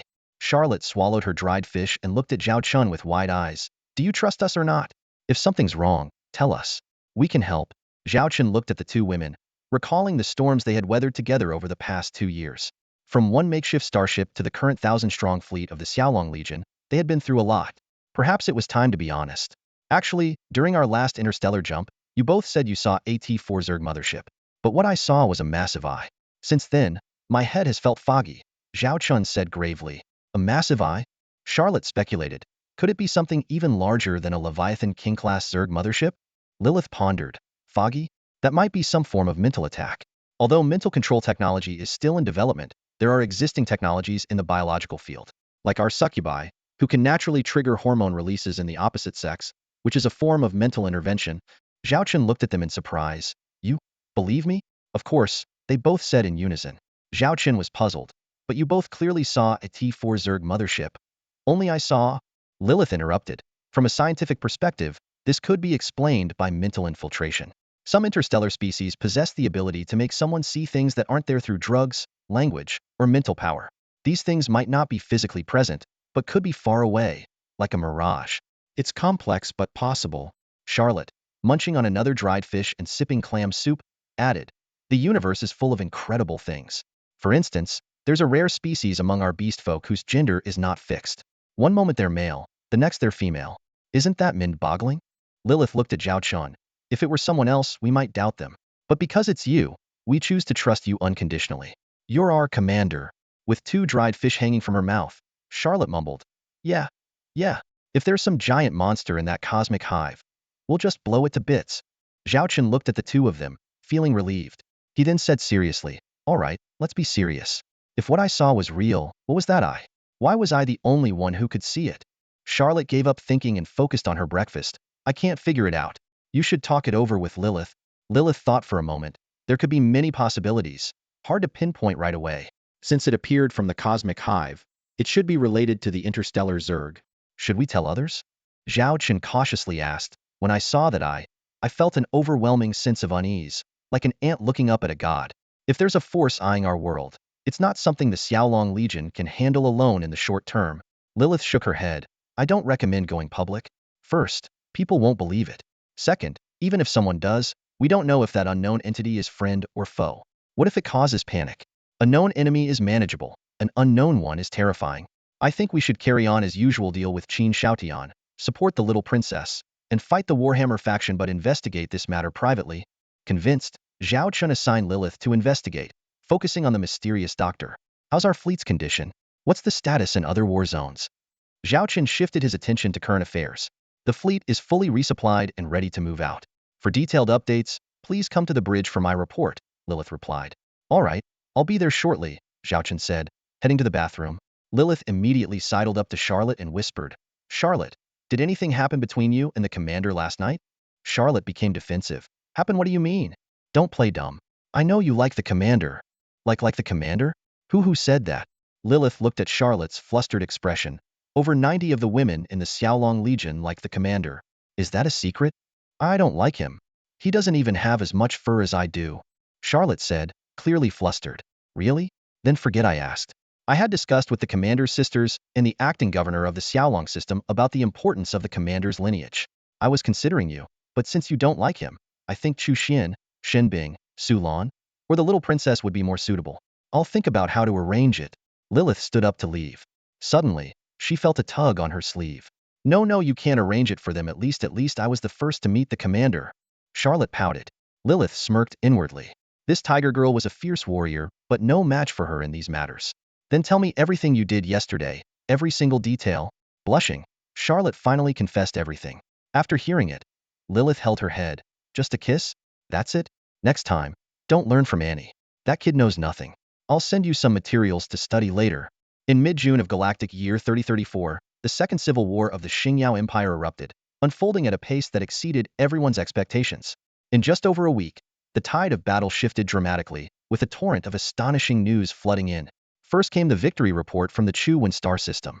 Marshal Chu Changhe, in perfect coordination with Xiaolong's mysterious interstellar missile fleet, annihilated the enemy forces with overwhelming force. Following closely, the Bayan Group battlefield also reported a triumph. The Bayan Defense Fleet, working in tandem with Xiaolong's 4th Corps and an elite fleet composed entirely of Xiaolong's interstellar stealth bombers, crushed the Qin Xiaotian Empire's forces and the Insectoid Fleet's attempt to destroy the Bayan Group's industrial base. Remarkably, the industrial base emerged unscathed, with production not only unaffected but significantly boosted. However, the final blow that broke Qin Xiaotian, the new emperor, came from the Shuayan Star region. This battle not only exposed a horrifying scandal, but also triggered a catastrophic crisis. Qin Longqing released an insectoid spore virus in the second Shuiyan star system and its surrounding regions, plunging them into a biological nightmare within 24 hours. Trillions of beings were infected and mutated, turning nearly 100 large habitable planets into apocalyptic wastelands, spawning a terrifying new species known as the mutant insectoids. Despite this, Lord Xiaolong led 3 fleets, along with a specially deployed interstellar missile fleet, into the second Shuiyan star system. After fierce combat, they successfully destroyed Qin Longqing and Qin Shaotian's primary research facility in Shui. However, as the enemy was vanquished, a technology called Insect Egg was activated, creating a permanent level 4 cosmic insect nest. The Xiaolong Corps immediately broadcast an emergency alert to the entire Xingyao Empire, designating half of the Shuiyan star region as a high-risk area and warning all fleets to proceed with caution. They also advised the remaining star systems in the Shuiyan region to prepare for emergency evacuation. This news overshadowed the civil war itself, sparking widespread panic and skepticism. In response to the public's doubts, the Xiaolong Corps released most of the available video footage. For those still skeptical, Zhao Chen offered no further explanation. Those who believed turned their accusations towards Qin Shaotian. Qin Shaotian quickly engaged in crisis management, admitting the veracity of the incident but blaming Zhao Chen, claiming that the permanent cosmic insect nest was an unintended consequence of the Xiaolong Corps' bombardment of the research facility. Although this explanation was full of holes, it provided a semblance of cover for himself. The Xiaolong Corps refrained from further comment, confident that some truths need no defense and that the facts would eventually come to light. Subsequently, Lord Xiaolong led 4 fully prepared corps in a sweeping assault on the Royal Princess Fleet's battlefield, completely annihilating Qin Shaotian's imperial forces and the insectoid fleet. All fronts then advanced simultaneously towards the imperial capital. By this time, Qin Shaotian's remaining troops were few and demoralized. Meanwhile, various star regions within the Xingyao Empire also saw dramatic shifts. The elder of the Su family in the Zhisu star region led 30,000 interstellar warships, defecting to the side of the Little Princess under the banner of loyalty and justice. The governor of the Pegasus star region and several family factions also raised the Little Princess's flag, invading the central Xingyao star region. Qin Shaotian was besieged on all sides, his downfall imminent. In the imperial capital, the once glorious palace lay in ruins. Qin Shaotian sat dejectedly on his throne, empty wine cups scattered around him. The once bustling wartime command center was now deserted, with only a handful of staff still trying to work. Your Majesty? Latest news, 3 more star systems have defected to the Little Princess. Additionally, 1 star system has completely fallen, and we've lost 3,000 Imperial interstellar warships, a subordinate reported nervously. Furious, Qin Shaotian hurled a wine bottle at the subordinate. Useless. All of you are useless. Blood mixed with wine trickled down the subordinate's forehead, but he dared not speak. At that moment, a familiar figure entered the hall. Seeing this person, Qin Shaotian grasped at what seemed like his last hope, exclaiming, "Doctor, it's great to see you alive. I've been sending people to search for you." The newcomer was none other than the cloaked doctor. Qin Shaotian quickly ordered everyone else out of the hall, leaving just the 2 of them. He grabbed the doctor's shoulders excitedly, accidentally knocking off the doctor's hat with his vigorous motion. The sight of a half-human, half-machine face came into view. A mechanical head and a coldly gleaming mechanical eye were enough to startle any outsider. Although in the era of space exploration, some people had replaced parts of their bodies with mechanical enhancements, a fully robotic head was unheard of. Yet, Qin Shaotian seemed unfazed by this extraordinary sight. He raised his hand and unfurled a star map, his tone urgent. "Doctor, our situation is dire, but your technology is our hope. We have the insect egg technology. We can deploy them to the Beifeng star sector, the Chu River star sector, and the central Xingyao star sector. We will retreat to the Pegasus star sector to regroup. These insect eggs will keep Qin Xiaolei, Chu Changhe, and Zhao Chen preoccupied. If necessary, we can release more insect spore viruses in Beifeng and Chu River star sectors."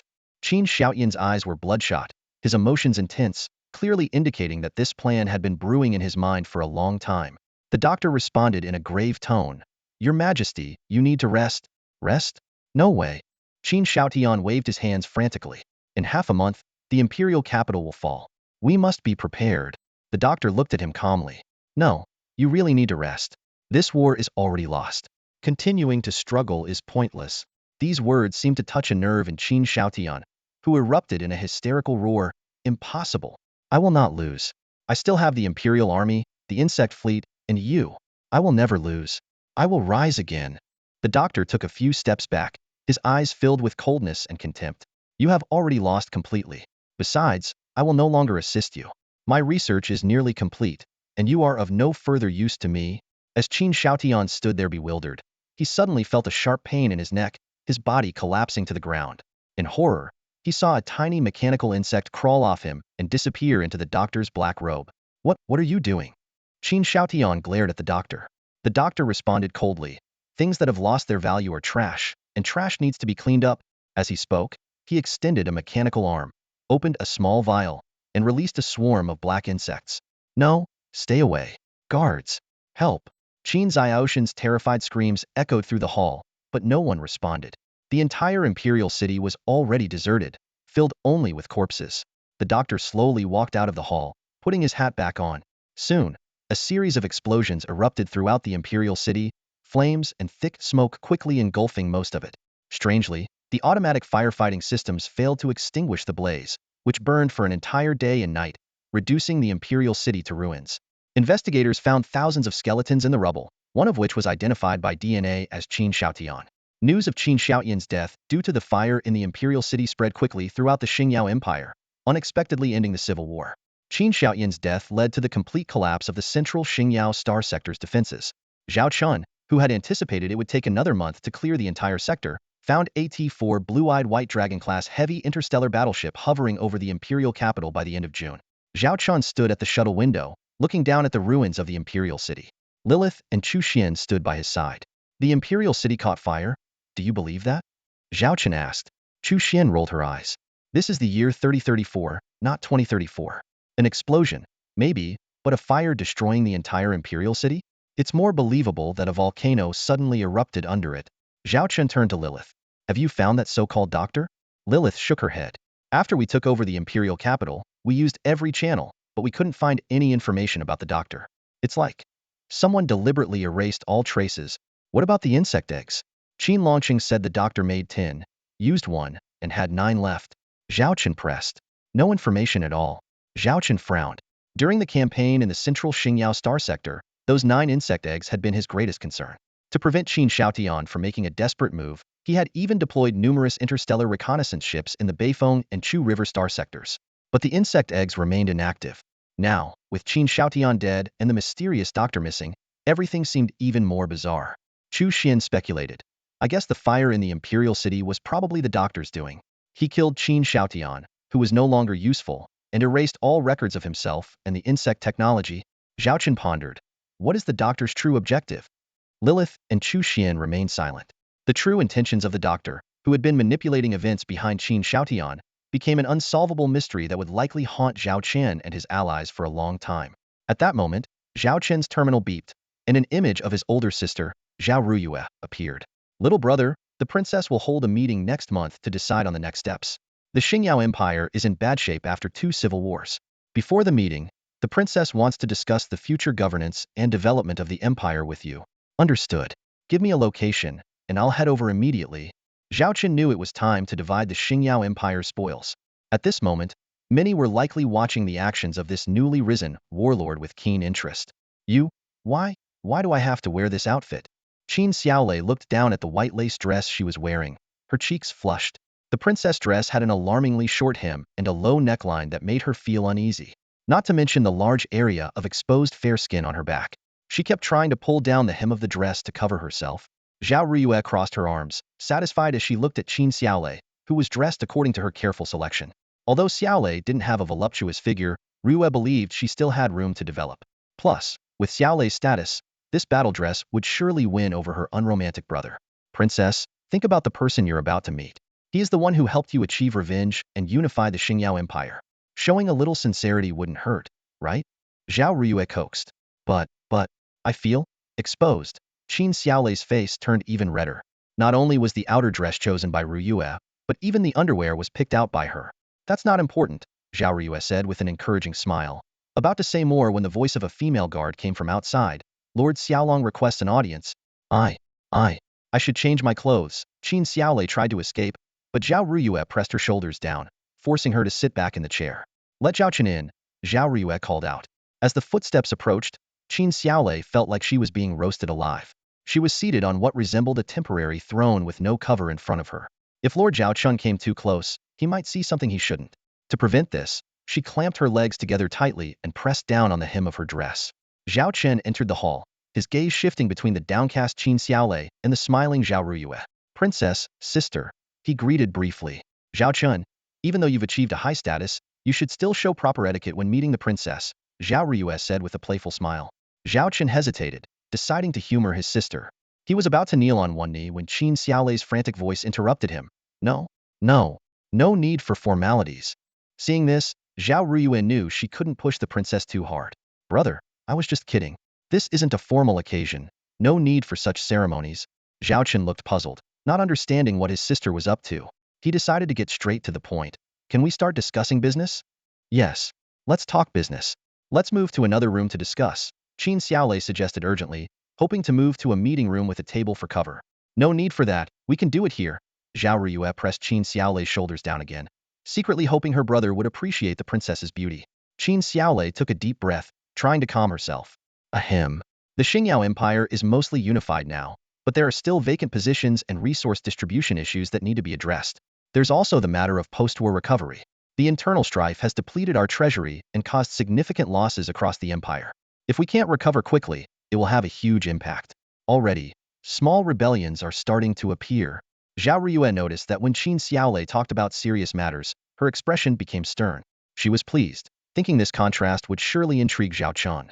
Indeed, she caught a fleeting look of distraction in his eyes. However, Zhao Chen's momentary distraction wasn't for the reason Zhao Ruyue thought. He was considering how to take advantage of the seemingly defenseless princess. Qin Xiaolei was like a cake ready to be sliced, and he held the knife, able to decide her fate with a single word. Zhao Chen began to outline his plan. Regarding these issues, I already have some plans. First, the internal strife has left the Xingyao Empire unstable and the people disgruntled. These are easy to address. Most people simply want a job, an income, 3 meals a day, a peaceful environment, and a glimmer of hope for the future. On the employment front, Bayan Group will establish subsidiaries in various star regions to handle parts of the interstellar battleship production, essentially outsourcing. By doing this, we can create numerous job opportunities. Military industry has always been a key economic pillar, he continued, but for Bayan Group to have a market for these battleships, we hope to secure a commitment from the Xingyao Empire's royal family. For the next 50 years, at least 70 of the empire's military procurement orders should be given to Bayan Group. Rest assured, the interstellar battleships provided by Bayan Group will meet the empire's military needs, and this is guaranteed by the Xiaolong Legion. Zhao Ruyue raised an eyebrow, closely observing her brother's faint smile. She realized that his seemingly win-win proposal was actually a way to tightly control the empire's military-industrial complex. This would not only provide a steady stream of resources for Bayan Group, but also benefit the Xingyao Empire, creating a perfect military-industrial loop. Thus, in 30 years, Bayan Group would undoubtedly become the largest military contractor in the Xingyao Empire. How about the food? Qin Xiaolei asked anxiously, her eyes sparkling with anticipation. Zhao Chen smiled confidently and patted his chest lightly. The food supply issue will be fully handled by the Xiaolong Galaxy. My Eden Food Trading Group will ensure that, within the next 3 years, every resident of the Starshine Empire not only has enough to eat, but also enjoys higher quality food. We'll provide natural ingredients at very favorable prices. He paused for a moment before continuing. According to the latest social surveys, while synthetic foods can sustain basic survival, they gradually decrease people's happiness and can even lead to dissatisfaction with the government. In contrast, natural ingredients stimulate taste buds, enhance the quality of life, and give people hope. Zhao Ruyue widened her eyes in surprise. Are you saying you'll supply natural food to the entire Starshine Empire? Do you realize how massive that supply would need to be? Zhao Chen responded calmly. I don't intend for everyone to eat natural food every day. Instead, those who work hard should be able to enjoy it a few times a week or month. We will gradually meet their needs, and the cost isn't as high as you might think.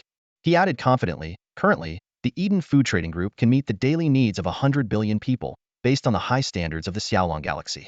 If we follow my plan and provide natural food 1 to 3 times a month, we can meet the needs of nearly 1 trillion people. Although we need to expand production over 300 times, with the more advanced T4 Golden Eden-class starships, output will significantly increase. Qin Xiaolei's eyes lit up with admiration as she looked at Zhao Chen. Zhao Ruyue, on the other hand, seemed thoughtful. Having already discerned her brother's intentions using this strategy, Zhao Chen could control both the military and food industries of the Starshine Empire, while also winning the people's hearts. For the Empire, Zhao Chen said solemnly, placing his right hand over his heart. His words made Qin Xiaolei's admiration grow even deeper, filling her heart with a sweet warmth. Zhao Ruyue timely reminded, next, we need to discuss the distribution of resources after the Civil War. She briefly outlined the situation of the governors and marshals who had either fallen or surrendered, as well as the resources and mining areas they had left behind. Qin Xiaolei blinked her bright eyes and looked at Zhao Chen. Zhao Chen, which star region do you want? I can make you a governor. She pointed to the central star region on the star map. How about this one? Zhao Chen shook his head. No need. These should be rewards for those who have contributed. I'll be content with the Xiaolong galaxy and the 5 new resource star regions we've developed. Qin Xiaolei was puzzled. Then what do you want? You can't want nothing. Otherwise, I can't explain it to others. Zhao Chen took out a list from his pocket and handed it to Qin Xiaolei. I want to request rewards for my subordinates. This is a list. Please take a look, Your Highness. The list contained the names of over 100 officers from the Xiaolong Legion, each with a suggested commendation from Zhao Chen. Are you sure you don't want anything for yourself? Qin Xiaolei confirmed again. Zhao Chen smiled and shook his head. I'm just a hands-off manager. The ones who fought on the battlefield and helped you reclaim the empire are them. They deserve the honors. Qin Xiaolei nodded decisively. All right, I agree to everything. Zhao Ruiyue then asked, what about the resource mining areas? They need to be allocated. Zhao Chen suggested, we can partially reward those who have contributed and sell the remaining mining rights to the public, allowing all mining companies to compete fairly. This will also replenish our currently empty treasury. Good idea. Qin Xiaolei clapped her hands in agreement, then took out several documents to consult Zhao Chen. In no time, many of the Starshine Empire's affairs were properly arranged under Zhao Chen's guidance. Well, if there's nothing else, I'll take my leave, Zhao Chen said, standing up to leave. Wait. Zhao Ruiyue stepped forward and grabbed her brother's arm. Her eyes hinting at something. Since we're all here, let's have a meal together. Zhao Chen immediately guessed his sister Zhao Ruyu's little scheme when he saw the gleam in her eyes. He quickly found an excuse to slip away. I've got some things to take care of. Let's have dinner another time. As soon as he turned to leave, Zhao Ruyu's hand slipped, failing to grab him. In the blink of an eye, Zhao Chen had already reached the hall's entrance. This brat. Zhao Ruyu stomped her foot in frustration and turned to the princess seated on the throne, Qin Xiaolei. Princess, please wait here. I'll go catch that brat right now. With that, she dashed off, leaving Qin Xiaolei alone in the spacious hall. Qin Xiaolei breathed a sigh of relief, curled up on the throne, and buried her head in her knees.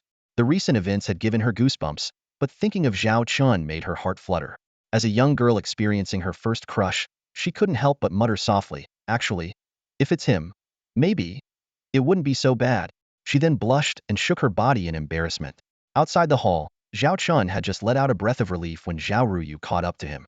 Zhao Chen, stop right there. Zhao Chen quickened his pace, but Zhao Ruyu threatened, if you dare run, I'll chase you all the way to your Xiaolong galaxy with the princess in tow. Zhao Chen reluctantly stopped and turned to face his panting sister. Big sis, what are you doing? Zhao Ruyu glared at him. You silly boy, don't you get it? This is a golden opportunity right in front of you, and you're not even tempted? Zhao Chen shrugged. Sis, I told you before, I'm not in a hurry to deal with personal matters right now. Zhao Ruyu scrutinized him suspiciously. You're not interested in women, are you? I've always wondered why your Xiaolong Legion is entirely female, yet there's never been any scandal about you.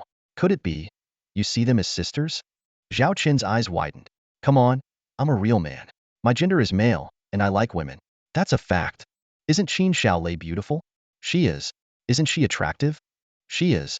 Doesn't her status as a princess give you a sense of conquest? It does. Then don't you want to sleep with her? I wanna. Zhao Chen quickly corrected himself. Sis, wanting and actually doing it are two different things. There are plenty of women I find attractive. Does that mean I have to sleep with all of them? Zhao Ruyu put her hands on her hips and declared, I don't care about the others, but you must sleep with Qin Xiaolei. Zhao Chen was exasperated. Sis, are you really my sister? What kind of sister says things like that to her brother? Zhao Ruyu hooked her arm around Zhao Chen's neck and whispered in his ear, this is for your own good. All those future development plans you discussed with Qin Xiaolei, aren't they aimed at making the Xiaolong Legion control the entire Xingyao Empire? Why make it so complicated? If you control Qin Xiaolei, you control the entire empire. There's a saying, men conquer the world to conquer women, and women conquer men to conquer the world. Can't you just tweak that? Conquer Qin Xiaolei to conquer the Xingyao Empire. Zhao Chen rolled his eyes. Sis, do you think I'm that kind of person? You could be. Zhao Ruyu gave him an encouraging look. Realizing his sister wouldn't give up until she got him into Qin Xiaolei's bed, Zhao Chen decided to use Chu Xian as a shield. Sis, I really don't have that intention right now. Besides, you know I have an engagement with Chu Xian. I'm also allied with Marshal Chu Changhe. If I get involved with Qin Xiaolei now, how am I supposed to handle my relationship with the Chu family? Zhao Ruyu pondered for a moment. That is a bit of a problem. But why not just take them both?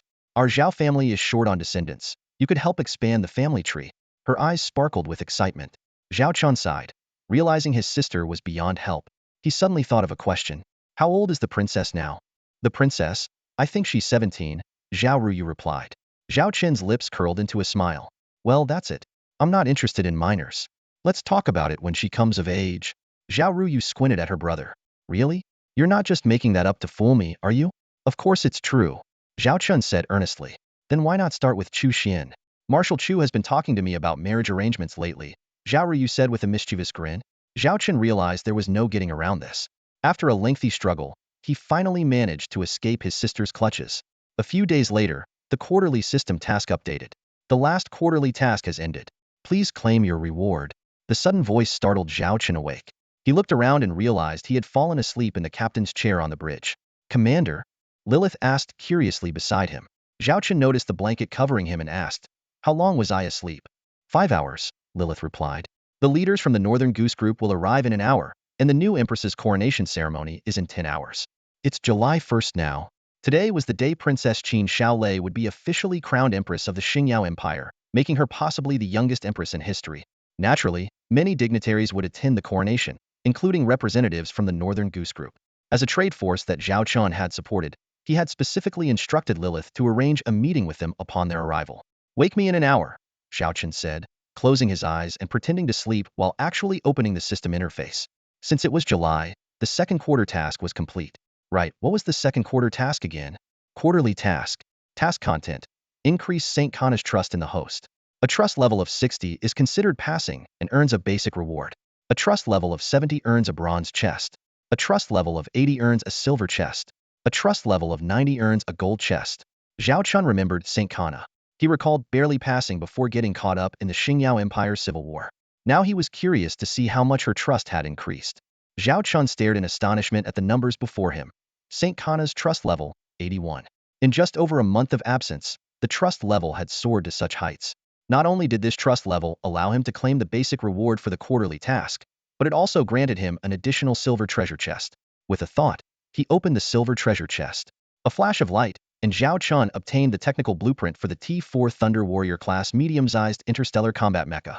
Although it wasn't a blueprint for an interstellar battleship, it perfectly filled his current need for a suitable combat mecha. Upon closely examining the detailed technical description, Zhao Chen was even more delighted. This wasn't just any combat mecha. It was a transformable interstellar combat mecha, capable of switching between mecha and starfighter modes. Its performance was impressive. Star shield energy capacity of 10,000 units, cruising speed of 40 stellar knots in mecha mode, and a maximum speed of 60 stellar knots. In starfighter mode, a cruising speed of 800 stellar knots and a maximum speed of 1,600 stellar knots. Standing 36 meters tall and weighing 1,088 tons, it required only one person to operate. Its weaponry included 6 63-barrel Gatling-style medium beam cannons, 500 small missile units, 1 heavy particle cannon, and specialized Thunder Lance and Thunder Chainsword for mecha mode. This mecha perfectly addressed the mobility issues of interstellar combat mechas, eliminating the need for interstellar transport ships or expensive rocket booster thrusters. Its combat capabilities could even rival some T-3 class interstellar battleships, despite its inability to carry a large amount of weaponry and ammunition due to body limitations. Plans began to form in Zhao Chen's mind. Equipping each star system with 30 of these mechas would effectively maintain order. He sincerely thanked St. Kana and resolved to inquire about this old friend's status in the future. The quarterly task was promptly updated, now requiring the elimination or subjugation of 20 major tribes of the Warhammer Interstellar Federation. Completing different quantities would yield corresponding rewards, ranging from basic rewards to golden treasure chests. Zhao Chen realized that the system seemed to consider the Star Glory Empire largely stabilized and was preparing to embark on a new journey. This suited him perfectly. The Star Glory Empire only needed gradual consolidation, while the Warhammer Interstellar Federation, due to his early maneuvers, was already engulfed in chaos. With Charlotte as the Valkyrie banner, all that remained was for him, the strategist, to enter the fray. The annual task also refreshed, adding a new objective, controlling 4 star domains of the Warhammer Interstellar Federation. Zhao Chen checked the task details and found that only areas controlled by Charlotte's Tiger and Dragon Corps and the White Tiger tribe were marked as allied territories, while other Warhammer Revolutionary Army regions were not included. This indicated that the Warhammer Revolutionary Army had not fully pledged allegiance to him, still viewing him as an ally rather than a sovereign. Zhao Chen quietly calculated that he would need to clean up the Warhammer Revolutionary Army in the future. He required loyal followers, not mere allies. Finally, the task to unlock the T5 Mall was also updated. Zhao Chen quickly skimmed through the task content, discovering that it required completing a series of conquest tasks to unlock the T5 system mall. Tasks included conquering the Siren Queen, the Harpy Queen, the Spider Queen, and the Fox Empress, each yielding corresponding completion progress. Seeing the word conquest, Zhao Chen couldn't help but feel something was off. Nevertheless, new challenges lay ahead, and it was time to formulate the next step in his action plan. Zhao Chen carefully reviewed the mission guide and breathed a sigh of relief. It turned out that the task was merely to make the other party submit and obey, rather than something unspeakable. He then looked over the annual tasks, quarterly tasks, and the mission to unlock the T5 store, noticing that they all pointed towards the Warhammer Interstellar Federation. Was it just a coincidence?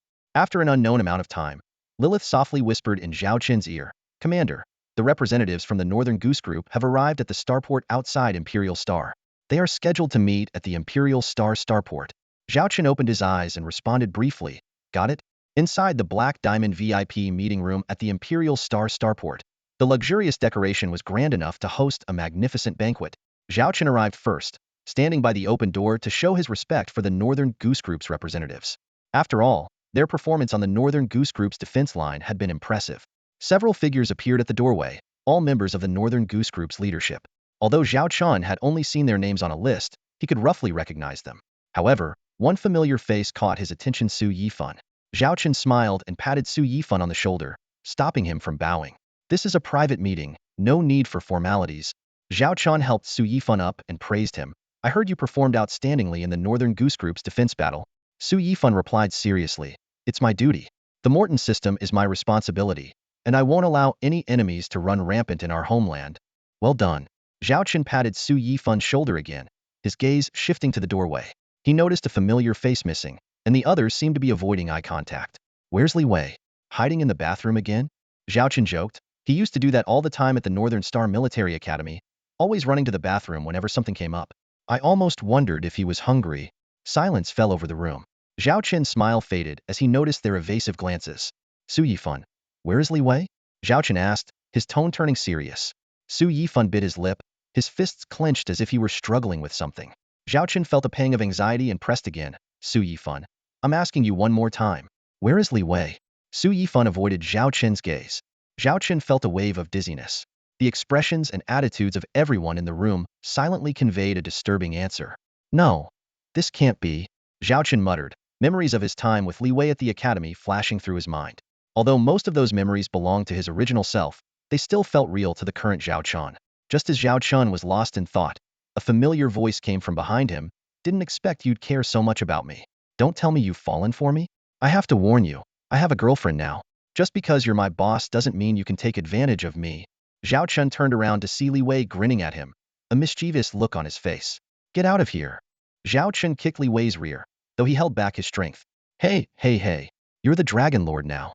You can't just go around hitting people." Li Wei dodged and protested loudly. "If I don't hit you, you'll just run to the bathroom again. Today, I'm shoving your head down the toilet to teach you a lesson." Zhao Chen scolded. Seeing the two of them chasing each other around, Su Yifan and the others couldn't help but laugh.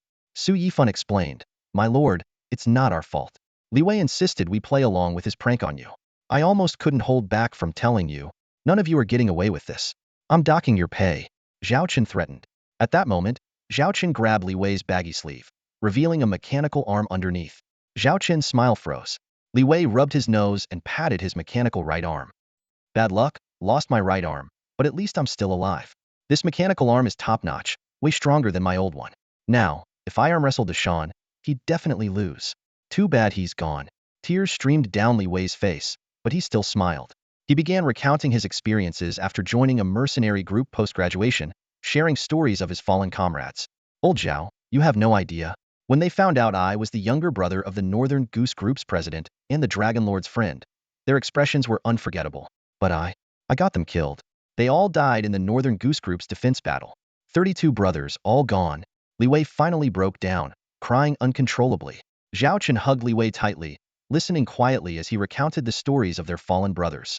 Su Yifan gazed at Li Wei, his heart filled with emotion. This tough warrior, who had lost an arm in the defense of the Northern Yin Group, was now crying like a child in front of Zhao Chen. In the past, even when he learned that all his comrades had perished, Li Wei had only quietly stated his intention to recover their bodies, an almost impossible task in the harsh reality of interstellar warfare. Exhausted from crying, Li Wei fell asleep where he sat. Zhao Chen took off his coat and gently covered him with it. He then turned to Su Yifan, his eyes questioning. Su Yifan explained, "In the final stage of the Northern Yin group defense, we were down to our last line of defense. Li Wei's flagship faced the T3 Zerg mothership Hedon without retreating. Eventually, the bow of his ship was hit, rendering it inoperable. Fortunately, Li Wei was rescued, but he lost an arm. He refused a prosthetic limb and chose this mechanical arm instead, saying it made him feel more like a man." Zhao Chen felt a pang in his heart and patted Su Yifan on the shoulder. "You are all heroes of this civil war. Don't worry, you will receive the honor you deserve." He paused, then added, "Do me a favor. If any of Li Wei's comrades have relatives who want to come to the Xiaolong star system, I promise to provide them with the best treatment." Su Yifan nodded. "I've already made arrangements for that. You can rest assured, Lord." After chatting for a bit longer, everyone went back to their respective tasks. Returning to the bridge of the T4 Blue-Eyed White Dragon-class heavy interstellar battleship, Zhao Chen sat in the captain's chair, his mood still heavy. Lilith noticed his emotions and walked over to gently massage his temples, softly comforting him. "Don't put too much pressure on yourself. Some things are unavoidable. You've done your best." Feeling slightly comforted, Zhao Chen asked, "Do we have the statistics for this civil war?" Lilith brought up the electronic screen and reported, "The battle lasted nearly a month. We deployed 4 core, over 12,000 warships, and lost nearly 2,000, including 13 T4 class ships. We suffered nearly 200,000 casualties and consumed 800 billion star coins. Currently, we have only 100 billion strategic resources left, making it impossible to launch another large-scale battle within 3 months." Zhao Chen frowned. 200,000 people. This is the largest casualty since the establishment of the Xiaolong Corps. "How are the arrangements going?" Lilith replied quietly, "The arrangements have been made, but given the large number of people, familiar faces are bound to meet. Considering confidentiality, we plan to incorporate these individuals into the newly formed Corps." Zhao Chen nodded in agreement. "Expand to 10 Corps as planned, and we can allocate the remaining 6 for these individuals." Lilith continued to report on other losses, including the Princess Royal Fleet, the Chu Family Corps, and the North Wind Star Region Fleet. She concluded with the Zerg virus incident in the Shuiyan Star region, which resulted in the deaths of trillions of beings. Zhao Chen immediately inquired about the current situation in the Shuiyan Star region. Lilith responded, "The second system has been occupied by the Zerg and is spreading to nearby areas. All mutated Zerg have died, seemingly due to a lifespan limit." With a serious expression, Zhao Chen stated, "Immediately establish a dedicated research department and recruit all relevant experts from across the empire. We must find a way to shut down the level 4 cosmic Zerg nest before it goes out of control." He knew that with 9 Zerg eggs still unaccounted for, this crisis hung over them like a sword, and it had to be resolved swiftly. On July 1st, 3034 of the galactic calendar, interstellar battleships floated silently in small groups around the imperial capital star. Without exception, these ships were all T3 class, each bearing the distinct crests of various families. The most eye-catching among them was the crest of the Zissou star region, emblazoned on the majestic T4 class heavy battleship, Beifeng Jishan. This T4 battleship was one of the Su family's few high-grade assets. Despite its powerful capabilities, it had seen very little combat. For the Su family, it served more as a symbol, its significance far outweighing its practical use. The Su family had dispatched nearly 300 battleships for this mission. However, according to a decree previously issued by Qin Xiaolei, all visiting forces fleets were required to remain at the outer edges of the imperial capital star system. Each faction was allowed to send only 1 to 3 ships into the system for easier management and order maintenance. On the bridge of the Su family's flagship, a descendant of the Su family gazed in awe at the fleet of battleships outside the window and asked, "Are these all part of the Xiaolong Legion's fleet?" These battleships, bearing the same fleet insignia, were not docked at the starport but were instead dispersed around the imperial capital star, clearly on a mission to maintain order. Although the civil war within the Xingyao Empire had ended, no one could guarantee that trouble wouldn't arise. The presence of these battleships undoubtedly provided a great sense of security. The eldest son of the Su family replied solemnly, "Yes, these are all from the 4th Legion of the Xiaolong Corps, totaling nearly 3,000 T3 class battleships. They are temporarily responsible for the security of the Imperial Capital Star until order is restored in the Imperial Capital and the Central Star region of Xingyao. After that, the task will be handed over to the Sunto-formed Empress's Guard fleet." The other Su family members marveled at the might of this fleet. Though they had seen images and videos before, witnessing them in person truly conveyed the terrifying aura they exuded. No wonder the Xiaolong Legion could dominate the interstellar battlefield. As they conversed, their gazes occasionally drifted toward a couple standing by the Su family governor. The governor turned to Su Chong and asked, Su Chong. I heard that Su Lan is the commander of this 4th Legion of the Xiaolong Corps. Hearing this, the surrounding family members looked at Su Chong with even more envy, admiring his good fortune in having such a capable daughter. Commanding 3,000 T3 class battleships was a rarity in the entire Xingyao Empire. Su Chong stepped forward respectfully and answered, "Yes." The governor then asked, "Has Su Lan been in contact with you recently?" Su Chong replied, "We exchange brief messages, but due to the recent civil war, Su Lan has been very busy, so we haven't communicated much. However, I do check on her daily and occasionally have video calls." The woman beside Su Chong added, "Yes, Su Lan is very filial. She even asked if we wanted to go to the Xiaolong star system and offered to arrange it for us." The governor looked at the woman and said, "Su Chong's wife, although you're not Su Lan's biological mother, I hope you can treat her as your own daughter. Su Lan is pitiable, having lost her mother at a young age. You should maintain close contact and strengthen your bond." "Yes, yes," Su Chong's wife nodded repeatedly. "My 2 daughters get along very well with Su Lan, like real sisters. They even keep saying they want to join the Xiaolong Corps." She paused, concerned about how the governor would feel about their close ties with the Xiaolong Corps. The governor, however, said, "It's great if they can join the Xiaolong Corps. Don't worry about unnecessary concerns. The Xiaolong Corps is on the verge of becoming the most powerful force in the Xingyao Empire. In 3 to 10 years, this will undoubtedly be the case. You should talk to Su Lan about it. If she needs support, the Su family's children are all willing to join the Xiaolong Corps.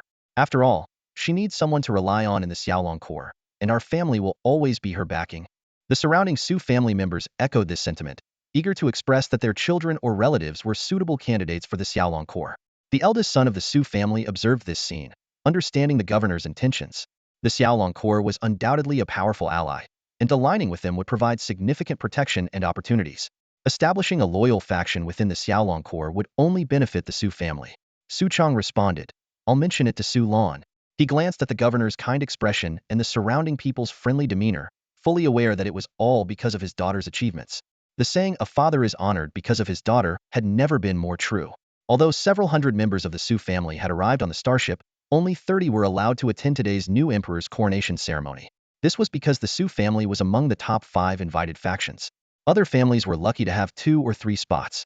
After leaving the starship, the Su family members first underwent identity checks and scans by the reception guards.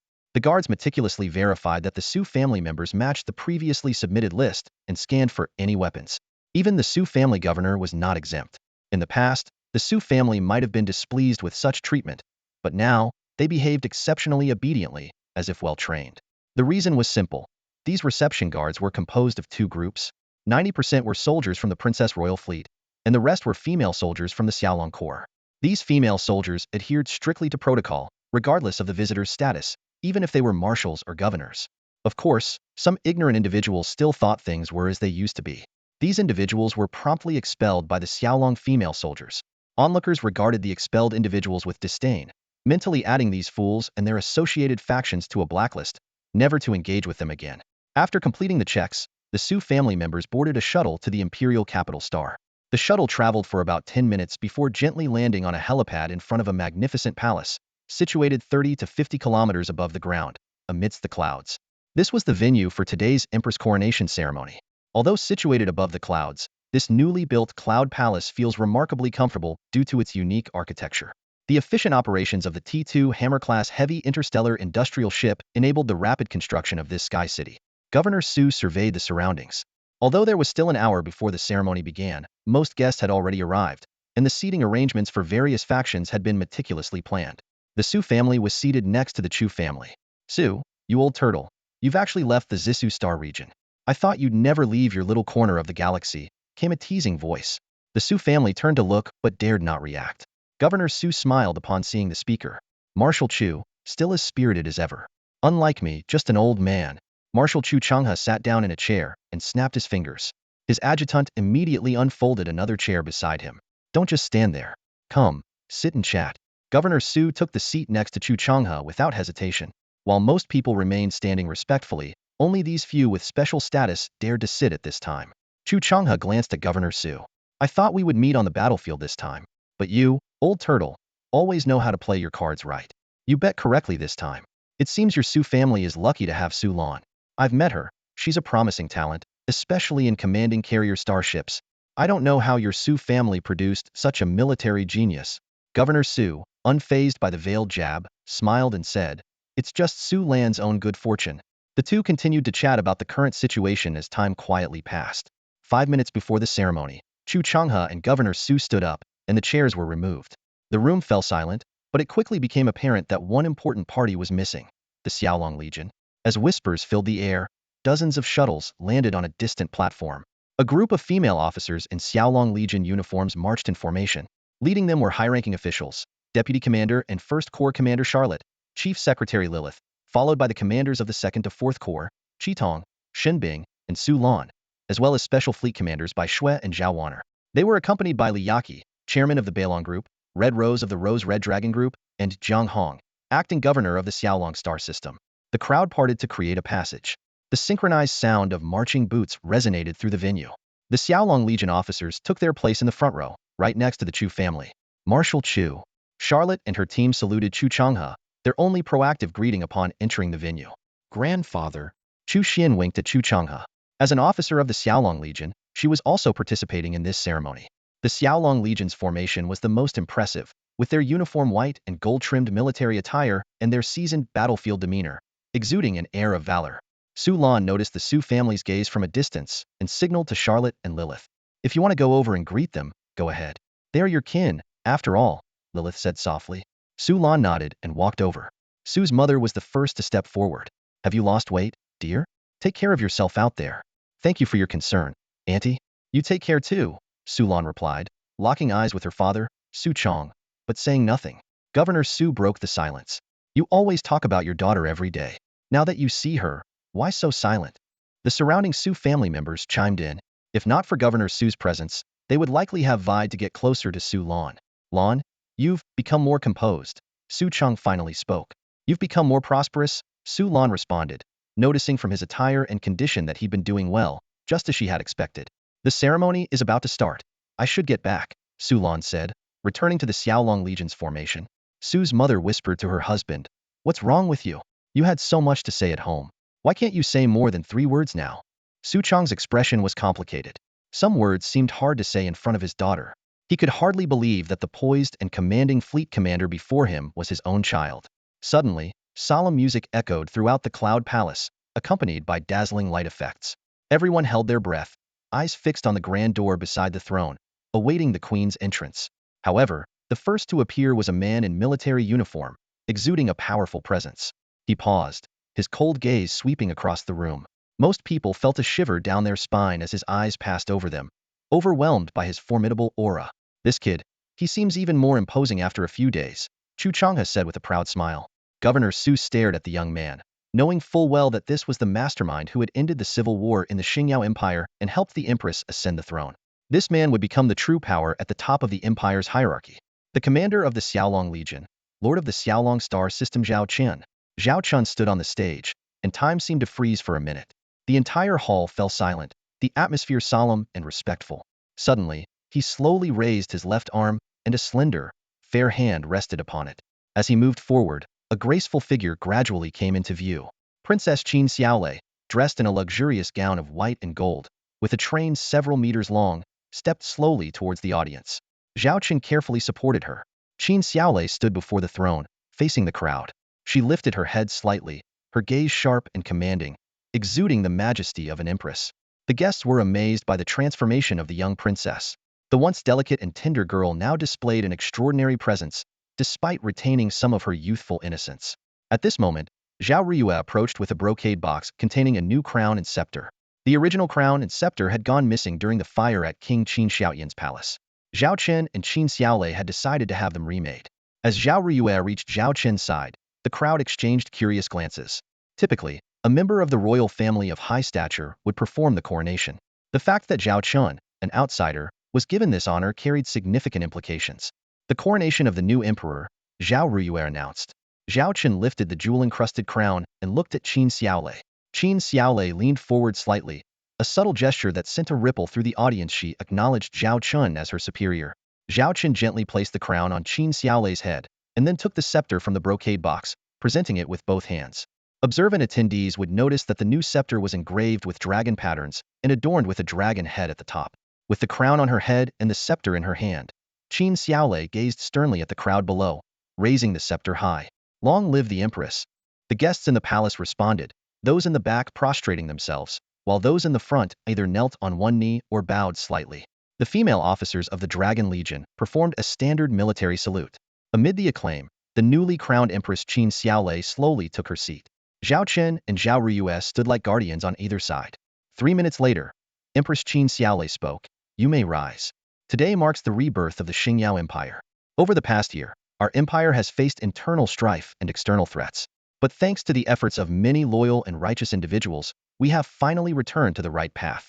Now, I shall announce my first decree as Empress. She paused and continued. From this day forth, I bestow the title of Prince of the Dragon to Zhao Chen, formerly the Lord of the Dragon Legion, and appoint him as regent to assist in governing the Xingyao Empire. He shall have the authority to mobilize the empire's military and fleets across all territories. When you see the Prince of the Dragon, it is as if you see the Empress herself. The announcement shocked all factions present. The title of Prince was already above a duke, and the position of regent was unprecedented in the empire's history, placing Zhao Chen almost on par with the Empress. Even more astonishing was that Zhao Chen was granted the power to command the entire empire's military forces. A flicker of surprise crossed Zhao Chen's eyes. He had expected some form of reward, but hadn't anticipated Qin Xiaolei to grant him so much. However, upon reflection, it made sense faced with a rebuilding empire and the looming threat of the Holy Radiance Empire. Qin Xiaolei had no choice but to firmly bind Zhao Chen to the Xingyao Empire. After announcing this first decree, Qin Xiaolei issued several more. The coronation ceremony concluded, and the celebration banquet began. Zhao Chen and Qin Xiaolei exited the hall and found a secluded spot. Zhao Chen looked at Qin Xiaolei and asked, "Why didn't you discuss this reward with me beforehand?" "A prince and a regent." Qin Xiaolei looked at him seriously. "Is there a problem? Your abilities are well known. I trust your character, so naturally, I want to make full use of you. Aren't you worried I might usurp the Qin dynasty?" Zhao Chen asked with a wry smile. Qin Xiaolei blinked playfully. "Would you do that?" Zhao Chen turned to Zhao Riyue, who was stifling a laugh. "Big sister, did you know about this too? Is there a problem with that?" Zhao Riyue responded with a smile. Zhao Chen realized the decision was final and could only emphasize, "I don't care what titles you bestow upon me. Just make sure to handle the empire's tedious affairs yourselves. Don't think of dumping them on me." With that, he waved his hand and walked away. Qin Xiaolei pouted and looked at Zhao Riyue. Zhao Riyue leaned in and whispered, "If you make him truly yours, do you think he would ignore your affairs?" Qin Xiaolei's cheeks instantly turned a deep shade of red. The banquet hall buzzed with lively chatter, yet the observant would notice that guests' gazes frequently and unconsciously drifted towards one corner. There sat a row of stunningly beautiful women, whose presence seemed to dim the brilliance of the entire venue. Typically, distinguished male guests would eagerly approach them, hoping for a romantic encounter. However, tonight, no one dared to overstep boundaries. It was clear to everyone that these beauties, though as enchanting as roses, concealed thorns that could turn against the unwary. At that moment, a man in a crisp military uniform entered the hall, instantly drawing everyone's attention. The guests perked up and rushed forward to engage him. "Your Highness, I'm from the Northern Windstar region. We're alumni," one man said enthusiastically. "Congratulations, Your Grace. Let me toast to you first." Another guest raised his glass. "Your Highness, my sisters and I have heard so much about you. May we have the honor of an introduction?" A few women asked sweetly, their eyes full of anticipation. Zhao Chen walked through the crowd, expressionless and ignoring the flattery. He headed straight to the corner where the radiant female officers had already risen and respectfully saluted. "Commander, look at you now, all high and mighty. Your Highness, Your Grace. Even I have to bow to you," Chu Changhe teased, holding a glass of wine. Zhao Chen shrugged helplessly and sat down on the sofa. "This wasn't my idea. I was set up." He waved to the female officers around him. "Sit down. Enjoy the food and drinks." The women finally took their seats but showed little interest in the food, clearly finding it inferior to the standards of the Xiaolong Legion's starship restaurants. Chu Changhe cleared his throat and reminded, "You should be mindful of titles, at least given the occasion." Unconcerned, Zhao Chen turned to Li Yaqi opposite him and asked, "Where's your brother?" Li Yaqi pointed towards the center of the banquet hall. "Over there," trying to impress his future father-in-law. Li Wei was surrounded by people, standing next to a graceful young woman and a middle-aged man who was enthusiastically praising him, occasionally patting his shoulder. "Who is that?" Zhao Chen asked. Li Yaqi explained succinctly, "A girl from a second-tier family in the Zhongyue Star region. She met Li Wei during his travels. They're dating. No issues with her background or connections." Her tone indicated thorough investigation. Zhao Chen nodded. "Ask Li Wei to come over. I need to talk to him." Li Yaqi got up to fetch her brother. Moments later, Li Wei stood before Zhao Chen, somewhat nervous. Your Highness. Zhao Chen got straight to the point. I've discussed with the Empress. The Imperial Army will undergo a massive expansion to 500 Legion fleets, totaling 1.5 million starships, including 10,000 T3 class starships. This military procurement order, worth 10 trillion star coins, will be handled entirely by Beiyin Group. Li Wei was stunned by the astronomical figure. Zhao Chun continued, I've assessed Beiyin Group's current production capacity. With your current fleet of 20,000 T2 Iron Hammer class heavy industrial starships, it would take over a decade to complete this order. So, I'm allowing you to expand your fleet to 100,000 T2 Iron Hammer class ships and establish industrial subsidiaries in various star regions. This will create local jobs and boost your production capacity. I need this order completed within 3 years. Can you do it? While Li Wei was still processing the numbers, Li Yaqi answered first. We can definitely complete it within 3 years. If the subsidiary setup goes smoothly, we can do it in 1 year. 1 year? Li Wei exclaimed. Produce 1.5 million starships in 1 year? Li Yaqi explained, subsidiaries in various star regions will handle the production of low-end components, cutting Beiyin Group's production time for a starship nearly in half. Beiyin Group will only need to focus on core technologies. Li Wei frowned. But such a massive Beiyin Group, what if there's no demand after this order? Impatiently, Li Yaqi flicked her brother's forehead. Think outside the box. Industrial starships can produce more than just starships. This cloud palace we're in, wasn't it produced by an industrial starship? You can produce many civilian industrial facilities. There's opportunity everywhere. Li Wei suddenly understood, his eyes sparkling with excitement. Zhao Chen patted Li Wei's shoulder, speaking earnestly, your sister has entrusted Beiyin Group to you. Don't let her down. Li Wei nodded solemnly, then whispered, Old Zhao, my girlfriend really admires you. Can she get an autograph and a photo with you? No problem, I'll go over later. Zhao Chen smiled. You go back first? Your future father-in-law looks like he's waiting anxiously. If things are settled, let me know. I want to attend your wedding. Will do. Expect good news from me. Li Wei beamed and hurried away. Watching Li Wei's retreating figure, Chu Changhe remarked meaningfully, Zhao, you've handed Beiyin Group a feast. A 10 trillion star coin military order Beiyin Group is destined to become the Empire's military procurement giant. The maintenance and upkeep of these fleets will also be a significant investment. Zhao Chen joked, you can place some orders too. I'll ask Li Wei to give you a discount. Chu Changhe rolled his eyes. I'm not interested in those T2 and T3 ships. I want your T4. T4 production is still limited. You'll have to wait a bit. I even sent my granddaughter to work for you. You owe me a few T4s.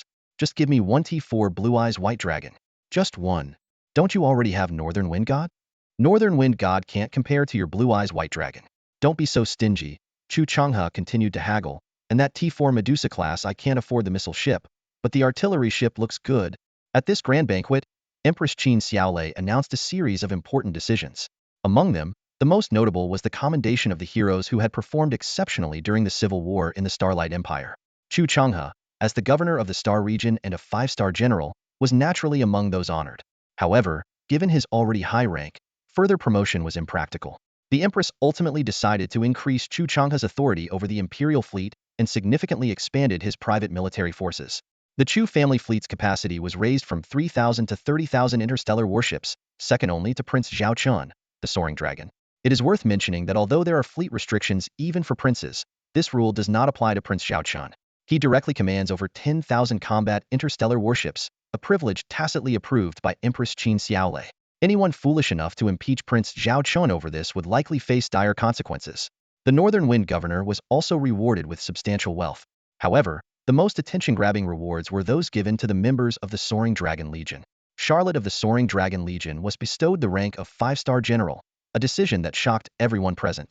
She was not only the first half-beast general in the Starlight Empire, but also ascended to such a high rank at a remarkably young age, despite having no previous military rank. Empress Qin Xiaolei's decision was based on 2 considerations. First, the Civil War had resulted in the loss of more than half of the 5-star generals. Second, it was a strategic move considering Prince Zhao Chen. Akihito, Shunbing, Bai Shui, Zhao Wan'er, and Su Lan were also awarded ranks such as 4-star general and 3-star lieutenant general. Additionally, Zhao Ruyue, who had served as Empress Qin Xiaolei's personal guard, was promoted to 5-star general. This meant that the Soaring Dragon Legion now had 2 young female 5-star generals, both closely associated with Prince Zhao Chen. In the latter part of the banquet, Empress Qin Xiaolei personally pinned medals on the newly promoted generals, admirals, and lieutenant generals. When Charlotte returned to Zhao Chen's side, her expression was unusually indifferent, showing no interest in the 5-star general's medal on her chest. Zhao Chen couldn't help but tease Charlotte. At least show a bit of excitement. This is a medal that countless officers in the Starlight Empire dream of. Charlotte glanced at the medal and asked innocently, "Is this medal worth a lot of money?" Zhao Chun was taken aback and instinctively replied, "I suppose it's quite valuable. How many big yellow fish can it buy?" Charlotte asked, blinking her eyes. Chu Xian, who was nearby, almost spat out her drink. She thought to herself, only Charlotte could say something like that. Chu Xian explained, "This 5-star medal is made of special metals, and the 5 gemstones on it are precious stones from a certain planet. In terms of value, it's worth at least 1,000,000 star coins. But more importantly, it's a symbol of status. Wearing it means you don't have to kneel before the Empress, just salute. And you can command up to 5 Imperial fleet units." Hearing 1,000,000 star coins, Charlotte's eyes lit up. She immediately took off the medal and handed it to Chu Xian, saying, "I'll sell it to you for 1,000,000 star coins." Zhao Chen almost burst out laughing, while Chu Xian shook her head repeatedly. "I wouldn't dare take it. I was just explaining its value, but in reality, no one in the Starlight Empire would dare accept this. Who would risk their life to take a 5-star general's medal?" At this point, Lilith chimed in, "Charlotte, with this 5-star general medal, you also get an account with the Starlight Empire. You'll receive a substantial stipend every month, enough for the Empire to support you for life. Plus, with this medal, you can dine and drink at any establishment with an official background of the Starlight Empire for free." Hearing this, Charlotte quickly put away the medal, her eyes gleaming. While others might think she treasured the medal, Zhao Chen and the others knew she saw it as a lifetime meal ticket. Chu Xian looked at her own 4-star general medal, and her initial sense of pride diminished. She thought to herself, are these ranks really that impressive? In this civil war, they had killed countless officers, including 5-star generals. Could a 5-star general command a fleet of T3 interstellar warships? The Soaring Dragon Legion commanders could. Could a 5-star general order a volley from hundreds of T3 interstellar missile ships? The Soaring Dragon Legion commanders could. With this in mind, Chu Xian looked at Zhao Chun, filled with pride for being part of the Soaring Dragon Legion. Just then, Zhao Chen suddenly said to Charlotte, "By the way, Charlotte, I need to ask you something." Charlotte put down her lifetime meal ticket and looked at Zhao Chun. "What is it?" Zhao Chen asked seriously. "It's about the situation in the Warhammer Interstellar Commonwealth. Like the Siren Tribe, the Harpy Tribe, the Spider Queen Tribe, and the Fox Tribe. And the current state of the other major tribes in the Warhammer Interstellar Commonwealth." With the civil war in the Starlight Empire concluded, Zhao Chen's strategic focus would shift to the Warhammer Interstellar Commonwealth, whether due to Charlotte or system tasks. If he could harness the resources and power of both the Starlight Empire and the Warhammer Interstellar Commonwealth, he would face the Holy Radiance Empire without fear. Charlotte, though puzzled by the commander's sudden keen interest in the United Hammer Federation, proceeded to give a detailed report of what she knew. She began by describing the 4 orc tribes, which were part of the 20 major tribes of the Warhammer universe, with varying statuses. The Fox tribe holds the highest status and is one of the new 4 great clans, Charlotte explained. They are renowned for their high intelligence. Though not particularly strong in combat, they produce a large number of strategists, military commanders, and scientists in various fields. She added that the Fox tribe was a large ethnic group, including subbranches like the 9-tailed foxes and 2-tailed foxes. Charlotte mentioned that the Black Fox tribe used to be part of the Fox tribe, but had split off, and now supported the Revolutionary Army. The young leader of the Black Fox tribe, who Xin is my secretary in the Dragon Tiger Legion, she added. Zhao Chen frowned slightly, realizing why the mission completion rate for the Fox Empress was so high. Charlotte quietly disclosed an unverified piece of information. It seems the Fox Empress has private contacts with the Dragon tribe. Next, Charlotte introduced the 3 major factions of the United Hammer Federation. The strongest faction led by the Dragon tribe, the new 4 great clans, and the neutral faction. She also detailed the other 3 tribes, the Siren tribe, which belonged to the neutral faction, and the Harpy and Spider Queen tribes, which were aligned with the Dragon tribe. The Harpy and Spider Queen tribes have already had private contacts with us, Charlotte added. Especially the Harpy tribe, whose willingness to join us has increased significantly after our recent victories. Zhao Chen inquired about the possibility of subduing these 4 tribes. Charlotte analyzed. The Harpy tribe won't be too difficult, and the Spider Queen tribe can be swayed with some incentives. The Siren tribe will be very challenging, while the Fox tribe, though cunning, could be won over if we demonstrate enough strength and offer appealing conditions. Lilith interjected. Now is the perfect opportunity. If the Fox tribe is indeed in contact with the Dragon tribe, it shows they lack confidence in the new 4 great clans. If we can show our formidable strength, they will naturally gravitate towards us. Zhao Chen concluded. The key is strength. With enough power, even if we can't win their genuine allegiance, we can at least make them fear us. As the banquet drew to a close, Zhao Chen announced the next steps. Everyone, wrap up your current affairs and return to the Xiaolong star system to prepare the fleet. He specifically instructed Su Lan to complete the handover with Zhao Ruyu promptly and authorized her to recruit suitable members of the Su family into the Xiaolong Legion. Finally, Zhao Chen stood up, stretched, and led his female officers out, leaving the guests with a graceful view of his departing figure. He chuckled inwardly at the thought that Governor Su's grand plans might fall through. Those Su family women sent to the Xiaolong Legion were likely never coming back. The Xiaolong Galaxy has just completed the first week following the ascension of the Empress. The Empire of Xingyao is gradually recovering from the shadows of civil war, with efforts to restore order in various star domains progressing vigorously. However, the Shuiyan star domain remains a significant threat to the Empire. In her latest decree, the Empress has classified the Shuiyan star domain into 3 risk levels: high-risk zones, medium-risk zones, and low-risk zones. The Shuiyan second galaxy, due to the presence of a permanent level 4 cosmic wormhole, has been designated as a high-risk zone. The 6 adjacent galaxies are marked as medium-risk zones, while the dozen or so galaxies bordering the medium-risk zones are considered low-risk zones. The entire Shuiyan star domain is under a level 2 combat readiness status, with 10 Legion fleets scheduled to be deployed over the next week.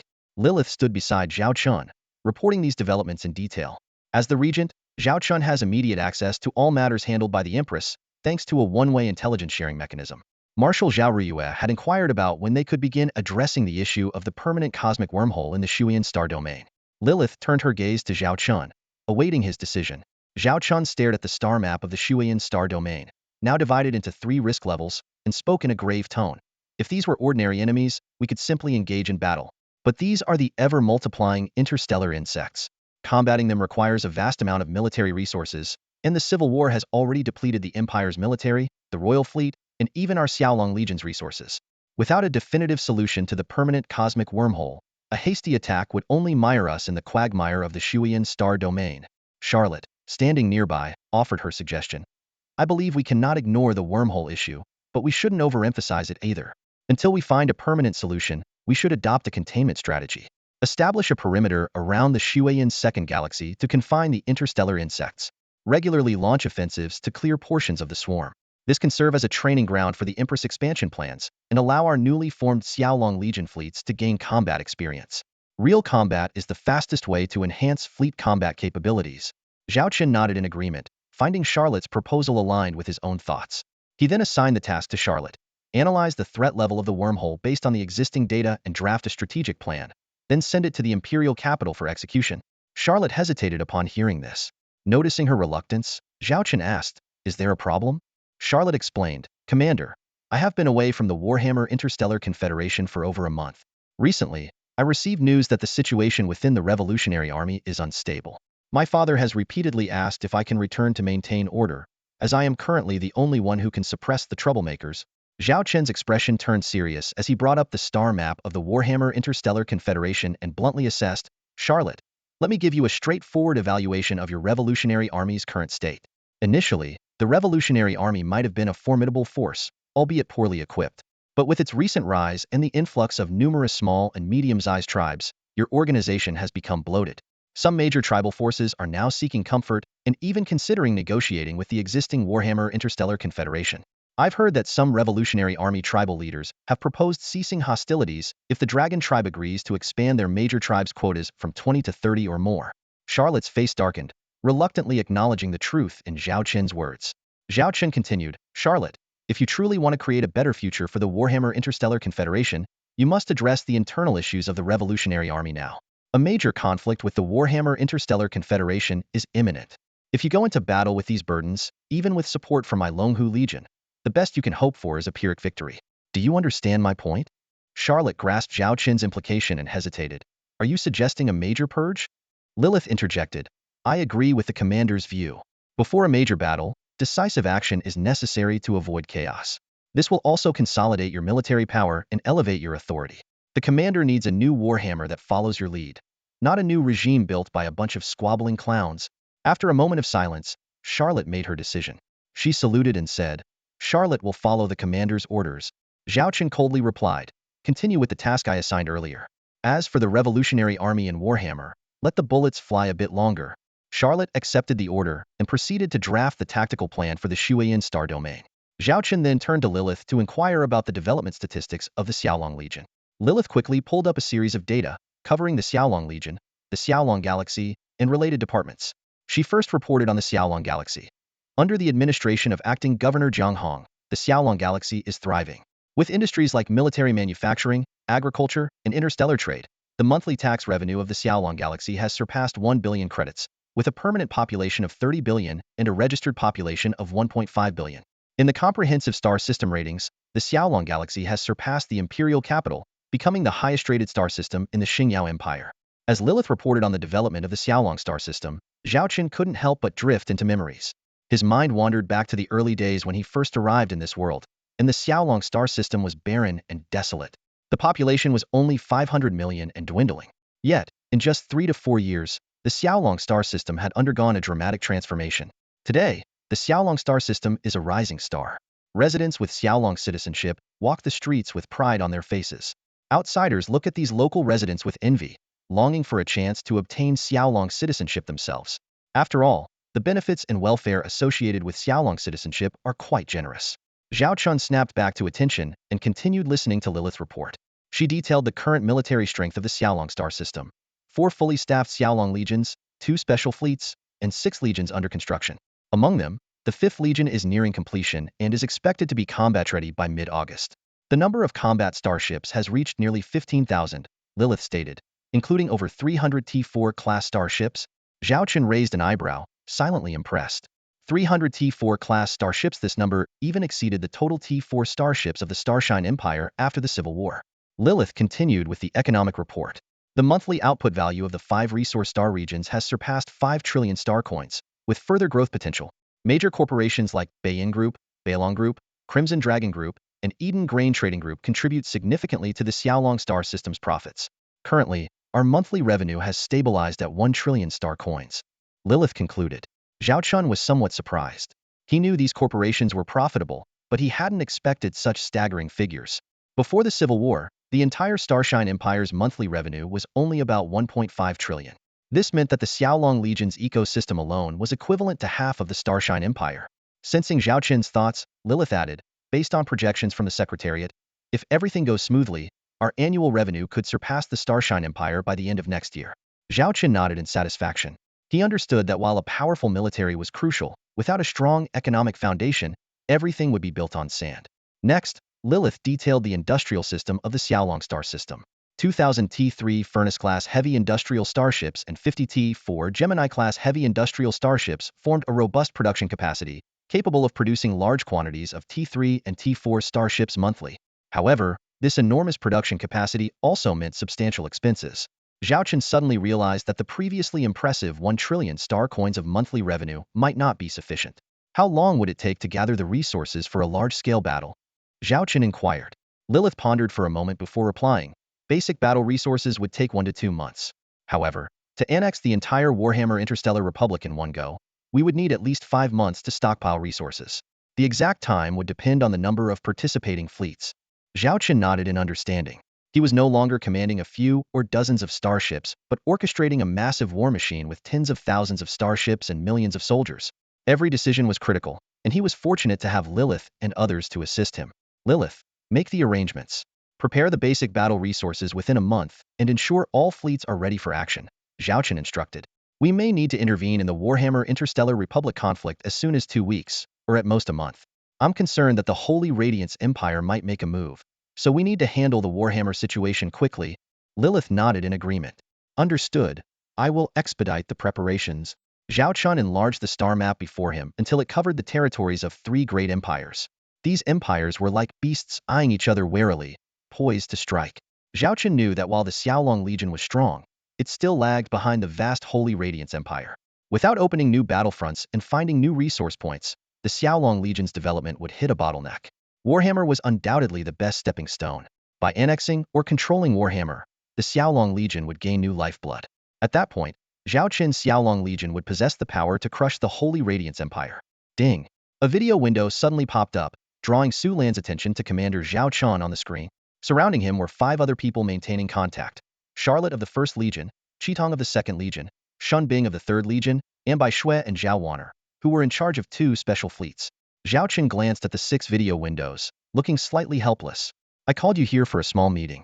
There's something I'm uncertain about, he said, scratching his head. Qitong responded immediately. Go ahead. We can discuss it together. Zhao Chen became serious. It's about selecting the commander for the 5th Legion of the Xiaolong Corps. Upon hearing this, the 6 women immediately understood the purpose of the video conference. Given their current positions, they weren't interested in competing for the role. Zhao Chen continued, I have 2 candidates, Shui Xiaoxiao and Medusa. Both have their strengths, so it's hard to decide. You all know them well, and some of you have even worked with them. So, I want to hear your opinions. He proposed directly, to save time, let's vote. Each of you will choose one candidate. Let's start now. You have 1 minute to decide. As soon as he finished speaking, a voting interface appeared on the video windows. Shui Xiaoxiao on the left and Medusa on the right. Su Lan was the first to make a choice, clicking on Medusa's side. Zhao Chen was a bit surprised. I thought you'd pick Shui Xiaoxiao. Weren't you too close back in the academy? Su Lan explained, precisely because I know Xiaoxiao well. While she's exceptionally talented, her current temperament isn't suitable for commanding a legion. Medusa, on the other hand, has extensive combat experience, remains calm under pressure, and has managed the Serpent Clan. She's more suited for the role. Zhao Chen nodded in agreement. Xinbing also chose Medusa, citing similar reasons. However, Bai Shui and Zhao Wan'er chose Shui Xiaoxiao, simply stating they admired her relentless fighting spirit. Zhao Chen's gaze turned to Qitong and Charlotte. They made their choices almost simultaneously, but with different results. Qitong chose Shui Xiaoxiao, while Charlotte chose Medusa. 3-3, a tie, Zhao Chen said, covering his face, wondering if they had intentionally left the decision to him. At this moment, Charlotte spoke up, Commander, I think you have a better choice. A better choice? Who? Zhao Chen asked, puzzled. Secretary Chu Xian, Charlotte replied. Zhao Chen was taken aback. Chu Xian? Charlotte explained. To be honest, having Chu Xian as your secretary, assisting Lilith, is really underutilizing her talents. She possesses all the strengths of both Medusa and Shui Xiaoxiao.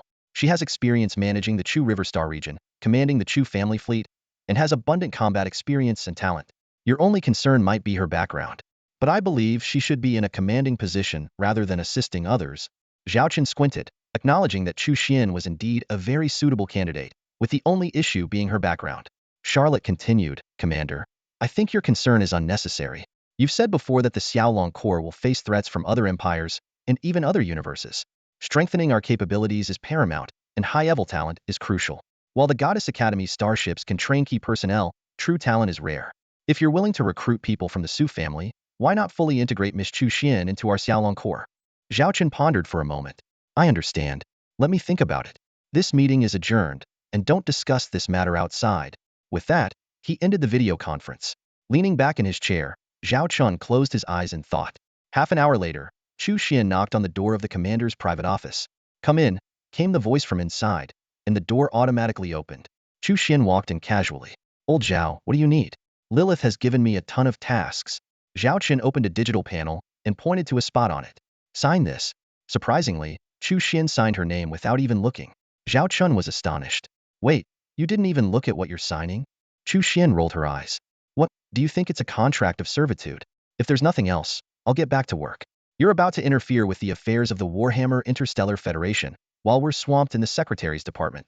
I never realized how hard these secretaries work when I was a commander. You owe us a raise. Zhao Chen stopped her as she was about to leave, pointing to the digital contract. This might actually be a contract of servitude. Chu Xian paused, and then looked seriously at the digital contract. The top line read, Xiaolong Corps Senior Officer Long-Term Service Contract. Zhao Chen explained, my Xiaolong 5th Legion starships are about to be fully commissioned. I need a commander to help train them. I wonder if the eldest daughter of the Chu family would be willing.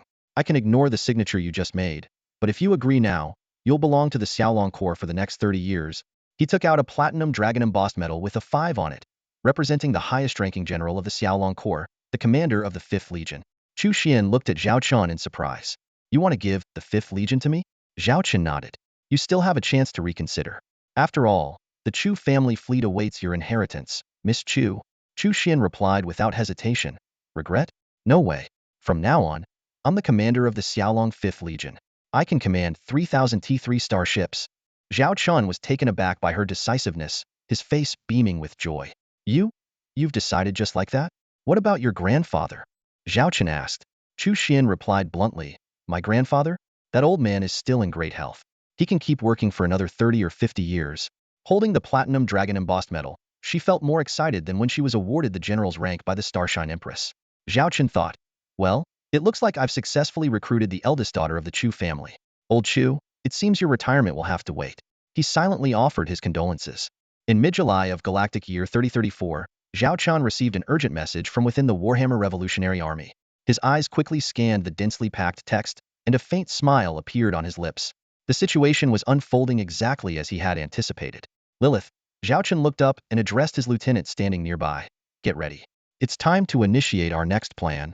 Lilith nodded and immediately turned to make the necessary arrangements. Meanwhile, in the sacred feather star domain of the Warhammer Galactic Union, a fierce debate was taking place at the Revolutionary Army's headquarters.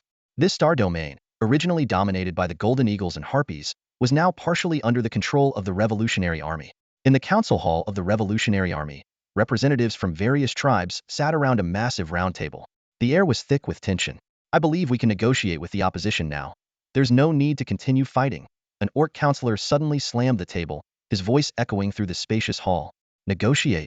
Another elder orc counselor immediately retorted, standing up angrily. Have you forgotten the original purpose of forming the Revolutionary Army? It was to completely overthrow the old Warhammer-era shackles. And now you want to negotiate with those tribes? You're betraying the very alliance we formed. A half-beastman with a chicken head and human body, sitting next to the first orc counselor, cautiously interjected. I think we should adapt to the times. Things are different now. Although our current strength is commendable, the Dragon Tribe has yet to truly attack us. Everyone knows how powerful they are.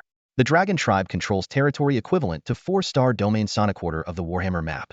Even if General Charlotte were here, she would agree with the idea of negotiating. No. Midir suddenly stood up, her eyes flashing with dangerous anger. If my sister were here, she would never allow you to do this. Your cowardly and foolish behavior has stalled our strategic plans, and several battlefields have seen retreats and territory abandonment. Delaying the opportunity to strike is a court-martial offense.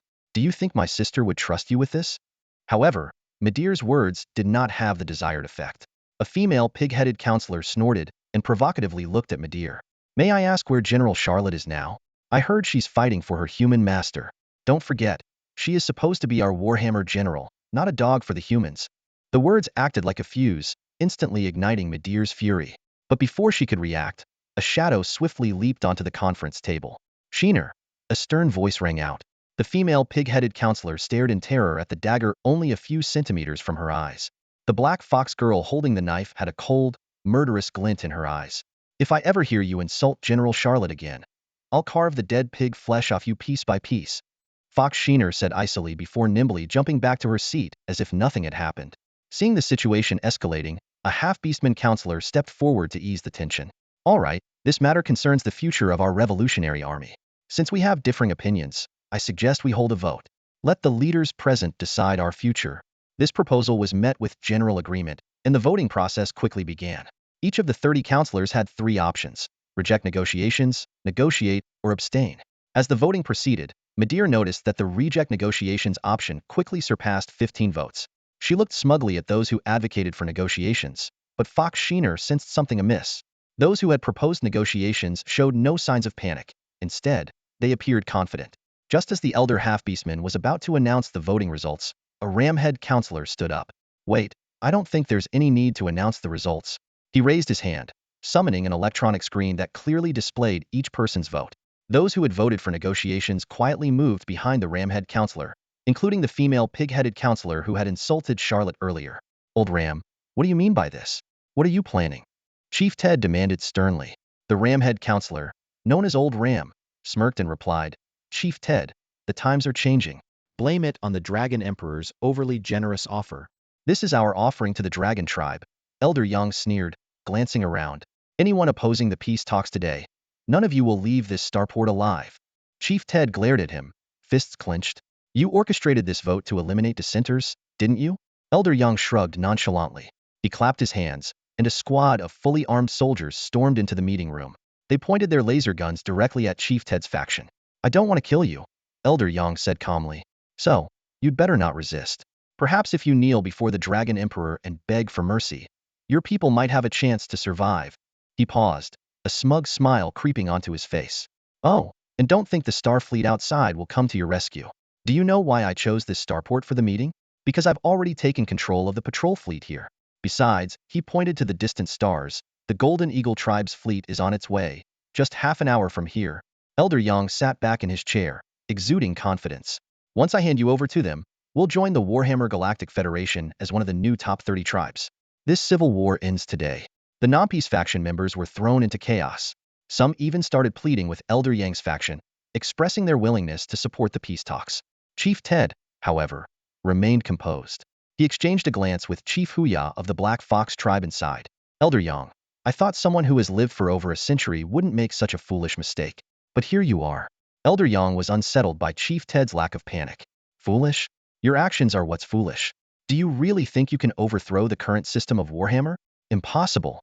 The Dragon Tribe's power is beyond your comprehension. They just haven't made their move yet.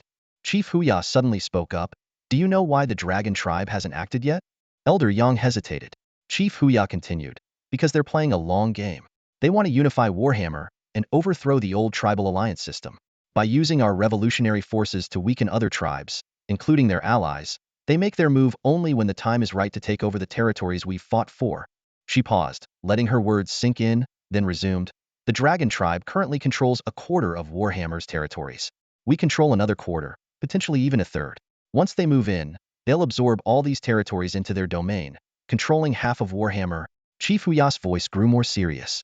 Within a year or two, the Dragon Tribe will consolidate these lands and begin purging other tribal forces. In 5 years, the Warhammer Galactic Federation will no longer have a rotating monarchy. Instead, there will be a permanent ruler, the Dragon Tribe chief. All other tribes will become subservient, like vassals in other civilizations. Elder Yang's expression darkened. That's just your speculation. The 20 major tribes of Warhammer won't allow the Dragon Tribe to do this. A new balance will form. Balance? Chief Huya sneered. A balance you're about to disrupt? Your actions will allow the Dragon Tribe to seize our revolutionary bases. Do you think they'll return those territories once taken? Once the balance is broken, Warhammer's history will change forever. Rubbish. That's all speculation. You have no proof. Elder Yang retorted, visibly agitated. Proof? I have it, Chief Huya replied calmly. Did your agreement with the Dragon Emperor only involve the Golden Eagle Tribe's fleet assisting you in crushing our forces? What if I told you that the Dragon Tribe's fleet is also on its way, targeting our key bases? What then? She projected a holographic star map, showing the Dragon Tribe's fleet movements, all heading toward the revolutionary bases, including the starport they were in. This can't be. Elder Yang stammered. The Dragon Tribe just wants to control the situation, not what you're suggesting. Chief Ted shook his head. Chief Huya, stop. You can't wake someone pretending to be asleep. He looked at Elder Yang, sighing deeply. Elder Yang, I remember your initial goal in overthrowing Warhammer. You wanted to prove the strength of your Ram tribe, even leading your people away from the War Ram tribe, one of the top 20 tribes, to form the Revolutionary Ram tribe. You wanted to build a stronger, more glorious tribe. But now? How are you different from the War Ram tribe that follows the dragons? Perhaps only in the color of your wool, the length of your horns, and the pathetic way you kneel. Shut up, Elder Yang roared. I have changed. Why?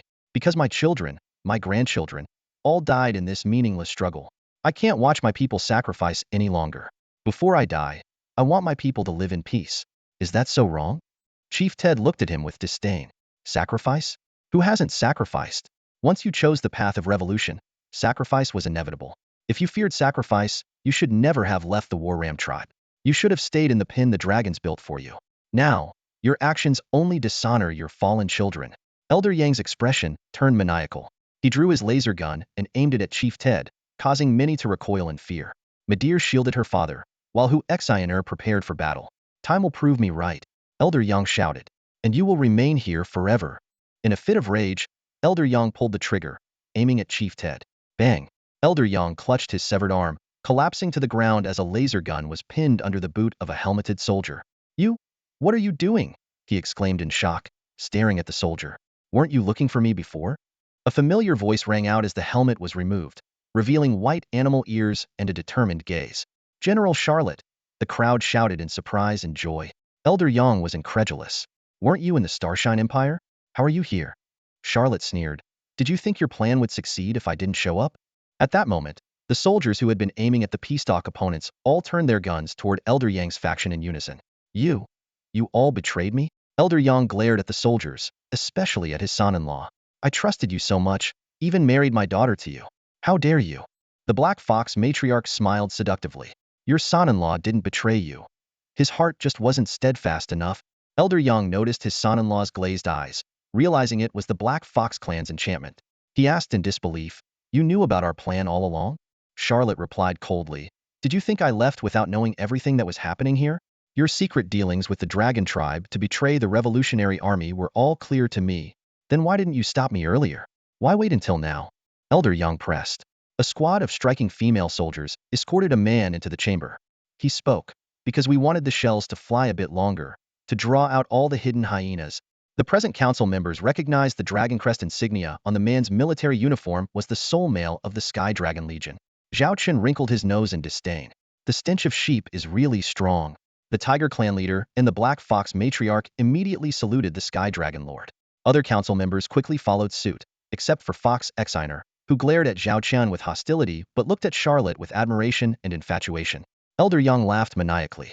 So what if you saw through my plan? We failed, but you'll face destruction too. The Peace faction has infiltrated every base, and the Dragon Tribe has already deployed their forces. Do you think you can withstand the might of the Dragon Tribe's fleet?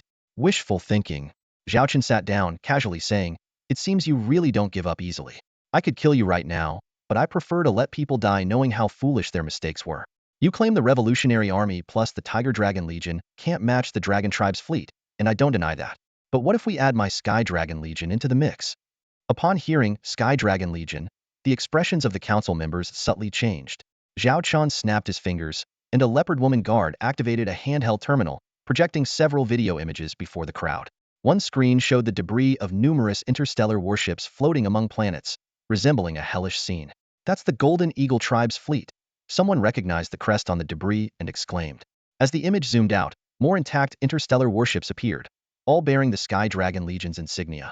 Zhao Chen smiled and asked, Old Young, how many interstellar warships did you say the Golden Eagle Tribe was sending to support you? Elder Young stared in disbelief, stammering, This can't be. This is impossible. This video must be forged. At that moment, everyone was curious about just how many interstellar warships the Golden Eagle Tribe had sent for this operation. The 10 legions of the Golden Eagle Tribe, totaling 30,000 starships, faced a devastating blow in just 3 hours. Elder Yang shook his head in disbelief, pointing at the video footage before them, insisting it was all fake. Zhao Chen glanced dismissively and said, Yes, it's indeed 30,000 starships, but as for their quality, from what I know, only 1,000 of them are T3 class, the rest are T2. Not even a single T4 was deployed. He pointed at the imposing starships on the screen, sneering, These small fry aren't even enough to fill the gaps in my Shao Long fleet's teeth. The Revolutionary Council members were deeply shocked. Although the Golden Eagle Tribe was mediocre among the top 20 tribes and would have been expelled if not for their alliance with the Dragon Tribe, they still possessed 1,000 T3 class starships, which had been a significant headache for the revolutionaries. Yet, such a fleet was completely annihilated in mere hours. Zhao Chen continued, Luckily, I only sent a small detachment from the 5th Legion, just 300 starships. Sending the entire legion would have been overkill. 300. Wiped out 30,000? The sound of gulping echoed in the meeting room. Some wanted to question, but seeing the majestic T3 class starships and even larger T4 class ones in the footage, they were left speechless. This small fleet, composed solely of T3 and a few T4 ships, combined with the Shao Long starship's formidable firepower, made the feat of 300 defeating 30,000 seem plausible. Zhao Chen turned to Elder Yang, smiling, You said earlier that even if I couldn't win, there's no way you could defeat the Dragon Tribe's fleet, right? Elder Yang stubbornly replied, Of course. I admit your Shao Long fleet might have some skills. But remember, this is Warhammer. In Warhammer, the Dragon Tribe is the strongest. They have. Zhao Chen interrupted, pointing to other video screens. Then take a good look at how strong the Dragon Tribe fleet you speak of really is. At that moment, a new video window popped up in front of Zhao Chen. Lilith reported, Commander, all our starships are in their designated combat positions. Zhao Chen replied indifferently, Send me the detailed data. There's a bunch of fools here. A series of data streamed to Zhao Chen. Charlotte, understanding the commander's intention, took over Lilith's duties. She called on her sister, Medare, to activate the wartime function of the star map, while Hushiner volunteered to operate it. Soon, a wartime star map was displayed before everyone. Zhao Chen pointed to 5 red dots on the map. See these 5 points? Medare's eyes lit up. These are the 5 strategic hubs currently controlled by our revolutionary forces. These locations are crucial, linking our various bases together. Losing any of these would fragment our forces, making us easy prey for the enemy. Charlotte took over, pointing to the 5 strategic hubs, each showing projections of starship fleets with the Dragon Tribe's flag. According to our intel, the Dragon Tribe has deployed 60,000 starships to these 5 key points, totaling 300,000 ships. This is nearly half of their main fleet. Additionally, there are other battlefields managed by their subordinate tribes, totaling around 200,000 starships. Their goal is to divide and conquer our revolutionary forces. Hearing this, Chief Ted and others looked grim. Hushiner, admiring Charlotte, asked, "Since General Charlotte is here, you must have a counter-strategy, right?" Charlotte respectfully looked at Zhao Chen and answered, "This time, I requested support from our revolutionary allies, specifically the Xiao Long Lord I now serve. They have dispatched 5 fleets from the Xiao Long fleet to the 5 strategic points, totaling 15,000 starships. The detachment that intercepted the Golden Eagle tribe's fleet was just a small part of the 5th Legion." As Charlotte explained, the star map showed the invasion routes of the Dragon tribe's fleets, marked with the Xiao Long fleet's flags and corresponding starship models and numbers. 3,000 starships? Ha ha ha. Elder Young mocked. "I thought you and your master had some grand plan. Just 3,000 starships against 60,000 from the Dragon tribe? Do you think the Dragon tribe's fleet fights like the Golden Eagle tribe?" Zhao Chen, unfazed, rested his chin on his hand and zoomed in on one of the video screens. "Whether we can hold them off, you can see for yourself." The screen showed a vast, empty starfield suddenly filled with tens of thousands of starships, numbering over 10,000. These ships bore a fleet emblem similar to the Xiao Long fleets, but featured a side profile of a dragon head human. "Dragon tribe fleet," someone exclaimed. "The Black Fox matriarch, with sharp eyes, accurately identified. That's the Dragon tribe's 13th and 17th fleet groups." The military might of the Dragon tribe was truly formidable. They boasted 200 fleet armadas, each composed of 10 groups of 30,000 interstellar warships, totaling 20 such armadas. In a brief video clip, the Black Fox matriarch keenly identified the specific fleet groups, showcasing her remarkable observational skills. This scene caught Zhao Chen's attention, and he couldn't help but take another look at the mature and alluring Black Fox woman. She noticed Zhao Chen's gaze and responded with a smile, exuding an enticing charm akin to ripe fruit, sharply contrasting with the youthful Lilith. The video then shifted to the side battlefield, revealing the lineup of the Xiaolong Legion. Compared to the Dragon tribe's 60,000 warships, the Xiaolong Legion had only 3,000. Yet these ships emanated an extraordinary aura. A council member skilled in starship technology exclaimed, "Could these all be T3 level interstellar warships?" Charlotte proudly announced, "This is the second Xiaolong Legion, equipped with 3,000 T3 interstellar warships and over 100 T4 level interstellar warships." This revelation caused an uproar in the conference room. The council members found it hard to believe that a lord of the Starshine Empire possessed such a powerful fleet, surpassing even the number of T4 warships in the Warhammer Intergalactic Federation. Charlotte added, "These 100 T4 interstellar warships are genuine T4s, not some quasi-T4s." Her tone carried a hint of disdain for the Warhammer Intergalactic Federation's capabilities. To verify this claim, Charlotte turned to the Foxia matriarch. The Foxia matriarch provided a detailed breakdown of the opposing Dragon fleet. 60 T4 interstellar warships, 6,000 T3 interstellar warships, with the rest being T2 level. Medare quietly asked her sister Charlotte if the Xiaolong Legion stood a chance. Charlotte confidently replied, "You should be asking how long those 2 Dragon fleets can survive, and when they will retreat." On the battlefield, the second Xiaolong Legion arranged their combat formation, while the Dragon fleets adopted a crescent formation to counter. Suddenly, the interstellar missile ships at the center of the Xiaolong Legion began launching missiles, tens of thousands of them raining down like a meteor shower on the Dragon fleet. Chief Ted was astonished. How many interstellar missiles were launched? Zhao Chen calmly answered, "About 5 million interstellar missiles. And these are all T3 interstellar missile ships." The conference room fell into silence once more. In the video, the frontline positions of the Dragon fleet were engulfed in the fiery explosions of the missiles, their defenses completely overwhelmed. Medare was astounded by the massive resource expenditure of this attack. Zhao Chun nonchalantly remarked, "Around 60 billion star coins, give or take." This figure once again shocked everyone present. Zhao Chun watched the reactions with satisfaction, secretly pleased with the impact of this enormous investment. What he didn't disclose was that this attack was actually carried out by a special fleet accompanying the second Xiaolong Legion, not the second Legion itself. The bombardment of interstellar missiles lasted nearly 10 minutes, an astonishing amount.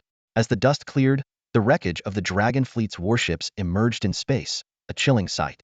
Chief Huya quickly analyzed. This round of bombardment destroyed at least a third of the Dragon fleet's warships, with the remaining ships also sustaining various degrees of damage, significantly reducing their combat capabilities. A third? That's 20,000 warships, an astonished council member exclaimed, eyes wide with disbelief. Just 10 minutes to destroy 20,000 of the Dragon tribe's main battleships. Zhao Chen's lips curled into a slight smile as he calmly said, "The fireworks show isn't over yet." This statement caused the expressions in the conference room to change dramatically, the atmosphere almost solidifying. Suddenly, Hu Exiner sharply pointed to the screen. What is that special warship? A massive battleship was slowly unfolding, its countless missile launchers sending chills down everyone's spine. T-4 Hell Angel-class heavy missile ship, Zhao Chen stated calmly, causing everyone present to gasp. Elder Yang's face turned blank, a mix of disbelief and a hint of regret flashing in his eyes.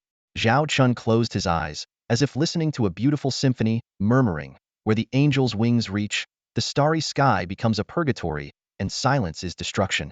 The T-4 Hell Angel-class heavy missile ship began launching tens of thousands of missiles continuously, a breathtakingly grand spectacle. Unlike the previous blanket bombardment, this was a precise strike, targeting the enemy's T-4 class warships within range first. The Dragon's T-4 warships were destroyed one after another. Despite their all-encompassing star shields, they couldn't withstand the relentless bombardment. Ultimately, out of the 60 T-4 warships in the two Dragon fleets, fewer than 5 remained, spared only because they were at the rear. The T-3 class warships also suffered heavy losses, their numbers plummeting from 6,000 to less than 100. Chief Huya concluded, "These two Dragon fleets have lost their combat effectiveness. While the enemy remains unscathed, our main fleet has been nearly wiped out. This is a total rout." The commanders of the Dragon fleet were utterly shaken by this sight and ordered a retreat. However, the Second Falcon Corps did not relent. Several small fleets broke away from the Falcon formation, swiftly encircling the Dragon fleet from all directions. These pursuit squads, though each comprising only about 30 ships, totaling around 300, were like sharp spears piercing the fleeing Dragon fleet. The Dragon fleet fought back desperately, but these pursuit ships, whether interstellar cruisers or battle cruisers, and even a few T-4 class warships, were fast, heavily armored, and heavily armed. They maneuvered nimbly among the Dragon fleet, retreating swiftly when the situation turned unfavorable, regrouping and attacking again, significantly slowing the Dragon fleet's escape. Meanwhile, the main fleet of the Second Falcon Corps was closing in steadily. Interstellar frigates formed defensive formations, destroyers led the charge, and battleships took the main assault role.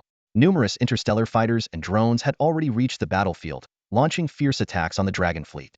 Due to the earlier missile bombardment, the Dragon fleet's interstellar frigates had suffered heavy losses and couldn't effectively fend off these smaller attack units. In no time, the air superiority in the Dragon fleet's territory fell into the hands of the Second Falcon Corps.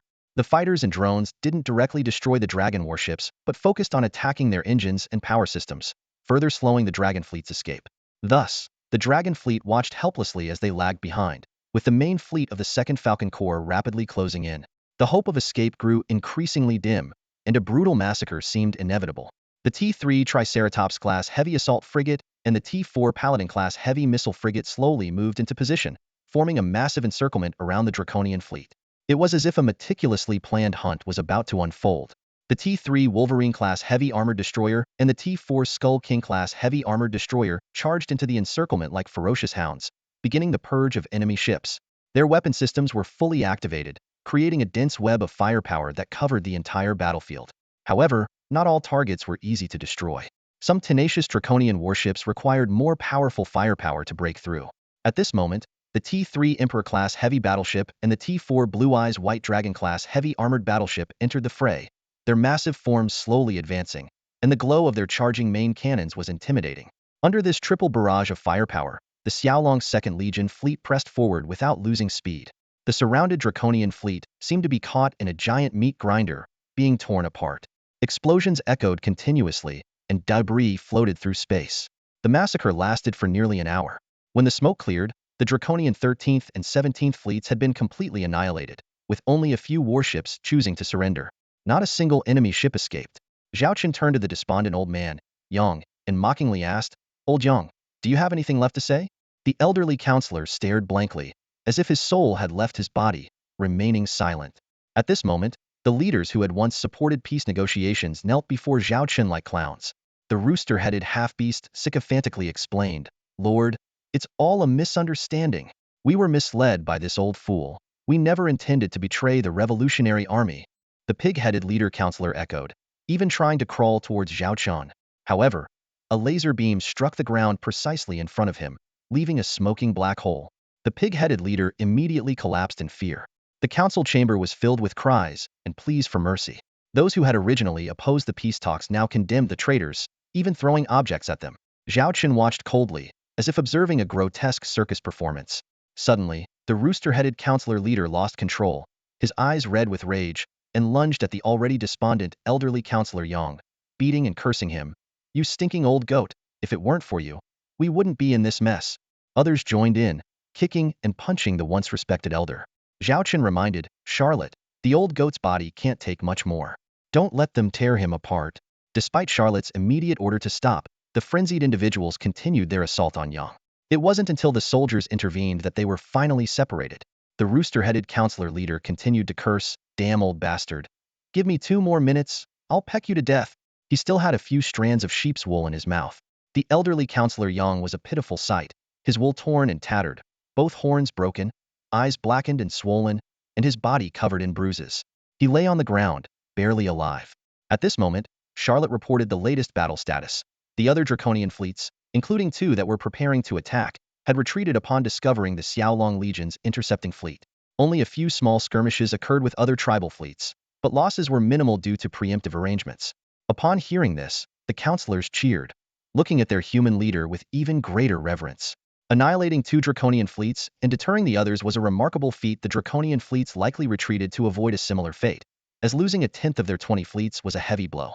The Fox clan leader summarized, "With this, the crisis for our revolutionary army is temporarily alleviated." Her eyes sparkled with admiration as she looked at Commander Zhao Chen.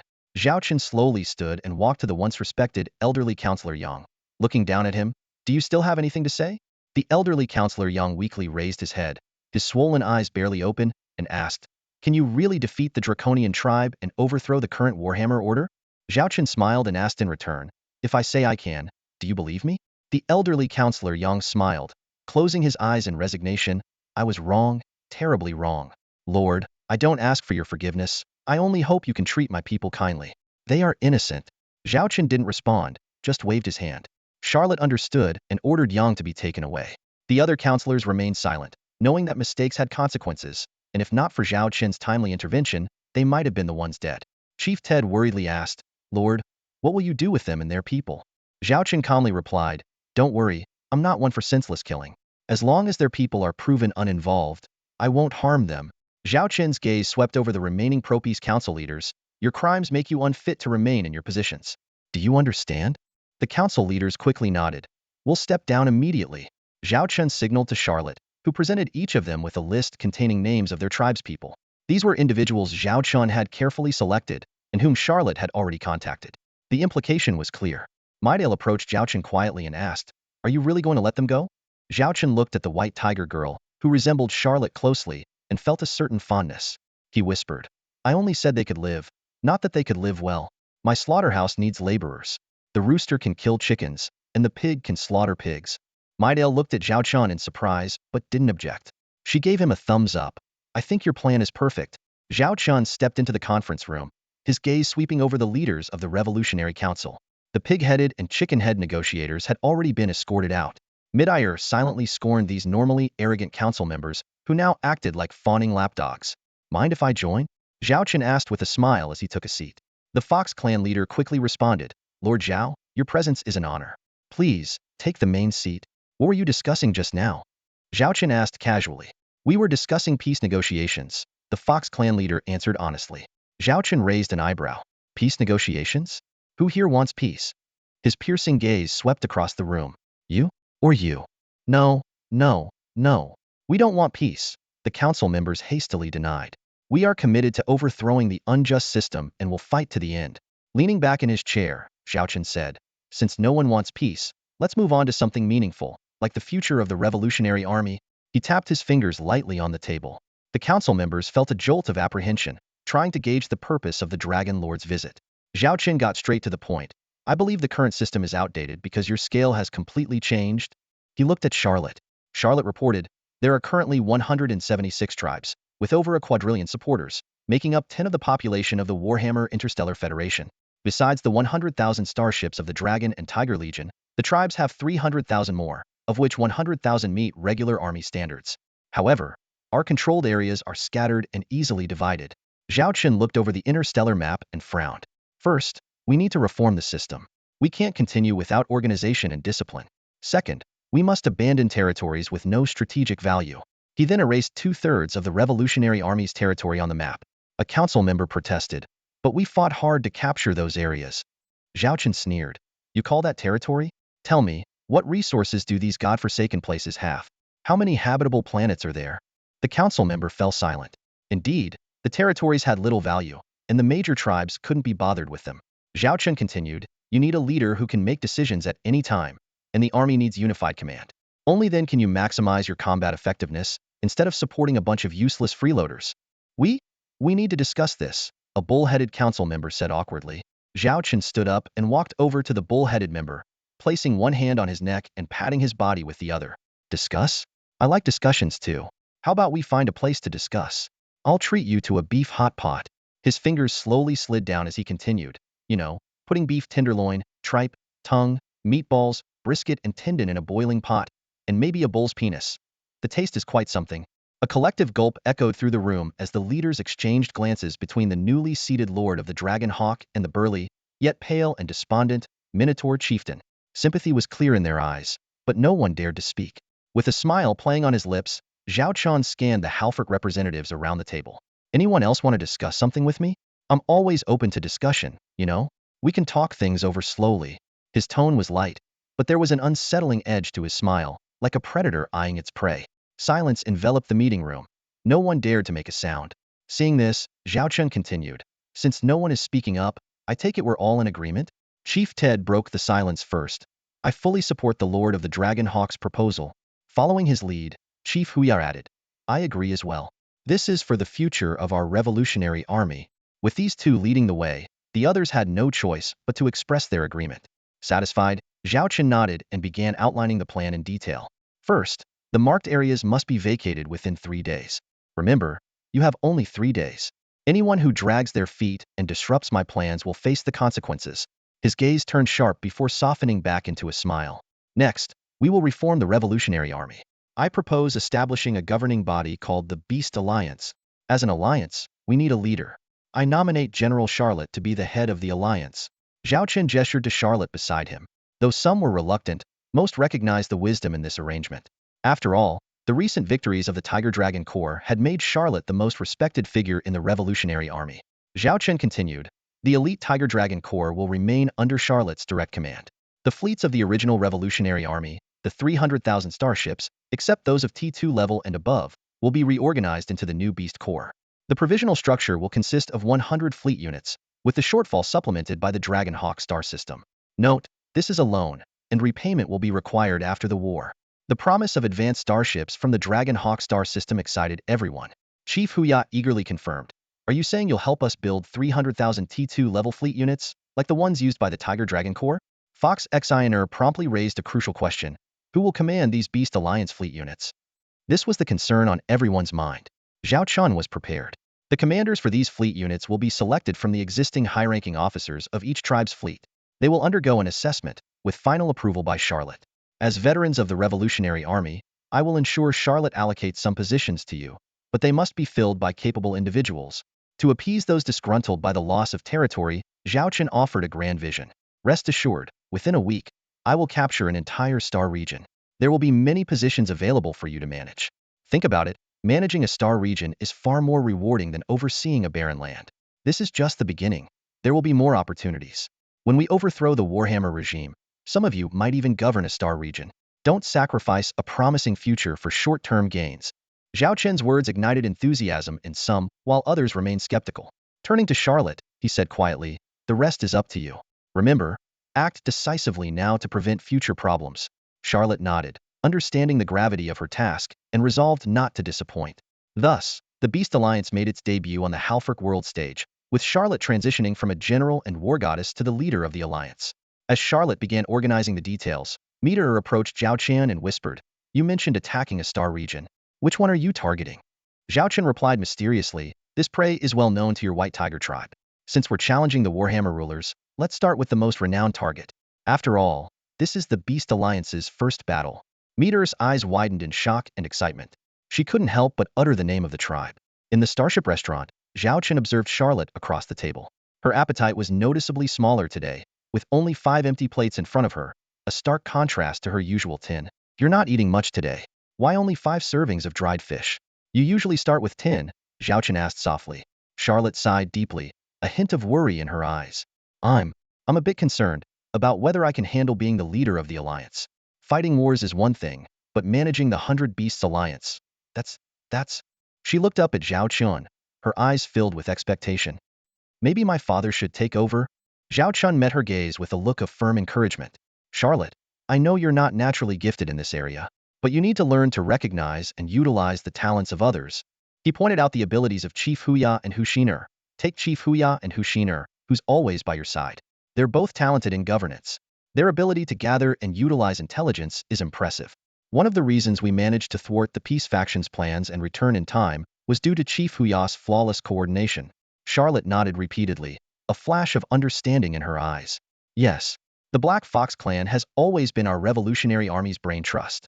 Though they lack strong combat abilities, their command and planning skills are exceptional. Every fleet from various clans includes a Black Fox strategist or deputy, just like our secretary Lilith. Zhao Chen continued to share his governance experience, and Charlotte listened attentively, absorbing every detail. He emphasized the importance of recognizing and utilizing talents and promised to provide Charlotte with a list of trustworthy personnel. Addressing the idea of her father taking over as leader, Zhao Chen gently declined. Your father has the capability, but he lacks the prestige. When you returned to Warhammer, I told you that I was creating a goddess of war, and you are that Valkyrie. Your current prestige within the Revolutionary Army even surpasses that of the clan leaders. Hearing Zhao Chen's words of trust, Charlotte's heart pounded with excitement. She nodded firmly. I understand. I will do my best to lead the 100 Beasts Alliance. With that, she pressed the order button, and soon, a dozen more fish were on their way to become her meal. Charlotte then brought up the next phase of their battle plans, but Zhao Chen lamented their lack of resources. They discussed two options: act immediately and risk greater losses, or wait until resources were sufficient. Ultimately, Zhao Chen decided to proceed according to the original plan, step by step.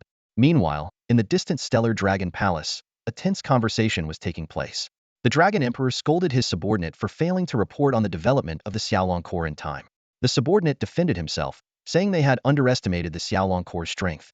The Dragon Emperor scrutinized the latest intelligence, discovering that the Xiaolong Corps' influence within the Star Empire was far greater than expected, nearly omnipresent. This report revealed a new threat, forcing the Dragon Emperor to reassess the situation. A special fleet, composed of 300 T-3 interstellar missile ships and a large number of newly commissioned T-4 class ships, had bolstered the strength of the Xiaolong Legion far beyond expectations. The atmosphere in the Dragon Emperor's hall was tense.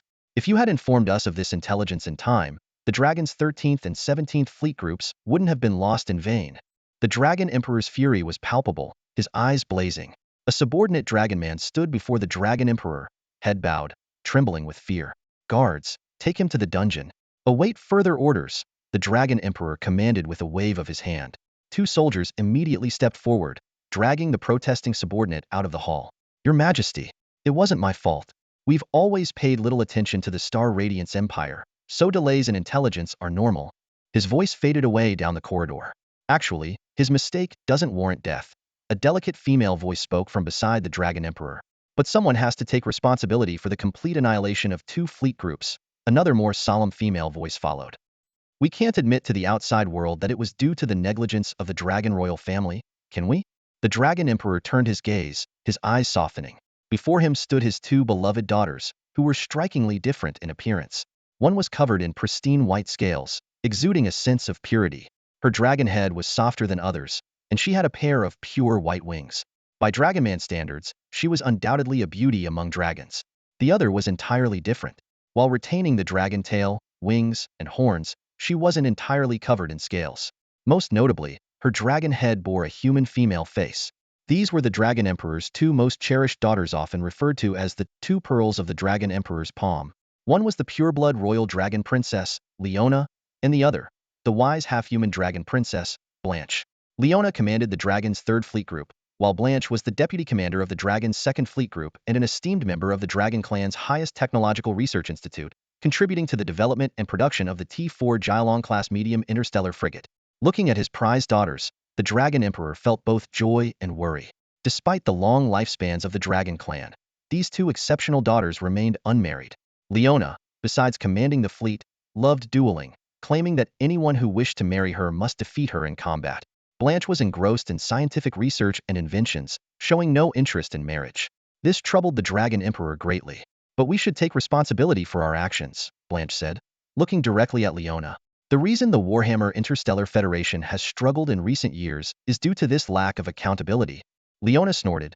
Responsibility is one thing, but prestige is more important. Do you realize how much it would damage the royal family if it were known that we lost 2 fleet groups due to our underestimation of the enemy? Especially with the current instability in the Warhammer Interstellar Federation. It could even threaten Father's throne.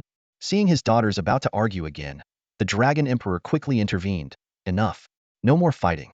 The most important thing now is how to handle the current situation. According to our investigation, the Xiaolong Legion has somehow mobilized all 5 of their fleet groups here. Although they only have 15,000 combat interstellar warships, you've seen their formidable power. Even our elite dragon fleets would struggle to gain an advantage in a direct confrontation. If we go to war, we will undoubtedly pay a heavy price. What are your thoughts? Leona immediately responded. I suggest we accelerate the unification plan for Warhammer, combining internal consumption and the elimination of the revolutionary forces. First, we forcibly unite the fleets of various clans into a coalition, but the command must remain in our hands. Then, let the major clan fleets and the Xiaolong Legion wear each other down. The Xiaolong Legion's tactics are highly consumptive. I don't believe their interstellar missiles are endless. Finally, our Dragon Clan can reap the benefits. Foolish, Blanche remarked bluntly. What do you mean? Not satisfied with me? Let's take it outside and settle this. Leona glared at Blanche. Ignoring Leona's provocation, Blanche calmly addressed the Dragon Emperor. We aim to unify Warhammer, but we must not weaken its overall combat strength. After all, the Holy Radiance Empire remains a threat. The Star Radiance Empire could revive, and who knows if the Mechanical Clan will return. Therefore, we can't excessively deplete the strength of the major clan fleets. My suggestion is to use a proxy. From what I know, the Holy Radiance Empire and the Xiaolong Lord have a strained relationship. They even fought a holy war duel over new star territory expansion, where the Xiaolong Legion emerged victorious, humiliating the Holy Radiance Empire. We can seize this opportunity to have the Holy Radiance Empire dispatch troops and form a coalition with us to eliminate the Xiaolong Legion. This way, we achieve multiple goals. First, we eliminate the Xiaolong Legion while preserving our strength. Second, we can control the losses of the major clan fleets based on the situation, ensuring they don't suffer too much while not hindering our unification plan. Third, we strengthen our ties with the Holy Radiance Empire, potentially cooperating against the Star Radiance Empire in the future. The Dragon Emperor was full of praise for Blanche's plan. Compared to Leona's 3-step strategy, Blanche's plan was 10 steps ahead. Heh, the Holy Radiance Empire isn't your pet. Do you think they'll just cooperate because you say so? Aren't you afraid of inviting trouble? Leona questioned. Blanche responded coolly. Everything has risks and rewards. The greater the risk, the greater the reward. If you're so timid, you might as well go home and babysit. You. Leona glared at Blanche, too angry to speak. All right, the Dragon Emperor interjected to calm the dispute. I'll have people thoroughly review both of your plans. Although he didn't say it outright, he was already leaning towards Blanche's proposal. Meanwhile, on the other side, Zhao Chen was meeting with some special guests. In front of Zhao Chen stood 2 women in starkly different emotional states. On his left was Ivina, the Harpy Queen. She stood rigidly, her feathers tightly drawn, exuding tension from head to toe. Her head was bowed low, never once making eye contact with Zhao Chen. On his right was the Spider Queen, Elith. Her appearance was astonishing. Her lower body was that of a massive black spider, while her upper body resembled that of a human woman with an alluring figure. Despite the black markings on her skin, she exuded a captivating beauty rather than appearing grotesque. Zhao Chen was the first to speak. Harpy Queen Ivina. Ivina trembled, clasping her feathered hands tightly in front of her, her voice quivering. I am here. Zhao Chen smiled. No need to be so nervous. I invited you here. Consider us friends. Ivina replied softly. I dare not. Her head remained bowed. Zhao Chen gently asked, Ivina, if you keep your head down and don't look at me, how are we supposed to discuss our plans? Ivina hesitated for a moment before cautiously raising her head, though her eyes still darted nervously. At this moment, Lilith whispered in Zhao Chen's ear. The Harpies are a monogender tribe, consisting only of females. They are individually weak and naturally timid. They have long been oppressed by the Golden Eagle tribe. Though they are one of the top 20 tribes, they are more like tools. They can fly in space and are often sent to mine planets, essentially serving as interstellar miners. In terms of strength, the Harpy tribe is no longer among the top 20. Looking at the frail Ivina, Zhao Chen couldn't help but imagine her people toiling away on interstellar mining ships, and a protective feeling stirred within him. At this point, the previously ignored Spider Queen Elith spoke up. Did you develop and build this starship? Her eyes were fixed on the T4 Blue Eyes White Dragon-class heavy interstellar armored battleship. Zhao Chen admitted, yes, we developed and built it ourselves. What's it called? Elith asked naturally. Blue Eyes White Dragon, Zhao Chen replied. Elith crossed her arms and commented, that's a good name. Much better than those clumsy names like Armored Dragon or Butcher. No sense of artistry at all. Zhao Chen knew she was referring to the T4 Armored Dragon class medium interstellar frigate and the T4 Butcher class medium interstellar destroyer. Elith continued, if our Spider Queen tribe joins your Beast Alliance, can we take over the production of these starships? Also, what are the names of your current T4 starships? Zhao Chen listed them one by one. Suzuka-class medium interstellar cruiser, Paladin-class heavy interstellar missile frigate, Tyrant-class heavy interstellar missile battlecruiser, Medusa-class heavy interstellar artillery ship, Skeleton King-class heavy interstellar armored destroyer, Fallen Angel-class super heavy aircraft carrier starship. And then there's the Hell Angel-class heavy interstellar missile ship. Elith's excitement was palpable. Yes, yes. Especially that last one, the Hell Angel-class heavy interstellar missile ship. I heard there's even a phrase dedicated to it. Something like, where the angel's wings reach, the starry sky becomes a purgatory, and silence means destruction. It's so artistic. Her cheeks flushed, and she even bit her own finger in excitement. Zhao Chen looked at Elith with suspicion. Why are you so eager to join us? The Dragon Tribe hasn't mistreated your Spider Queen tribe, has it? You have a high status among the top 20 tribes, and your living conditions are much better than those of the Harpy tribe. You have no reason to betray the Dragon Tribe. Ivina, standing nearby, looked aggrieved, as if to say that her tribe's poor development was not her fault. Elith answered, you want a reason? It's simple. Following the Dragon Tribe is just too boring. Those guys are all brawn and no brains, and they have no sense of artistry. Even though Princess Blanche of the Dragon Tribe designs starships, what she comes up with is devoid of beauty. Interstellar warships are an art. They need to be beautiful, beautiful. She pointed at Zhao Chen's ship bridge, excitedly saying, look at these contours, look at this layout, look at these majestic lines. This is art. If I could produce such masterpieces, that would be my life's calling. Not making those ugly things. Zhao Chen thought to himself, confirmed, this Spider Queen is absolutely crazy.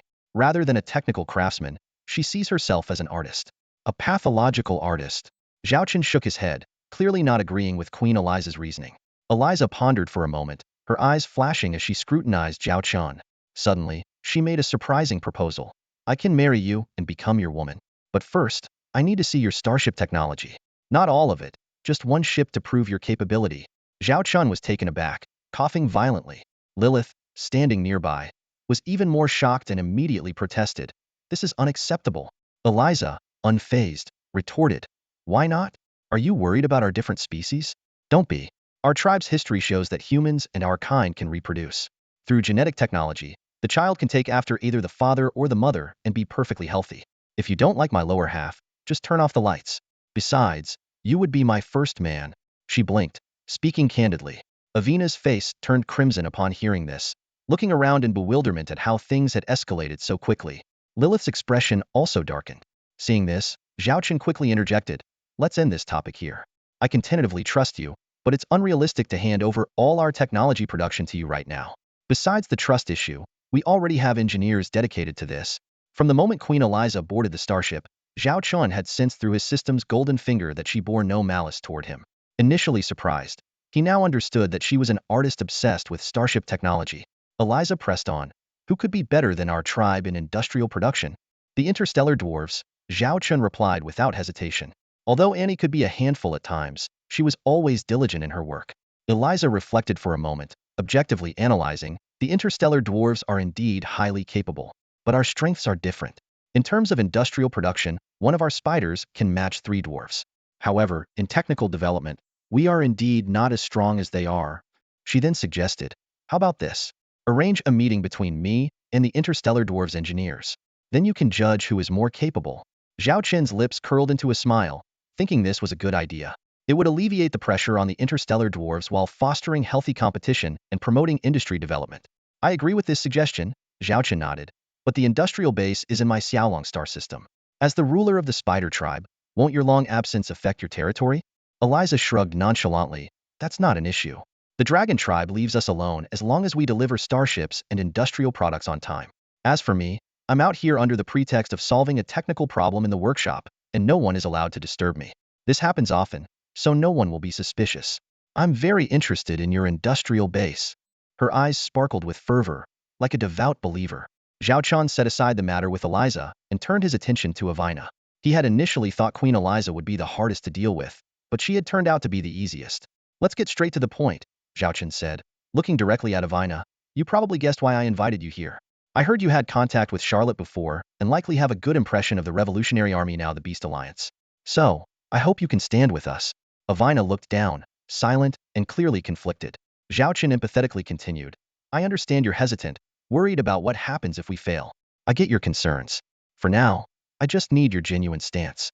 You don't have to publicly declare support on behalf of your entire tribe. The same goes for the spider tribe. I'll give you some time to think, but not too long. We're about to confront the dragon tribe Hedon, and by then, you'll have to make a choice. Avina hesitated, repeatedly saying, I. At this moment, Eliza interjected. I suggest Avina visit the Xiaolong star system with me. The Harpies are a peace-loving race forced into being one of the top 20 tribes, yet they don't receive the treatment they deserve. Imagine, a major tribe's territory comprising only 30 of a star system. Lord Zhao, let her see your Xiaolong system and environment. If it's truly suitable for the Harpies, I believe Avina will make her choice. Zhao Chen's eyes lit up, appreciating Eliza's cleverness. He immediately said to Avina, Avina, I sincerely invite you to visit the Xiaolong star system. You can go with Eliza. Don't worry, it won't take long, and you can return anytime. I guarantee your safety. Avina finally mustered the courage to raise her head, clenching her fists.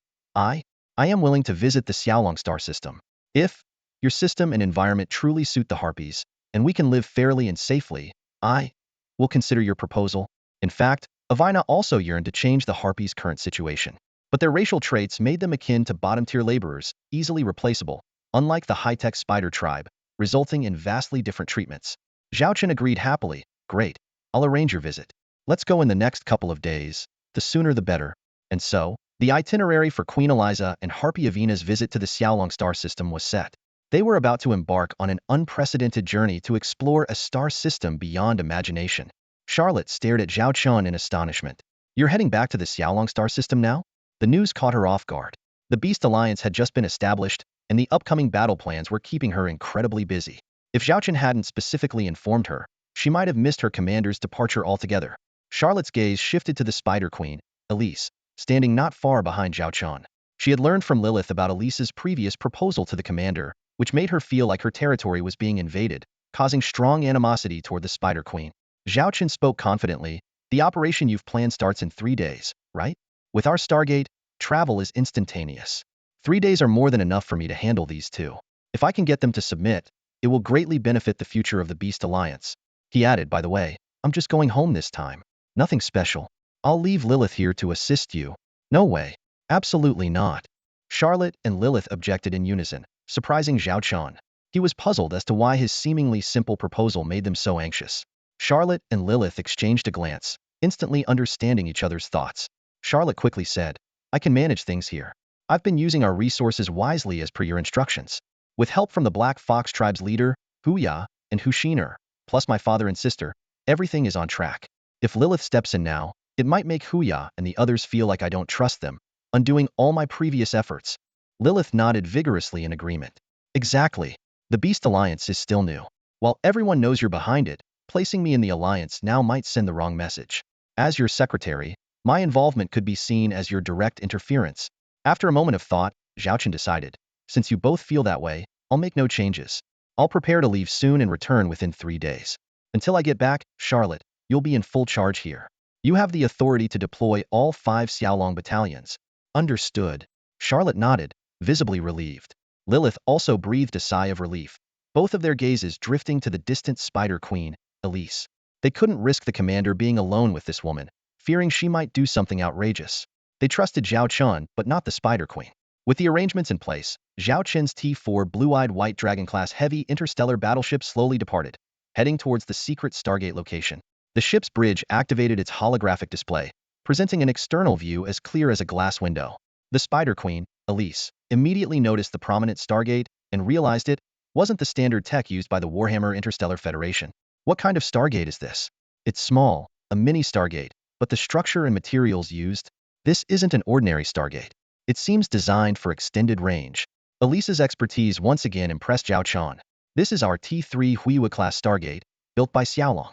Although it's T3 technology, It can connect over vast distances, Zhao Chen explained. Can it directly connect to your Xiaolong star system?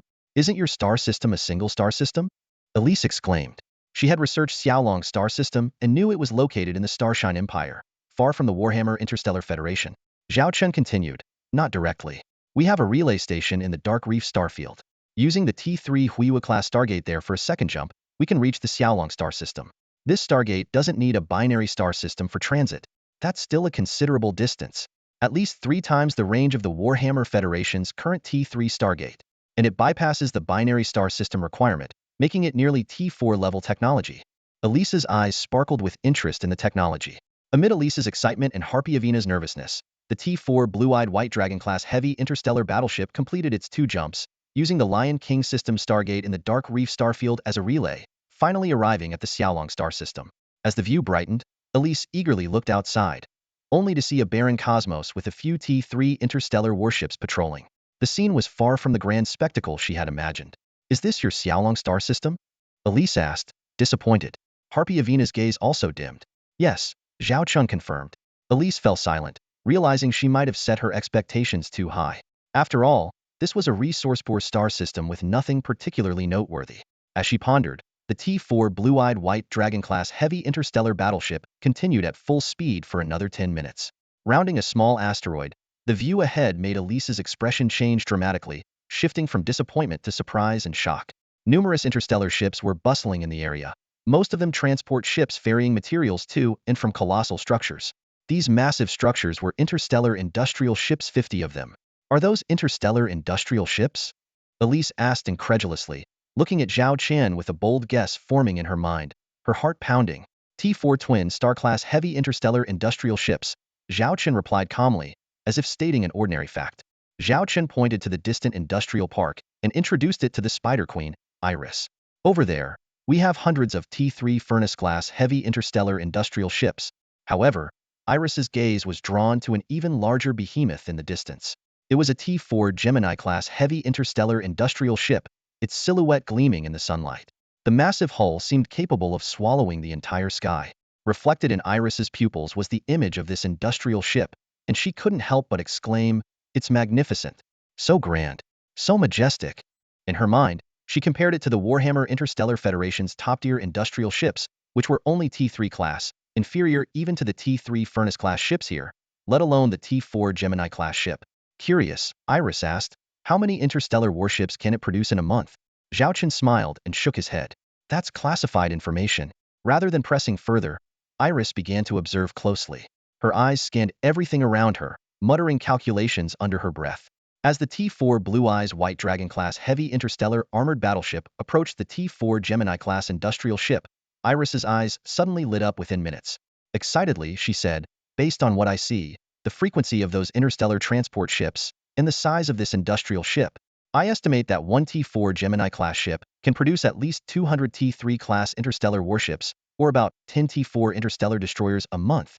Zhao Chen looked at Iris in astonishment. Her data, derived from mere observation and brief analysis, was within 10 of the actual figures. This demonstrated the Spider Queen's extraordinary professional skills, perhaps even surpassing and in some areas. Meanwhile, far away in the command center, and suddenly sneezed, shivering involuntarily. A wave of cold swept over her, prompting her to wrap herself tighter in her blanket. She glanced at the temperature control panel, which showed everything was normal. Shrugging, she resumed her work. Zhao Chen shone fries, and casually said, a mechanical arm immediately extended from behind her, precisely delivering fries to her mouth. Without turning, and bit into the fries and began chewing. Zhao Chen, Coke. Another mechanical arm handed her a cup with a straw, and took a sip and let out a small burp. Zhao Chen, peel some shrimp for me. A plate of shrimp appeared instantly on the tray. 2 mechanical arms quickly peeled the shrimp, and a third arm delivered the peeled shrimp to Anne's mouth. She enjoyed the food while her hands busily worked on the control panel, her feet lightly swinging under the table. Suddenly, a video window popped up, and a subordinate reported nervously, Chief Engineer, the commander is on his way to your office. What? Zhao Chen. The commander is here?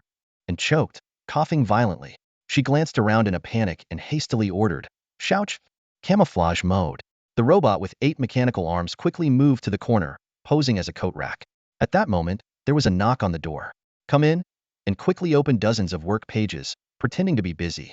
The door opened, and Zhao Chen and others walked in and pretended to rub her wrist and turned, saying, "Commander, why didn't you notify me in advance? I was just..."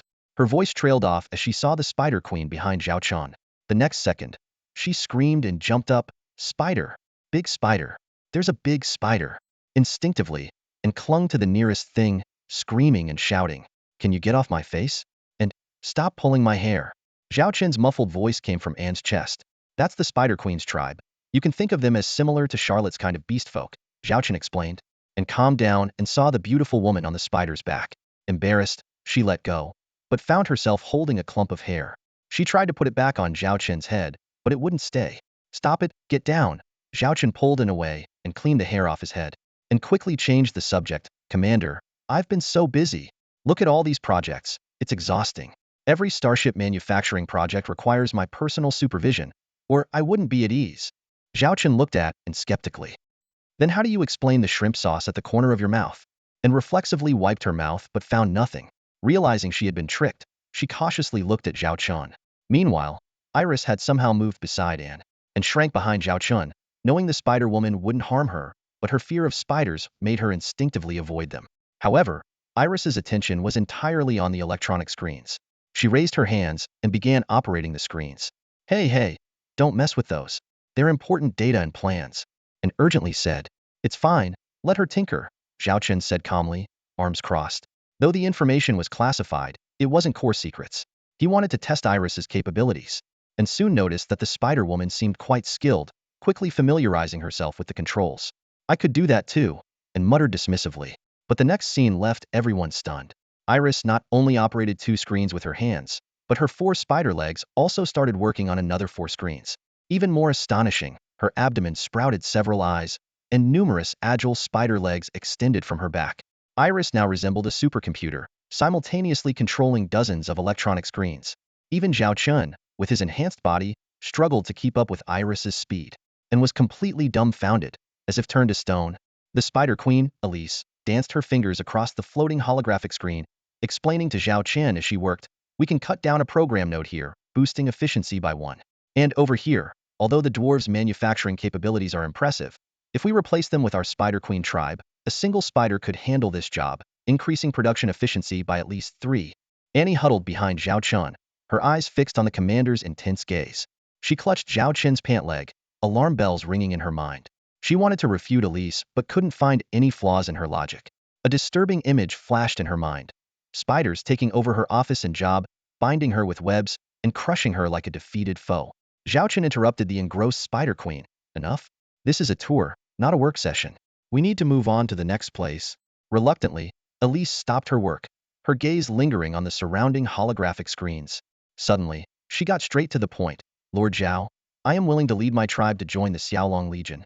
Rest assured, I am fully confident I can handle the work here." Annie felt like she had been struck by lightning. Gathering her courage, she stepped out from behind Zhao Chen, hands on her hips, and shouted, "Hey, don't push it. I'm the chief engineer here. This is my turf." The Spider Queen looked down at Annie, teasing, "According to our half-beast customs, should we have a fight?" Annie glanced at the spider spear behind Elise, instinctively taking a step back, but she retorted firmly, "We are technical workers. What's the point of fighting? Then a technical competition?" Elise smiled, pointing at the surrounding holographic screens. Annie was at a loss for words, unsure how to respond. "What else then? Height? Figure?" Elise continued to tease, deliberately puffing out her chest. Annie looked down at her own flat chest, resisting the urge to jump up and down. Elise added, "Status?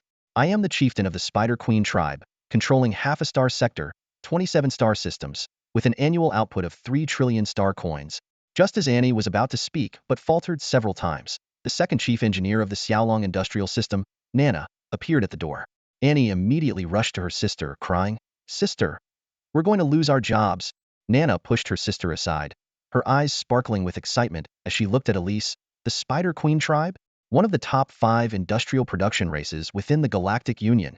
She walked straight to Elise and started an enthusiastic discussion. Annie was dumbfounded, unable to comprehend how things had escalated to this point. Nana explained to Zhao Chen that her knowledge of various races came from her studies at the Goddess Academy, where she also served as a lecturer and honorary vice-dean. Annie listened in shock, feeling a deep sense of defeat. She watched her sister and Elise engage in a lively discussion, with Zhao Chen occasionally chiming in, while she felt like an outsider. In the end, Annie seemed to kneel in the wind and snow, her knees on the ground, her hands raised high, silently screaming, "No, rather than perish in silence, it's better to explode in silence." Annie walked over to Nana with tears in her eyes, her voice trembling. "Nana, don't be fooled by that big spider. She's here to take our jobs." Nana looked at Annie skeptically. "Take our jobs? Who told you that?" Annie was momentarily speechless, recalling that when the commander introduced the Spider Queen, nothing of the sort was mentioned. Nana sighed and spoke gently. "Sis, are you overthinking things again? Mom always said you have too much of a crisis mindset and suggested you see a psychologist, but you never listened." As she spoke, Nana pulled a lollipop from her pocket, unwrapped it, and handed it to Annie. Annie took the candy, licked it gently, and her furrowed brow relaxed a little.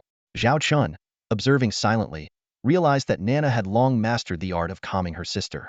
Nana didn't usually have a sweet tooth, so it was clear she carried the lollipop for Annie. Nana continued patiently, "What you're saying about taking jobs makes no sense.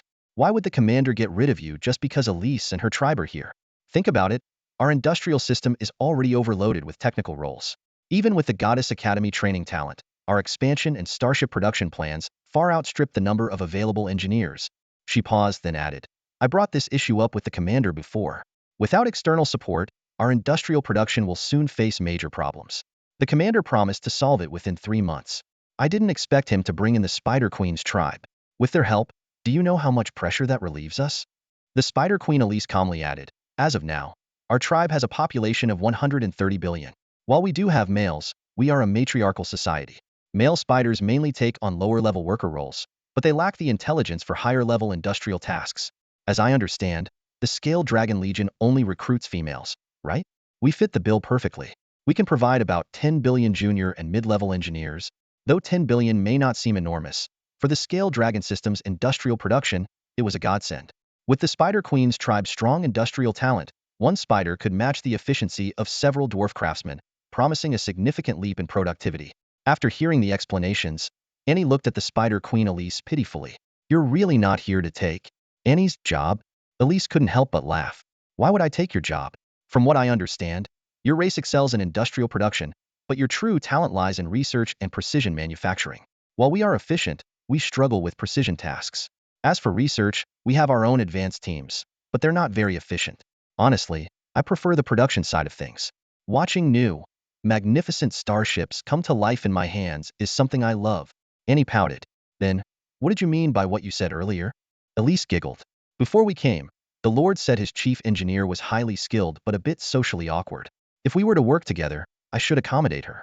And you remind me of a child in our tribe, very cute. I couldn't resist teasing you. I'm not a child." Annie placed her hands on her hips but glanced at her chest, reassuring herself that she'd grow more. Seeing this, Zhao Chen decided to wrap up the conversation. "All right, enough joking. We need to move on. Lilith, Nana, make the arrangements. Let's head to platform 0117. Lilith's face changed at the mention of platform 0117. She walked over to Zhao Chen and whispered, "Commander, platform 0117 is for top-secret projects. Bringing them there? Is it really appropriate?"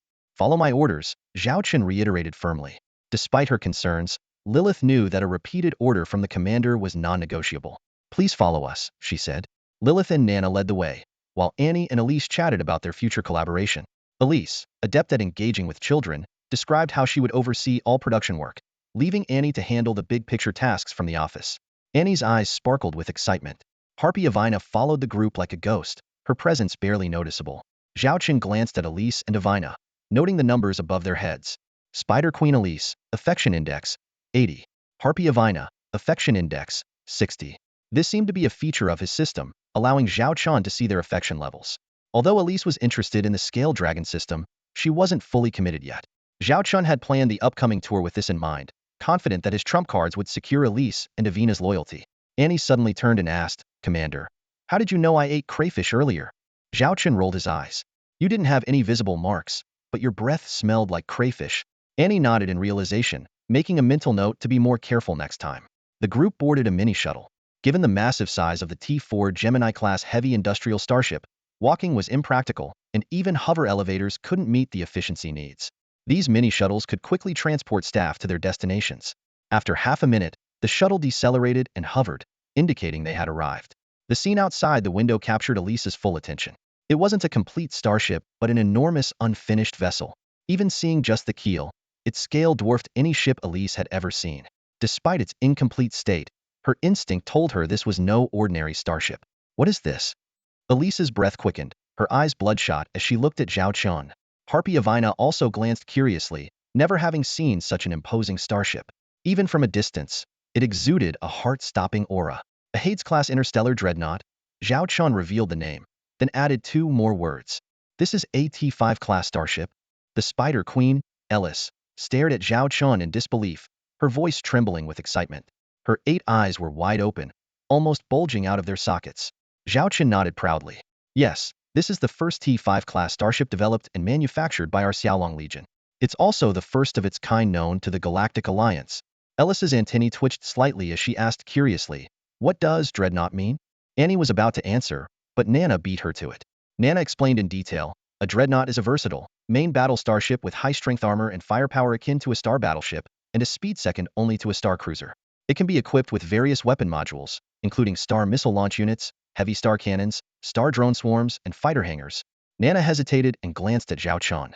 After receiving his nod of approval, she continued, most importantly, it is also equipped with a hyperspace warp engine. You've overcome the technological challenge of single-ship warp engines, Ellis exclaimed, her eyes gleaming with fervor. Nana nodded and explained, yes, a warship equipped with a hyperspace warp engine can perform warp jumps at any time and place, arriving at its destination instantly.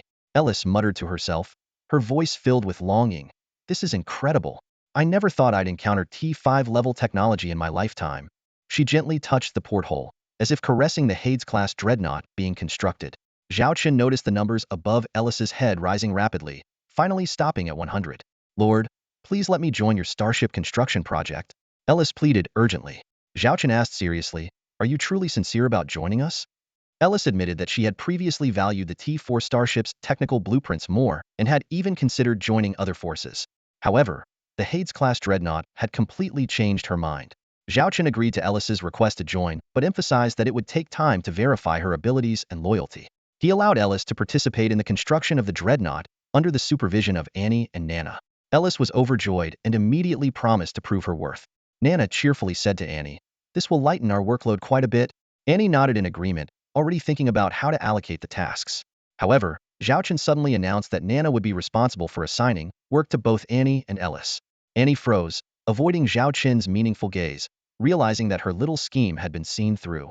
Lilith, if I remember correctly, the construction platform for that starship isn't far from here, right? Zhao Chen asked suddenly. Lilith nodded in confirmation and pulled up an internal map of the interstellar industrial ship. It's just ahead, she said, pointing at the map. A mysterious glint flashed in Zhao Chen's eyes as he turned to Queen Spider Iris. Actually, we have more than just one T5 interstellar warship. Queen Spider Iris was taken aback. More? I thought you said this was your only T5 interstellar warship under construction? Zhao Chen explained. What I said was that this is currently our only combat-type T5 interstellar warship under construction. Using the rapid movement of a mini-shuttle, they quickly arrived in front of another colossal starship. This new interstellar ship surpassed the T5 Hades-class dreadnought in size and was more complete, with its exterior clearly taking shape. Notably, the hull lacked any weaponry. Queen Spider Iris quickly grasped Zhao Chen's meaning. This is a T5 auxiliary interstellar warship? Zhao Chen nodded. Exactly, it's called the Creator-class starship. And as the name suggests, it can create a world. Create a world? Queen Spider Iris was astounded, and Harpy Avina also looked on with curiosity. Zhao Chen elaborated. This T5 Creator-class starship can transform a planet's ecosystem. Of course, it can't do this for all planets, like gas giants. Its main function is to make uninhabitable planets more suitable for life. He continued. Its working principle is quite simple. The starship carries a large number of eco-modifying nanobots. It just needs to fly over the target planet, spend a day releasing these nanobots, and then move on to the next target. Theoretically, it can transform at least 300 standard-sized planets a year, Harpy Avina excitedly said. So it can create a lot of habitable planets where various crops can be grown to meet the needs of the inhabitants. Zhao Chen nodded. Exactly. According to our calculations, a standard-sized habitable planet can support a population of 10 billion for at least a billion years. However, these planets can only serve as basic agricultural worlds since they lack mineral resources. 10 billion people. That's quite a lot, Avina mused, recalling the harsh, sandy conditions her own people lived in on low-quality habitable planets. Zhao Chen turned to Nana. Nana, is this T5 Creator class starship almost complete? Nana pulled up the relevant data. According to the construction schedule, the first T5 Creator class starship will be completed around mid-August. But as the first of its kind, it will require extensive trials, test runs, and data collection. It might take another month before it's fully operational, Zhao Chen said with satisfaction. So, in about 2 months. By then, we can start creating a lot of habitable planets in the Xiaolong star system, greatly improving the living conditions here. Annie clenched her fists in excitement. Our interstellar dwarf race can have its own planet too. Your own planet? Harpy Avina looked at Annie in surprise. Annie proudly explained, it's our commander's policy. Besides humans, other species loyal to the Xiaolong Legion, like our interstellar dwarf race, the succubus race, and the White Tiger clan from your Warhammer, also work for the Legion. The commander said that anyone with outstanding performance could be rewarded with habitable planets. He even promised my sister and me 10 habitable planets if we successfully get these 2 T5 interstellar warships operational. By then, I'll be Lady Annie. Harpy Avina looked at Zhao Chen in amazement. Zhao Chen confirmed, yes, that's the policy. I also promised Charlotte that the White Tiger clan would get some habitable planets for their beastmen willing to relocate. The Xiaolong star system isn't very large, and there aren't many planets available for transformation. However, the 5 new star regions outside the Stellar Empire, along with the Reef Star region, are all my territory. I plan to gradually start the habitable planet transformation projects there. Harpy Avina's eyes sparkled as she envisioned a vibrant interstellar scene. Zhao Chen smiled and said, all right, we've seen most of it here. As a welcome, I've arranged a banquet for you all. As they walked through the corridor and arrived at a picturesque scene, Harpy Avina asked in astonishment, what is this place? Weren't we just on a strange starship? Queen Spider Iris quickly identified the feature. Is this an ecological interstellar warship? Zhao Chen explained, yes, to be precise. It's an ecological plantation ship with industries like agriculture, forestry, animal husbandry, and fishing, providing various natural food supplies. This is our most advanced T4 Golden Eden class starship. Before this, we had T3 Silver Eden class starships and T2 Bronze Eden class starships, but they are no longer in production. Only the active ones remain. Queen Spider Iris was surprised. The construction and research costs must be high. You actually built such a starship just for food. The Warhammer Interstellar Federation would never invest in such research. Zhao Chen smiled and replied, food is essential for the people. They walked through the orchard and arrived at the lakeside. Each holding various fruits Zhao Chen had allowed them to pick freely as long as they didn't waste any. Queen Spider Iris was munching on a fruit while weaving a temporary web to hold more fruits. Zhao Chen pointed to a prepared picnic area not far away. All right, let's have a picnic here. The campfire, food, and scenery were all perfectly set. Zhao Chen relaxed in a deck chair, glancing at Harpy Avina, who was lost in thought by the lake. He noticed her affection level had reached 97 and was still rising. Master, may I fly up and take a look? Harpy Avina asked cautiously. Zhao Chen replied casually, sure, I'll send you a map. You can fly around as you like. Annie waved and said, Avina, while you're out, could you catch a few rabbits from the nearby grassland for me? Spicy rabbit heads are delicious. Okay. Harpy Avina agreed, then spread her wings and soared into the sky. She hovered above the lake, taking in the beautiful scenery. Orchards, grasslands, farmlands, lakes, and even snow-capped mountains. It's so beautiful, she murmured, lost in this man-made paradise. The Starhammer Interstellar Union is back already? Mid-Eyer widened her eyes in surprise, staring at Zhao Chen and his team, who had returned in just a day. She had expected them to take at least a few days. Mission accomplished? It wasn't Charlotte who spoke, but Hu Exiner beside her. Hu Exiner's gaze fell on the Spider Queen, Elise, and the Harpy Queen, Avina, who stood behind Zhao Chen. She noticed a subtle but significant change in their demeanor since their last meeting. As Charlotte's deputy, Hu Exiner knew the goal of this trip was to ally with these 2 major tribes. Convincing the Harpy tribe was one thing, but persuading the Spider Queen's tribe was a whole different challenge. Zhao Chen smiled and said, let me introduce our new friends formally. This is Elise, the Spider Queen, and Avina, the Harpy Queen. From now on, they are our allies. Given the current unstable situation, this news will remain within the upper echelons for now. Your tribes don't need to make this public until we can ensure your safety. Yes, Commander, Elise and Avina responded in unison, their voices filled with respect, which surprised Hu Exiner even more. Turning to Charlotte, Zhao Chen asked, Charlotte, is our next battle plan ready? I heard from Lilith that all our logistical supplies are in place.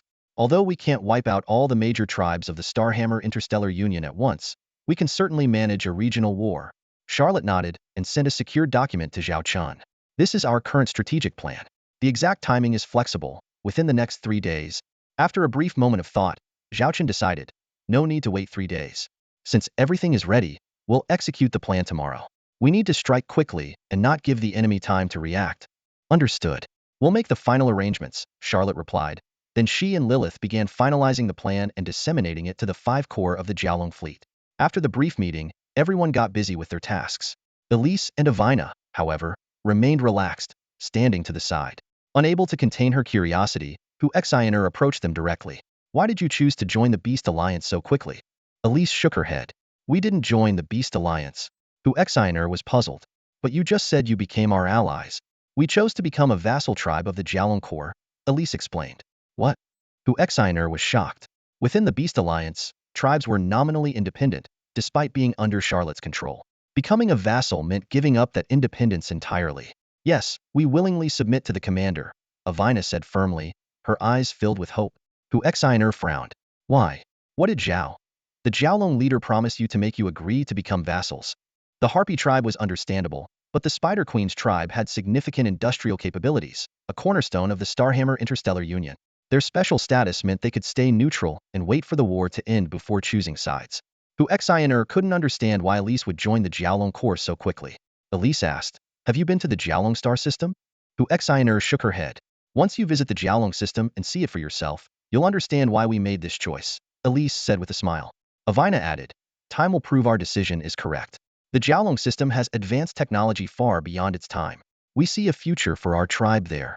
She clenched her fist, determined to prove herself to Commander Zhao Chen, hoping for a better future for her tribe, much like Chief Engineer Annie. Hu Xiner wanted to ask more, but Elise and Avina wouldn't reveal any details about the Jiaolong system. Frustrated, she turned to Mid-Ayer.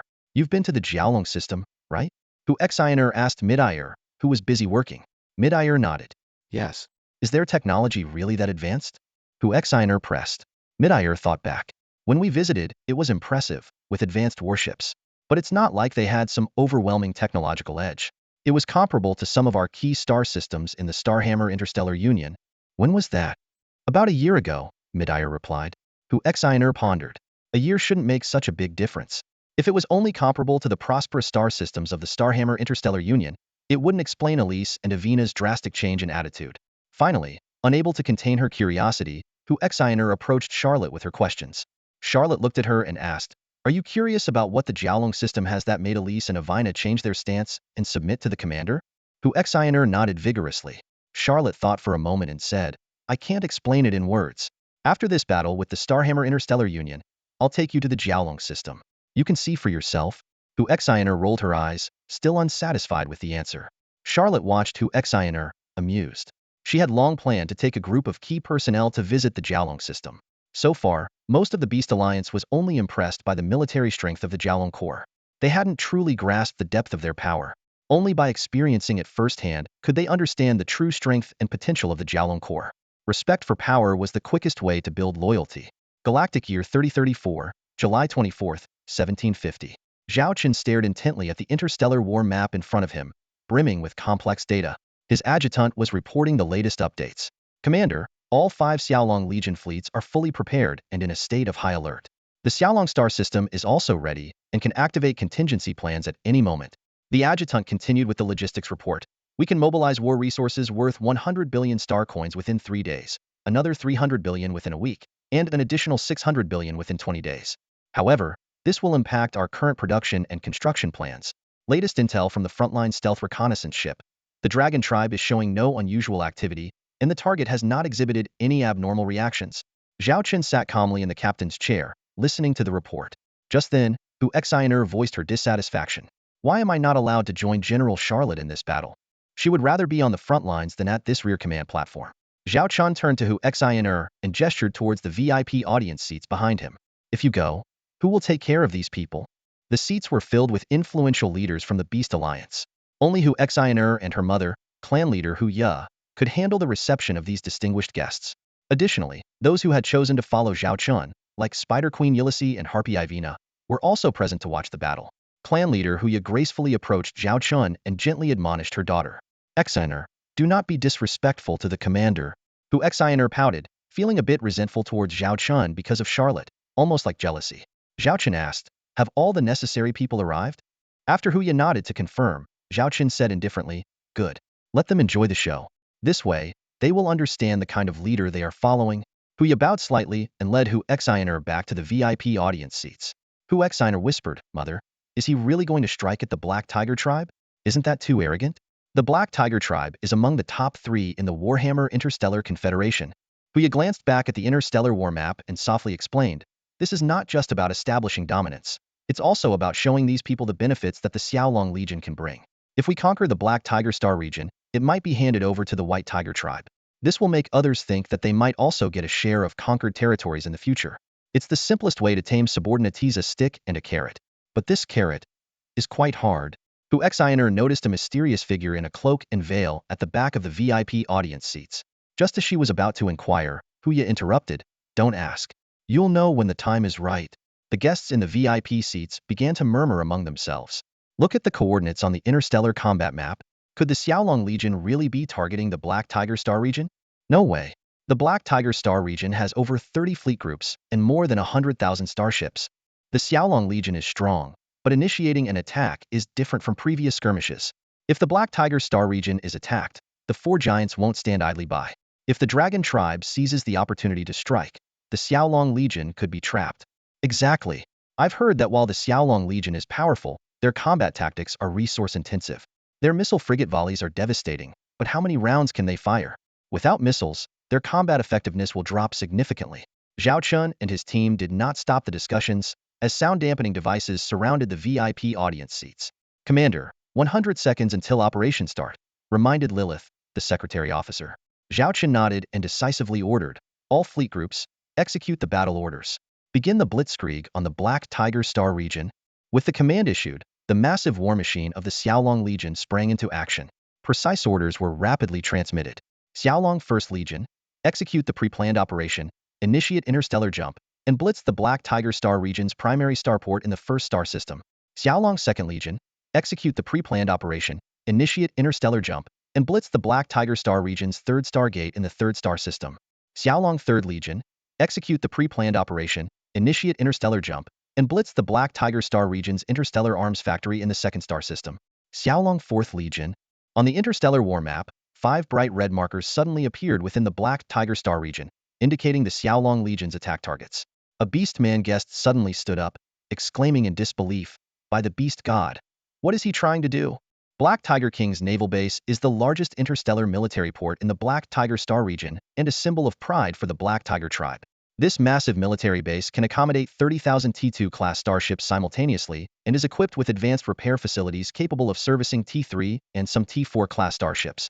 Surrounding the main base are several modified asteroids forming an outer defense ring. These asteroids not only provide additional berths for at least 10,000 T2-class starships, but also serve as combat satellites tasked with defending the base. Inside the command room of the 3rd combat satellite, a Black Tiger humanoid was lounging with his legs crossed, holding a bottle of fine wine, his gaze lazily sweeping over the interstellar radar map. The radar array emitted a tick every second, marking the completion of another scan of the area. Suddenly, a powerful tiger paw smacked down on the head of the on-duty personnel. Drinking on duty? A furious voice roared from behind. Don't you know the regulations have been tightened recently? Drinking while on duty, you want to lose your position? The on-duty Black Tiger humanoid turned to see a Black Tiger officer in uniform. He quickly put on a smile and said, Uncle, you scared me. What's there to worry about? You're in charge here. If you don't say anything, who else would dare? Who even knows what I'm drinking? The Black Tiger officer rolled his eyes, pointing at the conspicuous bottle. Next time, at least use an opaque bottle. The on-duty Black Tiger humanoid stood at attention, feigning seriousness. Yes, sir. Don't get careless, the Black Tiger officer warned sternly. Due to the recent rebel activity, our superiors are on edge. They've recalled all off-duty personnel. Haven't you noticed the increased patrols? His eyes fixated on the radar display. The on-duty Black Tiger humanoid shrugged nonchalantly. Relax. Even if something happens to the main star, nothing will happen here. We have the most advanced radar system from Warhammer, including anti-stealth and spatial anomaly detection. With this setup, we can detect any enemy ship 5 times beyond their firing range. Despite knowing his nephew was right, the Black Tiger officer meticulously checked the system, only relaxing once he confirmed everything was normal. Uncle, the on-duty Black Tiger humanoid asked curiously, I heard that the Xiaolong Legion, with just 3,000 starships, wiped out 2 Dragonian fleet groups totaling 60,000 starships. Is that true? I'm not sure. The Black Tiger officer frowned. The higher-ups have sealed the information. But judging by the situation, even if they didn't wipe out both fleet groups, they must have given them a hard time. Otherwise, our tribe wouldn't be this cautious. The higher-ups probably fear the newly formed 100 Beasts Alliance, led by General Charlotte of the White Tiger tribe, will target us. After all, everything we have now was taken from the White Tiger tribe. Uncle, you're overthinking it. The on-duty Black Tiger humanoid said confidently. Our Black Tiger tribe is one of the top 3 tribes in the Warhammer Interstellar Federation. If Charlotte dares to attack us, it would be suicide. Just then, several points of light appeared in the distant starry sky. What's that? The Black Tiger officer frowned, staring through the porthole at the sudden lights. Could it be returning starships? The on-duty Black Tiger humanoid muttered. Bring up the Deep Space Telescope, the Black Tiger officer ordered decisively. The Deep Space Telescope's images soon appeared before the Black Tiger officer. His pupils dilated in shock as he saw the truth. Starships materializing out of nowhere, as if crossing a dimensional barrier. These ships were unmistakably T3 class. Xiaolong. It's the Xiaolong Legion starships. The on-duty Black Tiger humanoid recognized the emblem. Earlier intel had detailed the Xiaolong Legion, with their distinct fleet insignia. How is this possible? The Black Tiger officer glanced incredulously at the radar. Our spatial detection system didn't register any anomalies.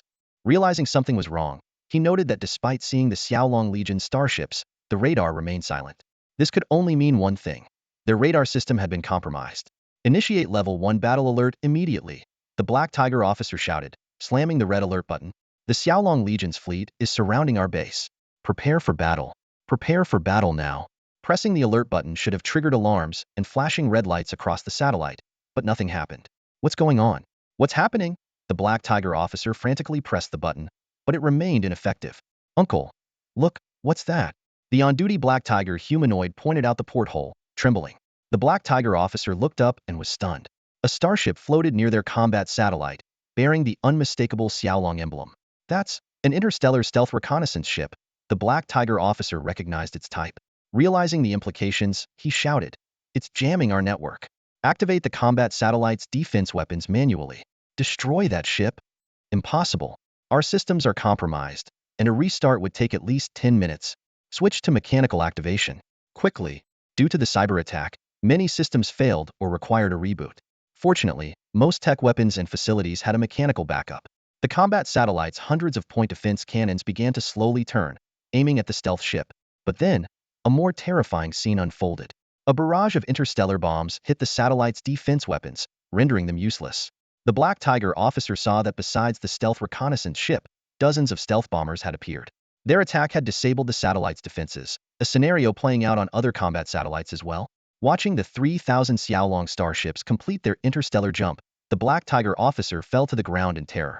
The T-4 Banshee-class light stealth reconnaissance ship silently infiltrated enemy territory, and the mission was progressing exceptionally smoothly.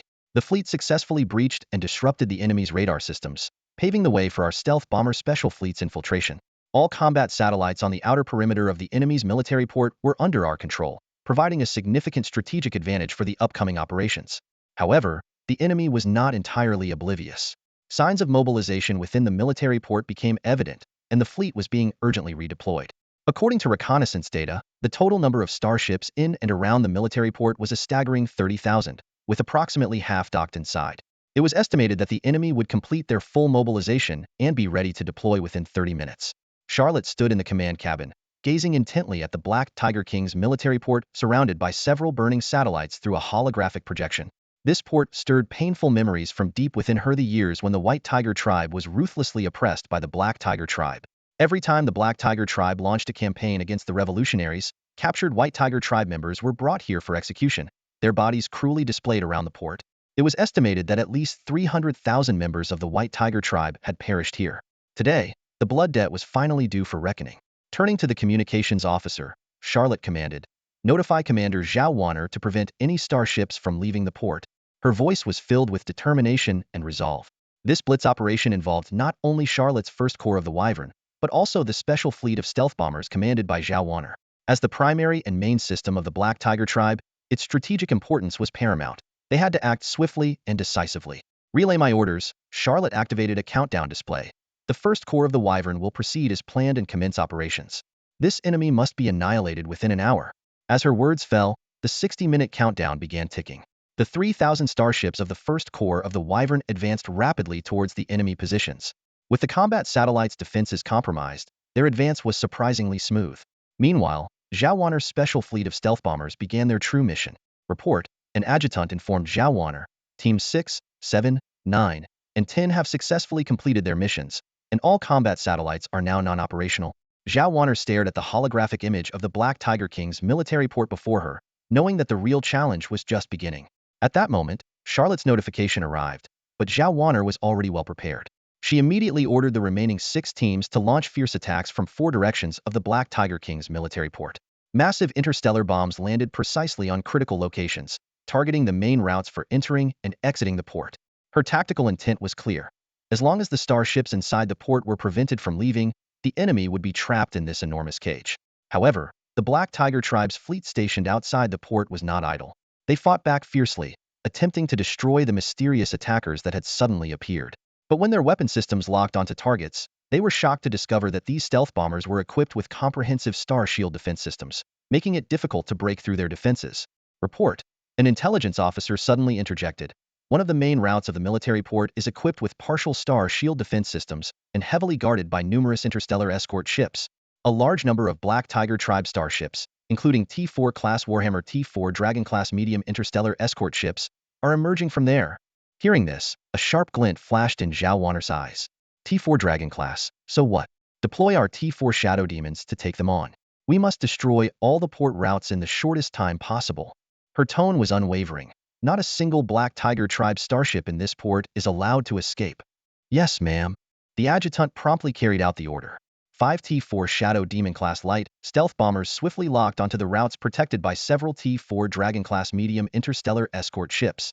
The weapon systems on their hulls activated, with interstellar torpedoes, anti-ship missiles, and cluster bombs ready to launch, making the previously sleek black hulls suddenly bristle with deadly armaments. Accompanied by piercing alarms, 6,000 heavy short-range particle torpedoes, 500 short-range heavy anti-ship missiles, and 500 short-range heavy cluster bombs were launched simultaneously. This barrage of firepower lit up the battlefield, targeting the resilient Black Tiger tribe fleet. Despite their strong defensive interception systems and star shields, the T4 Dragon-class medium interstellar escort ships' defenses were quickly overwhelmed under such close-range bombardment from the T4 Shadow Demon-class bombers. Explosions illuminated the entire battlefield as the T4 Dragon-class medium interstellar escort ships disintegrated under the relentless assault. Subsequently, other routes of the port were similarly attacked. The few remaining interceptive weapons and protective star shields lasted only seconds before being breached. The T4 Dragon Knight-class heavy interstellar cruiser, attempting to leave the port, found itself stuck in the middle of the route, unable to advance or retreat. At this moment, the Black Tiger King's military port had effectively become the graveyard for the tens of thousands of Black Tiger tribe starships within. Report: the adjutant informed Zhao Wanner, 95 of the main routes of the Black Tiger King's military port have been destroyed. It will take the starships inside at least an hour to clear the routes and escape. Zhao Wanner looked up at the holographic projection, seeing the star shields around their ships enduring the Black Tiger tribe fleet's frantic bombardment. Her expression remained calm, as if she was accustomed to such scenes. What's the status of our teams? Any losses? How's the ammunition consumption? Zhao Wanner inquired coolly. The adjutant quickly responded, due to the enemy's fierce attack, we lost 6 T3 Phantom-class light stealth bombers. The star shield energy of the remaining starships has dropped to an average of 30. Ammunition consumption is at 80. Zhao Wanner nodded. That's enough. The rest is up to Commander Charlotte's first corps of the Wyvern. Relay my order. All ships to disengage and initiate stealth mode. With the order given, the stealth bombers of the Wyvern fleet began to cloak themselves and swiftly withdraw from the battlefield. The enraged Black Tiger tribe fleet tried to pursue, but by then, their adversary had changed. During their skirmish with the special fleet, the first corps of the Wyvern had quietly closed in. Interstellar missile ships quickly took position, launching a barrage of powerful interstellar missiles like a meteor shower, raining down on the Black Tiger tribe fleet and their Black Tiger King's military port. The young lord of the Black Tiger tribe was leisurely gnawing on a piece of meat from his plate, casually watching Princess Cynthia of the Black Wolf tribe seated across from him. He spoke, as the young lord of the Black Tiger tribe's main star, we must not underestimate the Shadow Dragon Legion. The rebel forces have joined forces with the Shadow Dragon Legion, and they will undoubtedly launch an attack against us soon. We should mobilize the entire Warhammer Galactic Federation to completely annihilate the Shadow Dragon Legion and the rebels. Cynthia felt a pang of bitterness. After the Black Wolf tribe had suffered devastating losses, she knew that avenging them on her own was impossible. Her only hope lay with the four great powers, among whom the Black Tiger tribe had the closest ties with her tribe. Yet, the Black Tiger tribe had been ambiguous in their stance lately. Though they promised to help eliminate the rebels, they had taken no substantial action. Instead, they had been quietly encroaching on the interests of the Black Wolf tribe. The young lord of the Black Tiger tribe put down his utensils, his greedy eyes scanning Cynthia. He said, "Cynthia, I understand your hatred, but our positions are different. Your father has been bedridden due to previous events, and you are now the highest leader of the Black Wolf tribe. As for me, I am merely the young lord of the Black Tiger tribe. It may seem prestigious, but many matters are handled by my father, leaving me with little authority." He paused, then continued, "However, if you agree to our marriage proposal, uniting our tribes, then the affairs of the Black Wolf tribe will become those of the Black Tiger tribe. My father would definitely be willing to eradicate the rebels for you." Cynthia's hands clenched into fists under the table. The ulterior motive was clear. If she agreed to the marriage, the Black Wolf tribe would become a mere puppet, completely absorbed by the Black Tiger tribe. She whispered, I'll think about it." The young lord of the Black Tiger tribe smirked, wiping his mouth as if eyeing prey. Just as he was about to press further, a video window suddenly popped up. "Where are you now? Do you know that the Black Tiger Royal Military Port is under attack?" An angry voice demanded. It was his father. The young lord stared at the screen in shock. "What? The Black Tiger Royal Military Port is under attack? How is that possible? Who would dare to attack our port?" The Black Tiger chieftain, holding his face in his hands, spoke gravely. "Who else could it be? It's the Shadow Dragon Legion supporting the rebels. We received the news half an hour ago, and 10 minutes ago, we lost contact with the port. Moreover, 4 other strategic locations in our Black Tiger star system have also been attacked by the Shadow Dragon Legion. The situation is dire." The young lord was incredulous. How could this be? Why would the Shadow Dragon Legion suddenly invade our territory? Are they insane? What are they trying to do? The chieftain replied sternly, "I don't care what their intentions are. What matters now is minimizing our losses. So far, over 60,000 of our starships have been involved in the conflict due to the invasion. I've mobilized some of our subordinate fleets, but their combat effectiveness is questionable. I've requested reinforcements from the Great Lion tribe, the Minotaur tribe, and the Fox tribe. I even contacted the Dragon tribe." The mention of the Dragon tribe clearly displeased the chieftain. The young lord instinctively questioned, "What? The Dragon tribe? How could you ask for their help?" The chieftain cut him off. "Now is not the time to worry about pride. The priority is to reduce our losses. Do you realize which places the Shadow Dragon Legion attacked? The Black Tiger Royal Military Port in the first system, the Black Tiger Interstellar Factory in the second system, the Black Tiger Third Stargate in the third system, the Black Tiger Trade Port in the fourth system, and the Black Tiger Resource Mine in the fifth system. You understand how crucial these locations are to us. If we lose them, our tribe's status will be severely compromised. Therefore, we must minimize these losses at all costs." He continued, "I've assembled 3 Black Tiger fleet groups, including my elite Black Tiger Royal Fleet. I can't leave here right now as I need to coordinate the incoming reinforcements. So, you must immediately take charge of these fleets and head to the Black Tiger Royal Military Port. If there's still a chance, you must save it." The young lord stood at attention and replied, "Yes, sir." The communication ended. Without a word to Cynthia, he boarded a shuttle to his flagship, ready to head to the battlefield. Princess Cynthia watched the shuttle take off and opened a star map, marking the locations of the Shadow Dragon Legion's attacks. Moments later, she decisively boarded her own shuttle and returned to her flagship. As she entered the bridge, the soldiers inside saluted her. Her female adjutant approached and asked, "Your Highness, why did you suddenly order us to assemble? Has something happened?" Sitting in the captain's chair, Cynthia looked out the window at the Black Tiger's main star and softly said, "Yes, something has happened. Take a good look while you can. Soon, this magnificent main star of the Black Tiger will be no more." On July 25, 3034, Galactic Calendar, at 1 a.m., 5 agonizing hours had passed since the outbreak of war across the Black Tiger star region. For the Black Tiger chief, these 5 hours felt like an eternity. The Black Tiger chief sat wearily in the command center, his eyes fixed on the holographic screen flickering with various urgent communication requests. He had to stay there to coordinate reinforcements and couldn't personally lead the fleet into battle. Instead, he had to send his son in his place. 48 hours. All right, I'm counting on you. The Black Tiger chief rubbed his temples and ended a video call with a mid-sized tribe. Normally, he could command these smaller forces with ease, but in just a few hours, the situation in the Black Tiger star region had spread across the galaxy, drastically changing the attitudes of others towards the Black Tiger tribe. Reinforcements that could have arrived within 10 hours were now delayed to 48 hours with various excuses. When will the Lion tribe's reinforcements arrive? The Black Tiger chief asked sharply. A subordinate immediately responded, due to the malfunction of the large stargate in our third star system, the Lion tribe's reinforcements will take at least another 5 hours. 3 hours have passed since we sent out the distress signal, and they agreed to help. They should arrive in about 2 hours. The Minotaur tribe promised to arrive within 5 hours. The Fox tribe is preparing, and other forces, including the Dragon tribe, stated their first batch of reinforcements would arrive in 10 hours. The Black Tiger chief felt a heavy weight on his chest. Normally, 2 hours would pass in the blink of an eye, but now it felt unbearably long. What's the situation on the various battlefronts? He asked in a deep voice. The subordinate looked grave. Communications might be disrupted, so intel is limited. What we do know is that the Black Tiger King's military port in the first star system has suffered heavy losses, with many warships trapped. The interstellar factory in the second star system lost contact 30 minutes ago, and the defensive line has been breached. The large stargate in the third star system has fallen and is non-operational. The trade port in the fourth star system and the resource mining area in the fifth star system have minimal garrisons. Before he could finish, the Black Tiger chief already understood the gravity of the situation. Out of 5 strategic locations, 3 had fallen, and the remaining 2 were in jeopardy. Even if they won in the end, the Black Tiger tribe's power would be significantly diminished. After a moment of silence, the Black Tiger chief activated an encrypted communication device, contacting a dragon-head being. A few minutes later, as if a great burden had been lifted, he turned to his subordinates and said, "Prepare to receive reinforcements. A dragon tribe fleet will arrive in an hour, followed by 3 more fleets within 5 hours." Just as a subordinate was about to ask a question, an officer hurriedly ran in. "Report.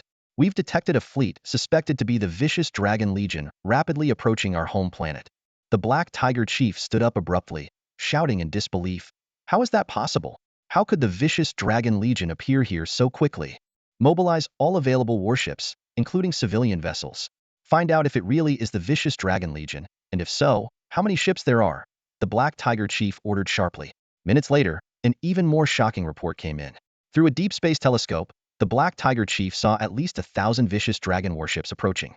What was even more horrifying were the spears protruding from the hulls, each impaling the corpse of a Black Tiger tribe soldier, staining the ships with blood. Suddenly, the Black Tiger chief's pupils contracted.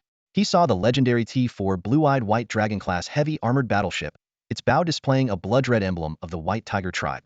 What made his blood run cold was the sight of a body pierced by multiple spears at the bow. It was his son, the heir of the Black Tiger tribe. "No, no, no!" The Black Tiger chief screamed in agony, his voice filled with despair and grief. Chief Durit's eyes were bloodshot, his entire body trembling violently, and every hair on his body stood on end. His rage was nearly palpable. "Chief," one of his subordinates cautiously began, "we've received a video message from the enemy fleet. Do you want to see it?" "Show it to me." Chief Durit growled through gritted teeth. A video window appeared before him. The footage, captured from multiple angles, was clearly taken by interstellar reconnaissance ships and drones. In the video, a massive fleet slowly came into view, 10,000 interstellar battleships. Chief Durit immediately recognized them as the 3 Black Tiger Legion fleets he had dispatched under his son's command, including the elite Black Tiger King's Legion. This premier force boasted numerous T3-level interstellar battleships and over 100 T4-level battleships, making it the most formidable fleet of the Black Tiger tribe. "Chief Durit, long time no see. Do you still remember me?" A voice echoed, and a figure appeared on the side of the screen, a woman in a military uniform, sitting in the captain's chair. She had white fur, sharp eyes, and prominent fangs that showed when she spoke. Chief Durit instantly recognized her as Charlotte, the war goddess of the White Tiger tribe. Charlotte continued, "Durit, do you know what the White Tiger tribe has longed for all these years? Revenge." She pointed to the video showing the 3 Black Tiger Legion fleets. "Perhaps you don't remember this place?" Durit looked closely, his heart sinking like a stone. In the distance, a shattered planet came into view, surrounded by an asteroid belt formed from its debris. "It seems you do remember," Charlotte said coldly. "That planet was once the homeworld of the White Tiger tribe, so beautiful. Back then, my grandfather dreamed of creating a better environment for all tiger kind. He didn't care about fur color, eye shape, or the length of fangs. To him, we were all part of the same tribe. He wanted to build a strong tiger tribe, generously sharing our technology with you, even establishing a high academy on our homeworld to invite all tribes for further studies." Charlotte's voice grew angrier. "But my grandfather didn't know that the technology he shared would be used to destroy that planet. It was you, Durit, who betrayed the White Tiger tribe. You even sent your fleet to bombard our homeworld for 7 days and nights, turning that beautiful planet into what it is now. Durit remained silent. Charlotte's words were true. For the benefit of the Black Tiger tribe, he had betrayed the White Tiger tribe, overthrowing their rule with the support of the Giant Lion tribe. Out of fear of the White Tiger tribe, he ordered the destruction of everything related to them, leading to the 7-day bombardment. If I recall correctly, your Black Tiger King's legion participated in that bombardment, Charlotte said, her voice seething with anger. Today, I'll make your Black Tiger King's legion pay for the blood debt of our homeworld and the slaughtered White Tiger people. With that, Charlotte turned and gave an order. Commence the attack. Immediately, Durit saw the appearance of the hidden Owl Dragon, 1st Legion warships in the video. The initial strike came from 50 T-3 Judicator-class heavy interstellar missile ships. Although not as grand as a fleet of 300 T-3 Judicator-class missile ships, it was more than enough to deal with the 10,000 battleships of the 3 Black Tiger Legion fleets. Next, a second wave of firepower came from 3 T-4 Gorgon-class heavy interstellar artillery ships from different directions. Their massive cannons roared, mercilessly tearing through the Black Tiger tribe's ships. The destruction of the Black Tiger Legion fleets was visible to the naked eye. Chief Durit's eyes were unfocused, his mind a storm of anger and frustration. He wanted to curse the woman on the other side of the screen, but a deep-seated fear held him back. The Owl Dragon 1st Legion then executed their standard combat procedures. Interstellar cruisers and battlecruisers charged forward, disrupting and dividing the enemy fleet. Carrier ships launched interstellar drones and fighters, seizing air superiority and attacking enemy ships. Escort ships began encircling the enemy fleet, while destroyers and battleships handled the final cleanup. During the battle, some Black Tiger Legion ships suddenly lost power, often caused by the appearance of T-4 Banshee-class light, interstellar stealth reconnaissance ships. These temporarily disabled ships were quickly pierced from all directions by T-3 Triceratops-class heavy assault frigates, which then deployed mech units to board and take control of the crews. The flagship of the Black Tiger King's Legion received special attention. Durit finally understood why his son's body had been found on the enemy's ship. This was all meticulously planned by Charlotte. As the video sped up, it showed a one-sided slaughter. The 10,000 Black Tiger battleships were overwhelmed by the enemy's 3,000 ships, completely defenseless. The entire battle lasted less than half an hour. Durit's pride, the Black Tiger King's Legion, was annihilated, and their 100 T-4 battleships were rendered useless. Chief Durit, Charlotte's voice cut through again, cold and piercing, as if it stabbed directly into Durit's heart. It's time to settle our final account. In the conference room of the Dragonlord's flagship, the atmosphere was heavy and tense. In just over 5 hours, the tide of the battle had completely turned. In the VIP viewing area, the skeptical expressions of the leaders from the Beast Alliance had vanished, replaced by looks of utter astonishment. Incredible! How is this possible? Did it really only take 5 hours? Voices of disbelief echoed throughout the room, with many still questioning whether this was all a carefully orchestrated show by the Dragonlord. However, the evidence was clear. The Black Tiger starfield was nearly paralyzed, with more than half of its interstellar warships destroyed, and the remaining Black Tiger fleet engaged in futile resistance. Clan leader Huya, sitting next to a figure in black veils, whispered, "So, what do you think?" The veiled figure remained silent. Huya continued, "Still don't believe in my choice? The old regime of the Warhammer Interstellar Federation is finished. That man entering the Warhammer arena signifies a true revolution is on the horizon." Her tone was filled with excitement. The veiled figure finally spoke, their voice hoarse and gender indistinguishable. "I admit the Dragonlord's forces are strong, but the Warhammer Interstellar Federation is no pushover. From what I see, the Dragonlord's logistics, especially their interstellar missile reserves, are clearly insufficient. Otherwise, they would have used interstellar missile ships for widespread attacks in this operation, not just in localized battles." Huya nodded in agreement. "You're right. The Dragonlord's forces are still relatively new, and managing such a massive war machine is indeed challenging. But as I understand, even though the Starshining Empire currently has a female emperor, the real power lies with that man. He can mobilize the resources of an entire empire." "That's a minor issue," the veiled figure retorted. "Can you be sure that once this man controls Warhammer, he won't establish another system that enslaves us?" With a serious expression, Huya replied, "I've done everything to investigate the Dragonlord's forces, the Dragonlord star system, and the Dragonlord himself. Based on current intelligence, he isn't that kind of person. He aims to create an environment where all races can coexist. Otherwise, do you think old White Tiger Ted would willingly follow the Dragonlord's forces? Moreover, he even let his daughter Charlotte follow that man. Aren't these signals clear enough?" She added, "Even if we don't consider that, you must know something about the Reef Starfield. The Dragonlord's forces control it. Compared to the previous chaos, the system there has vastly improved, and the living conditions for all races and factions have transformed dramatically." The The veiled figure remained silent for a long time before finally saying, I need more time to think. You stubborn old fool. Huya couldn't help but mutter. Suddenly, the veiled figure changed the subject. You should go check on your daughter. It looks like she's having an argument with the Dragon Lord. By the way, your daughter's temper is just like yours, daring to do anything. Huya looked in the direction indicated and indeed saw her daughter, Hushiner, arguing with Zhao Chen. Recently, she had noticed that her daughter seemed to dislike the Dragon Lord, even though they had no prior interactions. When she asked Hushiner, she couldn't give a clear answer. Huya stood up and walked over. As she got closer, she could hear the content of their argument. More precisely, it was Hushiner arguing one-sidedly. We can't let General Charlotte continue like this. Hushiner was almost jumping with anxiety. If she launches a retaliatory attack on the Black Tiger home planet, the tribes we've conquered will resist us to the death. It's unwise. Why can't you understand what I'm saying? Hushiner had noticed Charlotte's urge to retaliate against the Black Tiger home planet and wanted to contact her, but Zhao Chen had stopped her. Zhao Chen calmly responded, I understand your point. Rationally speaking, bombing the Black Tiger home planet would indeed create a rift between us and the tribes that hold grudges against the revolutionaries. This could make it more challenging to reclaim the entire Warhammer territory in the future. If Charlotte refrains from bombing, showing the Black Tiger tribe the mercy of the White Tiger tribe, they might surrender in the future and integrate more quickly into our new order. Otherwise, they might resist our regime. If you understand, why not contact Charlotte? Hushiner said anxiously, with your authority, she would definitely obey. Zhao Chen looked at the Black Tiger home planet on the interstellar battlefield map and said calmly, I won't give such an order. You're so stubborn. Hushiner was exasperated. Zhao Chen continued, you make a valid point, but do you understand the deep-seated hatred the White Tiger tribe has endured over the years? It's easy to preach kindness when you're not the one suffering. Charlotte is one of mine.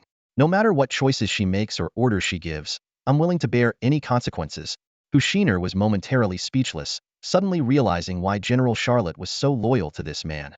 At that moment, Huya stood beside Hushiner, placing a hand on her shoulder, signaling her to stop speaking. Meanwhile, on the Black Tiger home planet battlefield, a series of urgent reports reached Charlotte. Report, the T-4 Banshee-class light, interstellar stealth reconnaissance ship has activated its signal interference matrix. No communication signals can get through in this area. Report, the T-4 Banshee-class and T-3 Silver Mouse-class light, interstellar stealth reconnaissance ships have established a blockade around the Black Tiger home planet. No flying devices can escape the area. Report, all enemy interstellar warship coordinates have been confirmed. Our interstellar warships are ready for combat. Awaiting your orders. Sitting in the captain's chair, Charlotte's expression fluctuated as she stared at the shining Black Tiger home planet ahead. She ordered, launch the attack. Destroy all resisting Black Tiger interstellar warships. The adjutant hesitated for a moment and then quietly asked, Commander, should we also attack the Black Tiger home planet? In just a matter of minutes, the Starry Dragon 1st Legion starships had obliterated all the Black Tiger starships surrounding the Black Tiger home planet. At this moment, the Black Tiger home planet was like a defenseless damsel, awaiting its fate. The adjutant hesitated, casting a glance at Commander Charlotte, recalling the question she had posed earlier. Charlotte hadn't answered immediately, instead ordering the other Starry Dragon starships to proceed as planned. Now, with all the Black Tiger starships around the home planet destroyed, only one target remained: the Black Tiger home planet itself. Have we confirmed the location of Black Tiger Chief Dulit? Charlotte suddenly asked. The adjutant promptly brought up a 3D map of the Black Tiger home planet, marking a mountainous region. Based on intel from our T-4 Banshee-class light stealth reconnaissance ships infiltrating their communication system, we can confirm Dulit is on the Black Tiger Sacred Mountain. This mountain stands at 12,580 meters, the highest peak on the Black Tiger home planet, and serves as the main base for the direct lineage of the Black Tiger tribe. At the summit, there's a fortress built into the mountain, which is the political center of the Black Tiger tribe. Charlotte clenched her fist, her eyes bloodshot as she stared at the Black Tiger home planet. In her pupils, it was as if she saw the White Tiger home planet, with the two planets overlapping in that moment. Relay my orders, Charlotte said in a low voice. 3 T-4 Medusa-class heavy starships, all heavy cannons locked onto the Black Tiger Sacred Mountain. Yes, ma'am. The adjutant immediately carried out the order. The 3 heavy starships swiftly moved into the low orbit of the Black Tiger home planet, with all heavy cannons simultaneously aiming at the towering Black Tiger Sacred Mountain. Get me a line to Dulit, Charlotte commanded from her captain's chair. Soon, a video window appeared before Charlotte. In the image, Black Tiger Chief Dulit sat on a black iron, tiger head throne, with snow swirling behind the glass window behind him. Do you have anything to say now? Charlotte asked coldly. Victory belongs to the strong. I have nothing to say, Dulit replied calmly, looking decades older than before. Do you have any regret for what you did to the White Tiger tribe? Charlotte's fist tightened further. Dulit was silent for a moment, seemingly lost in memories. Finally, he shook his head and said with self-mockery, "What's done is done. Would my regret change anything? Or if I begged for mercy now, would you spare me?" His gaze grew dim. "If regret could change things, I wouldn't ask for my own life. I only hope you can show mercy to this planet, to the Black Tiger tribe. Your hatred should be directed at me, not at the innocent lower-class people." "Mercy?" Charlotte roared. "Did you show mercy to the billions of lives on the White Tiger home planet? Did your benevolence ever touch them? What right do you have to ask for my mercy now?" She furiously issued the order, "Relay my command. All Starry Dragon 1st Legion starships, lock onto the Black Tiger home planet. Prepare for orbital bombardment." "Yes, ma'am." The adjutant immediately relayed the order. Nearly 3,000 Starry Dragon combat starships simultaneously locked onto the Black Tiger home planet. On the Black Tiger home planet, the residents of various cities vaguely sensed what was happening overhead. General Charlotte of the White Tiger tribe had come for revenge, carrying a sea of blood and hatred. The tragedy that had befallen the White Tiger home planet was about to be repeated on the Black Tiger home planet. A little black tiger girl with pigtails put down her telescope and innocently asked, "Mommy, those starships in the sky are so pretty, but why are their cannons aimed at us?" The black tiger mother, holding back tears, trembled as she hugged her child. "Don't be afraid. It's going to be okay. It's going to be okay." An elderly retired black tiger soldier, leaning on a cane, laughed maniacally as he pointed to the sky. "Retribution. This is retribution. I told you all back then, we shouldn't commit planetary genocide. It's inhumane. You didn't listen, and now you see, this is retribution." The entire planet descended into panic and chaos. Even on the Black Tiger's sacred mountain, the nobility were frantically fleeing. Meanwhile, their king, Dulit, sat on his throne like a withered tree. "You're right. I have no right," Dulit laughed at himself, looking up at the ceiling, as if he could see the 3 heavy starships aiming at him. He awaited the impending judgment like a condemned man awaiting the falling axe. Charlotte hung her head, her entire body trembling. "What did you just say?" the adjutant asked cautiously, not having heard her clearly. Charlotte suddenly lifted her head, her bloodshot eyes filled with murderous intent. She shouted with all her might, 3 Medusa-class heavy starships, lock onto the Black Tiger's sacred mountain. Commence saturation bombardment. Fire. The adjutant immediately relayed the command. The 3 T-4 Medusa-class heavy starships, each equipped with 400 Medusa-class particle energy heavy cannons, began to charge. Then, 1,200 beams of light pierced the sky like divine punishment, striking directly on the Black Tiger sacred mountain. At the moment when the 1,200 beams of light descended, the video feed in front of Charlotte turned into static. She lowered her head, fists clenched so tightly that her claws pierced her palms, causing blood to drip onto the captain's chair. "Commander, the firing sequence is complete," the adjutant reported. "Medusa, fire." Charlotte's voice was low but clear. The adjutant immediately relayed the order. "Attention, Medusa-class heavy interstellar artillery ships, lock onto Black Tiger's sacred mountain. Prepare for the second round of bombardment." After a few minutes of charging, the second round of divine punishment fell once more. Charlotte's voice, hoarse and strained, issued continuous fire commands, each accompanied by her increasingly clenched jaw. Her fangs pierced her lips, and blood trickled down her mouth. The adjutant, noticing Charlotte's deteriorating state, hesitated whether to contact Commander Zhao Chen. After the 7th round of bombardment, Charlotte seemed to have exhausted all her strength, slumping lifelessly in the captain's chair. The adjutant's handheld terminal flashed a red alert. After checking it, her expression relaxed slightly but remained worried as she glanced at Charlotte. She looked up at where Black Tiger's sacred mountain once stood, now the largest and deepest crater on the planet. 7 rounds of saturation bombardment from 3 T-4 Medusa-class heavy interstellar artillery ships had obliterated the highest peak, leaving only scorched earth with no trace of ruins. This scene was broadcasted across the Black Tiger home planet's internal network, and some people even witnessed the terrifying beams with their naked eyes. The entire planet's inhabitants were plunged into panic, realizing their lives hung in the balance of these steel behemoths. Time ticked by, with Charlotte still sitting motionless in the captain's chair. The planet's residents also waited in agony, with some unable to bear the psychological pressure choosing to end their own lives. Suddenly, footsteps echoed on the bridge. The crew members, upon seeing the newcomer, instinctively wanted to salute but were signaled to remain silent. The adjutant, upon recognizing the person, breathed a sigh of relief.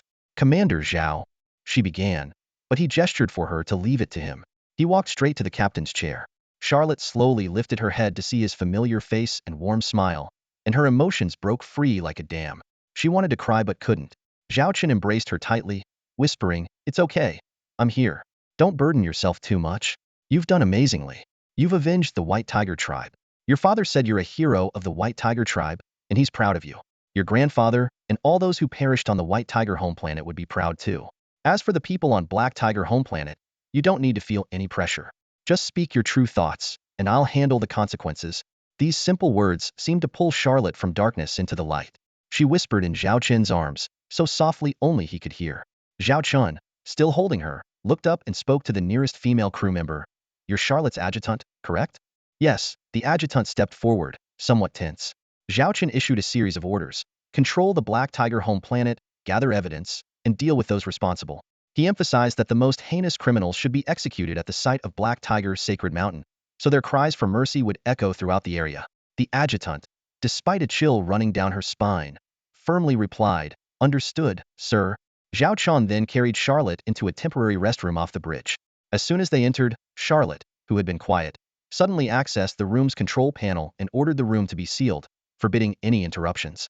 Before Zhao Chen could react, he was pushed to the floor by Charlotte.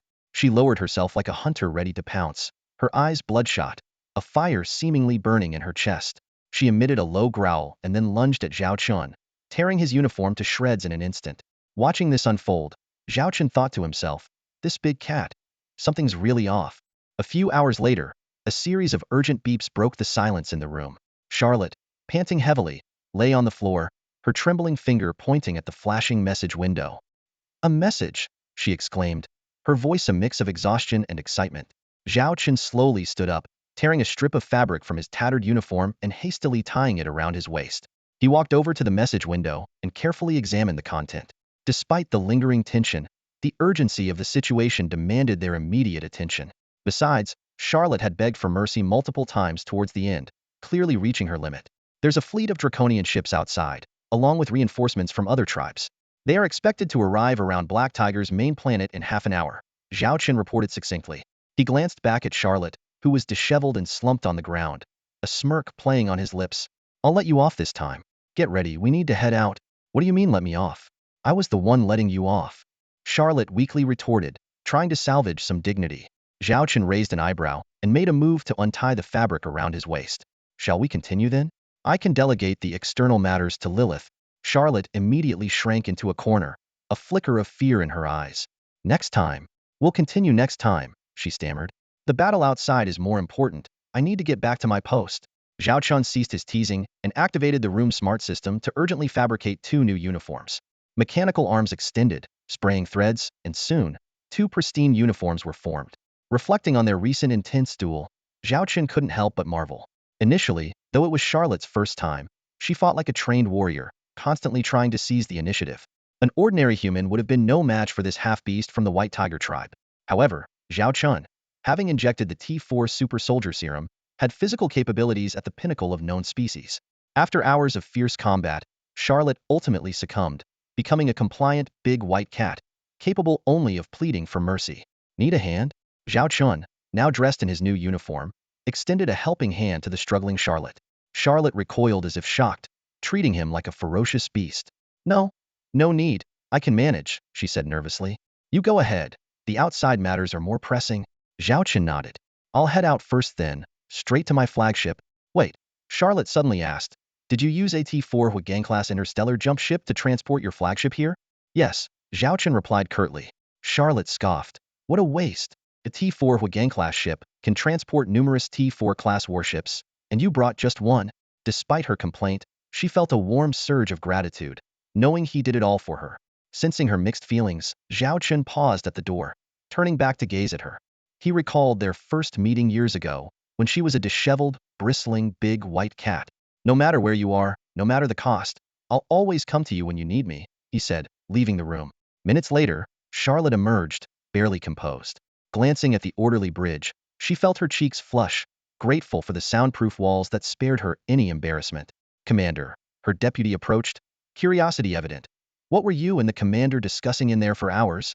Charlotte's tail shot up, and she answered nervously, "Nothing much. Just discussing the current battle situation and strategies for dealing with other major tribes." "I see," the deputy nodded. Oh, and the commander asked us to prepare some fruit for you. Said it would help replenish your energy and improve your mood. She pointed to a nearby fruit basket. Hearing, replenish your energy, Charlotte immediately recognized Zhao Chen's playful jab. Just set it aside, she said nonchalantly, carefully adjusting her skirt to hide the noticeable red marks on her knees. Report the current situation. The deputy began a detailed briefing, completely oblivious to her commander's unusual behavior. Meanwhile, the T-4 Azure-eyed White Dragon-class heavy interstellar battleship Zhao Chen's flagship hovered on the outskirts of Black Tiger's main planet. In the VIP viewing area, the guests wore complex expressions. One of the top 3 tribes among the 20 major tribes, the Black Tiger tribe had been conquered by the Xiaolong Legion in just a few hours, a speed that was hard to believe. They had witnessed the Xiaolong First Legion's 3 T-4 Medusa-class heavy interstellar artillery ships bombard the Black Tiger's sacred mountain with 7 volleys, a display of power that struck fear into their hearts. At that moment, the sound of military boots echoed, drawing everyone's attention. The Xiaolong Lord, exuding confidence and victory, strode in, a triumphant smile on his face. Hu Exiner quickly approached, concern etched on her face. How is General Charlotte? Zhao Chen smiled and nodded. With my guidance and reassurance, Charlotte's emotions have stabilized. Her mental state is now excellent. Hu Exiner sighed in relief, her tension visibly easing. Zhao Chen walked steadily back to the command center. As he passed the VIP audience seats, the guests' eyes followed him with eager anticipation. However, Zhao Chen ignored their expectant gazes and headed straight for the massive interstellar war simulation table.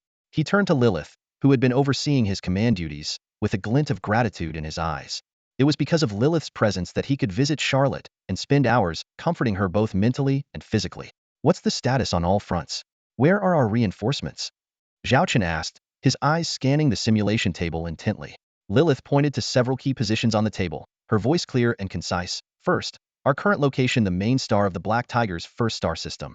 We've completely secured it, and although there are minor resistances, they pose no significant threat under our suppression. Her fingers moved across the table as she continued. The other 4 Xiaolong Corps have also successfully completed their missions. They are currently resting and resupplying, ready to be deployed at any moment. Our T-4 Huigang-class interstellar jump ship is also prepped and ready. Lilith's hand covered the entire Black Tiger star domain, her tone tinged with pride. Although we've only attacked 5 regions and 5 star systems, we've destroyed at least 90,000 Black Tiger interstellar warships. The remaining fleet is less than 1,000 ships, mostly outdated models with negligible strength. In essence, the Black Tiger star domain is now like a declawed prey. If we wish, we can control the entire domain within a week. She paused briefly before continuing. Currently, there are only 2 reinforcements entering the Black Tiger star domain. A fleet of about 30,000 ships from the Dragonmen, and around 20,000 ships from the accompanying tribal fleet. Although the Black Tiger chieftain has sought aid from other tribes, after learning of the fall of the Black Tiger's main star and the destruction of the Black Tiger King's core, the originally intended reinforcements have redirected to adjacent star domains.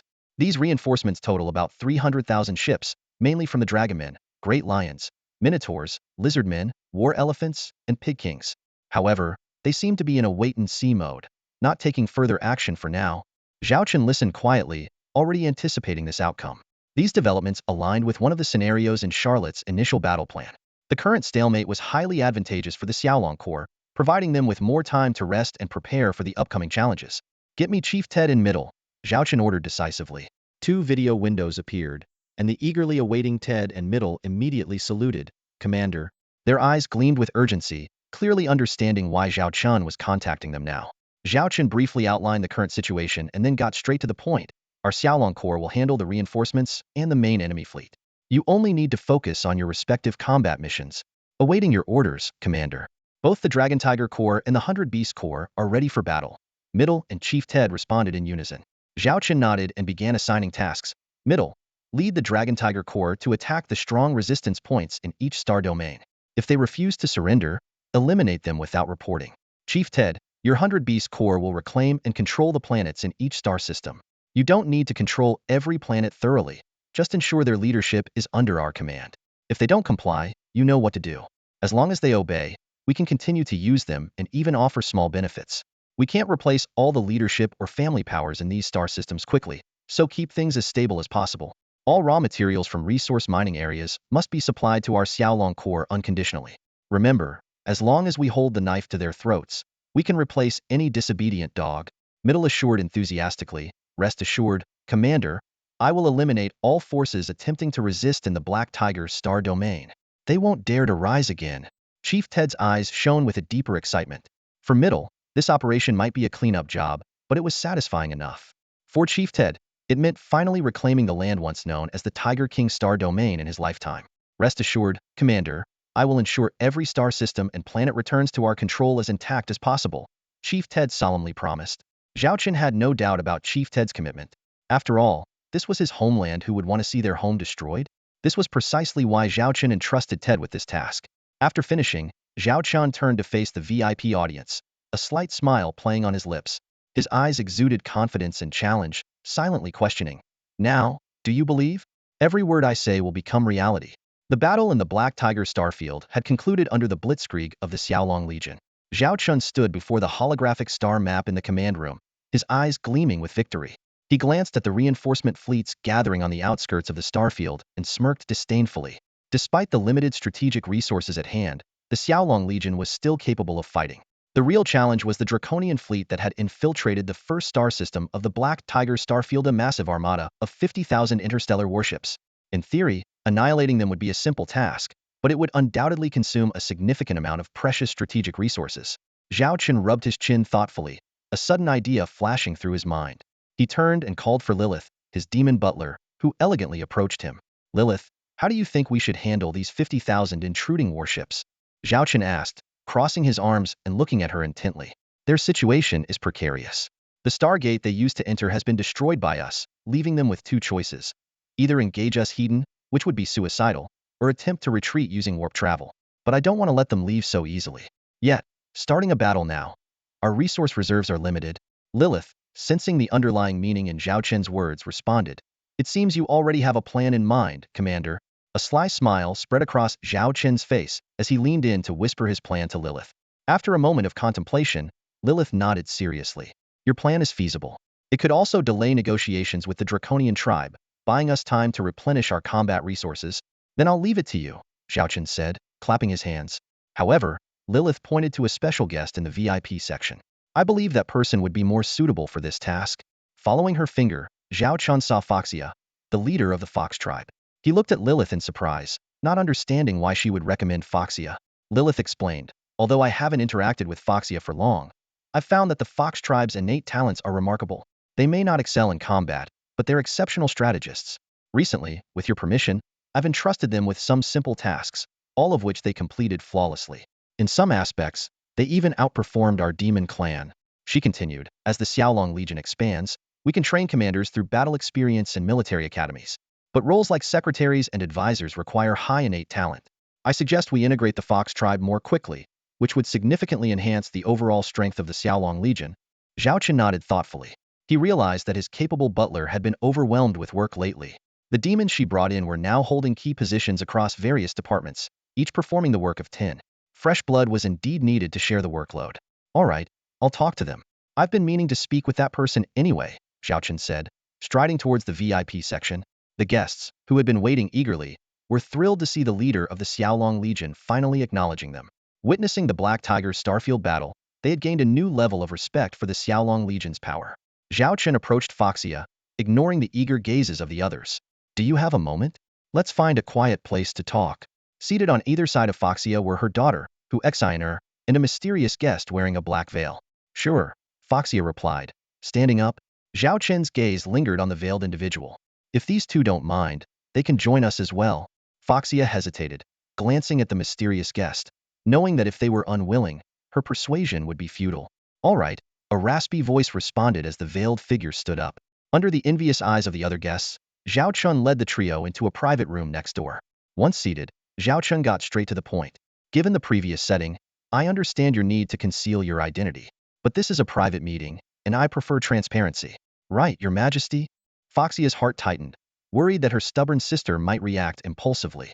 Zhao Chen's gaze fixed on the mysterious guest, noticing a line of text above her head. Fox Queen, Conquest Index 86. The number surprised Zhao Chen. He knew Foxia had invited a special guest, but he hadn't expected her Conquest Index to be so high. Did this mean she was inclined to submit to the Xiaolong Legion, or was it the overwhelming display of power in the recent battle? Nonetheless, the remaining 14 posed a significant challenge. For such a cunning race, communication might be easy, but they were equally adept at scheming, unwilling to act without incentive. Apologies for the disguise. Given the circumstances, the veiled figure spoke, her once raspy voice transforming into a melodious female tone. The air seemed to fill with an alluring aura. When the mysterious guest removed her hat and veil, Zhao Chen held his breath. The woman before him was an unparalleled beauty. If the legendary Su Daji looked like this, he could understand King Zhou's obsession. She had a pair of pale pink fox ears, and her eyes seemed capable of ensnaring a man's soul. Beneath her loose black robe, she wore a simple tight leather dress, revealing a large expanse of fair skin. Most striking were the 9 fluffy pink and white tails hidden under her robe. Zhao Chen couldn't help but imagine the sensation of touching those tails. Foxia introduced her at the right moment. She is Su Yaya, the Fox Queen. As a 9-tailed fox, she possesses 9 tails. She also revealed her own black tail from under her skirt. Looking at the tails of the 2 fox women, Zhao Chen thought to himself, why do their tails look so tempting to touch? Zhao Chen turned to the Fox Queen, Su Yaya, with a smile, asking her to wait for a moment. Su Yaya frowned slightly but nodded. She curiously observed the Dragon Lord, not understanding why he was giving orders to the Fox Clan chief in her presence. Facing the Fox Clan chief and Hu Xiner, Zhao Chen repeated the plan he had previously explained to Lilith. The Fox Clan chief listened impassively, while Hu Xiner's eyes sparkled with admiration. I never realized you were so cunning before, almost like a shrewd merchant. Zhao Chen crossed his arms, smirking. It's called the art of war. What do you think? The Fox Clan chief responded calmly, the implementation isn't difficult. It can be done. Hu Xiner eagerly raised her hand. Let me handle it. I'm bored to death. Zhao Chen nodded in agreement. Fine, you'll be in charge of the deployment, and Lilith will assist with conveying the orders. If you need anything, just ask her. The Fox Clan chief bowed solemnly, while Hu Xiner could hardly contain her excitement. Turning back to Su Yaya, Zhao Chen spoke seriously. Now, let's talk about your matters. Su Yaya blinked curiously. What matters could I possibly have? Zhao Chen got straight to the point. For instance, the future of the Fox Clan. Seeing Su Yaya still puzzled, Zhao Chen continued. From my perspective, there are 3 possible futures for the Fox Clan. In the worst-case scenario, you could be wiped out along with the Dragon Tribe and the old Warhammer Order, leading to the decline or even the extinction of your people. Su Yaya listened silently, her expression unchanged. Zhao Chen went on. The second scenario is slightly better. You could switch sides before the old order collapses, avoiding the worst outcome but gaining nothing in return. You'd become insignificant, possibly even oppressed by emerging tribes. He looked directly into Su Yaya's enchanting eyes. The third scenario is the best. With foresight, you could align with the right side, gaining unprecedented status, power, and wealth in the new order. This is the choice before you. After finishing, Zhao Chen leisurely ordered a drink using his smart device and took a sip. Su Yaya smiled faintly, a smile that could captivate most men. She might not have been the most beautiful woman Zhao Chen had ever seen, but she was undoubtedly the most alluring. Lord Zhao, she said sweetly, you speak as if you're the ruler here, able to decide everything. Isn't that a bit arrogant? Zhao Chen shrugged with a smile. Arrogant? No, that's called confidence. Without strength, it's arrogance. Su Yaya ordered a juice and took a slow sip before continuing. I didn't mean to eavesdrop, but I heard your battle plan. As far as I know, your Dragon Legion is strong but lacks strategic resources. Those powerful interstellar missile ships can't fully exert their power. How can you be so confident in controlling the Warhammer Galactic Federation when even your operations are struggling? Zhao Chen wasn't offended by her skepticism. He raised his hand, summoning several electronic screens displaying a series of summary reports. My confidence comes from these, Zhao Chen explained. Behind the Dragon Legion is a vast industrial and resource system. Just the 5 newly developed resource star fields alone generate over 500 billion star coins monthly, and this figure will rise with the new mining and transport ships. My industrial base can produce 400 T4 interstellar warships and 30,000 T3 destroyers monthly. Additionally, I have a military export trade company that produces 20,000 T2 warships monthly, with a future capacity of 100,000. Zhao Chen continued enthusiastically. I have nearly complete T2, T3, and almost complete T4 technology systems, especially in military technology, which even the Holy Radiance Empire can't match. As for the lack of strategic resources, it's indeed a problem, as wars are expensive. He shrugged helplessly. Gazing at Su Yaya's calm face, Zhao Chen concluded, but with such profound military strength, I can afford to wait. Even if I abandon the recently occupied Black Tiger starfield, I can slowly wear down the Warhammer tribe's fleets. My interstellar missile production rate is faster than their shipbuilding speed.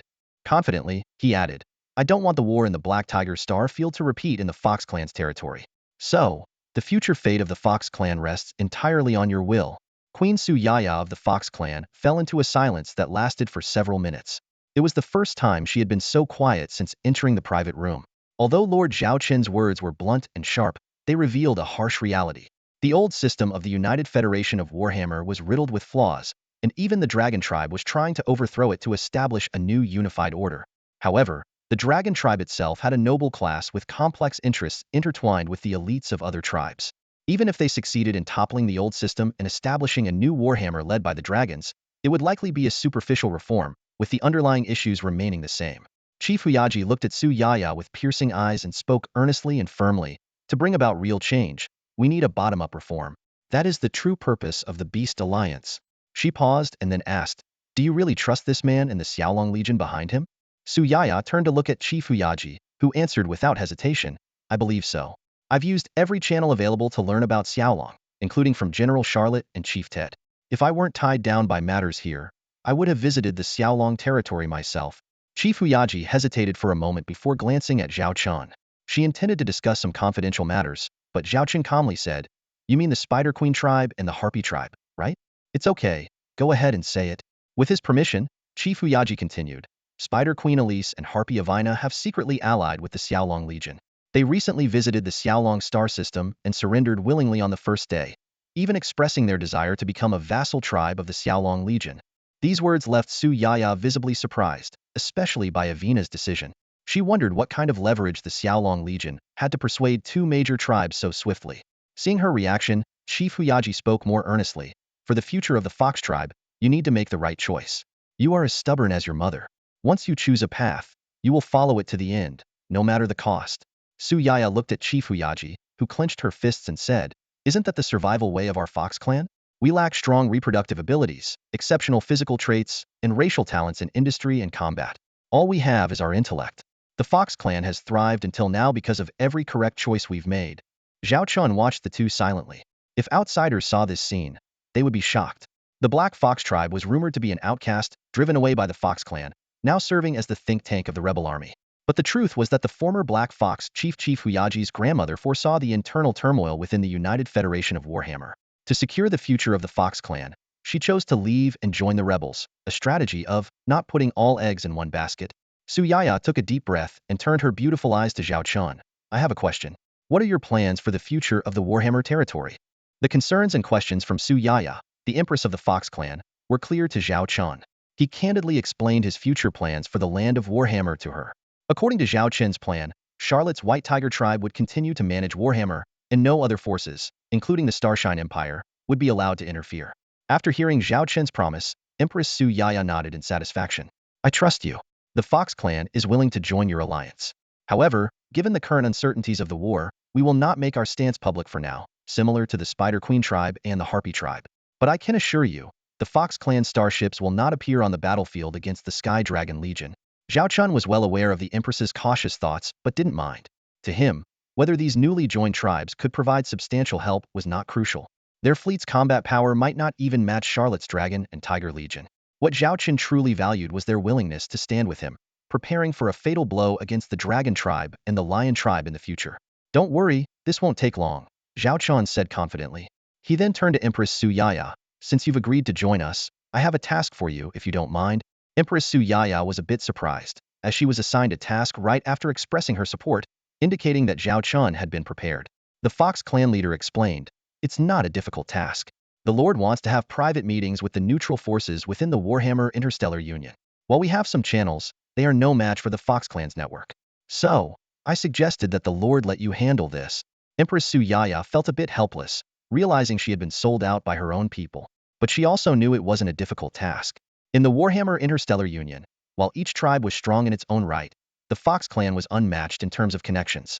Over the years, the Fox clan had used its resources to win over various tribes, maintaining good relations even with the neutral ones, despite the tension between the Dragon tribe and the Lion tribe. "This won't be difficult. I can help you make the connections," Empress Su Yaya agreed. The Fox clan leader then made a further request. "We might also need some of their information.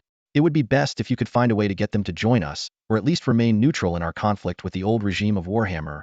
Empress Su Yaya looked at her fellow clan member, who had fully sided with the Sky Dragon Legion, and began analyzing the situation.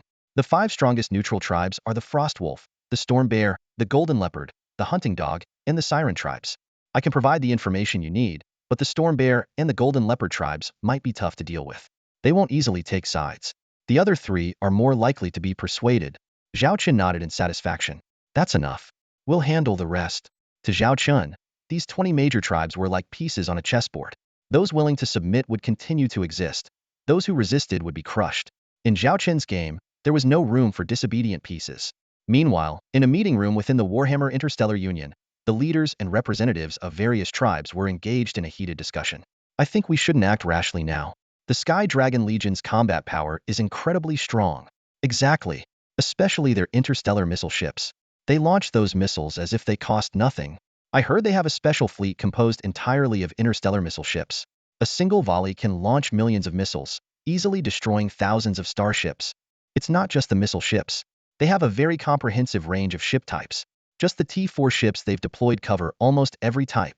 In the Galactic Alliance, even if you combine all the T4 ships from the three major empires, it wouldn't match the number the Sky Dragons have. If we attack now, we'll suffer massive casualties. This won't work. We need to reconsider. Our small tribal fleets aren't that strong. We barely have any T4 starships, let alone enough to fight the Sky Dragon Legion. It's not that we don't want to fight, but how can we?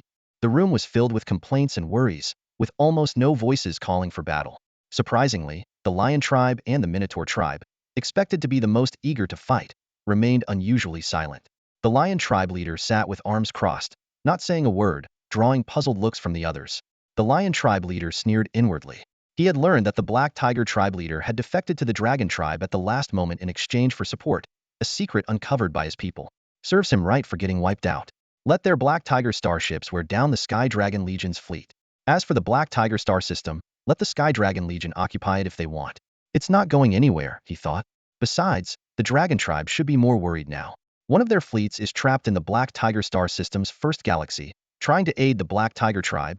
The Lion tribe leader understood the Dragon tribe's intentions. They just want our fleets to exhaust themselves against the Sky Dragon Legion, so they can reap the benefits. Do they think we're fools? Anyone who wants to fight can go ahead.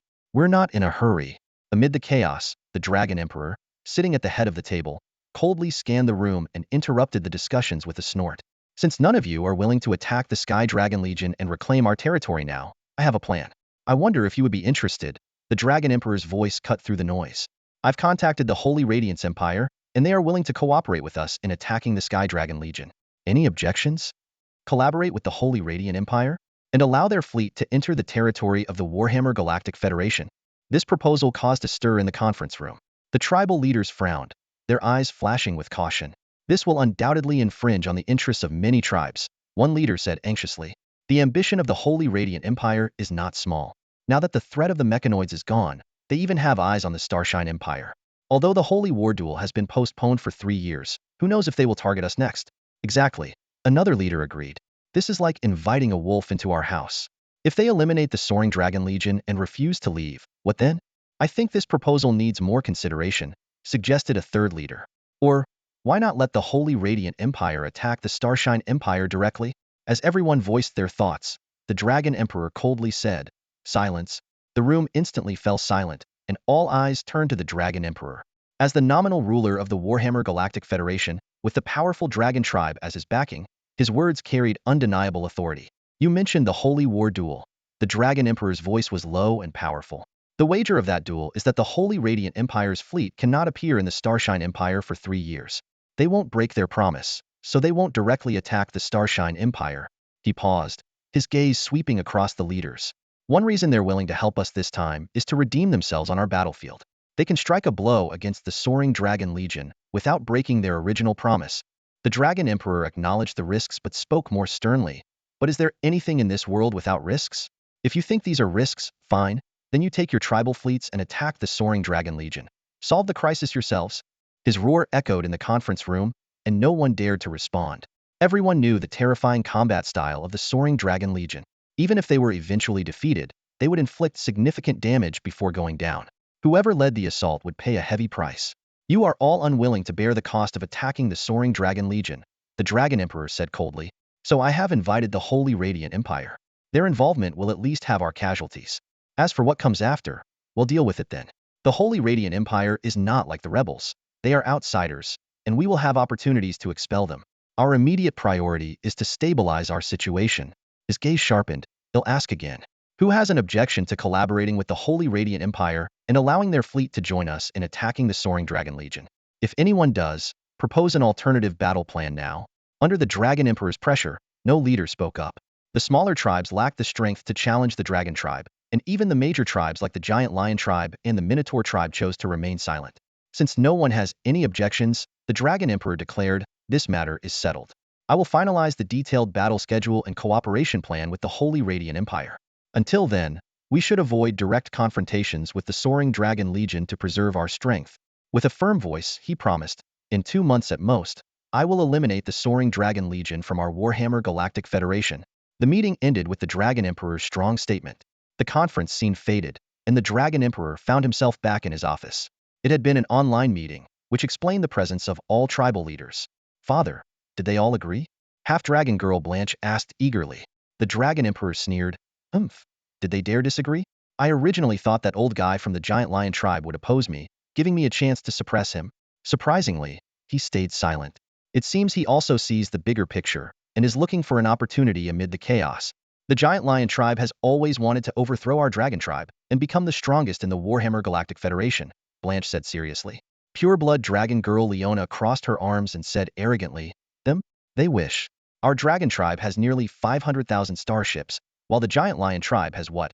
Not even 300,000, maybe 200,000? Even with their Minotaur allies, they are no match for us." Blanche cautioned, "We can't underestimate any force's combat power now. Our current predicament is due to underestimating the Soaring Dragon Legion earlier." Leona, though dissatisfied, didn't argue back.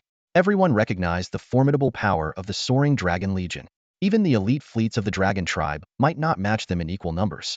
The Dragon Emperor turned to Blanche. "Blanche, you will handle negotiations with the Holy Radiant Empire.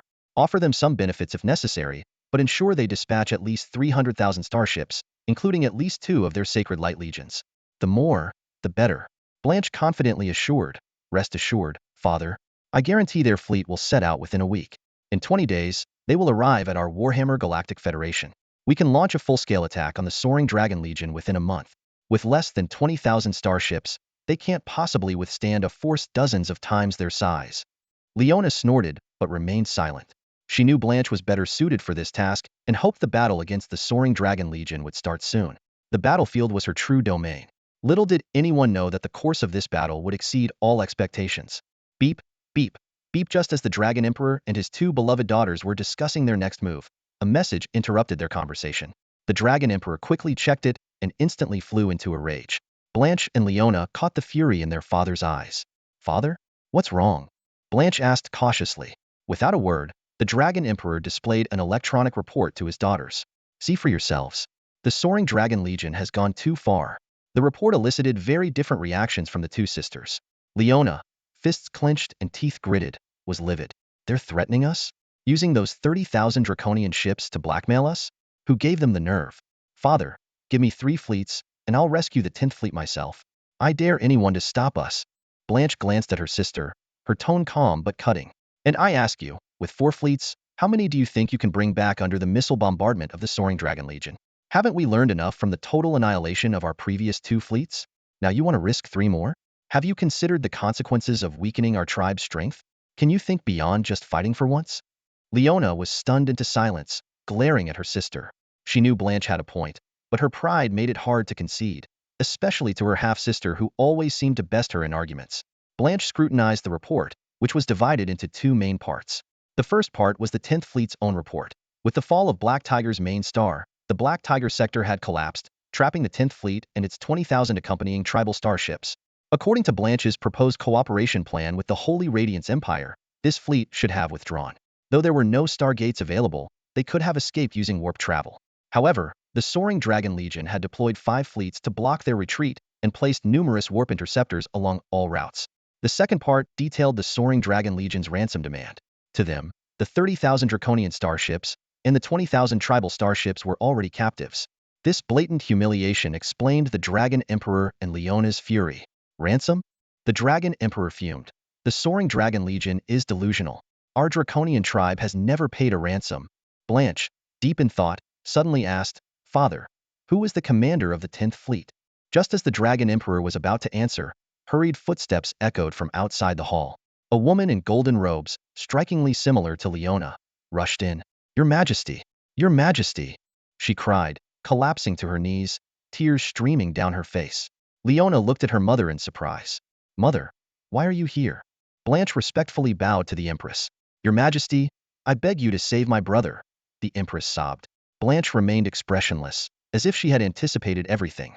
Leona, now enlightened, looked at her mother in shock. "So, the commander of the 10th Fleet is... You all know, don't you?" The Empress wept. "I just received the news. Leona, your uncle's 10th Fleet is trapped in the Black Tiger Sector's first system, in grave danger. You must save him. He's your only uncle." Leona's expression darkened as she glanced at her calm sister, realizing Blanche had foreseen this outcome. They could have chosen to abandon the fleet. Losing 30,000 starships was painful, but for the tribe's dignity and to weaken the soaring Dragon Legion, it might have been worth it. But things had now become complicated. Leona hadn't expected her uncle to be the 10th Fleet's commander. Her uncle, her mother's only brother, was a man with no command skills but a strong desire to prove himself. Normally, someone like him would never be a fleet commander, but his special status and powerful family support changed everything. This family was influential within the tribe, and the Dragon Emperor's rule had often relied on their support. This explained why Leona's mother became the Empress, not merely due to her pure draconian bloodline. The Dragon Emperor understood the sensitivity of the matter and sighed deeply. For the sake of his daughter's uncle, his wife's brother, and the support of that influential family, he couldn't choose to abandon them. "Blanche." The Dragon Emperor pondered for a moment. "No, you need to handle affairs with the Holy Radiance Empire. Leona, you will negotiate with the Soaring Dragon Legion. As long as their demands aren't excessive, we can agree. If necessary, just ensure your uncle's safe return. Meanwhile, privately contact the 10th Fleet to see if they can organize small breakout groups to extract key leaders." The term key leaders was clear in its implication. Normally, the Dragon Emperor would have preferred Blanche for such negotiations. But with Blanche needed for more critical matters with the Holy Radiance Empire, he had to assign this tricky task to Leona. "Blanche," the Dragon Emperor reminded, "give Leona some advice. She lacks experience in negotiations." On the bridge of the flagship of the Dragon People's 10th Fleet, Robert paced back and forth anxiously, his expression filled with worry. Suddenly, the long-awaited communication finally connected, and a holographic image appeared before him. "Leona, thank goodness, I didn't expect it to be you coming to our rescue," Robert exclaimed urgently. "Quick, think of something fast. I can't stand another minute in this hellhole." Seeing her incompetent uncle, Leona sighed inwardly. Her mother had only this one brother, and she had spoiled him rotten. With his abilities, he could barely command a single starship, let alone an entire fleet. "Why haven't you tried breaking out?" Leona demanded. Robert shook his head frantically. "Break out? How?" "The Xiaolong Legion has advanced warp interceptors surrounding us, far superior to ours. A few days ago, I secretly sent out 300 ships to attempt to break out, and they were all annihilated. Those bastards even sent me the battle footage." Leona, seeing the situation, proposed, "Then break out all at once. Have the 20,000 ships from other tribes cover you. You still have 30,000 ships yourself. Are you really afraid of the Xiaolong Legion's less than 20,000 ships?" "No, no." Robert shook his head repeatedly. "We're under constant surveillance. A large-scale breakout would be immediately attacked. Their ships are too powerful." Leona cursed this coward inwardly. If he weren't her uncle, she would have hauled him before a military tribunal for causing such significant losses. "All right then," Leona said reluctantly. "Keep holding your position. We've already contacted the Holy Radiance Empire.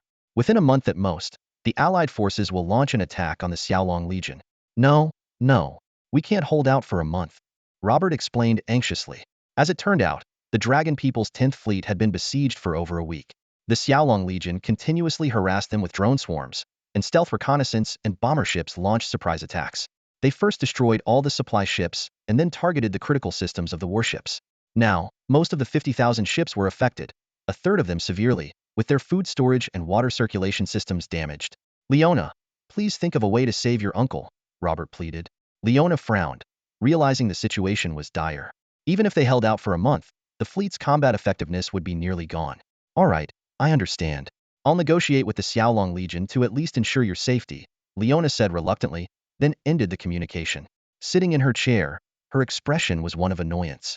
After a long while, she calmed down and said to her subordinates, "Get me in touch with the Supreme Commander of the Xiaolong Legion." Meanwhile, on the other side, Secretary Lilith was reporting to Zhao Chen about the handling of war criminals on the Black Tiger home planet. She displayed an aerial photograph. The once charred ruins of Black Tiger Holy Mountain had turned blood red, with spears erected everywhere, each bearing the bodies of thousands. A lake of blood had formed in the central basin. In several areas, Black Tiger tribe war criminals were undergoing punishment, creating a scene straight out of hell. Zhao Chen watched it all with an expressionless face.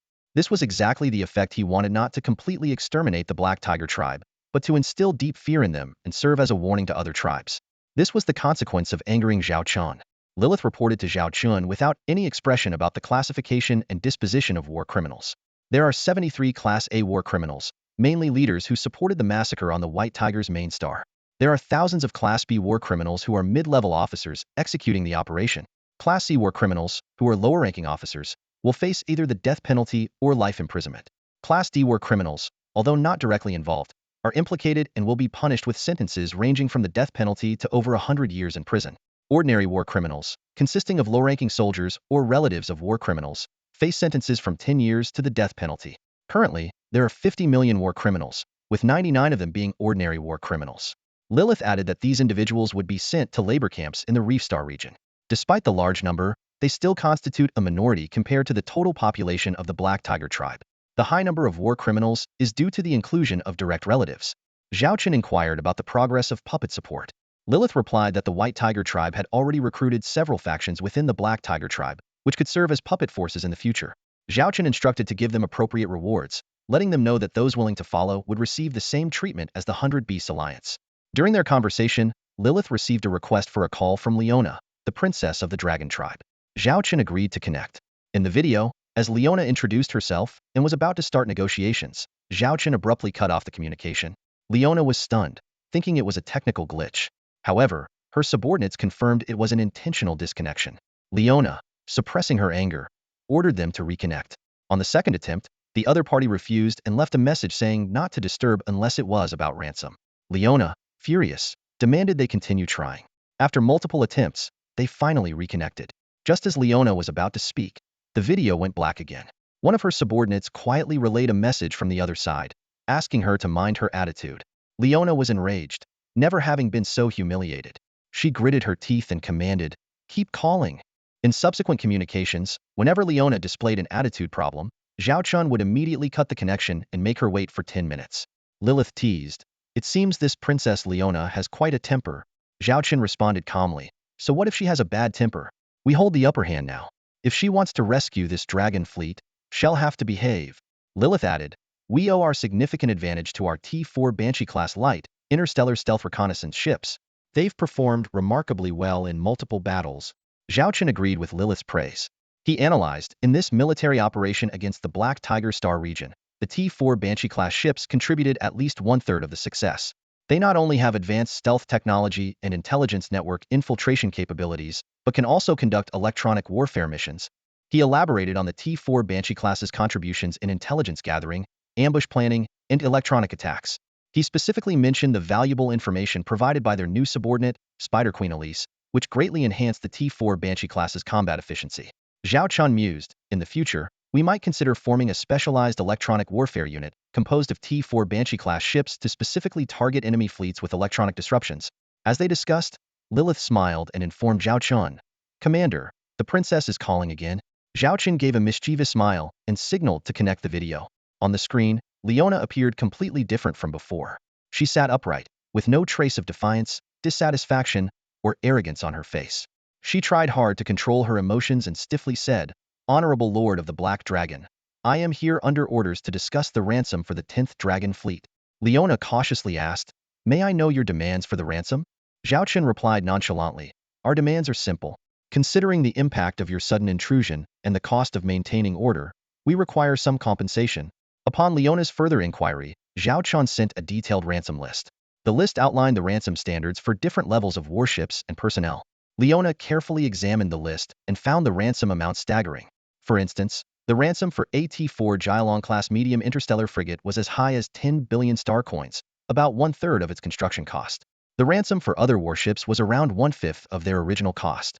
What shocked Leona even more was the ransom for personnel. The ransom for AT-3 class warship captain was 1 million star coins, equivalent to a year's salary. Considering there were over 2,000 such captains in the fleet, this alone would require 2 billion star coins. When Leona saw Robert's ransom, she almost lost her composure. The exorbitant ransom of 50 billion star coins made her grit her teeth, cursing inwardly that this useless fighter was not worth the price. In the ransom details presented by Lilith, Leona saw a staggering figure: nearly 500 billion star coins were needed to redeem all the starships, including the 20,000 tribal starships. This enormous amount was a significant expenditure, even for the Warhammer Interstellar Federation, which had the largest territory. Leona quickly calculated. The annual output of the Warhammer Interstellar Federation had just surpassed 15 trillion star coins. The Dragon Tribe accounted for 30 of this, with military expenses taking up about 40. 500 billion star coins equated to a quarter of the Dragon Tribe's annual military budget. Although not astronomical, the sum was painful enough. As Leona pondered whether it was possible to redeem only part of the fleet, a succubus reminded her to read the fine print. Glancing over it, Leona nearly exploded in rage. The fine print stipulated that to redeem one warship, all personnel on board must be redeemed as well. To redeem a legion commander, the entire legion must be redeemed. And to redeem a fleet admiral, the entire fleet must be redeemed. It was a complete package deal. Suppressing her anger, Leona tried to buy more time. These terms are a bit harsh. We need to discuss. However, Zhao Chen gave her no chance. He raised a finger, displaying the number 2400. From now, you have 24 hours to consider. Within 24 hours, provide the redemption list and adhere to the terms. Once the list is confirmed, the full ransom must be paid within 3 days in any form. Hearing these terms, Leona's face turned ashen, and a low growl escaped her throat, threatening to erupt. If not for the digital barrier, she would have strangled him then and there. Her attendants kept signaling her to keep her composure. Taking a deep breath, biting her lip, Leona said, "All right, we'll do as you say. I'll discuss this with my father." Zhao Chen ended the call with a smile. As the video feed cut off, Leona could no longer contain herself. She stood up, cursing the despicable man and her incompetent uncle, pounding the wall with her fists, frightening her attendants. After calming down, Leona coldly ordered, "Contact my father and my mother's family. The royal family shouldn't bear the entire 500 billion star coin cost. They need to clean up after their useless heir." The attendants nodded repeatedly, cautiously eyeing the cracked wall. After Leona left, the wall collapsed, revealing a dragon warrior in the middle of washing his hair, looking bewildered at the sudden chaos. Meanwhile, Lilith struggled to contain her laughter as she looked at Zhao Chen. "Do you think they'll agree to these terms? 500 billion star coins is a quarter of the Dragon Tribe's annual military budget. Our monthly revenue has only just surpassed that amount." Zhao Chen shrugged, glancing at the video screen. If Leona finds out this was all orchestrated by the Black Fox clan, she'd probably want to tear you apart. Hu Xiner excitedly pumped her fist. "This is amazing. Squeezing 500 billion star coins out of the Dragon Tribe. I almost want to tell Leona it was me who did it." Hu Ya, the clan leader, tapped her daughter's head to remind her to mind her manners, then turned to Zhao Chen. "My lord, considering Robert's status, the Dragon Tribe is likely to pay the ransom, but we must be cautious." Zhao Chen nodded. "I understand. I'll leave this matter entirely in your hands. However, for your safety, I'll handle the public aspects." Hu Xiner blinked. "My lord, we've done such a big job for you, 500 billion star coins. Surely, you'll give us some reward?" Zhao Chen replied, "If you complete this successfully, it'll allow the Black Fox clan to join the Xiaolong registry and grant you a habitable planet in the Xiaolong star system." Hu Xiner pouted. "What's so great about a Xiaolong registry? 500 billion star coins for just a planet's residency. That's stingy. With that money, I could build a fleet and take over a star system to rule myself." Hu Ya tapped her daughter's head again. "Don't be disrespectful to the Lord." Hu Xiner sulked, holding her head, still unaware of the true value of Zhao Chen's reward. Once she understood the significance of the Xiaolong star system, she would realize how precious this reward was. In the near future, many powers would covet a foothold in the Xiaolong star system, as it was the key to truly integrating into Xiaolong. This status was indeed priceless. During the 24-hour deadline Zhao Chen gave Leona, he didn't remain idle. Facilitated by Su Yaya, the Fox Queen, he managed to meet with several neutral tribes. Zhao Chen sat in his chair, closed his eyes, and activated the comprehensive communication device. When he opened his eyes again, several figures had appeared before him. The most striking among them was the towering figure of the Bear tribe leader, standing nearly 3 meters tall. His brown fur and massive build seemed capable of crushing a T-1 class combat mech with ease. Flanking him were representatives of 2 similar-looking tribes. On one side stood the hunched and lean members of the Hound tribe. On the other, the tall and regal representatives of the Golden Leopard tribe, their golden black fur adding to their noble appearance. 2 other tribe leaders also stood out. One was the Frost Wolf tribe leader, covered in white fur and exuding a sharp gaze, his presence second only to the bear tribe leader, but with an air of wisdom. The other was the sea siren tribe leader, floating in midair with a human upper body and a fish tail, her chest modestly covered by shells, resembling a mermaid from legends. As the leaders of the 5 neutral tribes gathered, the bear tribe leader was the first to speak, his voice rough and gruff. "I hear you wanted to see us?" Zhao Chen nodded. Yes. The bear tribe leader glared down at Zhao Chen, his tone hostile. "You're now an enemy of the Warhammer Interstellar Union. What do you want with us?" Zhao Chen responded bluntly, "To persuade you to join our alliance, or rather, the Beast Alliance established by Supreme Leader Charlotte." The bear tribe leader crossed his arms and scoffed. "And why should we?" Zhao Chen, full of confidence, said, "Because I can offer you more of what you desire." The golden leopard tribe leader suddenly interjected, his tone skeptical. "How do you know what we want? And what makes you think you can fulfill our needs? Even if you give us what we want, why should we join your alliance?" Zhao Chen calmly explained, "Because you all share a common trait: you lack the strength of the dragon tribe and the lion tribe, yet you refuse to be exploited by them.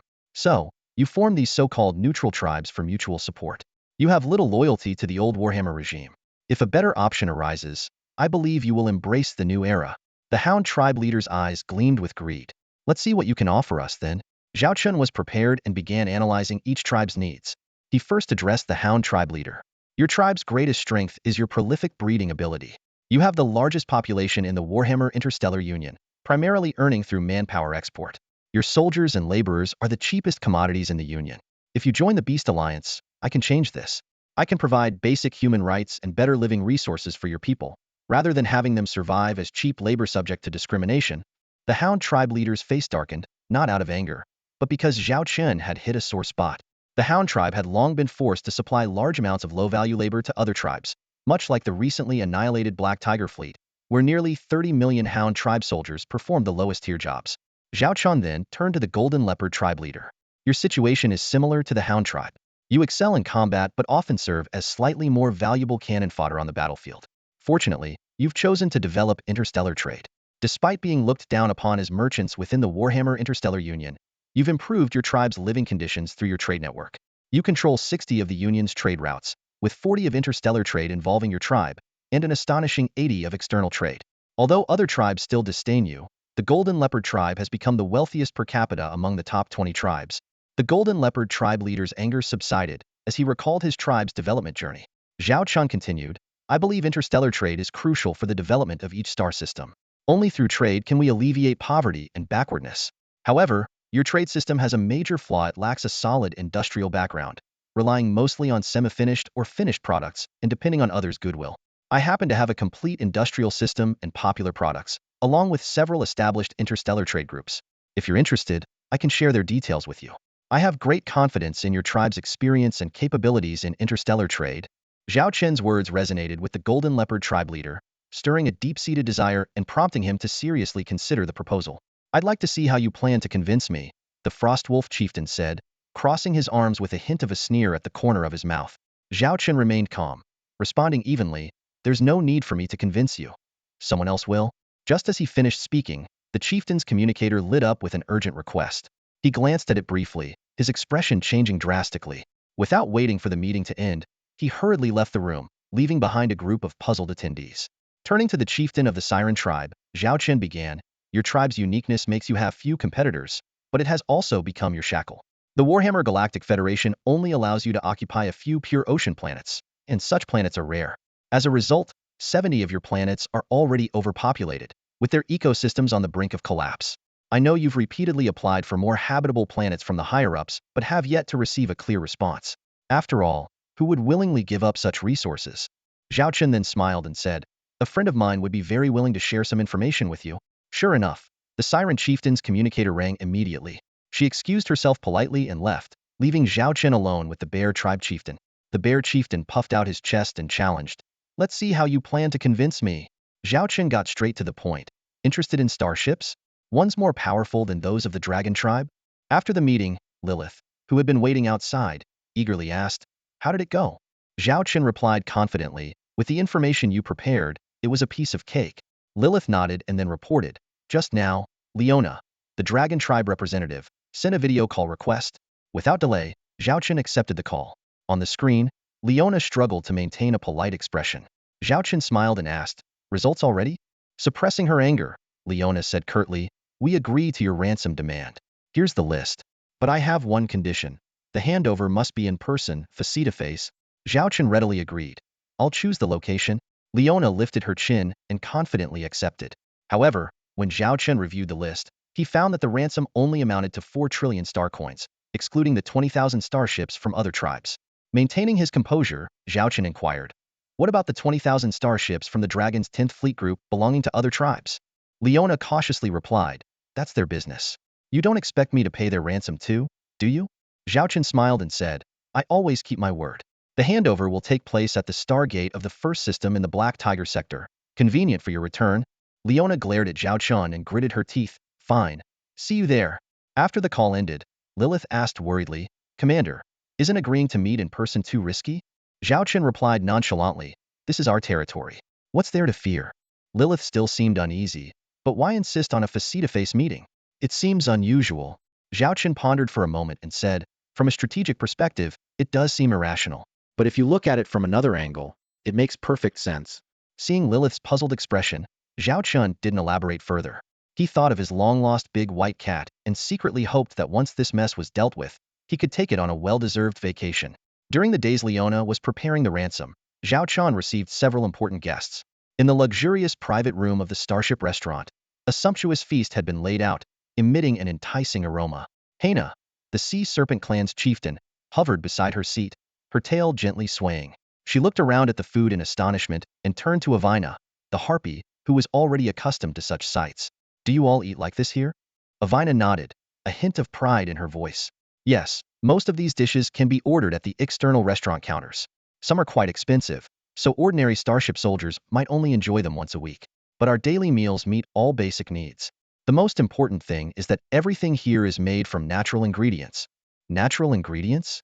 Drake, the Frost Wolf clan's chieftain, said incredulously. An entire starship using only natural ingredients? The logistics alone would be astronomical. Snow, the she-wolf, placed her hands on her hips and confidently explained, if they were purchased, it would indeed be a huge expense. But all our natural ingredients are self-produced, not only meeting our own needs, but also allowing us to sell the surplus. This explanation left the two visiting chieftains visibly surprised. Lady Huya stood by Zhao Chen's side and introduced both parties. This is Commander Zhao Chen, the leader of the Xiaolong Legion and the Lord of the Xiaolong Star System. She then pointed to the two chieftains across from them. This is Haina, the chieftain of the Sea Serpent clan, and this is Drake, the chieftain of the Frost Wolf clan. The two chieftains bowed to Zhao Chen, who nodded slightly in return.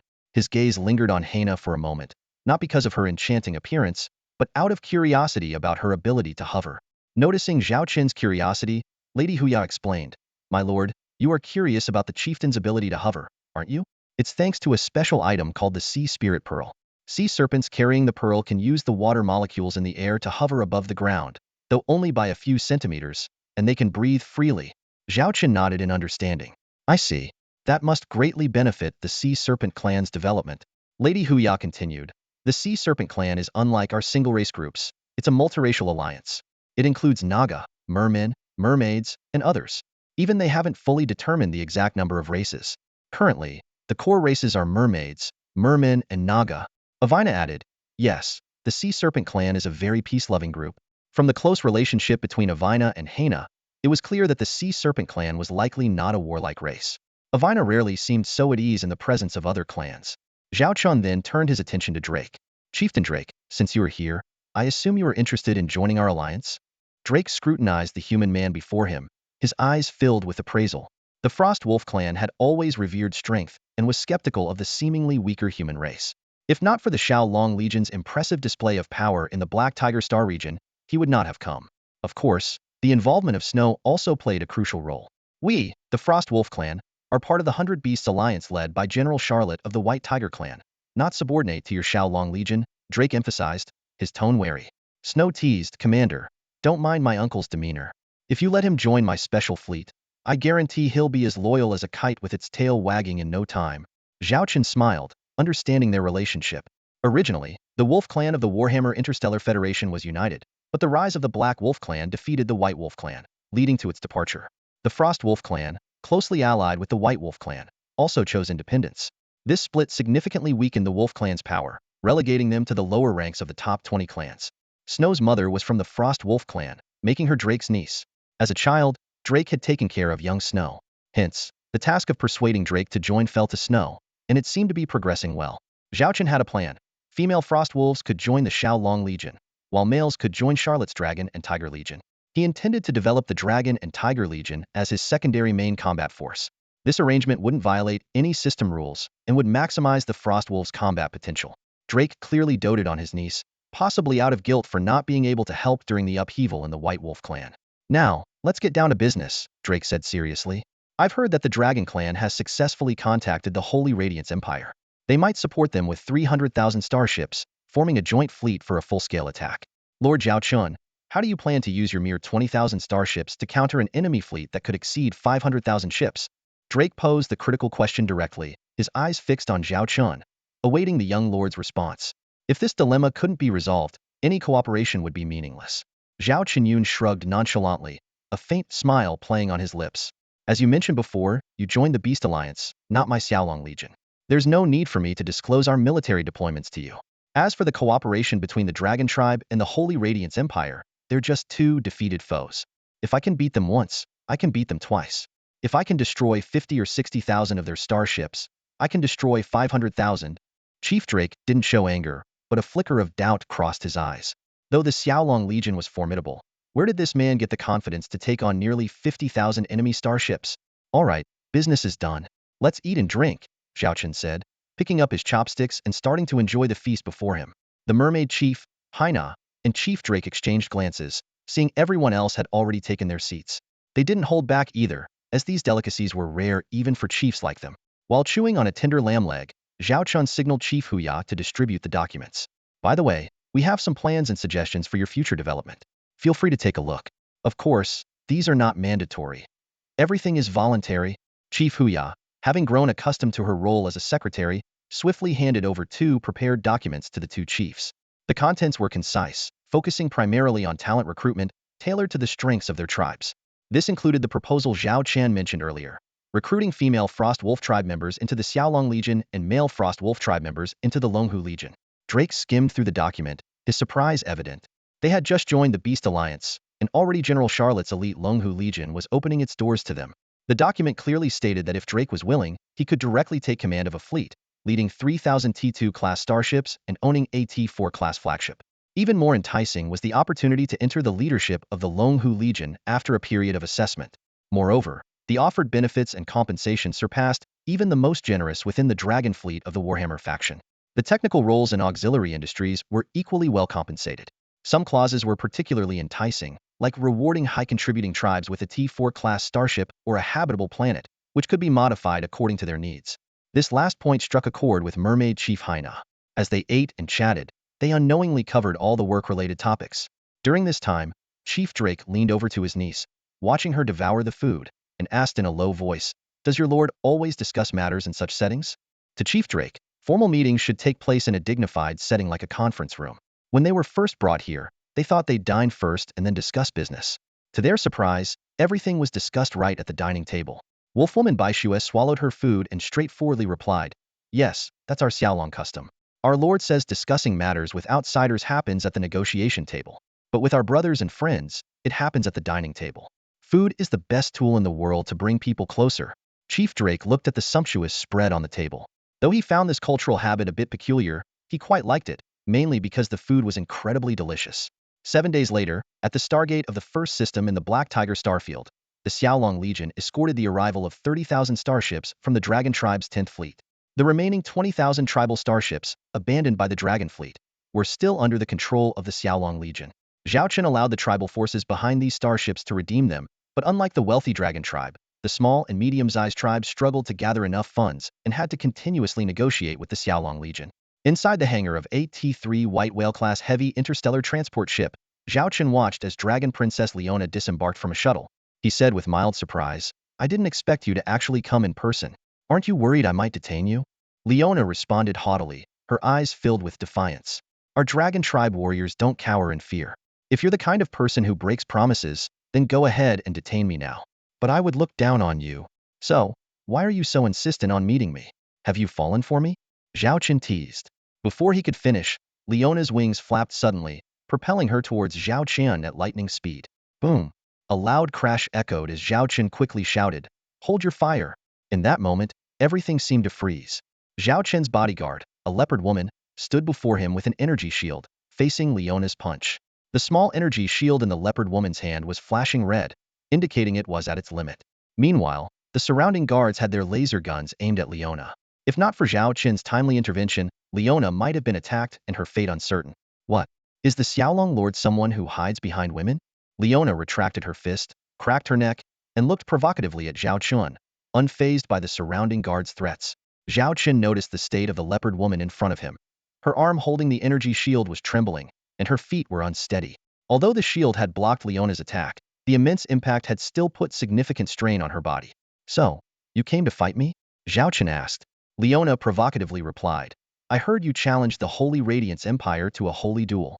I also enjoy duels, but in our Warhammer culture, it's not starship duels but unknown combat. So, do you dare to fight me? And what do I get if I win?" Zhao Chen asked calmly. Leona thought for a moment before stating, "If I lose, I'll be your captive." Zhao Chen smiled slightly, hands in his pockets. "How about this? Your uncle's ransom is 50 billion star coins, right? As a Dragon Tribe princess, you should be worth 200 or 300 billion star coins. If I lose, I'll waive that part of the ransom. If you lose, you pay your own ransom immediately. I don't want to keep any captives, and you look like you'd be quite a costly one. Let's make it 100 billion star coins," Leona said. "What? You think you're only worth 100 billion star coins?" Zhao Chen retorted. "I only have 100 billion star coins," Leona admitted. Seeing the straightforward dragon princess before him, Zhao Chen agreed to the duel worth 100 billion star coins. Zhao Chen pointed confidently at the massive cargo bay of the transport ship in front of him. "This space should be more than enough for us to mess around, right?" The warehouse was as spacious as a football field and as tall as a 10-story building. Although it was just a cargo hold of an interstellar transport ship, it was more than sufficient for a duel between two people. Leona nodded in agreement and casually threw a few pieces of equipment on the ground. Zhao Chen glanced over. A small laser gun, a device resembling a mini energy shield, and a few other personal combat gear. Clearly, the dragon princess came prepared. Even if no one had stopped others from opening fire earlier, she was confident she could leave unscathed with these weapons. However, to Zhao Chen, these were mere toys. He signaled his Panther Woman guards to wait outside and removed his military jacket, leaving only his white undershirt, before striding towards the center of the area. Leona asked in surprise, "Hey, are you really going to fight me like that?" Zhao Chen stopped and asked, puzzled, "Is there a problem? You're not going to wear a personal exosuit? I can even allow you to use combat mechs," Leona said arrogantly, lifting her chin. Zhao Chen shook his head calmly and replied, "I don't need those to deal with you." With that, he continued to the center and started warming up. Leona's expression shifted, not expecting such arrogance from a human. She scoffed and turned to her female guards, warning, "You'd better prepare the best medical pods and doctors." The Panther Woman guard sat down nonchalantly, munching on a bag of sunflower seeds that seemed to appear out of nowhere. The squad's deputy leader excitedly shouted, "Place your bets. How long do you think our commander will take to defeat this dragon girl?" 1 minute. 1 minute? That's underestimating her. She's a dragon, after all. At least give her a minute and a half. I bet 30 seconds. If she lasts 30 seconds against our commander, she's impressive. Leona's face twitched, and her fists clenched as she listened. She coldly said, "Humph. I hope you can still laugh later." With that, she strode towards the center, already planning how to beat this overconfident human. A young female soldier nervously asked the Panther Woman commander, "Commander, is this okay? I'm a bit worried about our commander." The Panther Woman commander scoffed. "Worried? About this dragon? Our commander can handle her easily. Even when she attacked in the hangar earlier, the commander could have dealt with it himself. But since we're on the payroll, we have to show some professionalism. Just watch how this dragon girl gets humiliated." Zhao Chen continued his warm-up, his eyes locked on the proud Leona. He was genuinely interested in real combat, and within the Xiaolong Legion, no one could match him in terms of status or strength. Now, a representative of the strongest single combat force in the Warhammer tribe was here, requesting to fight him. How could he pass up such an opportunity? "Ready? I'll let you make the first move." Leona sneered at Zhao Chen. "Let's get started," Zhao Chen replied. "Begin," Leona said. No sooner had she spoken than a figure appeared in front of her like a ghost. Her combat instincts kicked in, and she crossed her arms to shield her chest. With a loud bang, Leona felt a sharp pain in her arms and her body trembled. She stared in disbelief at the man before her, thinking, how can he be this strong? Zhao Chen, on the other hand, was ecstatic. He had only used half his strength, Yet the Dragon Princess managed to block it. It seemed the Dragon Tribe's single combat ability was indeed impressive. Let's continue. Zhao Chen shouted excitedly, unleashing a flurry of punches at incredible speed. 1 punch, 2 punches, 3 punches, 5 punches, 10 punches. To the onlookers, it was a blur of fist shadows, all happening in a blink of an eye. For Leona, this was a complete shock. The strength, the speed. She had no chance to counterattack, only barely managing to defend. Suddenly, a crack sound reached Leona's ears. She immediately flapped her wings, retreating and flying upwards. Glancing down, she saw her right arm hanging limp. Her arm had broken during the onslaught. At that moment, Leona realized she could no longer underestimate this man. His speed and strength surpassed even her father's. But fortunately, as a dragon, she could fly. And this man had no exosuit or weapons. As long as she stayed airborne, she was invincible. Moreover, she had long-range attacks. Leona began to gather energy in her abdomen, then spat out a fireball. Zhao Chen stepped back, watching the floor melt from the fireball's impact. So this was the Dragon Tribe's innate ability, fireballs. He had heard of it, but was still amazed to see it in person. Leona continued to spew fireballs, but Zhao Chen easily dodged them. She's cheating by flying, grumbled one of the female guards who had bet on 30 seconds, seeing her time run out. Zhao Chen decided to stop playing. He bent his knees slightly, then shot towards Leona like a cannonball. The speed was so fast that Leona couldn't react. She tried to launch another fireball, but a large hand clamped over her face, blocking it. The next moment, they both plummeted to the ground. Leona's mouth was burned by her own fireball, leaving her lips swollen. Suddenly, Leona felt a chilling gaze behind her. She turned to see the man grinning wickedly. Before she could react, Zhao Chen grabbed her tail and slammed her into the ground like a rag doll, creating several craters in the process. The continuous thud, thud, thud sounds made the female guards avert their eyes, some even covering their faces. The deputy leader who had started the betting pool grimaced and said, "Our commander really doesn't know how to show mercy. Smashing her face into the ground like that must hurt. Where is Leona? Get her on the line immediately." Princess Blanche's voice exploded through the communicator, causing the Dragon Lady adjutant nearby to shrink back. "Princess Blanche," the adjutant responded cautiously, "I'm not with Princess Leona right now." "What?" Blanche's voice shot up an octave. "Then where is she? Don't tell me she's already gone to the Draco Legion." The adjutant's silence confirmed Blanche's worst fears. The princess's eyes widened in shock. She had just learned that her half-sister, Princess Leona, had agreed to pay the ransom but had made an unusual request to meet the Draco Legion's commander in person at a location of their choosing. Leona must be out of her mind. Blanche fumed. 3,000 dragon starships as hostages weren't enough now. She's delivering herself to them on a silver platter. The adjutant stammered. "It's not our fault." Princess Leona insisted. "She took a shuttle with just 1 pilot and 2 crew members. We tried to follow, but she threw us off." Blanche covered her face and sighed deeply. She knew her sister's temperament all too well. This was exactly the kind of thing Leona would do. She had even blocked her own communications to ensure no one could reach her. "Find a way to get me in touch with her immediately. I need to speak to." Blanche's command was cut off by the adjutant's excited interruption. "It's the princess's shuttle. It's coming back." Blanche exhaled in relief, but immediately tensed up again. "Get Leona on the line right now." The adjutant nodded repeatedly, grateful the crisis seemed to be averted for now. She watched the shuttle land in the hangar, her heart finally settling. However, when the doors opened, it was not the usual fiery Leona who emerged, but a technician with an odd expression. "Where is Princess Leona?" the adjutant asked urgently. The technician pointed inside the shuttle. "She's in there." With a sense of foreboding, the adjutant boarded the shuttle. She saw a peculiar figure slumped in a seat and gasped in shock. What happened?" It's me." The voice mumbled indistinctly. "Princess Leona?" The adjutant could hardly believe her eyes. Leona's head was swollen, her wings were clearly broken, and her once beautiful white dragon scales were shattered. Her uniform was in tatters, barely covering her body. She looked as if she had been through a fierce battle. I was ambushed." Leona struggled to speak. Her words slurred and missing several dragon teeth. Suppressing her curiosity, the adjutant was about to leave to clear the area but stopped at the door. "Princess Blanche wants to speak with you." "I can't let her see me like this." Leona immediately refused. "I already have." A voice suddenly interjected. Leona noticed the video screen behind the adjutant, showing her sister Blanche.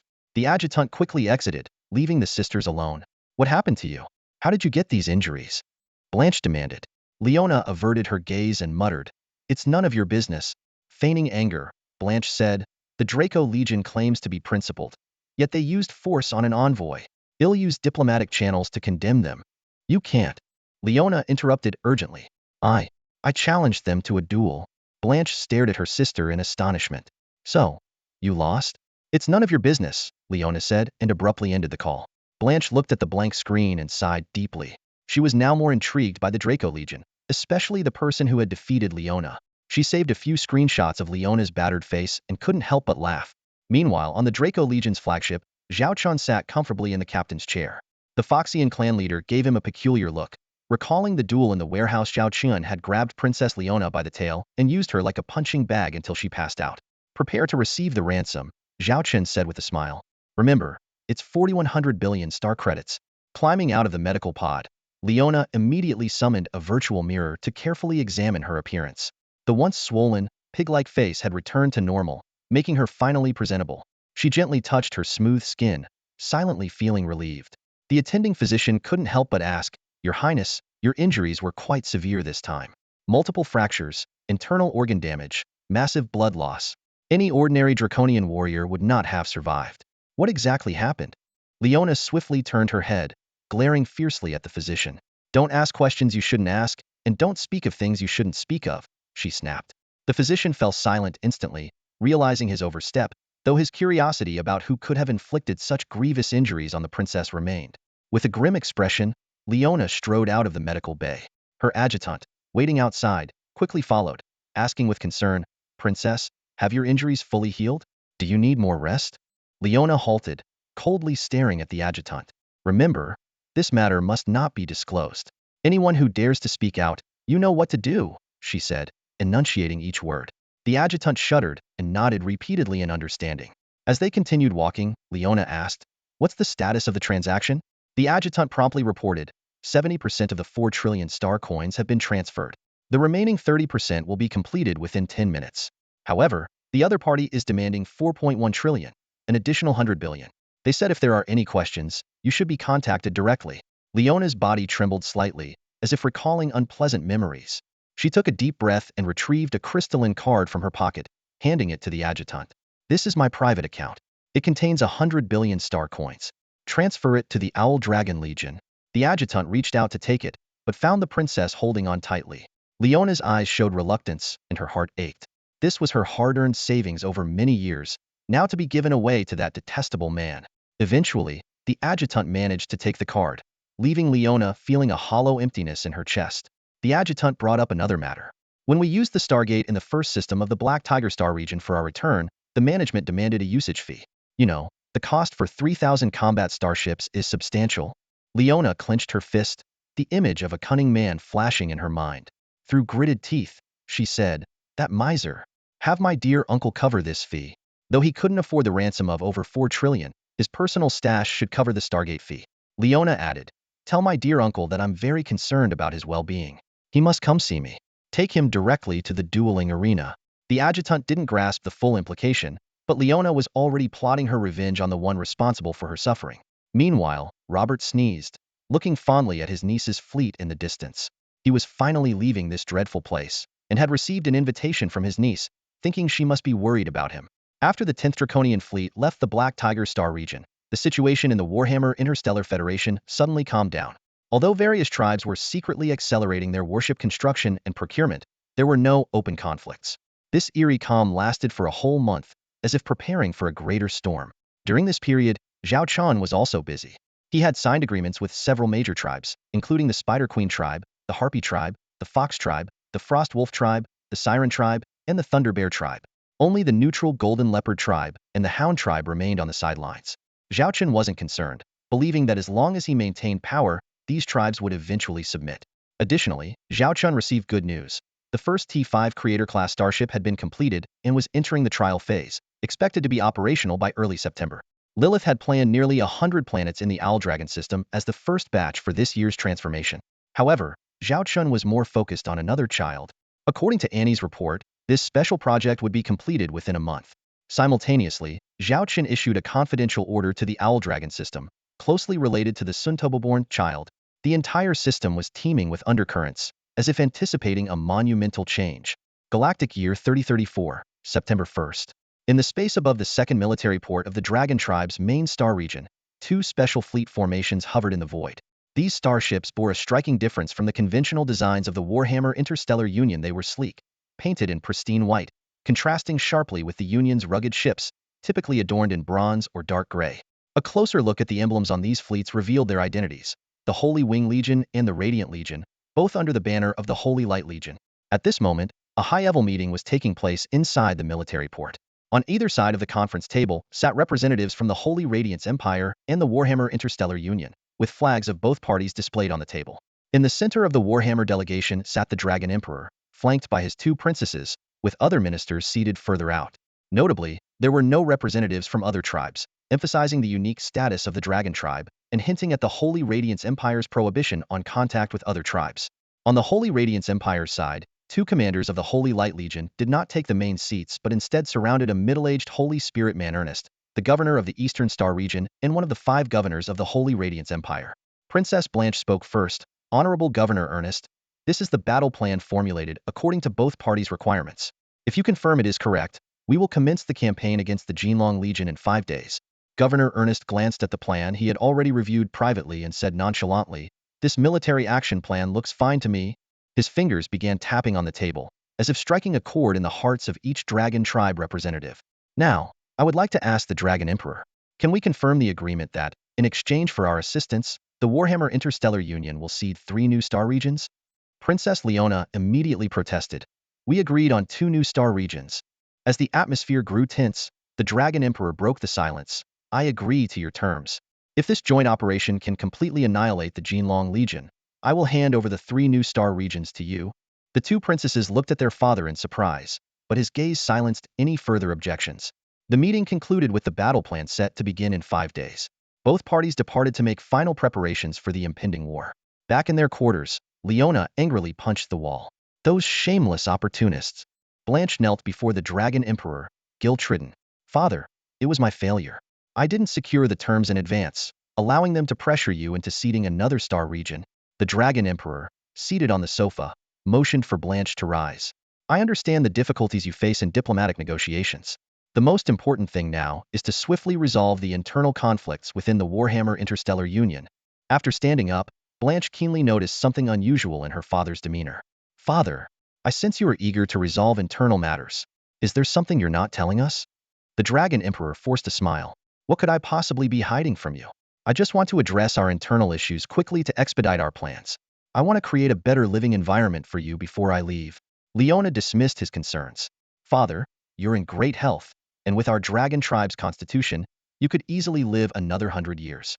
Why worry about this now?" The Dragon Emperor smiled at his daughters. "This campaign will be entirely in your hands. Consider it a test of your capabilities. You two often clash, but I hope this time you can work together seamlessly." Leona, brimming with confidence, waved her fist. "Don't worry, father. I will definitely destroy the Jinlong Legion." Blanche agreed verbally, but continued to look at her father with suspicion. She felt something was off, but couldn't pinpoint exactly what it was. The Holy Radiance Empire's expeditionary force and the Draconian tribe's Warhammer coalition began their military deployment against the Owl Dragon Legion. Zhao Chen had long anticipated their moves, relying not only on the previously dispatched T-4 Banshee-class light, interstellar stealth reconnaissance ships, but also on the spies planted within the enemy's ranks, making their actions as clear as day to him. Charlotte stood before the holographic interstellar map, pointing at 3 blinking targets. The Holy Radiance Empire has deployed 300,000 starships at these 3 locations. Their main targets are a Stargate in the first system of the Black Tiger Star region, the Stargate in the third system of the Sacred Feather Star region, previously held by the Golden Eagle and Harpy tribes, and our base in the 100 Beast Alliance. The Warhammer Coalition is also focusing on these 3 targets. Zhao Chen gazed at the map, analyzing the strategic significance of these locations. The Stargate in the first system of the Black Tiger Star region was a crucial interstellar transportation hub. Its control would impact the entire region. The Stargate in the third system of the Sacred Feather Star region had been a bridgehead for previous wars against the Black Tiger Star region, also holding significant strategic value. Though the 100 Beast Alliance base wasn't within a star region, it had become a key hub connecting the Owl Dragon star system due to the Moonlight-class Stargate Zhao Chen had constructed. "These 3 places," Zhao Chen said softly, "are the critical points of my chess game. Sever one, and I will be in disarray. Sever 2, and I will be like a trapped beast. Sever all 3, and the Owl Dragon Legion will be doomed, leading to total defeat." "This is their plan," he chuckled, commenting. 300,000 starships, 2 Holy Light Legions, and even a governor leading the charge. The Holy Radiance Empire is really putting in a lot of effort this time, Charlotte explained. They suffered 2 losses at our hands before and, due to the restrictions of the Sacred War dual wager, couldn't attack the Starlight Empire directly. Now that they've managed to open a third front, they won't miss this chance to reclaim their honor. Besides, they believe that since we're fighting in the Warhammer Interstellar Federation, our combat effectiveness will be diminished. If they can heavily damage us here, the Starlight Empire will be defenseless in 3 years. Zhao Chen joked, if I were to challenge this governor to a Sacred War duel now, do you think he'd accept? Charlotte rolled her eyes, clearly thinking that the opponent wouldn't fall into the same trap again. How many coalition fleets has Warhammer assembled? Zhao Chen stretched and asked. Charlotte pulled up a detailed report on the enemy forces, listing the troop deployments of each tribe. The Draconian tribe had mobilized over 130 fleet groups, nearly 400,000 starships. Their subtribes, such as the War Elephants, Lizardfolk, and Pig Kings, each contributed tens of thousands of ships. Even the Golden Eagle and Harpy tribes, previously heavily damaged, dispatched 3 fleet groups each. When Charlotte reported the staggering total of 1.3 million starships from the Warhammer coalition, her tone remained exceptionally calm, showing no signs of concern. Zhao Chen shook his head with a light laugh. Wow. So with the Holy Radiance Empire's forces, we're up against 1.6 million starships. That's over 10 times our numbers. How are we supposed to fight this? Might as well raise the white flag and surrender. Seeing the commander's playful demeanor, Charlotte rolled her eyes again, and then pulled up another set of classified data.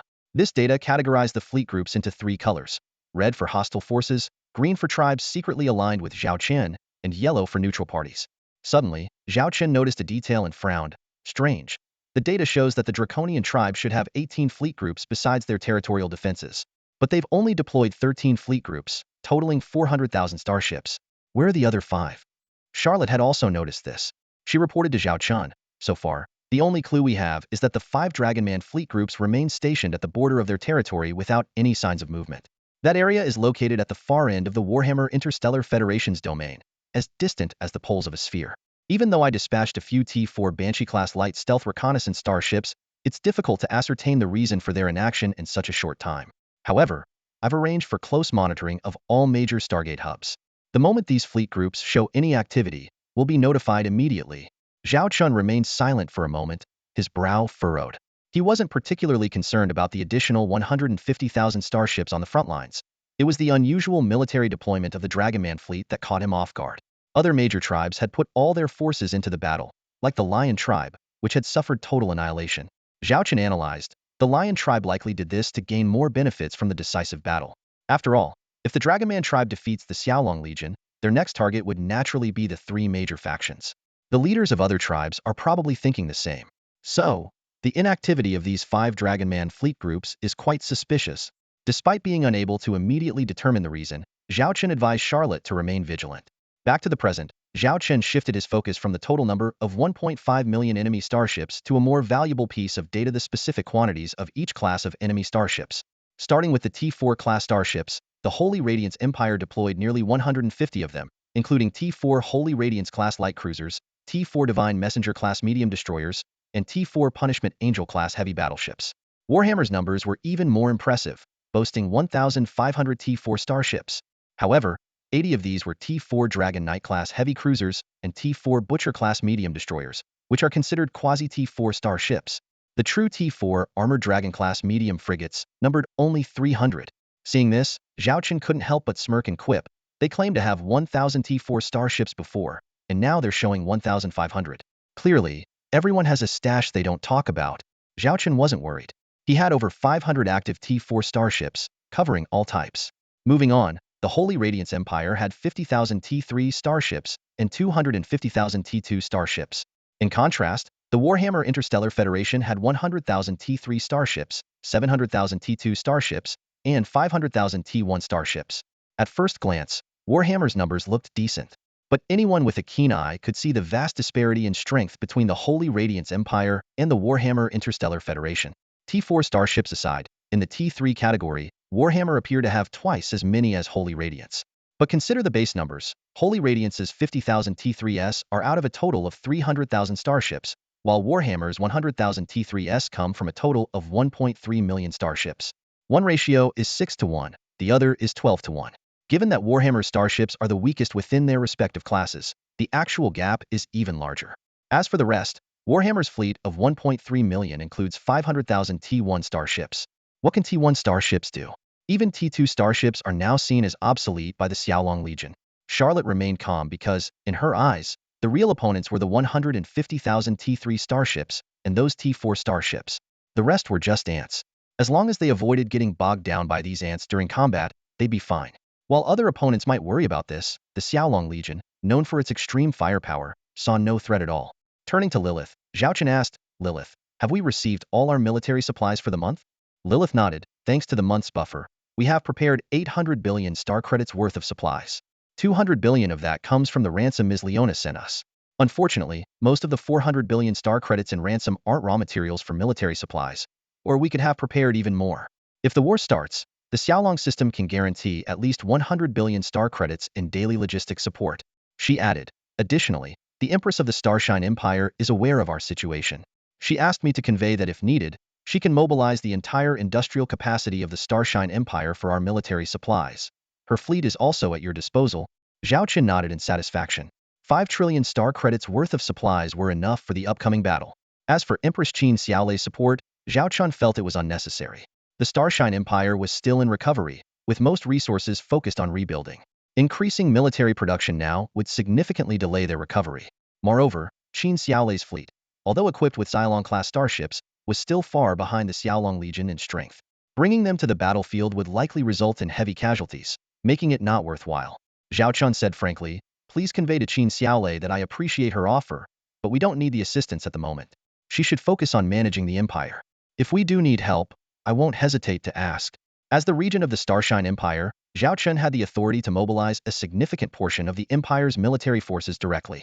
Finally, Zhao Chen looked at Lilith and asked, "How's that project coming along?"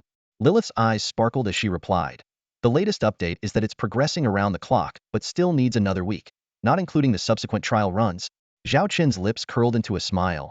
"Trial runs? Huh? I have a better place in mind for that." Zhao Chen sat in the captain's chair, his eyes slightly closed.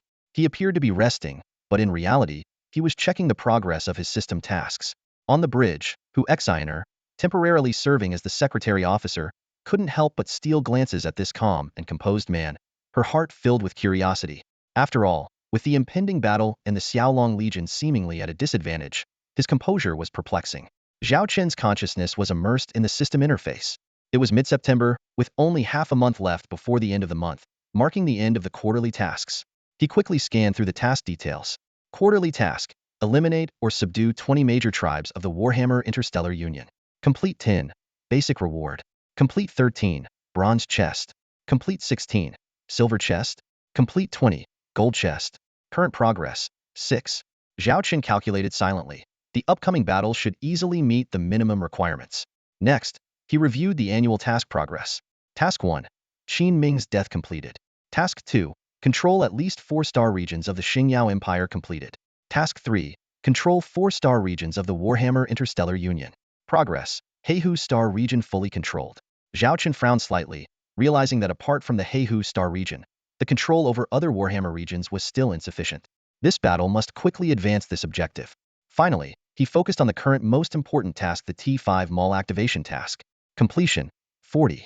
Option 1. Conquer the Siren Queen of the Siren Tribe, incomplete, 10. Option 2. Conquer the Harpy Queen of the Harpy Tribe, completed, 10. Option 3. Conquer the Spider Queen of the Spider Tribe, completed, 10. Option 4. Conquer the Fox Queen of the Fox Tribe, incomplete, 20. Zhao Chen knew that the remaining 30 completion was just a matter of time. Although the Fox Queen Su Yaya had already secretly sided with him, her conquest value was still stuck at 95, likely needing the outcome of the battle to be decided before it could break through. As for the mermaid leader of the Siren Tribe, similar concerns existed. A few hours later, frontline reports arrived. Hu Exiner immediately reported, multiple fleets of the Holy Light Empire's expeditionary forces and Warhammer coalition have appeared at the Heihu Star region border. She looked at Zhao Chen and then at Charlotte, who was standing by the interstellar war map. Zhao Chen remained silent. This was Charlotte's battle, a battle for the new order of the Warhammer Galaxy. Charlotte stared at the enemy fleet markers and calmly ordered, "Have the Dragon Tiger Legion and Beast Legion on the front line engage the enemy briefly, ensuring their safety while conducting localized skirmishes, then gradually retreat from the frontline positions." Hu Exiner exclaimed in surprise, "Are we abandoning the frontline positions?" Charlotte's icy gaze swept over her, silencing her immediately. She hurried to relay the orders. The Fox chief quietly reminded his daughter, "Mind the occasion. General Charlotte is the supreme commander now. You just need to follow orders." Then, the Fox chief approached Zhao Chen. Zhao Chen smiled and asked, "Chief Fox, are you also wondering why Charlotte chose to avoid battle?" The Fox chief thought for a moment and replied, "General Charlotte intends to feign weakness and then find the right opportunity to strike." Zhao Chen's lips curled into a faint smile as he gazed deeply at Huya, the clan leader. "You're half right. Feigning weakness can indeed make some enemies drop their guard. The Holy Radiance Empire has always been arrogant, while the Warhammer Coalition, despite its large size, has a chaotic command structure. Those tribal fleets appear to follow the Dragon Emperor's orders, but in reality, the clan leaders hold the true power. If they see us as a paper tiger, or better yet, a juicy one, how do you think they will act?" Without hesitation, Huya responded, "They'll attack like mad dogs, scrambling to seize as many resources as possible." Zhao Chen nodded in agreement. "Exactly. That's the fatal flaw of the Warhammer Coalition. Large-scale battles require a highly unified command structure. If people start acting independently, the whole situation will descend into chaos. The Dragon Emperor will have to change his strategies to keep the coalition together. In such a tangled command system, they're like soldiers with their hands tied, and their combat effectiveness will be severely compromised." Huya concurred.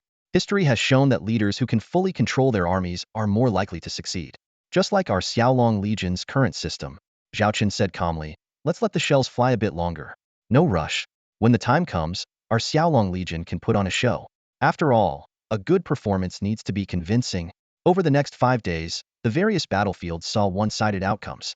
The Warhammer Coalition and the Holy Radiance Empire's expeditionary forces gained significant advantages, encountering little resistance as their enemies fled. Especially in the Black Tiger star domain, they had taken control of over 10 star systems. Princess Blanche frowned as she stared at the interstellar war map. What's going on? Why is the Xiaolong Legion avoiding battle? According to the reports, the Xiaolong Legion had lost fewer than 300 starships, and even that number was questionable. The whole campaign was progressing too smoothly, particularly in the Black Tiger star domain. Suddenly, a subordinate rushed in to report. Unexpected situation. Some tribal fleets have acted on their own. They volunteered to reclaim star systems in the Black Tiger star domain but left their posts without waiting for command approval. Similar situations are occurring on the other two fronts. The Holy Radiance Empire's expeditionary force demands that we follow the original battle plan, or they'll refuse to cooperate in the next phase of the operation. Princess Blanche's eyes flared with anger. These bastards, trying to grab benefits before the battle is even over. She knew their true intentions, seizing the Black Tiger star domain and other territories. "Contact Leona and the other major clan leaders immediately. I want to hold a command meeting." The meeting communication was quickly established, but several video windows remained black, indicating their absence. Among them were the 3 major clans, the Lion Clan, the Minotaur Clan, and the Fox Clan, making Blanche's expression even darker. Leona asked curiously, "Why the sudden meeting?" Blanche replied sternly, "I believe there are unstable elements within our coalition. I demand an immediate halt to all military actions to reorganize our fleets and severely punish those tribal fleets that disobey orders and act independently." Before the other clan leaders could speak, Leona countered, "Why stop the attack? We're making great progress. In 2 days, we'll surround the first star system in the Black Tiger star domain and annihilate the rebels and Xiaolong Legion's fleet. Other fronts are also progressing well. The Saint Feather star domain will be ready for a full assault tomorrow." The thought of avenging past humiliations made Leona excited. Blanche retorted loudly, "Can't you see our coalition's command is in disarray? A hasty assault in this condition will only lead to more casualties. Besides, the Xiaolong Legion's military strategy so far is suspicious. They haven't engaged us directly. I suspect they have another plan, and we can't act recklessly." Leona immediately shot back, "You're overthinking. We have 1.6 million starships. Isn't it natural for them to avoid battle? I bet they're planning to retreat to the Xiaolong star system but are reluctant to abandon their territory just yet. If we don't act quickly, they'll all escape. Do you want us to chase them to the Xiaolong star system?" "Princess Blanche, I think you're being overly cautious. The Xiaolong Legion is strong, but they have fewer than 20,000 starships, and they had to travel a long way to fight. The Longhu Legion's combat strength is comparable to our Dragon Fleet. As for the newly formed 100 Beast Legion, those rebels are hardly a threat. We have 1.6 million starships and 2 Holy Light Legions. We are bound to win this battle." Other clan leaders chimed in, "Yeah, there's no need to rest. Let's just charge forward. If we can capture a few Xiaolong Legion starships to study, we might even advance our own technology." Compared to the half-dragon Princess Blanche, the pure-blood dragon Princess Leona was more popular, partly because she allowed them to seize spoils of war. At this moment, Princess Blanche looked at them, seeing only greedy faces. Leona said confidently, "All right, dear sister. Let's stick to the original plan. In 2 days, I'll surround the Black Tiger star domain and wipe out the Xiaolong Legion." Several hours later, the atmosphere on the bridge of the T-4 Retribution Angel-class heavy interstellar battleship, the command center of the Holy Radiance Empire Expeditionary Force, was tense. The adjutant walked briskly towards Governor Ernest and reported, "We've received a message from the Warhammer Coalition. They request that our 3 expeditionary fleets coordinate to continue the assault." Governor Ernest lazily swirled the golden liquid in his glass and replied indifferently, "Tell them our military actions will proceed according to our pre-planned deployment. Since their tribal fleets are not in position, we refuse to execute the original plan. If they want us to continue the attack, they'd better get their fleets where they need to be first." The adjutant left to carry out the orders. Ernest then turned to the expansive star map, which displayed blinking lights representing the various factions. The combined forces of the Holy Radiance Empire and the Warhammer Coalition, totaling 1.6 million starships, had surrounded their 3 targets. The Black Tiger sector, in particular, was heavily fortified. A cautious staff officer reminded him, "Governor, the Xiaolong Legion has yet to engage us directly. They might be plotting something. We can't let our guard down." Ernest sneered, "Only a fool wouldn't see that. The Xiaolong Legion may have fewer than 20,000 ships, but they've defeated 2 Holy Light Legions and even bested Sankana in the Holy War. Not to mention, they forced Governor Stanford of the southern sector to retreat. Their current evasive maneuvers are definitely suspicious." The staff officer pressed, "So, how should we respond?" Ernest replied nonchalantly, "Aren't we already responding? Let's use the Warhammer Coalition's recklessness to probe the Xiaolong Legion's strength. We'll watch and wait. Why risk our own soldiers?" He continued, "Keep a close eye on the Warhammer Coalition's movements, especially their elite units like the Dragon Fleet Group. Position our legions so they can reach the battlefield within 30 minutes to an hour. If the Xiaolong Legion is truly defeated, we can't let those precious technologies fall into the hands of those Warhammer brutes." Meanwhile, the Warhammer Coalition was furious with the Holy Radiance Empire's stance. However, on Princess Leona's advice, they decided to launch an immediate attack to secure strategic positions first. The Xiaolong Legion's passive stance also stirred unease within the Beast Alliance. During a high-level meeting, complaints were rampant. Why hasn't the Xiaolong Legion taken action yet? The Black Tiger sector is about to fall. If we don't organize an effective defense, the Warhammer Coalition will be able to bombard our headquarters in 6 hours. Chief Ted tried to calm the uproar, but to no avail. He looked helplessly at his daughter, Middle, who was flushed with anger. At that moment, Charlotte's holographic image suddenly appeared in the center of the room, silencing everyone instantly. She scanned the room coldly. "Why aren't you continuing your squabbles?" No one dared to speak. Charlotte continued, "I don't care what you think. Don't let me hear it. If I hear anyone complaining about the Xiaolong Legion again, I'll cut out their tongue." She paused and then announced, "I'm here to deliver orders from Lord Xiaolong. The time for action is imminent. Wait for our signal. Make sure your secretly contacted tribes are ready to declare their stance immediately upon receiving the order. This is their last chance." With that, Charlotte's image vanished. Chief Ted and Middle exchanged glances, their eyes gleaming with excitement. The long-awaited moment for a counterattack was finally approaching. Although the Xiaolong Legion initially adopted a strategy of avoiding conflict across the 3 battlefields, their territory was ultimately limited, leaving them with nowhere to run. The first to face this predicament was neither the Black Tiger Star region nor the Beast Alliance headquarters, but the Xiaolong Legion's frontline camp, the location of the T3 Huiwa-class Stargate. This Stargate, built at the edge of interstellar space, gradually developed into a bustling interstellar camp due to its critical connection between the Xiaolong star system and Warhammer. The Xiaolong Legion stationed their fleet here, even completing a T3 Storm Fortress-class large spaceport a few months ago. However, today, this strategic stronghold known as the Xiaolong Frontline Camp faced a direct threat. "Report," a radar operator urgently announced in the command room of the T3 Storm Fortress-class large spaceport. "Radar has detected multiple enemy fleets heading towards us. At their current speed, they will enter combat range within an hour." The spaceport's chief immediately issued orders. "Relay my command. Storm Fortress 018 is to enter combat level 1. All personnel to their stations, ready for immediate action. Implement emergency wartime control in the surrounding areas. Deploy all weapon modules, activate the Star Shield system fully, and prepare all turrets for firing. Deploy interstellar drones and fighters immediately. Report the intelligence to the commander at once." "Yes, sir." In just 5 minutes, the tranquil spaceport transformed into a formidable combat fortress. The massive main cannons of the spaceport were primed and aimed at any potential threats in deep space. The Star Shield system activated, forming a shimmering energy barrier around the spaceport, like sparkling jewels. As time ticked by, the number of enemy ships on the radar continued to increase. Initially, there were only 3,000 warships from one fleet, but now it had swollen to over 30 fleets, nearly 100,000 interstellar warships. These enemy signals were steadily closing in on the Xiaolong frontline positions. Suddenly, a video communication window popped up. "This is Zhao Chen," a calm voice said. "I am aware of your situation. The Xiaolong 6th Legion fleet has been dispatched to support you, and their commander will take over battle command."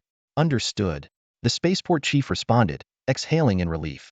Meanwhile, the Stargate director reported, "The Stargate has received the jump request from the Xiaolong 6th Legion fleet. 3,000 warships will arrive in the jump zone within 10 minutes. Hearing this, the spaceport chief felt a weight lifted off her shoulders, though curiosity arose. Xiaolong 6th Legion? A newly formed legion, it seemed. Not surprising, given the Xiaolong Legion's astonishing shipbuilding speed. But who would be the commander of this new legion? Her gaze shifted to the Huiyue-class Stargate, emitting a white glow. One by one, brand new T3 class and above Xiaolong warships jumped through, each bearing the Xiaolong Legion emblem and a golden, 6 dragon insignia. Soon, a colossal vessel came into view, a T4 blue-eyed white dragon-class heavy interstellar battleship, one of the Xiaolong Legion's two most powerful main ships, typically used as a flagship or vice-flagship. The new Legion commander must be aboard. As if to confirm her thoughts, a new video window appeared. The screen showed a woman seated in the captain's chair, her most striking feature being her snake-like hair. "I am Medusa, commander of the Xiaolong 6th Legion," she said coldly, her eyes exuding an icy aura.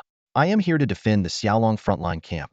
This snake woman queen from the Reef Star region was known for her aloof demeanor, except in front of the commander. Yet those who had worked with her praised her abilities. She possessed extensive combat experience and an exceptional learning capacity. In peacetime, she often visited the Goddess Academy-class starship, seeking advice from Dean Xiangxiang. Snapping out of her thoughts, the spaceport chief straightened and saluted. "I am Gu Xiaoyu, highest authority of the Storm Fortress 018 spaceport at the Xiaolong frontline camp. I have received the commander's orders. The highest wartime command is now yours. We await your instructions." Medusa responded without emotion. "Do your job well and assist us in defending the frontline camp and confronting the enemy. I will integrate with your spaceport's radar and command network. Report any intelligence to me immediately. Remember, no actions without my orders." "Understood," Gu Xiaoyu replied, then added, "One thing to inform you. According to the latest battlefield intelligence, there are currently 300,000 warships from the Warhammer Coalition approaching us, with another 100,000 from the Holy Radiance Empire's fleet in the rear." She paused. "We just received word of a Saint's Wing fleet, one of the top 10 Holy Light fleets. The enemy's total strength is now 400,000 warships. With just our spaceport and your 3,000 warships, we may not hold them off. Commander, although it may not be my place, I hope you can share your strategy so we can fully cooperate." Medusa was not angered by these words. Her gaze became distant, as if looking through the galaxies. "Rest assured," she said calmly, "we are not the main players in this battle. It will soon arrive, in the manner of a king." Gu Xiaoyu instinctively looked towards the Stargate. Medusa continued, "The Huiyue-class Stargate cannot bear its form, but its arrival is inevitable."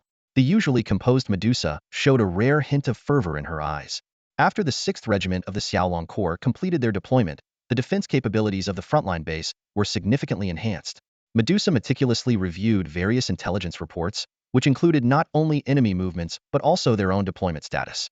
She understood well the principle of knowing oneself and the enemy, ensuring victory in every battle. The military strength of the base included the weapon systems and garrison troops within the Storm Fortress-class large starport, a fleet of 300 Xiaolong Corps warships, and 30,000 interstellar battleships originally from the Longhu Corps, now under her command. This massive fleet had been engaging the enemy and retreating as planned, and now awaited Medusa's orders. An intelligence officer reported the battlefield situation to Medusa. "Commander, besides these fleets, there are multiple military facilities arranged around the frontline camp." Meanwhile, in the enemy camp, a Holy Spirit commander calmly analyzed the intelligence. "So, at this strategic location, they only have about 33,000 interstellar warships?" he asked indifferently. "Yes, sir," the intelligence officer replied. "Among them, 3,000 Xiaolong interstellar warships have just arrived through the Stargate as reinforcements. Although the number is small, all of them are T3 class, with over 100 T4 class warships. Their combat power is considerable." This commander was the leader of the Wings of Sanctity Corps, ranked 6th among the top 10 Holy Light Corps. He glanced disdainfully at the battle report in his hand, which recorded the previous crushing defeat of the Spear Corps. "Their combat power may be considerable, but we are not the Spear Corps," he scoffed. Though the High Command had issued combat data on the Xiaolong Corps, The limited information led most to believe that the Xiaolong Corps relied solely on advanced equipment for their victories. The Wings of Sanctity commander arrogantly declared, "Although we all belong to the Holy Light Corps, don't forget that our strength ranks 6th. I even feel we are on par with the 5th-ranked Crusaders." The intelligence officer wisely remained silent. The commander waved his hand dismissively. "All right, we know enough about the Xiaolong Corps. We just need to use the Warhammer's barbaric Halford fleet to deplete their missiles, and then we'll step in to finish them off. The Warhammer's foolishness provides us the perfect excuse. If they can help us wear down the Xiaolong Corps, all the better.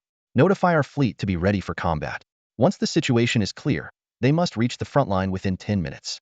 We can't let Warhammer take all the spoils." "Yes, sir." The intelligence officer immediately took action. Time ticked by as the Wings of Sanctity commander leisurely sat in the captain's chair, waiting for reports from the front. "Report, the Warhammer Alliance has engaged the Xiaolong base's defensive fleet. They are requesting our immediate support," the intelligence officer reported. "Tell them we're on our way." "Assure them," the commander said nonchalantly, without actually issuing an acceleration order.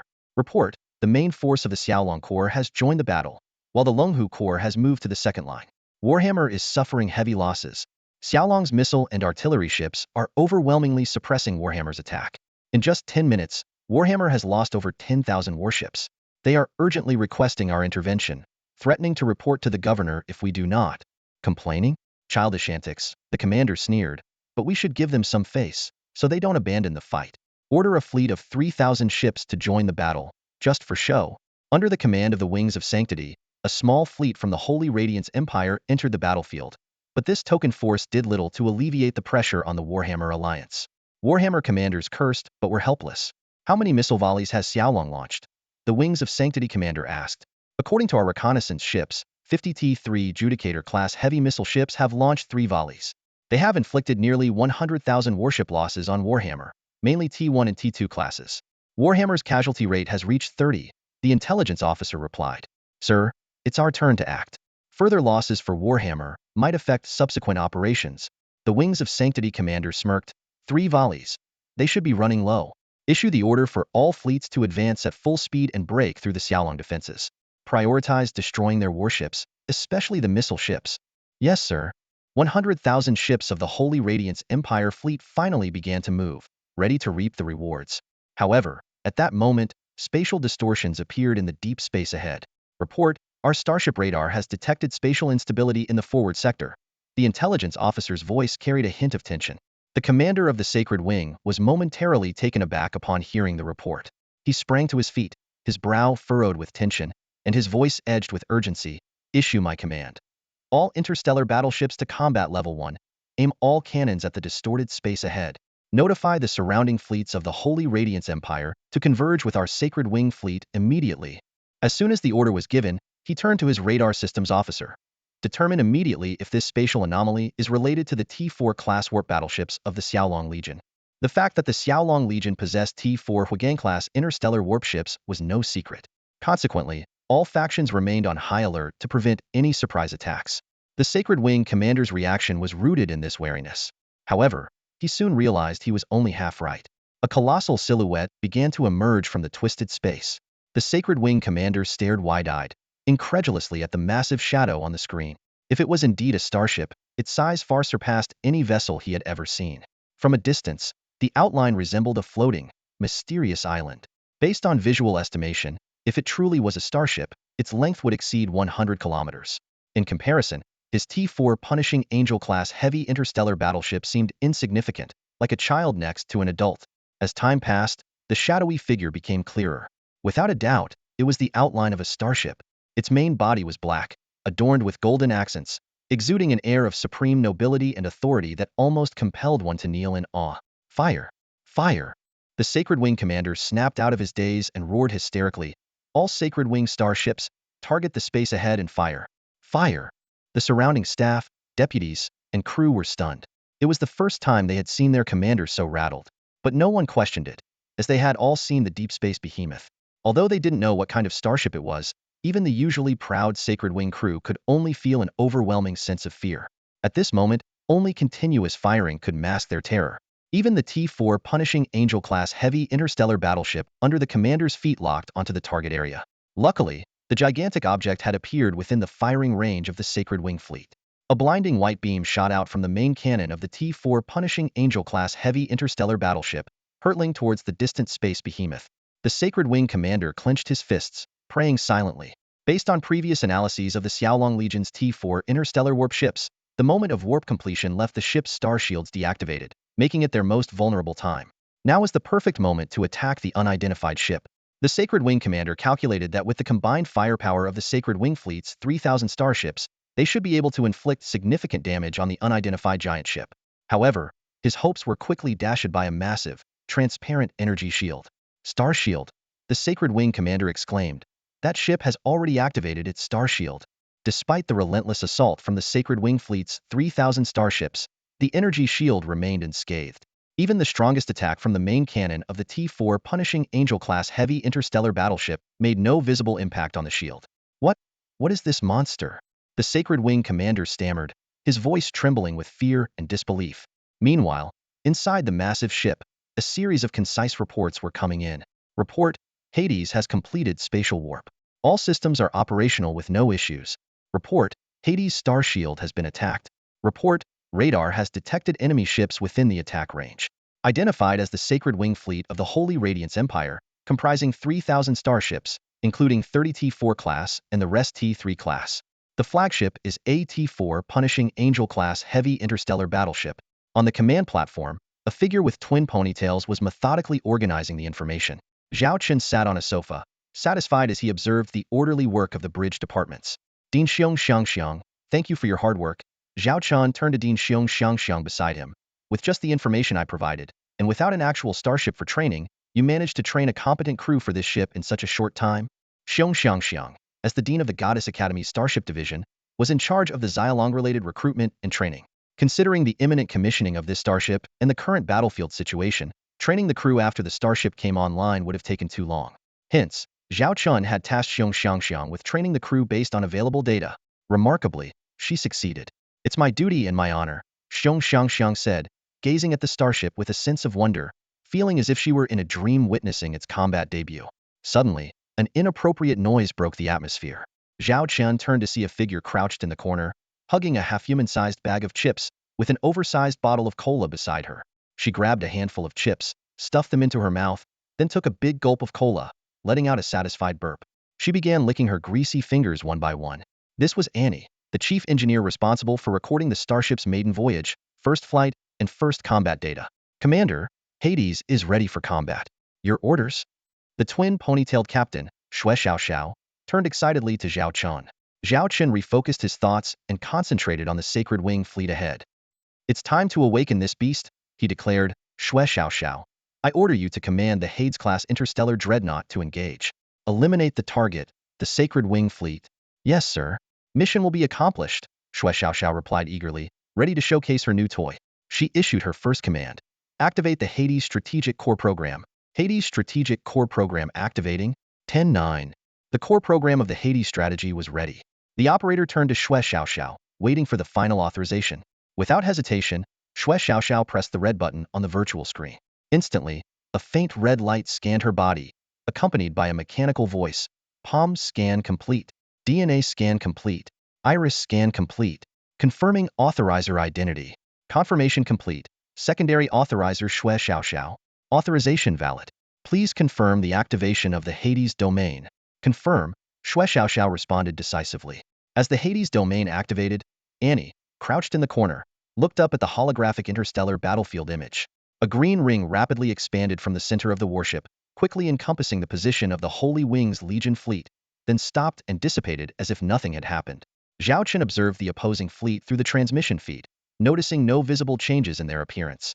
Activate the conventional weapon array, lock onto the Holy Wings Legion fleet. Fire! Shui Xiao commanded. On the T-5 Hades-class interstellar dreadnought, numerous main turrets extended and locked onto their targets. Energy projectiles poured out at an astonishing speed. However, the Holy Wings Legion fleet on the other side seemed frozen, showing no reaction. Even the T-4 class warships had not activated their full star shields, with all weapon systems in a dormant state. Meanwhile, chaos erupted on the Holy Wings Legion flagship's bridge.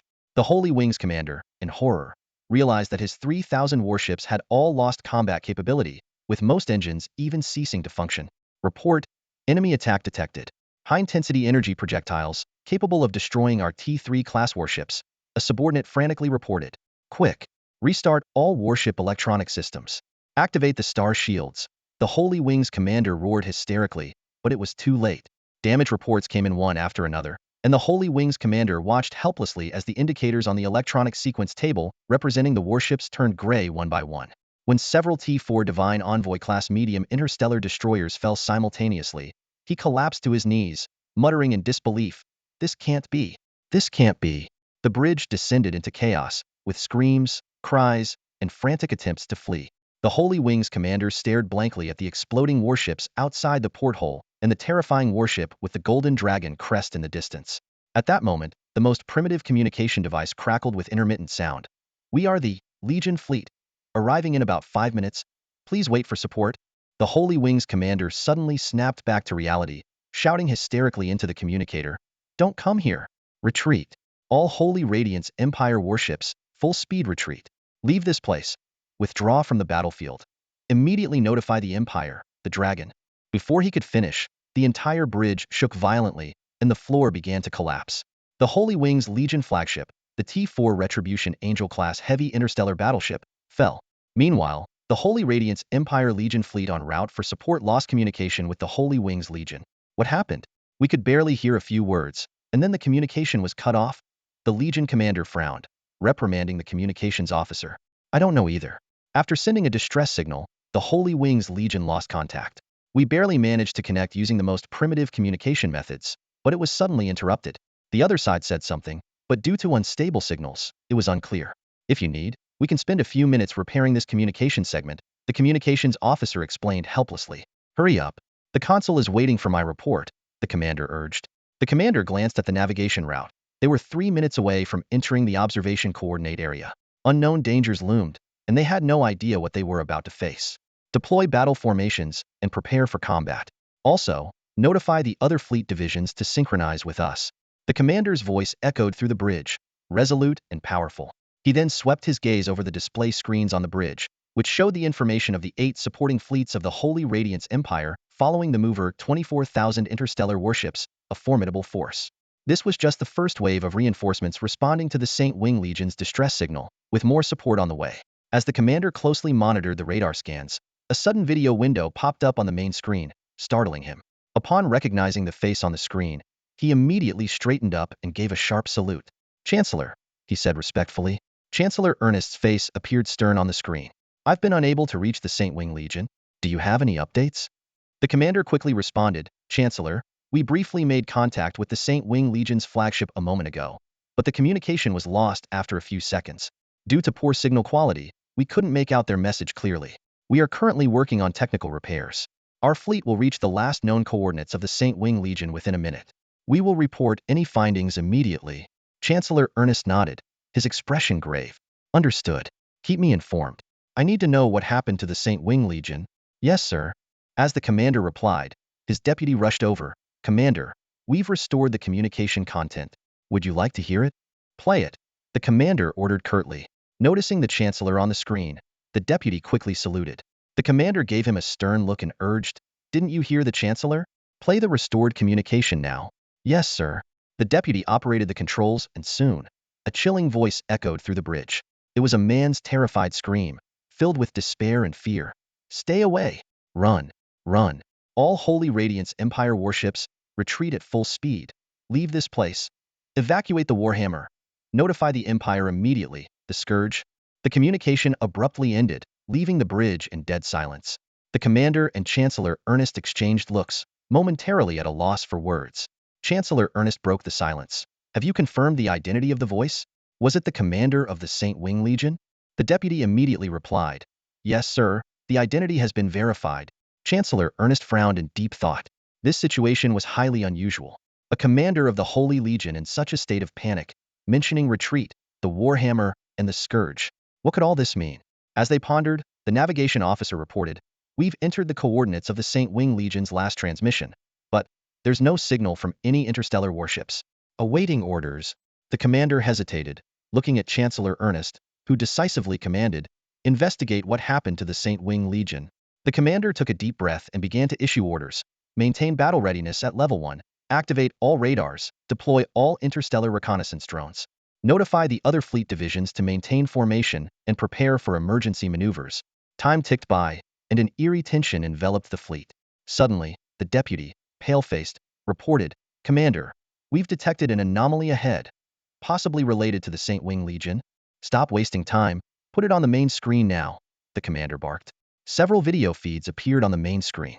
Both the commander and Chancellor Ernest's eyes widened in shock. Floating in the distant space were countless wrecked warships, like a massive graveyard in the void. "Scan the debris and confirm the details," the commander ordered immediately. The deputy quickly approached with the scan results, but the commander raised a hand to stop him. "No need to say it. I can see it."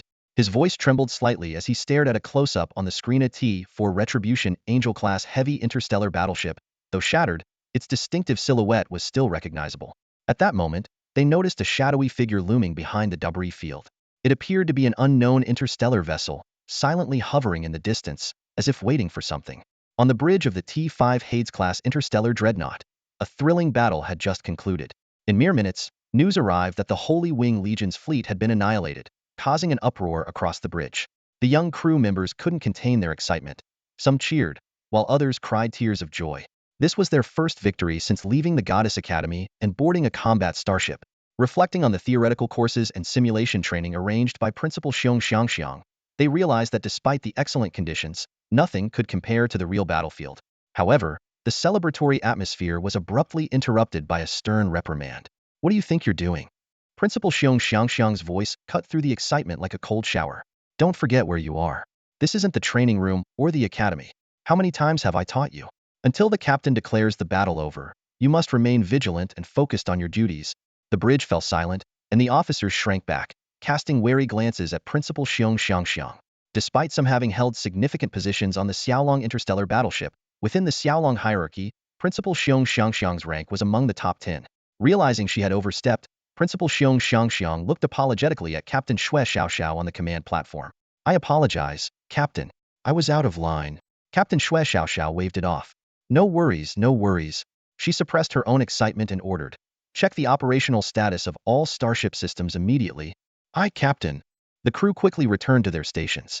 As the T-5 Hades-class interstellar dreadnoughts made in battle, Captain Shui Xiao couldn't afford to overlook any potential issues and had to be prepared for anything.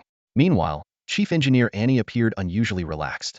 She had set up a small table in a corner of the bridge, laden with various foods, including a self-heating hot pot. On a nearby rack, a pot of simmering beef was steaming. Commander Zhao Chen couldn't help but twitch at the sight, while Annie seemed oblivious, only feeling an inexplicable chill. She soon attributed it to hunger and pulled out a half-human-sized mini-robot, instructing it to fetch more food from the starship's dining hall. Report, a bridge officer reported to Captain Shui Xiao. "Aside from the 50-core energy depletion due to using the Hades domain, all other systems are functioning normally. Estimated full recovery in 100 minutes. Captain Shui Xiao breathed a sigh of relief and approached Commander Zhao Chen. "Commander, reporting. The T-5 Hades-class interstellar dreadnought has completed its first mission, annihilating 3,000 starships of the Holy Wing Legion. Our starship remains undamaged. Please advise." Commander Zhao Chen nodded with satisfaction. "How much of our star shield energy was depleted?" "We're currently at 31 remaining," Shui Xiao replied proudly. "How long will it take to replenish?" Zhao Chen continued. Shui Xiao was momentarily speechless. Only one person knew the answer best: the chief engineer, Annie, who was still focused on her beef hot pot. Prompted by Principal Xiang, Annie finally snapped out of it. She detailed the 3 methods for star shield restoration: returning to the starport, relying on a supply ship, and using the Hades core energy. The latter was a unique advantage of the T-5 Hades class, capable of replenishing 70 of the star shield energy within 7 minutes if fully utilized. Annie added that unless in a non-combat state with no subsequent missions, the Hades core wouldn't be fully allocated to the starshield system to avoid impacting the energy needs of the weapon modules. She likened the Hades core system to a constantly replenishing spring, with the energy consumption of conventional weapons roughly matching the spring's output. Finally, Annie emphasized that according to the Hades Captain's Code, the core system's energy reserves should not fall below the critical threshold of 10 to ensure preparedness for any emergencies. Annie was stressing the issue of energy replenishment when the starshield is activated, while Zhao Chen inquired about the energy consumption of the underworld domain. Annie nodded in confirmation and explained that the underworld domain is one of the 2 special attack modes of the T-5 underworld-class interstellar dreadnought. There are 2 ways to use it: either releasing it centered on the underworld itself, or deploying it to a designated area within range. She detailed the pros, cons, and impact range of both methods. Zhao Chen interrupted Annie's technical explanation, and although she felt a bit annoyed, she patiently answered Zhao Chen's question about the other attack mode. She explained that activating the other mode consumes 30 of the core energy and has a 10-minute cooldown. Just as Annie was about to enjoy her meal, an alarm sounded, warning that the fleet of the Holy Radiance Empire was approaching. Reluctantly, Annie put down her chopsticks, feeling frustrated but helpless. Zhao Chen immediately ordered Shui Xiaoxiao to confirm the status of the enemy fleet. They quickly learned that 8 fleets with a total of over 24,000 interstellar warships were approaching. Zhao Chen decided to use the other attack mode and let the enemy come closer. Shui Xiaoxiao excitedly carried out the order, patiently waiting for the enemy ships to enter the optimal attack range. Despite the enemy's probing attacks causing the star shield's energy to gradually decrease, she followed the plan. Finally, the moment arrived. Shui Xiaoxiao ordered the activation of the Sword of the Underworld attack mode. With the authorization complete, the bow of the underworld began to split open, revealing a massive cannon that extended outward, entwined in black and gold, with dazzling energy particles flickering. It resembled a sword about to be unsheathed, intimidating the fleet of the Holy Radiance Empire opposite them. Report, we've detected an extremely high energy reaction from the enemy ship. An officer urgently reported to the commander, his voice filled with anxiety. This far exceeds the threshold of our onboard detection equipment. The commander looked at the officer in disbelief, furrowing his brow. Is it possible our equipment is malfunctioning? Are the readings the same on other ships? A high energy reaction is one thing, but exceeding the detection threshold seems a bit exaggerated. No, sir. The adjutant interjected firmly. Just moments ago, other starships reported the same findings. This left the commander completely bewildered. He scanned the bridge, searching for a reasonable explanation. What is going on here? This massive ship that was just taking hits like a ghost ship suddenly emits such a powerful energy reaction. Ernest, the governor communicating via video, inquired, "What exactly is the threshold of our detection equipment?" The commander instinctively turned to the officer in charge of this area. The officer hastily responded, his voice trembling slightly, "Well, it's roughly 30 times the energy intensity of our T-4 Punisher Angel-class heavy star battlecruiser's main cannon. And since it's beyond our threshold, we can't measure the exact energy level of the enemy's weapon. Only large-scale energy detection equipment can provide detailed data." Both the commander and Governor Ernest were stunned by this number. Their pride, the T-4 Punisher Angel-class heavy star battlecruiser, seemed insignificant in comparison. The enemy's shot was at least 30 times more powerful, and the exact figure remained unknown. Governor Ernest immediately issued an order, his voice tinged with urgency. "Quick! Full retreat! Order all starships to leave the battlefield immediately and avoid that unidentified ship." A thought crossed his mind. Now it makes sense why the Holy Wings fleet was completely annihilated. It must have been this mysterious giant ship. However, the commander had a different opinion. He spoke gravely, "Governor, we have nearly 25,000 starships. The enemy has only one. No matter how powerful its weapons are, it can't threaten our 25,000 starships. I believe this is our best chance to understand and possibly eliminate this mysterious giant ship. It just fought the Holy Wings fleet, so it can't be unscathed. We should continue the battle." Governor Ernest was furious, shouting, "Are you out of your mind? Or are all members of the Falcon Corps idiots?" His voice was filled with disdain and anger. That ship has been sitting here, and it has been several minutes since the battle with the Holy Wings fleet ended. It had enough time to retreat or for the Falcon Corps fleet to support it. So why didn't they retreat? Why are they waiting for your reinforcements? The governor's tone grew harsher. "Don't forget the Falcon Corps' T-4 class stealth reconnaissance starship. Your every move is under their watch. They likely knew your reinforcements were coming. So why didn't they retreat?" Governor Ernest's face darkened as he delivered his final words. "Because that mysterious giant ship is confident it can face your 25,000 starships. I don't know where this confidence comes from, but my gut tells me you must retreat immediately." Despite his internal resistance, the commander issued the retreat order. 25,000 starships began to adjust their course to withdraw. At that moment, a massive purple-gold beam shot out from the front of the mysterious giant ship, instantly engulfing part of the Holy Radiance Empire fleet on the left wing. The entire bridge fell into an eerie silence. The scene grew even more terrifying as the purple-gold beam moved visibly, sweeping in a fan-shaped arc from the mysterious giant ship. Wherever it passed, starships were obliterated into dust. Governor Ernest stood up, visibly distressed, and immediately ordered the event to be recorded. He watched in disbelief as a T-4 Punisher Angel-class heavy star battlecruiser, protected by its star shield, was engulfed by the purple-gold beam. Initially, the ship seemed like a small boat fighting against a waterfall, but within moments, the star shield dissipated, and the ship vanished into nothingness under the beam's force. Governor Ernest's emotions were complex as he silently observed the destruction. The purple-gold beam swept through his fleet like a tidal wave, leaving behind only debris from the Holy Radiance Empire's starships. Amid the panicked cries on the bridge, the video feed abruptly cut off. Governor Ernest sat in his chair, unable to calm down, the horrific scene of annihilation replaying in his mind. After an indeterminate amount of time, he summoned his subordinate. The subordinate was shocked to see the governor's pale face and soaked clothing. Find a way to contact those 8 fleet groups. The governor's bloodshot eyes and trembling voice conveyed his desperation. The subordinate quickly returned with shocking news. Governor, we can't reach the flagships of the 8 fleet groups you mentioned. Keep trying. Governor Ernest roared, pounding the table. Contact every single starship under those 8 fleets. He seemed to be masking his fear and despair with his anger. Ernest, the consul, paced back and forth in his office, visibly agitated. His adjutant was busy trying to contact the 8 Legion fleets, only to receive constant reports of failed connections. An ominous feeling hung in the air. Suddenly, Ernest stopped abruptly and turned to his adjutant, his eyes blazing. Relay my orders immediately. All Holy Radiance Empire expedition fleets on the front lines are to cease all military operations. Those currently engaged in combat must withdraw from the battlefield and await further instructions at a safe location. The adjutant's face turned pale, his voice trembling. Sir, we are fighting alongside the Warhammer Coalition, especially in the Black Tiger sector. Unilateral cessation of action will definitely affect. I don't care about the consequences. Ernest interrupted sharply, his eyes bloodshot. The interests of the Holy Radiance Empire come above all else. Execute the order. Swallowing hard, the adjutant hurried away to relay the command. Just then, a piece of good news arrived. Consul, we have made contact with one of the starships, the adjutant reported excitedly. Patch it through to me. Ernest ordered immediately. A video window appeared before Ernest, showing a visibly distressed captain. Consul, sir. The captain stammered. Report the situation. Ernest demanded sternly. The captain broke down, sobbing. It's terrifying. That starship. No, that beast. It fired a horrifying purple-gold beam, and every ship hit by it was instantly obliterated. It can even move laterally, like a sword sweeping through the stars. Our fleet is in shambles. Ernest cut him off. What are the losses? The captain hesitated, his voice trembling even more.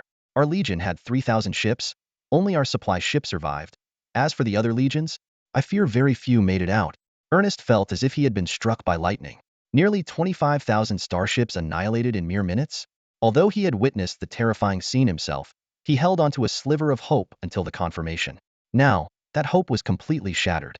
After a moment of silence, Ernest decisively connected with the highest commanders in each war zone.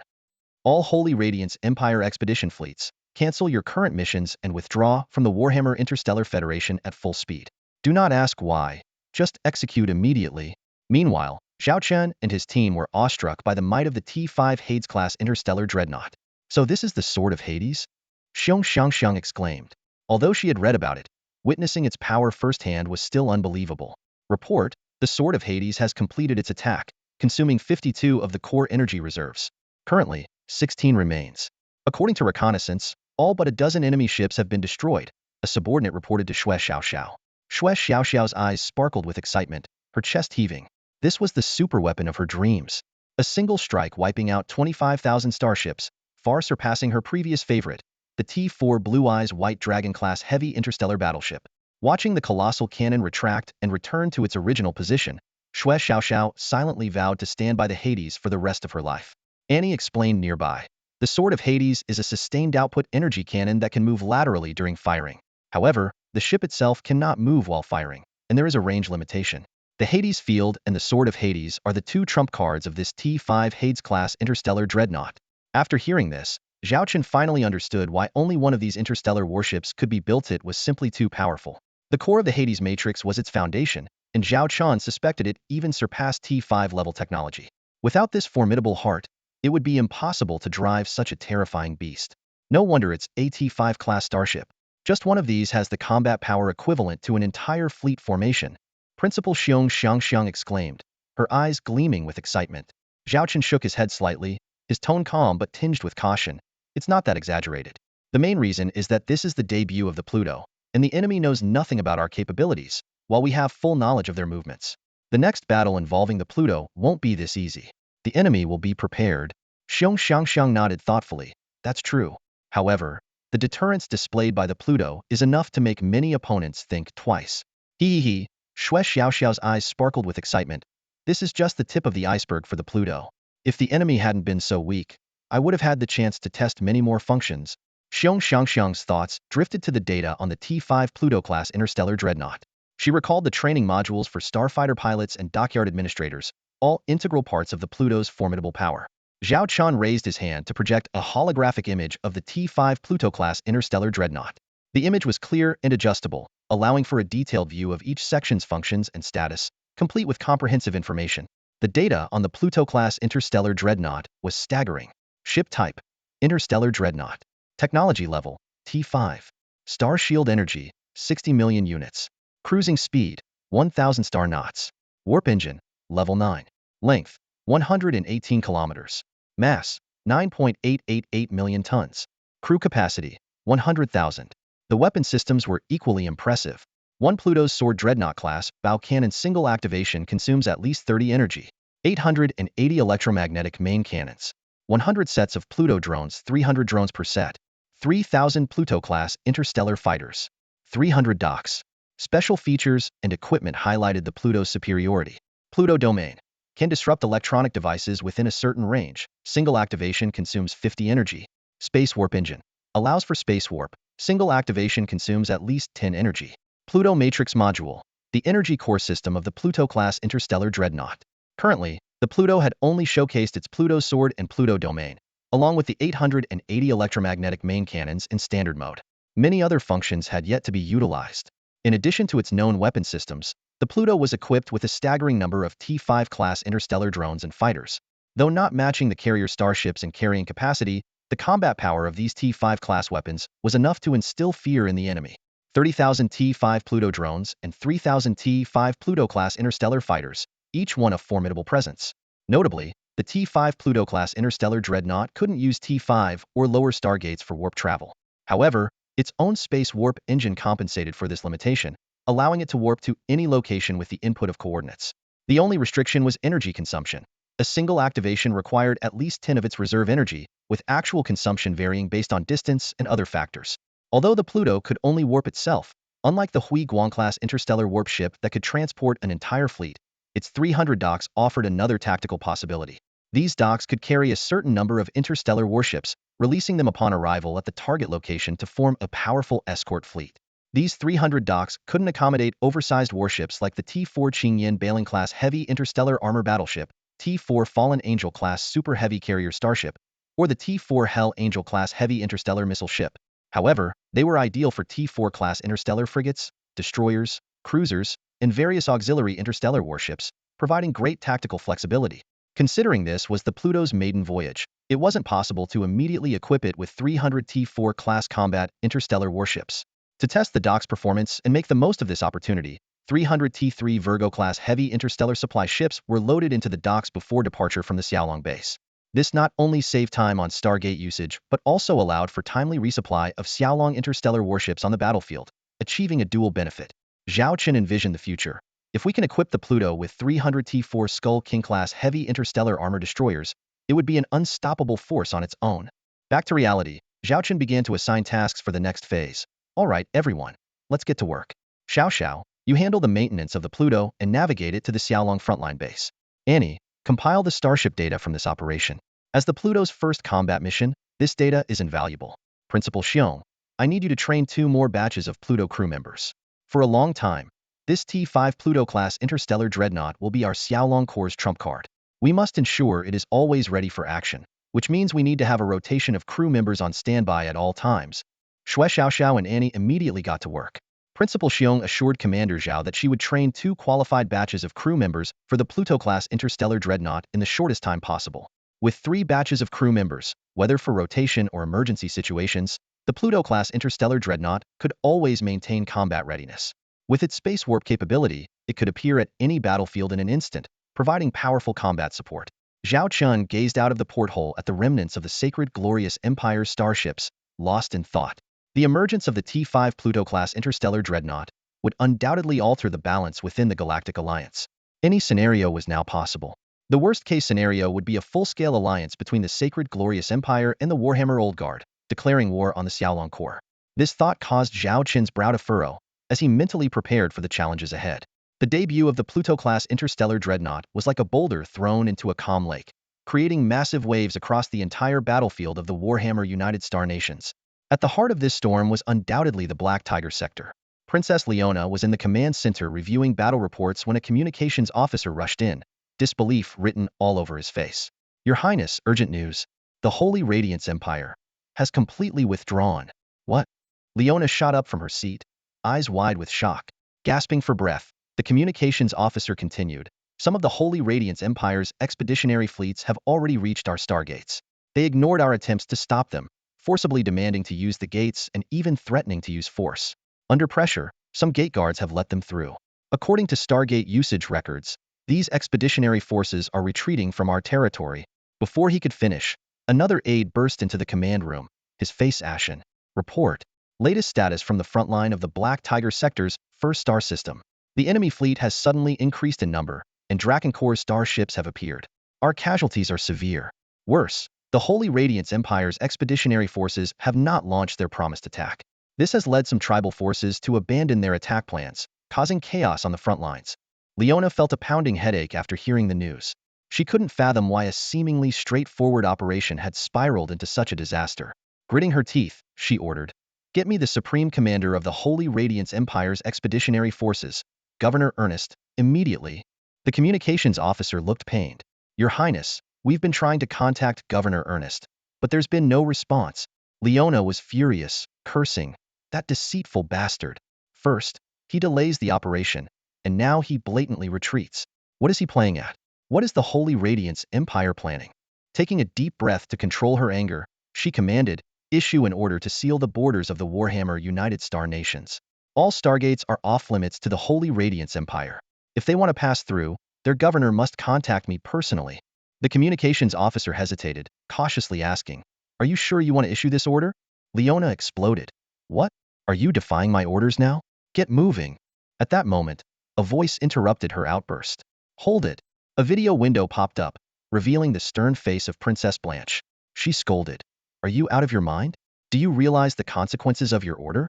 We're already fighting the Drakencorps and the rebels. If we go to war with the Holy Radiance Empire's expeditionary forces because of your order, do you think we don't have enough problems?"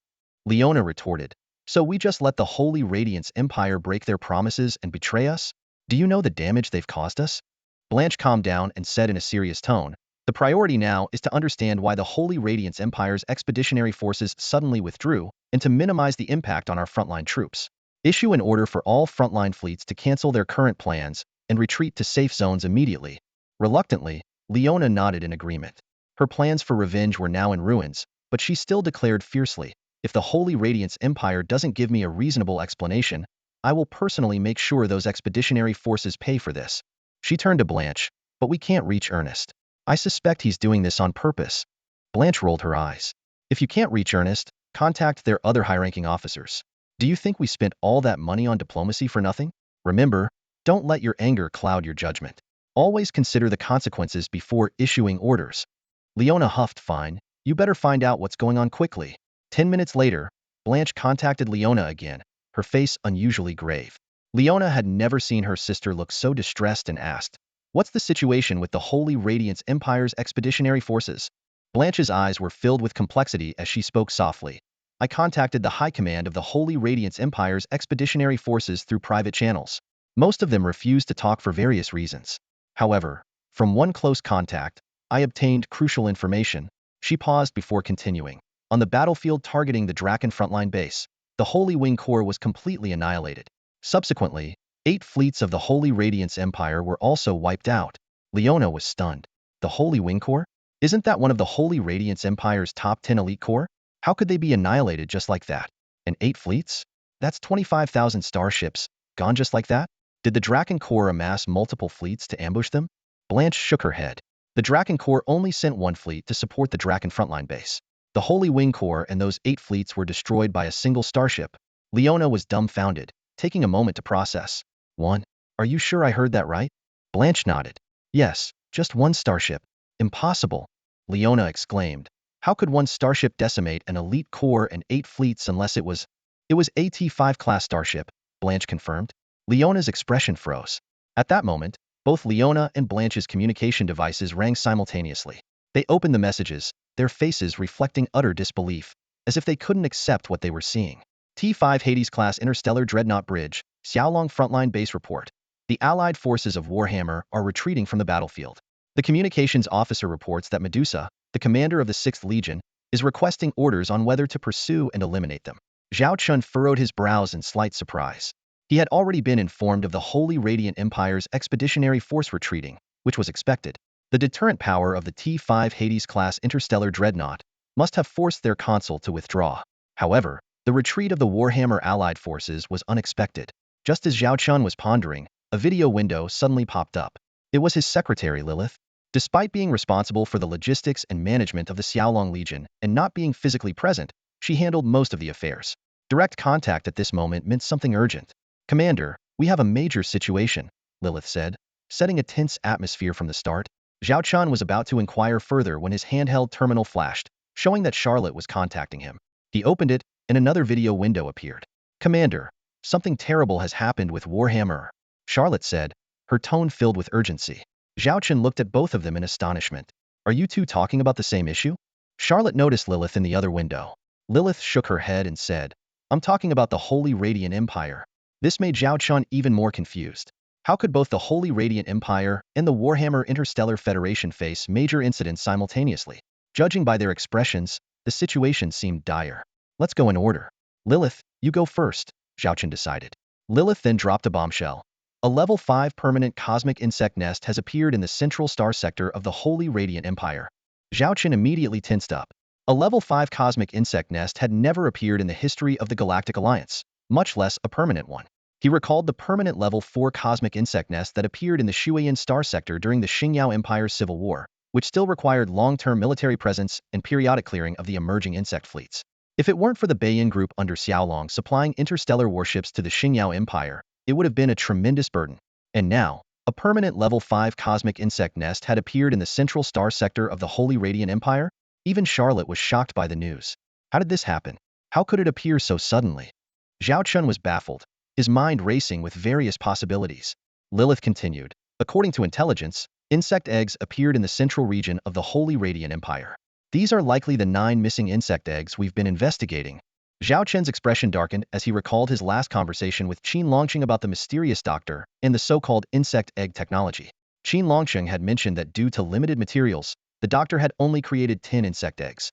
After detonating one in the second star system of the Shuiyan sector, the remaining 9 had always been a ticking time bomb in Zhao Chen's mind. Even during this military operation against Warhammer, he had ordered the Xingyao Empire to continue investigating the 9 missing insect eggs. "Do we have detailed intelligence?" Zhao Chen asked. Lilith responded, "The details are still unclear, but based on the intelligence, it seems that the mysterious doctor took the 9 insect eggs to the Holy Radiant Empire. During the process, there may have been cooperation from someone or some faction, likely within the Holy Radiant Empire. The center of the Level 5 cosmic insect nest is an interstellar research institute, where the doctor might have developed the relevant technology." Another piece of intelligence indicates that 9 cosmic insect nests appeared simultaneously in that star sector, and then merged into the current permanent Level 5 cosmic insect nest. This should be the new technology developed by the mysterious doctor. Zhao Chen narrowed his eyes. This explanation seemed plausible. The only question was, what was the mysterious doctor's ultimate goal? From Beiyan King Qin Shaotian to the Holy Radiant Empire, what was this guy scheming? What's the Holy Radiant Empire doing about this? Zhao Chen asked, guessing that the situation must be chaotic over there. He recalled that the Level 4 cosmic insect nest in the Shuiyan star sector was only brought under control with his help. The impact of a permanent Level 5 cosmic insect nest would be unimaginable. The key difference between Level 4 and Level 5 nests is that while the empires have T4 interstellar warships to deal with T4 insect motherships, a Level 5 nest could spawn T5 insect motherships. Zhao Chen had struggled to deal with a quasi-T5 insect mothership under human control. A true T5 insect mothership would have been beyond his and the Xiaolong Legion's capabilities. Worse still, this Level 5 nest was permanently active, and no one knew how many T5 insect motherships might emerge. Even without the threat of T5 motherships, the sheer number of T4 motherships and other insect fleets would be enough to throw the Holy Radiant Empire into chaos. In the face of this situation, Zhao Chen felt no schadenfreude but rather deep concern. Although he might have quietly rejoiced and even celebrated with a hot pot upon seeing the Holy Radiant Empire in trouble under other circumstances, he understood the interstellar insects were a common enemy for all interstellar species. If the Holy Radiant Empire fell, the Xingyao Empire would be next. No one could escape. This sudden development completely disrupted Zhao Chen's current battle plans. He rubbed his temples and turned to Charlotte. Charlotte, what's your news? Zhao Chen thought there couldn't be anything more urgent than the situation with the Holy Radiant Empire. The Dragon Tribe's chieftain and the current ruler of the Warhammer Interstellar Federation, the Dragon Emperor, is dead, Charlotte said gravely. Zhao Chen's expression suddenly froze, a flicker of confusion in his eyes. The Dragon Emperor is gone, he murmured, turning his gaze to Charlotte. Our Pluto hasn't even set sail yet. How could this happen? What's going on? Charlotte took a deep breath and began to explain. Commander, do you remember the Deer King I mentioned before? The one who was one of the founding leaders of the Revolutionary Army, who left with those who didn't support you? Zhao Chen nodded, recalling the past. When the Revolutionary Army split, the Deer King, although internally supportive of Charlotte, chose to leave with the dissenters to accommodate them and temporarily withdrew from the army. They went to the northern regions of the Warhammer Interstellar Commonwealth, right? Zhao Chen asked. Because it's remote and we had conflicts with Warhammer, we rarely heard any news from there. Why bring him up now? Charlotte looked directly into Zhao Chen's eyes, her tone heavy. The news of the Dragon Emperor's death came from the Deer King. He contacted me directly. Zhao Chen's brows furrowed, signaling Charlotte to continue. Her intel was far more detailed than what Lilith had gathered from the Holy Radiance Empire, given it came from someone directly involved, the Deer King. Charlotte began her story. This started a few months ago. The northern region of Warhammer was originally controlled by the Mech clan, but after they withdrew, they left vast unexplored areas. The Dragon Emperor had ordered a ban on any tribe expanding in that direction. The Dragon Tribe's territory covered the entire northern border, preventing other tribes from developing there. The Deer King and his forces managed to bypass the Dragon Tribe's territory and entered the starfields beyond the northern regions of Warhammer. They proceeded cautiously, heading towards Mech clan territory, and discovered a special route. On one side was the Mech clan's domain, and on the other side was a star field in a state of interstellar disaster, like a narrow path along the edge of a cliff. Charlotte continued describing their discovery. They found some barren star systems along the way, barely sufficient for resupplying energy. Eventually, they discovered a star field with signs of life. But upon entering, they were horrified to find it was not a thriving place but a living hell. Charlotte's gaze grew solemn. According to the Deer King, they discovered the Demon Clan recorded in the Galactic Alliance's archives and numerous slave planets. Even more terrifying was that the Demon Clan had equipped their T4-class interstellar warships with energy cores, powered by intelligent life forms. Zhao Chen and Lilith both looked shocked. Lilith covered her mouth in horror, while Zhao Chen fell into deep thought. He slowly analyzed. In theory, life itself is an energy form. For example, scientists have extracted energy from plants, and the Zerg's biological starships operate on a similar principle. But this technology is rejected by most races due to its low cost effectiveness, and no one wants to develop it. Using such technology would make them enemies with all interstellar races.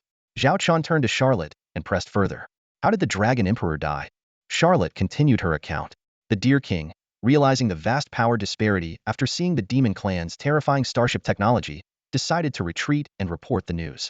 The star field contained numerous slave planets, essentially farms, for the Demon Clan, providing fuel for their interstellar warships.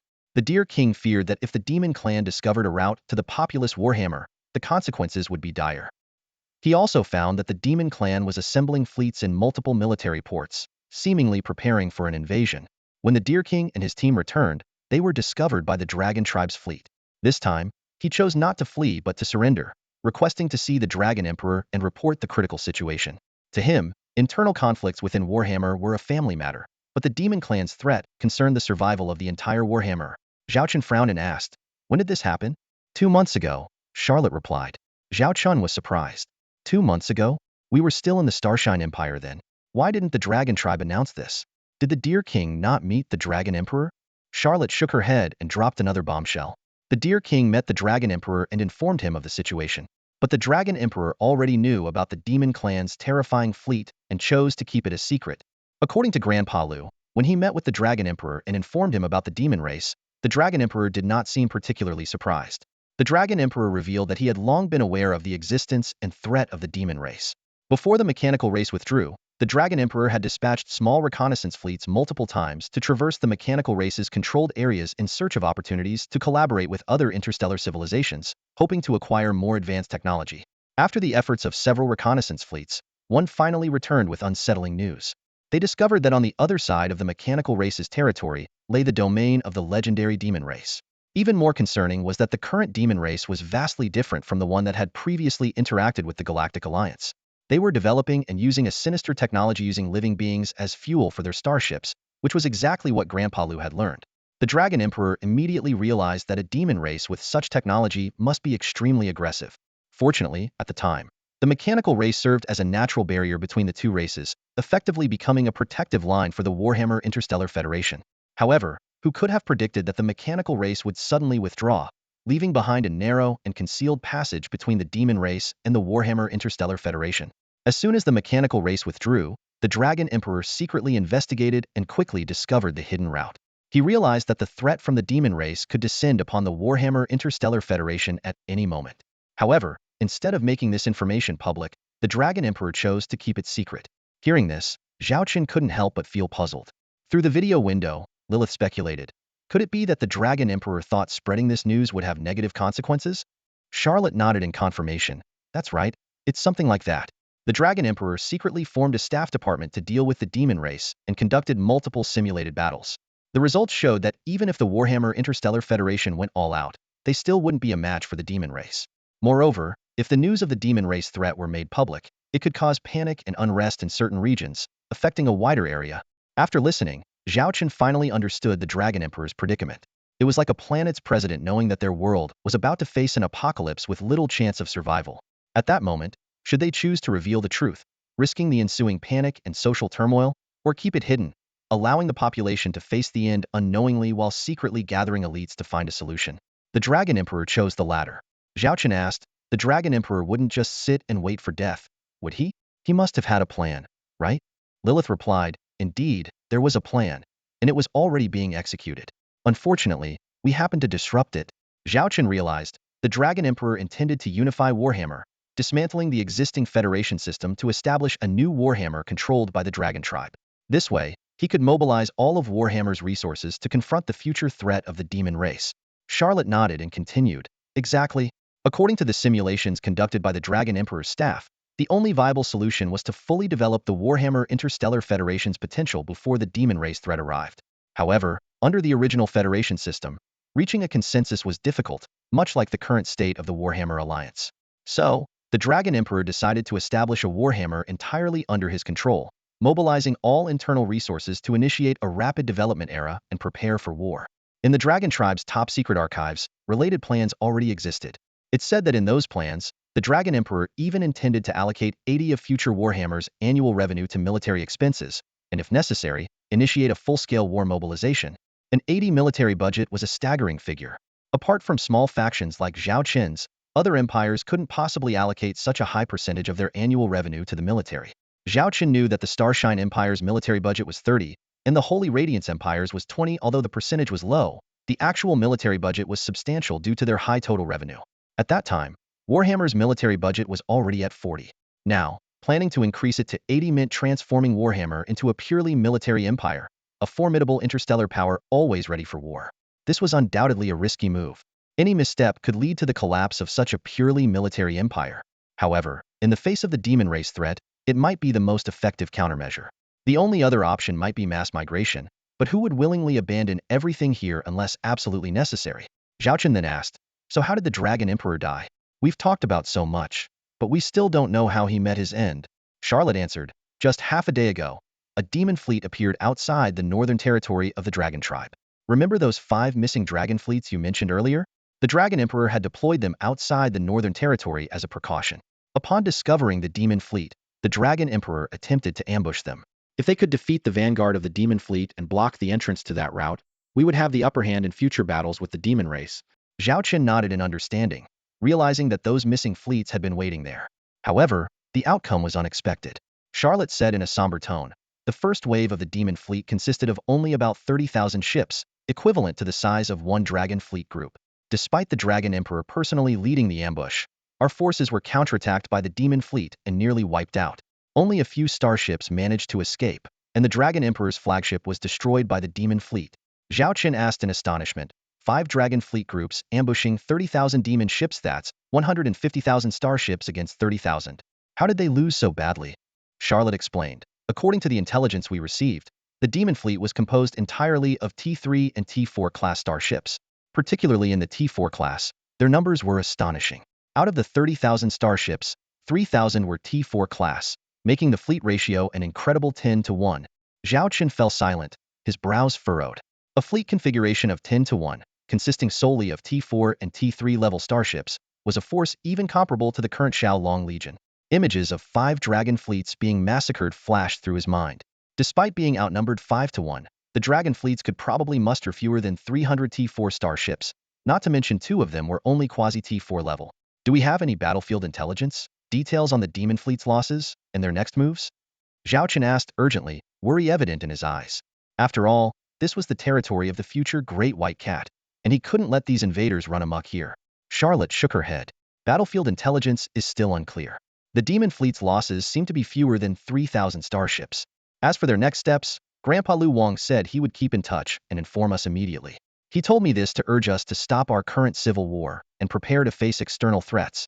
Zhao Chen quickly calculated 150,000 dragon ships for 3,000 demon ships, a nearly 50-10 loss ratio. He tried to imagine how his Xiaolong Legion would fare in such a scenario, but quickly abandoned the thought. There was too little intel on the demons. All they knew was that the demons employed elite fleet development strategies, equipped with a large number of T4 starships, and were extremely aggressive due to using sentient life forms as fuel.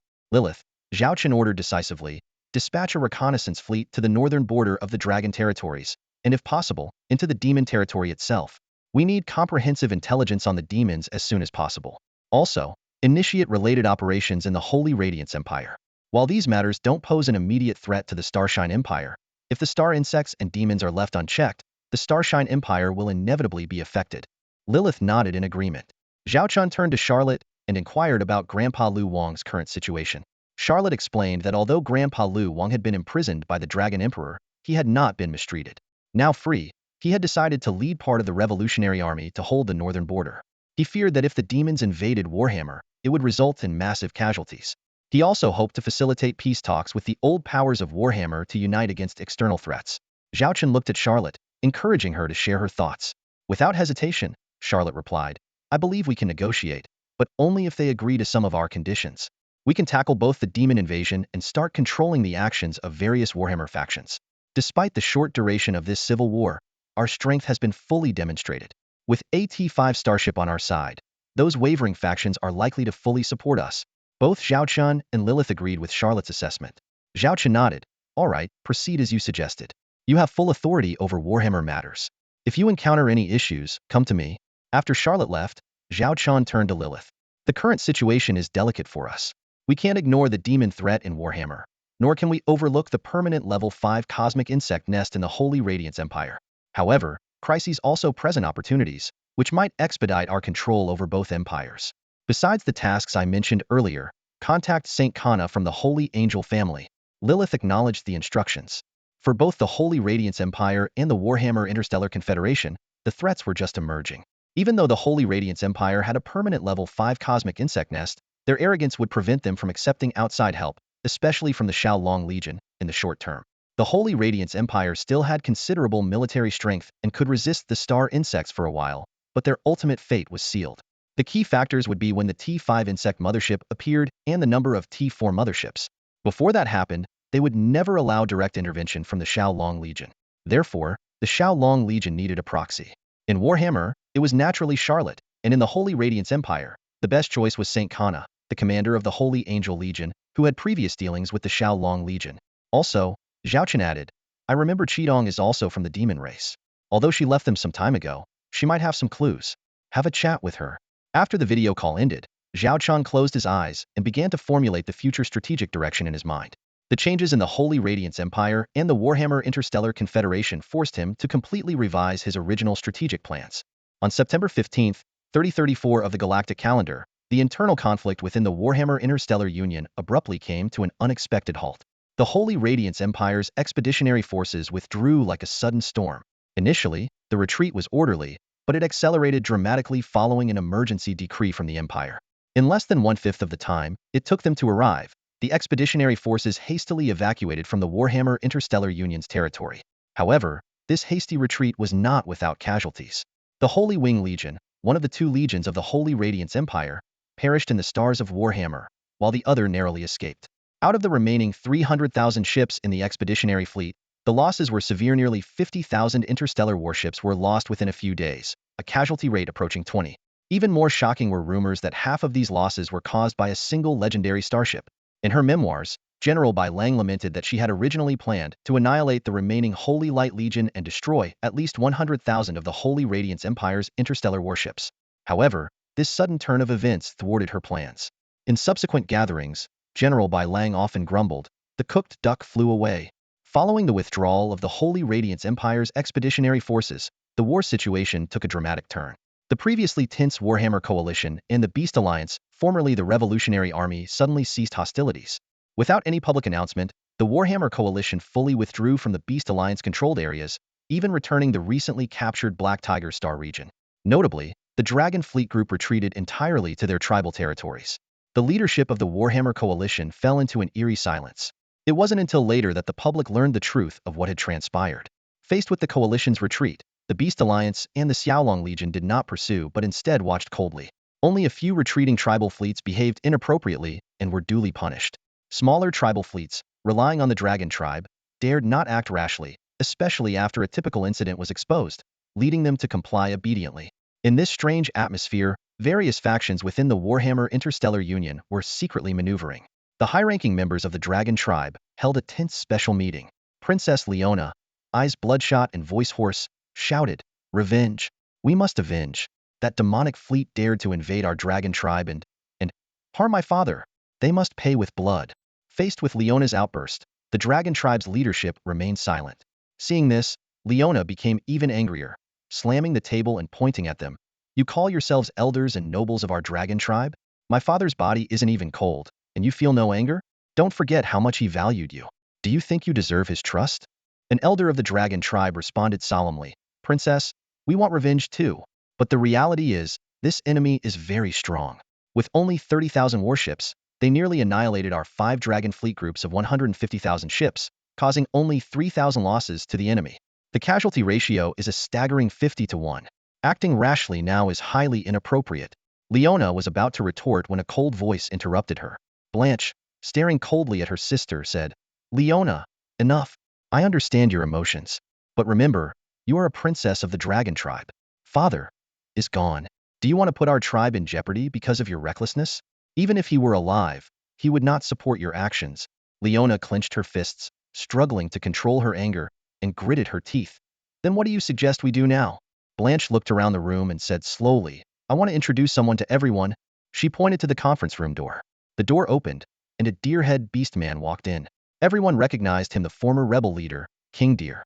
Blanche stood up, personally helping King Deer to his seat, and respectfully said, "According to Father's last decree, King Deer is now one of our Dragon Tribe's advisors." Leona looked at Blanche suspiciously. "Why didn't I know about this decree?" Blanche produced a holographic storage device, "Because Father knew your temperament. In your impulsive state, you wouldn't follow his orders. His final decree is stored here, and was entrusted to me to announce first. Father also stated that King Deer could represent him in assisting us against the demonic threat." Leona snorted, took the device to verify, and confirmed her father's decree. Blanche turned to King Deer. "King Deer, please share your thoughts. We urgently need a plan for the Dragon Tribe's next steps." King Deer nodded, his gaze sweeping over the attendees, and said humbly, "You must be wondering why the Dragon King entrusted me with this responsibility. I'll be brief. I had visited the demonic side before and knew of their threat. When I returned, the Dragon King intercepted me. He had long been aware of the demons, but wanted to unify the Warhammer tribes first. Unfortunately, that plan failed. The Dragon King then detained me but shared much information, especially about the demons." King Deer placed a data chip on the conference table and pushed it forward. "I also have something important here. During the Dragon King's battle with the demonic fleet, I was present. He anticipated the battle would likely be lost, so he arranged for me to record the conflict and transmitted all battle reports to me before his flagship fell."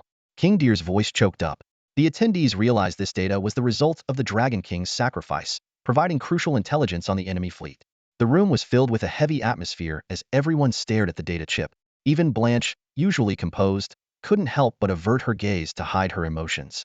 Leona slammed her fists on the table, her face contorted with anger and sorrow. The Deer King chieftain spoke slowly. I'm entrusting this data chip to you. I believe this battle information will be of great help to you. Blanche quickly pocketed the chip, feeling its weight in her hand. Thank you, Deer King chieftain. We will use it wisely, she said, her voice trembling slightly. An elder from the dragon tribe broke the brief silence. Dear King chieftain, has the dragon emperor left any words regarding our future strategy against the demon tribe? The Deer King chieftain pointed to the recording device in Leona's hand. There is a segment with the dragon emperor's advice. Princess Leona, please play the 5th video file. Following his instructions, Leona activated the device, and a holographic projection appeared on the conference table. The dragon emperor sat solemnly in the captain's chair, his expression grave. When you see this video, I fear I may have already fallen in battle. The situation is likely dire. The dragon emperor's voice echoed in the room. The threat of the demon tribe is imminent, and my plan to unite Warhammer and muster all resources against them has failed. The only way to protect Warhammer and the dragon tribe now is through negotiation. We must seek peace with the Beast Alliance and strive to collaborate with the Owl Dragon Legion. Peace talks? The suggestion left everyone with complicated expressions. Leona stood up abruptly, vehemently opposing. Why should we negotiate with the Beast Alliance, especially the Owl Dragon Legion? I disagree. If it weren't for them, Father's plan would have succeeded, and maybe this wouldn't have happened. Her voice choked with emotion, unable to continue. Blanche's sharp gaze fixed on Leona. Are you going to defy Father's will? Leona opened her mouth to speak, but found herself at a loss for words. In the end, she stormed out of the room, her steps quick and agitated. Blanche was not surprised by her sister's reaction. She thought to herself that while Leona was skilled in commanding fleets, she still needed to hone her ability to handle complex situations. Let's continue our discussion, Blanche said, looking around the room, especially regarding the specifics of negotiating with the Beast Alliance and the Owl Dragon Legion. Meanwhile, on the other side, Zhao Chen's situation was looking promising. He was checking the system interface. T5 Mall activation task completion. 70. Please follow the task prompts to make your choices. Upon completion, you will receive the corresponding task completion percentage. Once it reaches 100, the T5 system mall will be unlocked. The following options can be completed multiple times, with a time limit of 6 months. Option 1. Conquer the Siren Queen of the Siren Tribe, gaining 10 completion. Completed. Option 2. Conquer the Harpy Queen of the Harpy Tribe, gaining 10 completion. Completed. Option 3. Conquer the Spider Queen of the Arachnid Tribe, gaining 10 completion. Completed. Option 4. Conquer the Fox Queen of the Fox Tribe, gaining 20 completion. Completed. Zhao Chen's gaze shifted from the system interface to the two individuals standing respectfully before him. Siren Queen Mermaid Haina and Fox Queen Su Yaya. He noticed their conquest values had reached 100, likely because they had witnessed the power of the T5 Underworld-class interstellar dreadnought and recognized the current situation, fully aligning themselves with the Owl Dragon Legion. You should be grateful for making the right choice before the battle began, Zhao Chen said calmly. His agreement to meet them was not only due to the system tasks, but also because their early stance had influenced other tribes. Even though two major events later overshadowed their impact, their actions still warranted attention. You may leave now, Zhao Chen waved them off. Fox Queen Su Yaya gave Zhao Chen a deep look before leaving, knowing she had lost her advantage due to hesitation and would have to prove herself to improve her standing. Fortunately, her tribe, the Black Fox tribe, had sided with the Owl Dragon Legion early on. After they left, Zhao Chen received a communication. The video window showed Charlotte and the Fox chieftain. Commander, I'm here to report the latest developments with the Beast Alliance. Charlotte began directly. Go ahead, Zhao Chen said, listening to the report while opening a task window only he could see. Charlotte detailed how many tribal forces had proactively reached out, expressing their willingness to join their camp, and how they had been categorized and treated differently based on Zhao Chen's previous instructions. Zhao Chen simultaneously reviewed his annual task requirements. Task 1. Qin Ming's death completed. Task 2. Control at least 4-star regions of the Starshine Empire completed. Task 3. Control 4-star regions of the Warhammer Interstellar Federation completed. Black Tiger Star region, Moon God Star region, Canine Star region, Holy Feather Star region. The task to control 4 Warhammer Star regions was completed, including the earliest Black Tiger Star region, the Holy Feather Star region co-managed by the Harpy Tribe and the Golden Eagle Tribe, and the Moon God Star region and Canine Star region controlled by the Siren Tribe, Frost Wolf Tribe, Hyena Tribe, and Golden Leopard Tribe. These tribes were either severely weakened or had surrendered, bringing these star regions under Zhao Chen's control. As Zhao Chen reviewed, the annual task suddenly updated, adding a task 4. The system indicated that completing this task would finish the annual tasks and display generous rewards. Zhao Chen looked at this unexpected task and the enticing rewards, a gleam of eagerness in his eyes. The annual task list unfolded before Zhao Chen. Task 1, the death of Qin Ming. Task 2, control at least 4-star regions of the Starshine Empire. Task 3, control 4-star regions of the Warhammer Interstellar Union. Task 4, ensure that the territories of the Dragon Tribe and the Warhammer Interstellar Union are not overrun by the Demon Fleet by the end of the year. Zhao Chen paused at the last task, silently calculating the time. If an area is controlled by the Demon Fleet for more than 72 hours, it will be considered fallen, and the task will be deemed a failure. The reward for completing all 4 annual tasks was incredibly tempting for Zhao Chen, a T5 Galactic-class large industrial base.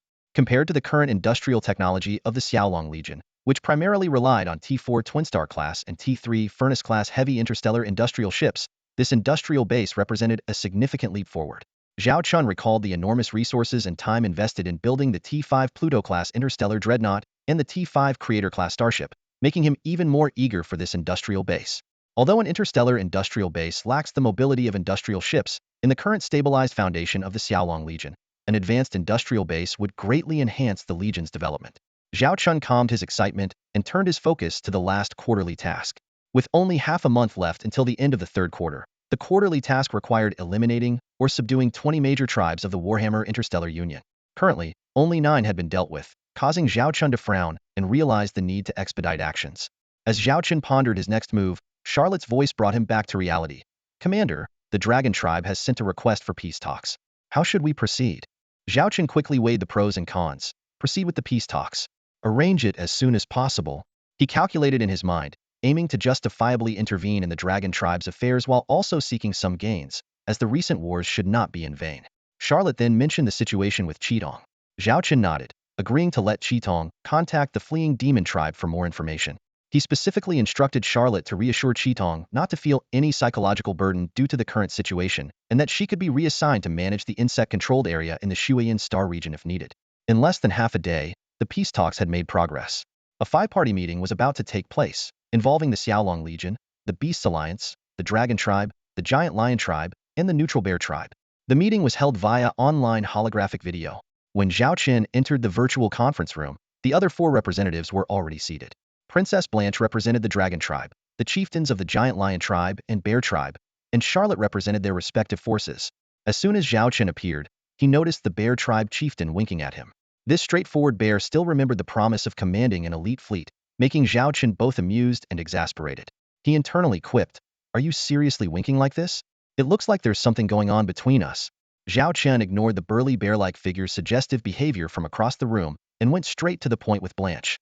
"Princess Blanche, let's cut to the chase. How do you propose we negotiate?" Seeing Zhao Chen's direct approach, Blanche didn't beat around the bush either. She immediately laid out a series of pre-prepared conditions. She agreed to recognize the Beast Alliance's control over the 4 major star regions of Black Tiger, Moon God, Holy Feather, and Dogtooth. Additionally, she promised not to pursue any tribal forces that had pledged allegiance to the Beast Alliance. She also proposed the establishment of a new Warhammer polity, allowing the Beast Alliance, represented by Charlotte, to occupy a certain number of seats. Blanche particularly emphasized the immediate threat posed by the Demon Tribe outside the northern territory of the Dragon Clan.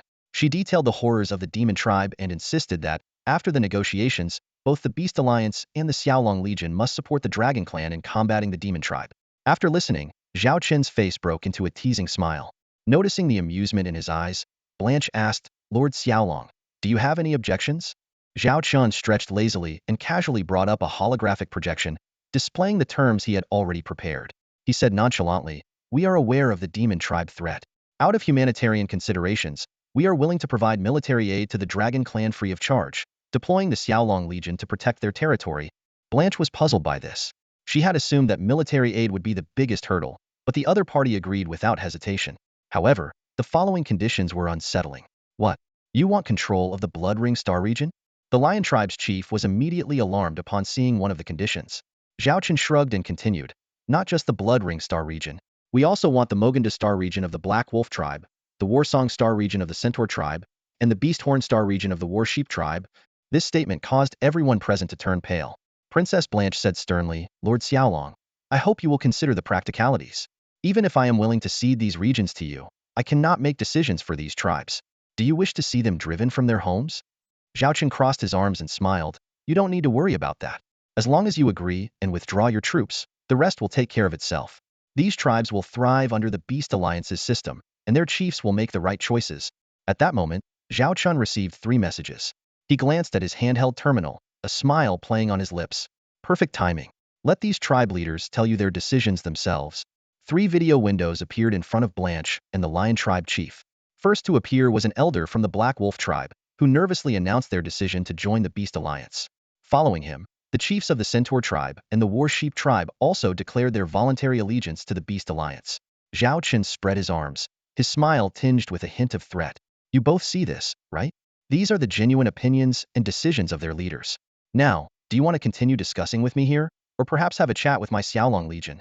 Or maybe you'd prefer a conversation with the legendary interstellar battleship? Princess Blanche and the Lion tribe chief felt like mere pawns in Zhao Chen's hands as he watched them with a mocking gaze, waiting for their response. In what appeared to be a friendly and harmonious atmosphere, Princess Blanche and the chieftain of the Great Lion tribe agreed to all of Zhao Chen's conditions. The representatives of the 3 parties sat around a massive star map table, each with a subtle expression on their face. We promise to withdraw all stationed troops from the K-governed star region within a week. Princess Blanche nodded gracefully, a fleeting hint of resignation in her eyes. Zhao Chen waved his hand generously. As for the various tribes, people who have immigrated here, we will not repatriate them. He thought to himself, after all, they would eventually become part of his big family. With the conclusion of this negotiation, of the original 20 major tribes, 12 had either submitted or been eliminated by Zhao Chen, with the exception of the Violent Bear tribe. Including the Violent Bear tribe, he would meet the task condition of 13, earning a bronze treasure chest. Zhao Chen did not want to obtain more task rewards, but considering the task deadline and the current situation, he decided to stop here. He knew that pushing the 2 before him too hard could lead to unnecessary conflict. Although this would not pose a significant threat to the Xiaolong Legion, Zhao Chen did not want to take any risks for the precious T5 interstellar industrial base blueprint in the annual task. After consulting with Charlotte and Lilith, they unanimously agreed that the current conditions were the most suitable. They could get Blanche and the Great Lion chieftain to agree while securing more benefits. Looking at the signed alliance contract, Zhao Chen smiled. Ladies and gentlemen, let us work together for a brighter future for Warhammer. Princess Blanche resisted the urge to roll her eyes, while the Great Lion chieftain's mouth twitched continuously, secretly cursing. After adjusting her emotions, Princess Blanche spoke, Lord Xiaolong, now that we have met your conditions and signed the alliance contract, can we discuss other matters? Her gaze swept to the silent Charlotte, knowing that although Charlotte was the supreme leader of the Beast Alliance, the real power lay with this Xiaolong lord. Zhao Chen immediately dropped his playful demeanor, his eyes becoming sharp. You mean the battle with the demon fleet? He activated an interstellar sand table, displaying the northern territory of the Dragon tribe and its surrounding areas. Princess Blanche, let me confirm the intelligence. The known number of the demon fleet is over 27,000 ships. After a fierce battle with the Dragon fleet led by the Dragon Emperor, they did not continue to attack the Dragon territory but stationed and rested 2 or 3 star systems away from the northern territory. Is that correct? Zhao Chen pointed to the marked position of the demon fleet on the sand table. Princess Blanche looked at Zhao Chen in surprise, feeling the intense killing intent and battle spirit he exuded. That's correct. Zhao Chen continued, considering the special and unknown nature of the demon fleet, I suggest establishing a defensive line in the northern border star system of the Dragon tribe, focusing on defense and looking for opportunities in subsequent battles. The Great Lion chieftain interjected disdainfully, why not attack directly? Doesn't your Xiaolong Legion have T5 interstellar warships? Are you afraid of losing to the demon fleet? Zhao Chen responded coldly, my fleet is indeed powerful, but I'm not an idiot. Recklessly attacking without understanding the enemy would only increase casualties. If you want to die, I'm not stopping you.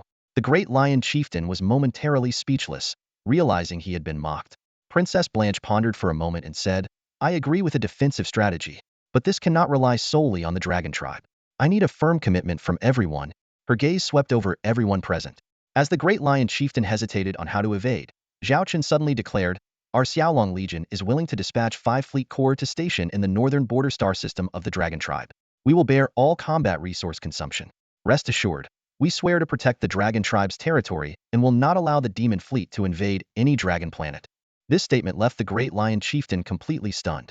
He looked at Zhao Chen in disbelief, thinking, are you kidding me? Weren't you just at each other's throats with the Dragon tribe? How did you suddenly become their sworn protector? Upon hearing Zhao Chen's righteous speech, Princess Blanche's mind went blank. She blinked, unable to believe her ears. After confirming multiple times, her gaze landed on the chilling smile of the Lord of the Dragon. A shiver ran down her spine as she thought to herself, this man is behaving very strangely. If Zhao Chen knew the doubts in everyone's minds, he would feel extremely wronged. His words were sincere, and at least until the Indo-Fire mission rewards were distributed, he wouldn't let the demon fleet set foot in the territory of the dragon tribe. Of course, I have some conditions, Zhao Chen added. The chieftain of the lion tribe narrowed his eyes, as if saying, I knew it. Princess Blanche, on the other hand, breathed a sigh of relief, thinking this was more reasonable. What conditions? Princess Blanche asked, calculating that as long as it wasn't too excessive, she would agree. After all, the threat of the demon tribe was imminent. She had seen the last battlefield report left by her father and knew its terrors well. Zhao Chen got straight to the point. Your dragon tribe's northern border has 5 star systems. We want to take over 2 of them, including the stargates and starports, to transport strategic supplies and station troops. These 2 star systems will be in a state of war, and their governance will follow my orders. I will have the highest enforcement authority over any disobedience. Additionally, when we use any stargates within the dragon territory, we will have priority, and you will cover the costs. That's all. After speaking, Zhao Chen waited for a response. Seeing the silence across the table, he asked, What? Is there a problem? That's all? Princess Blanche asked in surprise. Yes, that's all. Zhao Chen confirmed with a nod. Princess Blanche stared at the Lord of the Dragon in astonishment. Although taking over 2 star systems was significant, it was not unreasonable if it meant defending against the demon tribe. At worst, they could reinforce the rear star systems as a precaution. All right, I agree, Princess Blanche said with a hint of apprehension. At this moment, Charlotte spoke up. The Beast Alliance will join the Dragon Legion, committing at least 100,000 interstellar warships. Princess Blanche had no objections. In her view, the strength of the Beast Alliance was negligible. The key was the Dragon Legion. With 5 fleets and 15,000 warships from the Dragon Legion, it was sufficient. She then turned to the remaining 2 chieftains. The chieftain of the Bear tribe eagerly stated, I can take responsibility for 1 star system, sending 30 fleets and 90,000 warships. As a warlike tribe, they longed for a battle with the invaders. Seeing this, the chieftain of the Lion tribe had no choice but to declare, we will send 100,000 warships to jointly defend 1 star system with the Bear tribe. Thus, the defense arrangement for the 5 border star systems was settled. The Dragon Legion and Beast Alliance would defend 2, the Dragon tribe would defend 2, and the Lion and Bear tribes would jointly defend 1. Roughly estimating, at least 500,000 warships would be stationed along the northern border. As the meeting neared its end, Princess Blanche took out a data sheet with a solemn expression. Everyone, my father led 150,000 warships in the final battle against the demon tribe. Although he was defeated, he left behind valuable battle data. I am willing to share it with all of you. Facing a common enemy, I hope we can set aside our prejudices. Otherwise, after my tribe is annihilated, none of you will be spared. This is our common fight. As Zhao Chen received the data, he glanced at Blanche with newfound respect. Her actions demonstrated exceptional strategic vision and capability, far surpassing her half-sister, Leona. The people of the Dragon tribe are fortunate to have a princess like you, Zhao Chen sincerely praised. After the meeting, Zhao Chen returned to his flagship. 2 communication windows popped up simultaneously. One was a direct line from Charlotte, and the other was a request from the chieftain of the Bear tribe. Zhao Chen ignored the latter and instructed Charlotte, immediately analyze that battle report. You can enlist Su Lan, Shun Bing, and Lilith for assistance. I need detailed information on the demon fleet as soon as possible to avoid heavy losses due to ignorance. Understood. Give me 24 hours, and I will present a report that will satisfy you, Charlotte promised. After ending the video call with Charlotte, Zhao Chen's gaze swept over the communication panel where the Bear Clan chief's call request had popped up dozens of times. He sighed, knowing that the chief wouldn't rest until he got a definite answer today. After all, with the Dragon tribe's northern territory about to face an invasion from the demon fleet, commanding powerful interstellar warships was indeed an exhilarating prospect. Zhao Chen pulled up several documents and contacted Lilith to confirm the situation.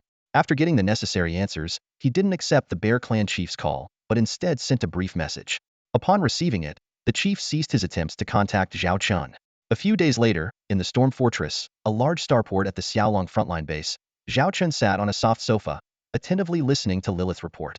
The internal order of the Starshine Empire had been restored remarkably well, and with the assistance of Xiaolong Legion's related industries, various metrics had quickly returned to pre-war levels. The only concern was the permanent Level 4 cosmic bug nest in the Shuiyan starfield, named the Shuiyan Level 4 bug nest, also known as the Shuiyan Interstellar Training Ground. Lilith continued her report. Empress Qin Xiaolei has dispatched 10,000 interstellar warships to guard it, and the Chu River Legion fleet has sent another 5,000. This ensures that there are always 15,000 interstellar warships stationed at the Shuiyan Level 4 bug nest, including 50 T4 class ships and over 3,000 T3 class ships. Additionally, the Empress has approved the establishment of an elite Imperial Navy fleet, which will be uniformly composed of T3 class interstellar warships, primarily T3 Yanlong-class medium interstellar destroyers. She also hopes we can open up more T3-class interstellar warships for purchase. After a moment of thought, Zhao Chen decided, we can allow them to purchase the T3 Triceratops-class heavy assault frigate and the T3 Wind Eagle-class medium interstellar cruiser. The technology for these two warships will be licensed to the Bayin Group for construction. Other interstellar warships will continue to be regulated under the existing control orders, with a limited number supplied each month. Lilith nodded and took notes, then continued, currently, over 90% of military procurement within the Starshine Empire is monopolized by Xiaolong. Thanks to the Shuiyin Interstellar Training Ground, our new recruits have gained a significant advantage in training. Each new recruit undergoes 100 hours of combat training before officially enlisting. With this arrangement, we can supply the Xiaolong Legion with 1 million trained interstellar soldiers per week, and this number is rapidly increasing. Zhao Chen nodded with satisfaction. Recruitment efforts must not be lax. We would rather face a situation where we have soldiers, but no ships than the embarrassment of having ships but no soldiers. Lilith continued, after these few days of rest, our 6 Legion fleets have completed their combat readiness. The next step is to assign their missions. Her gaze swept over the 8 fleet commanders around the table. Charlotte, Qitong, Shinbing, Su Lan, Chu Xian, Medusa, and the 2 special fleet commanders, Wolfgirl Baixue and Zhao Wanner. We have compiled information on the Demon Fleet. Besides the Dragon Emperor's battle data against the Demon Fleet, we also have some observations he made over the years, Lilith said seriously. Although the Dragon Emperor may have chosen the wrong path from the start, he was at least a diligent chief and monarch. Zhao Chen nodded, feeling a bit of respect for the Dragon Emperor's final battle. This also made him more willing to defend the Dragon Tribe's borders, not just for the annual mission rewards. If the Dragon Tribe played their cards right, Zhao Chen would consider giving them a place in the future new Warhammer system.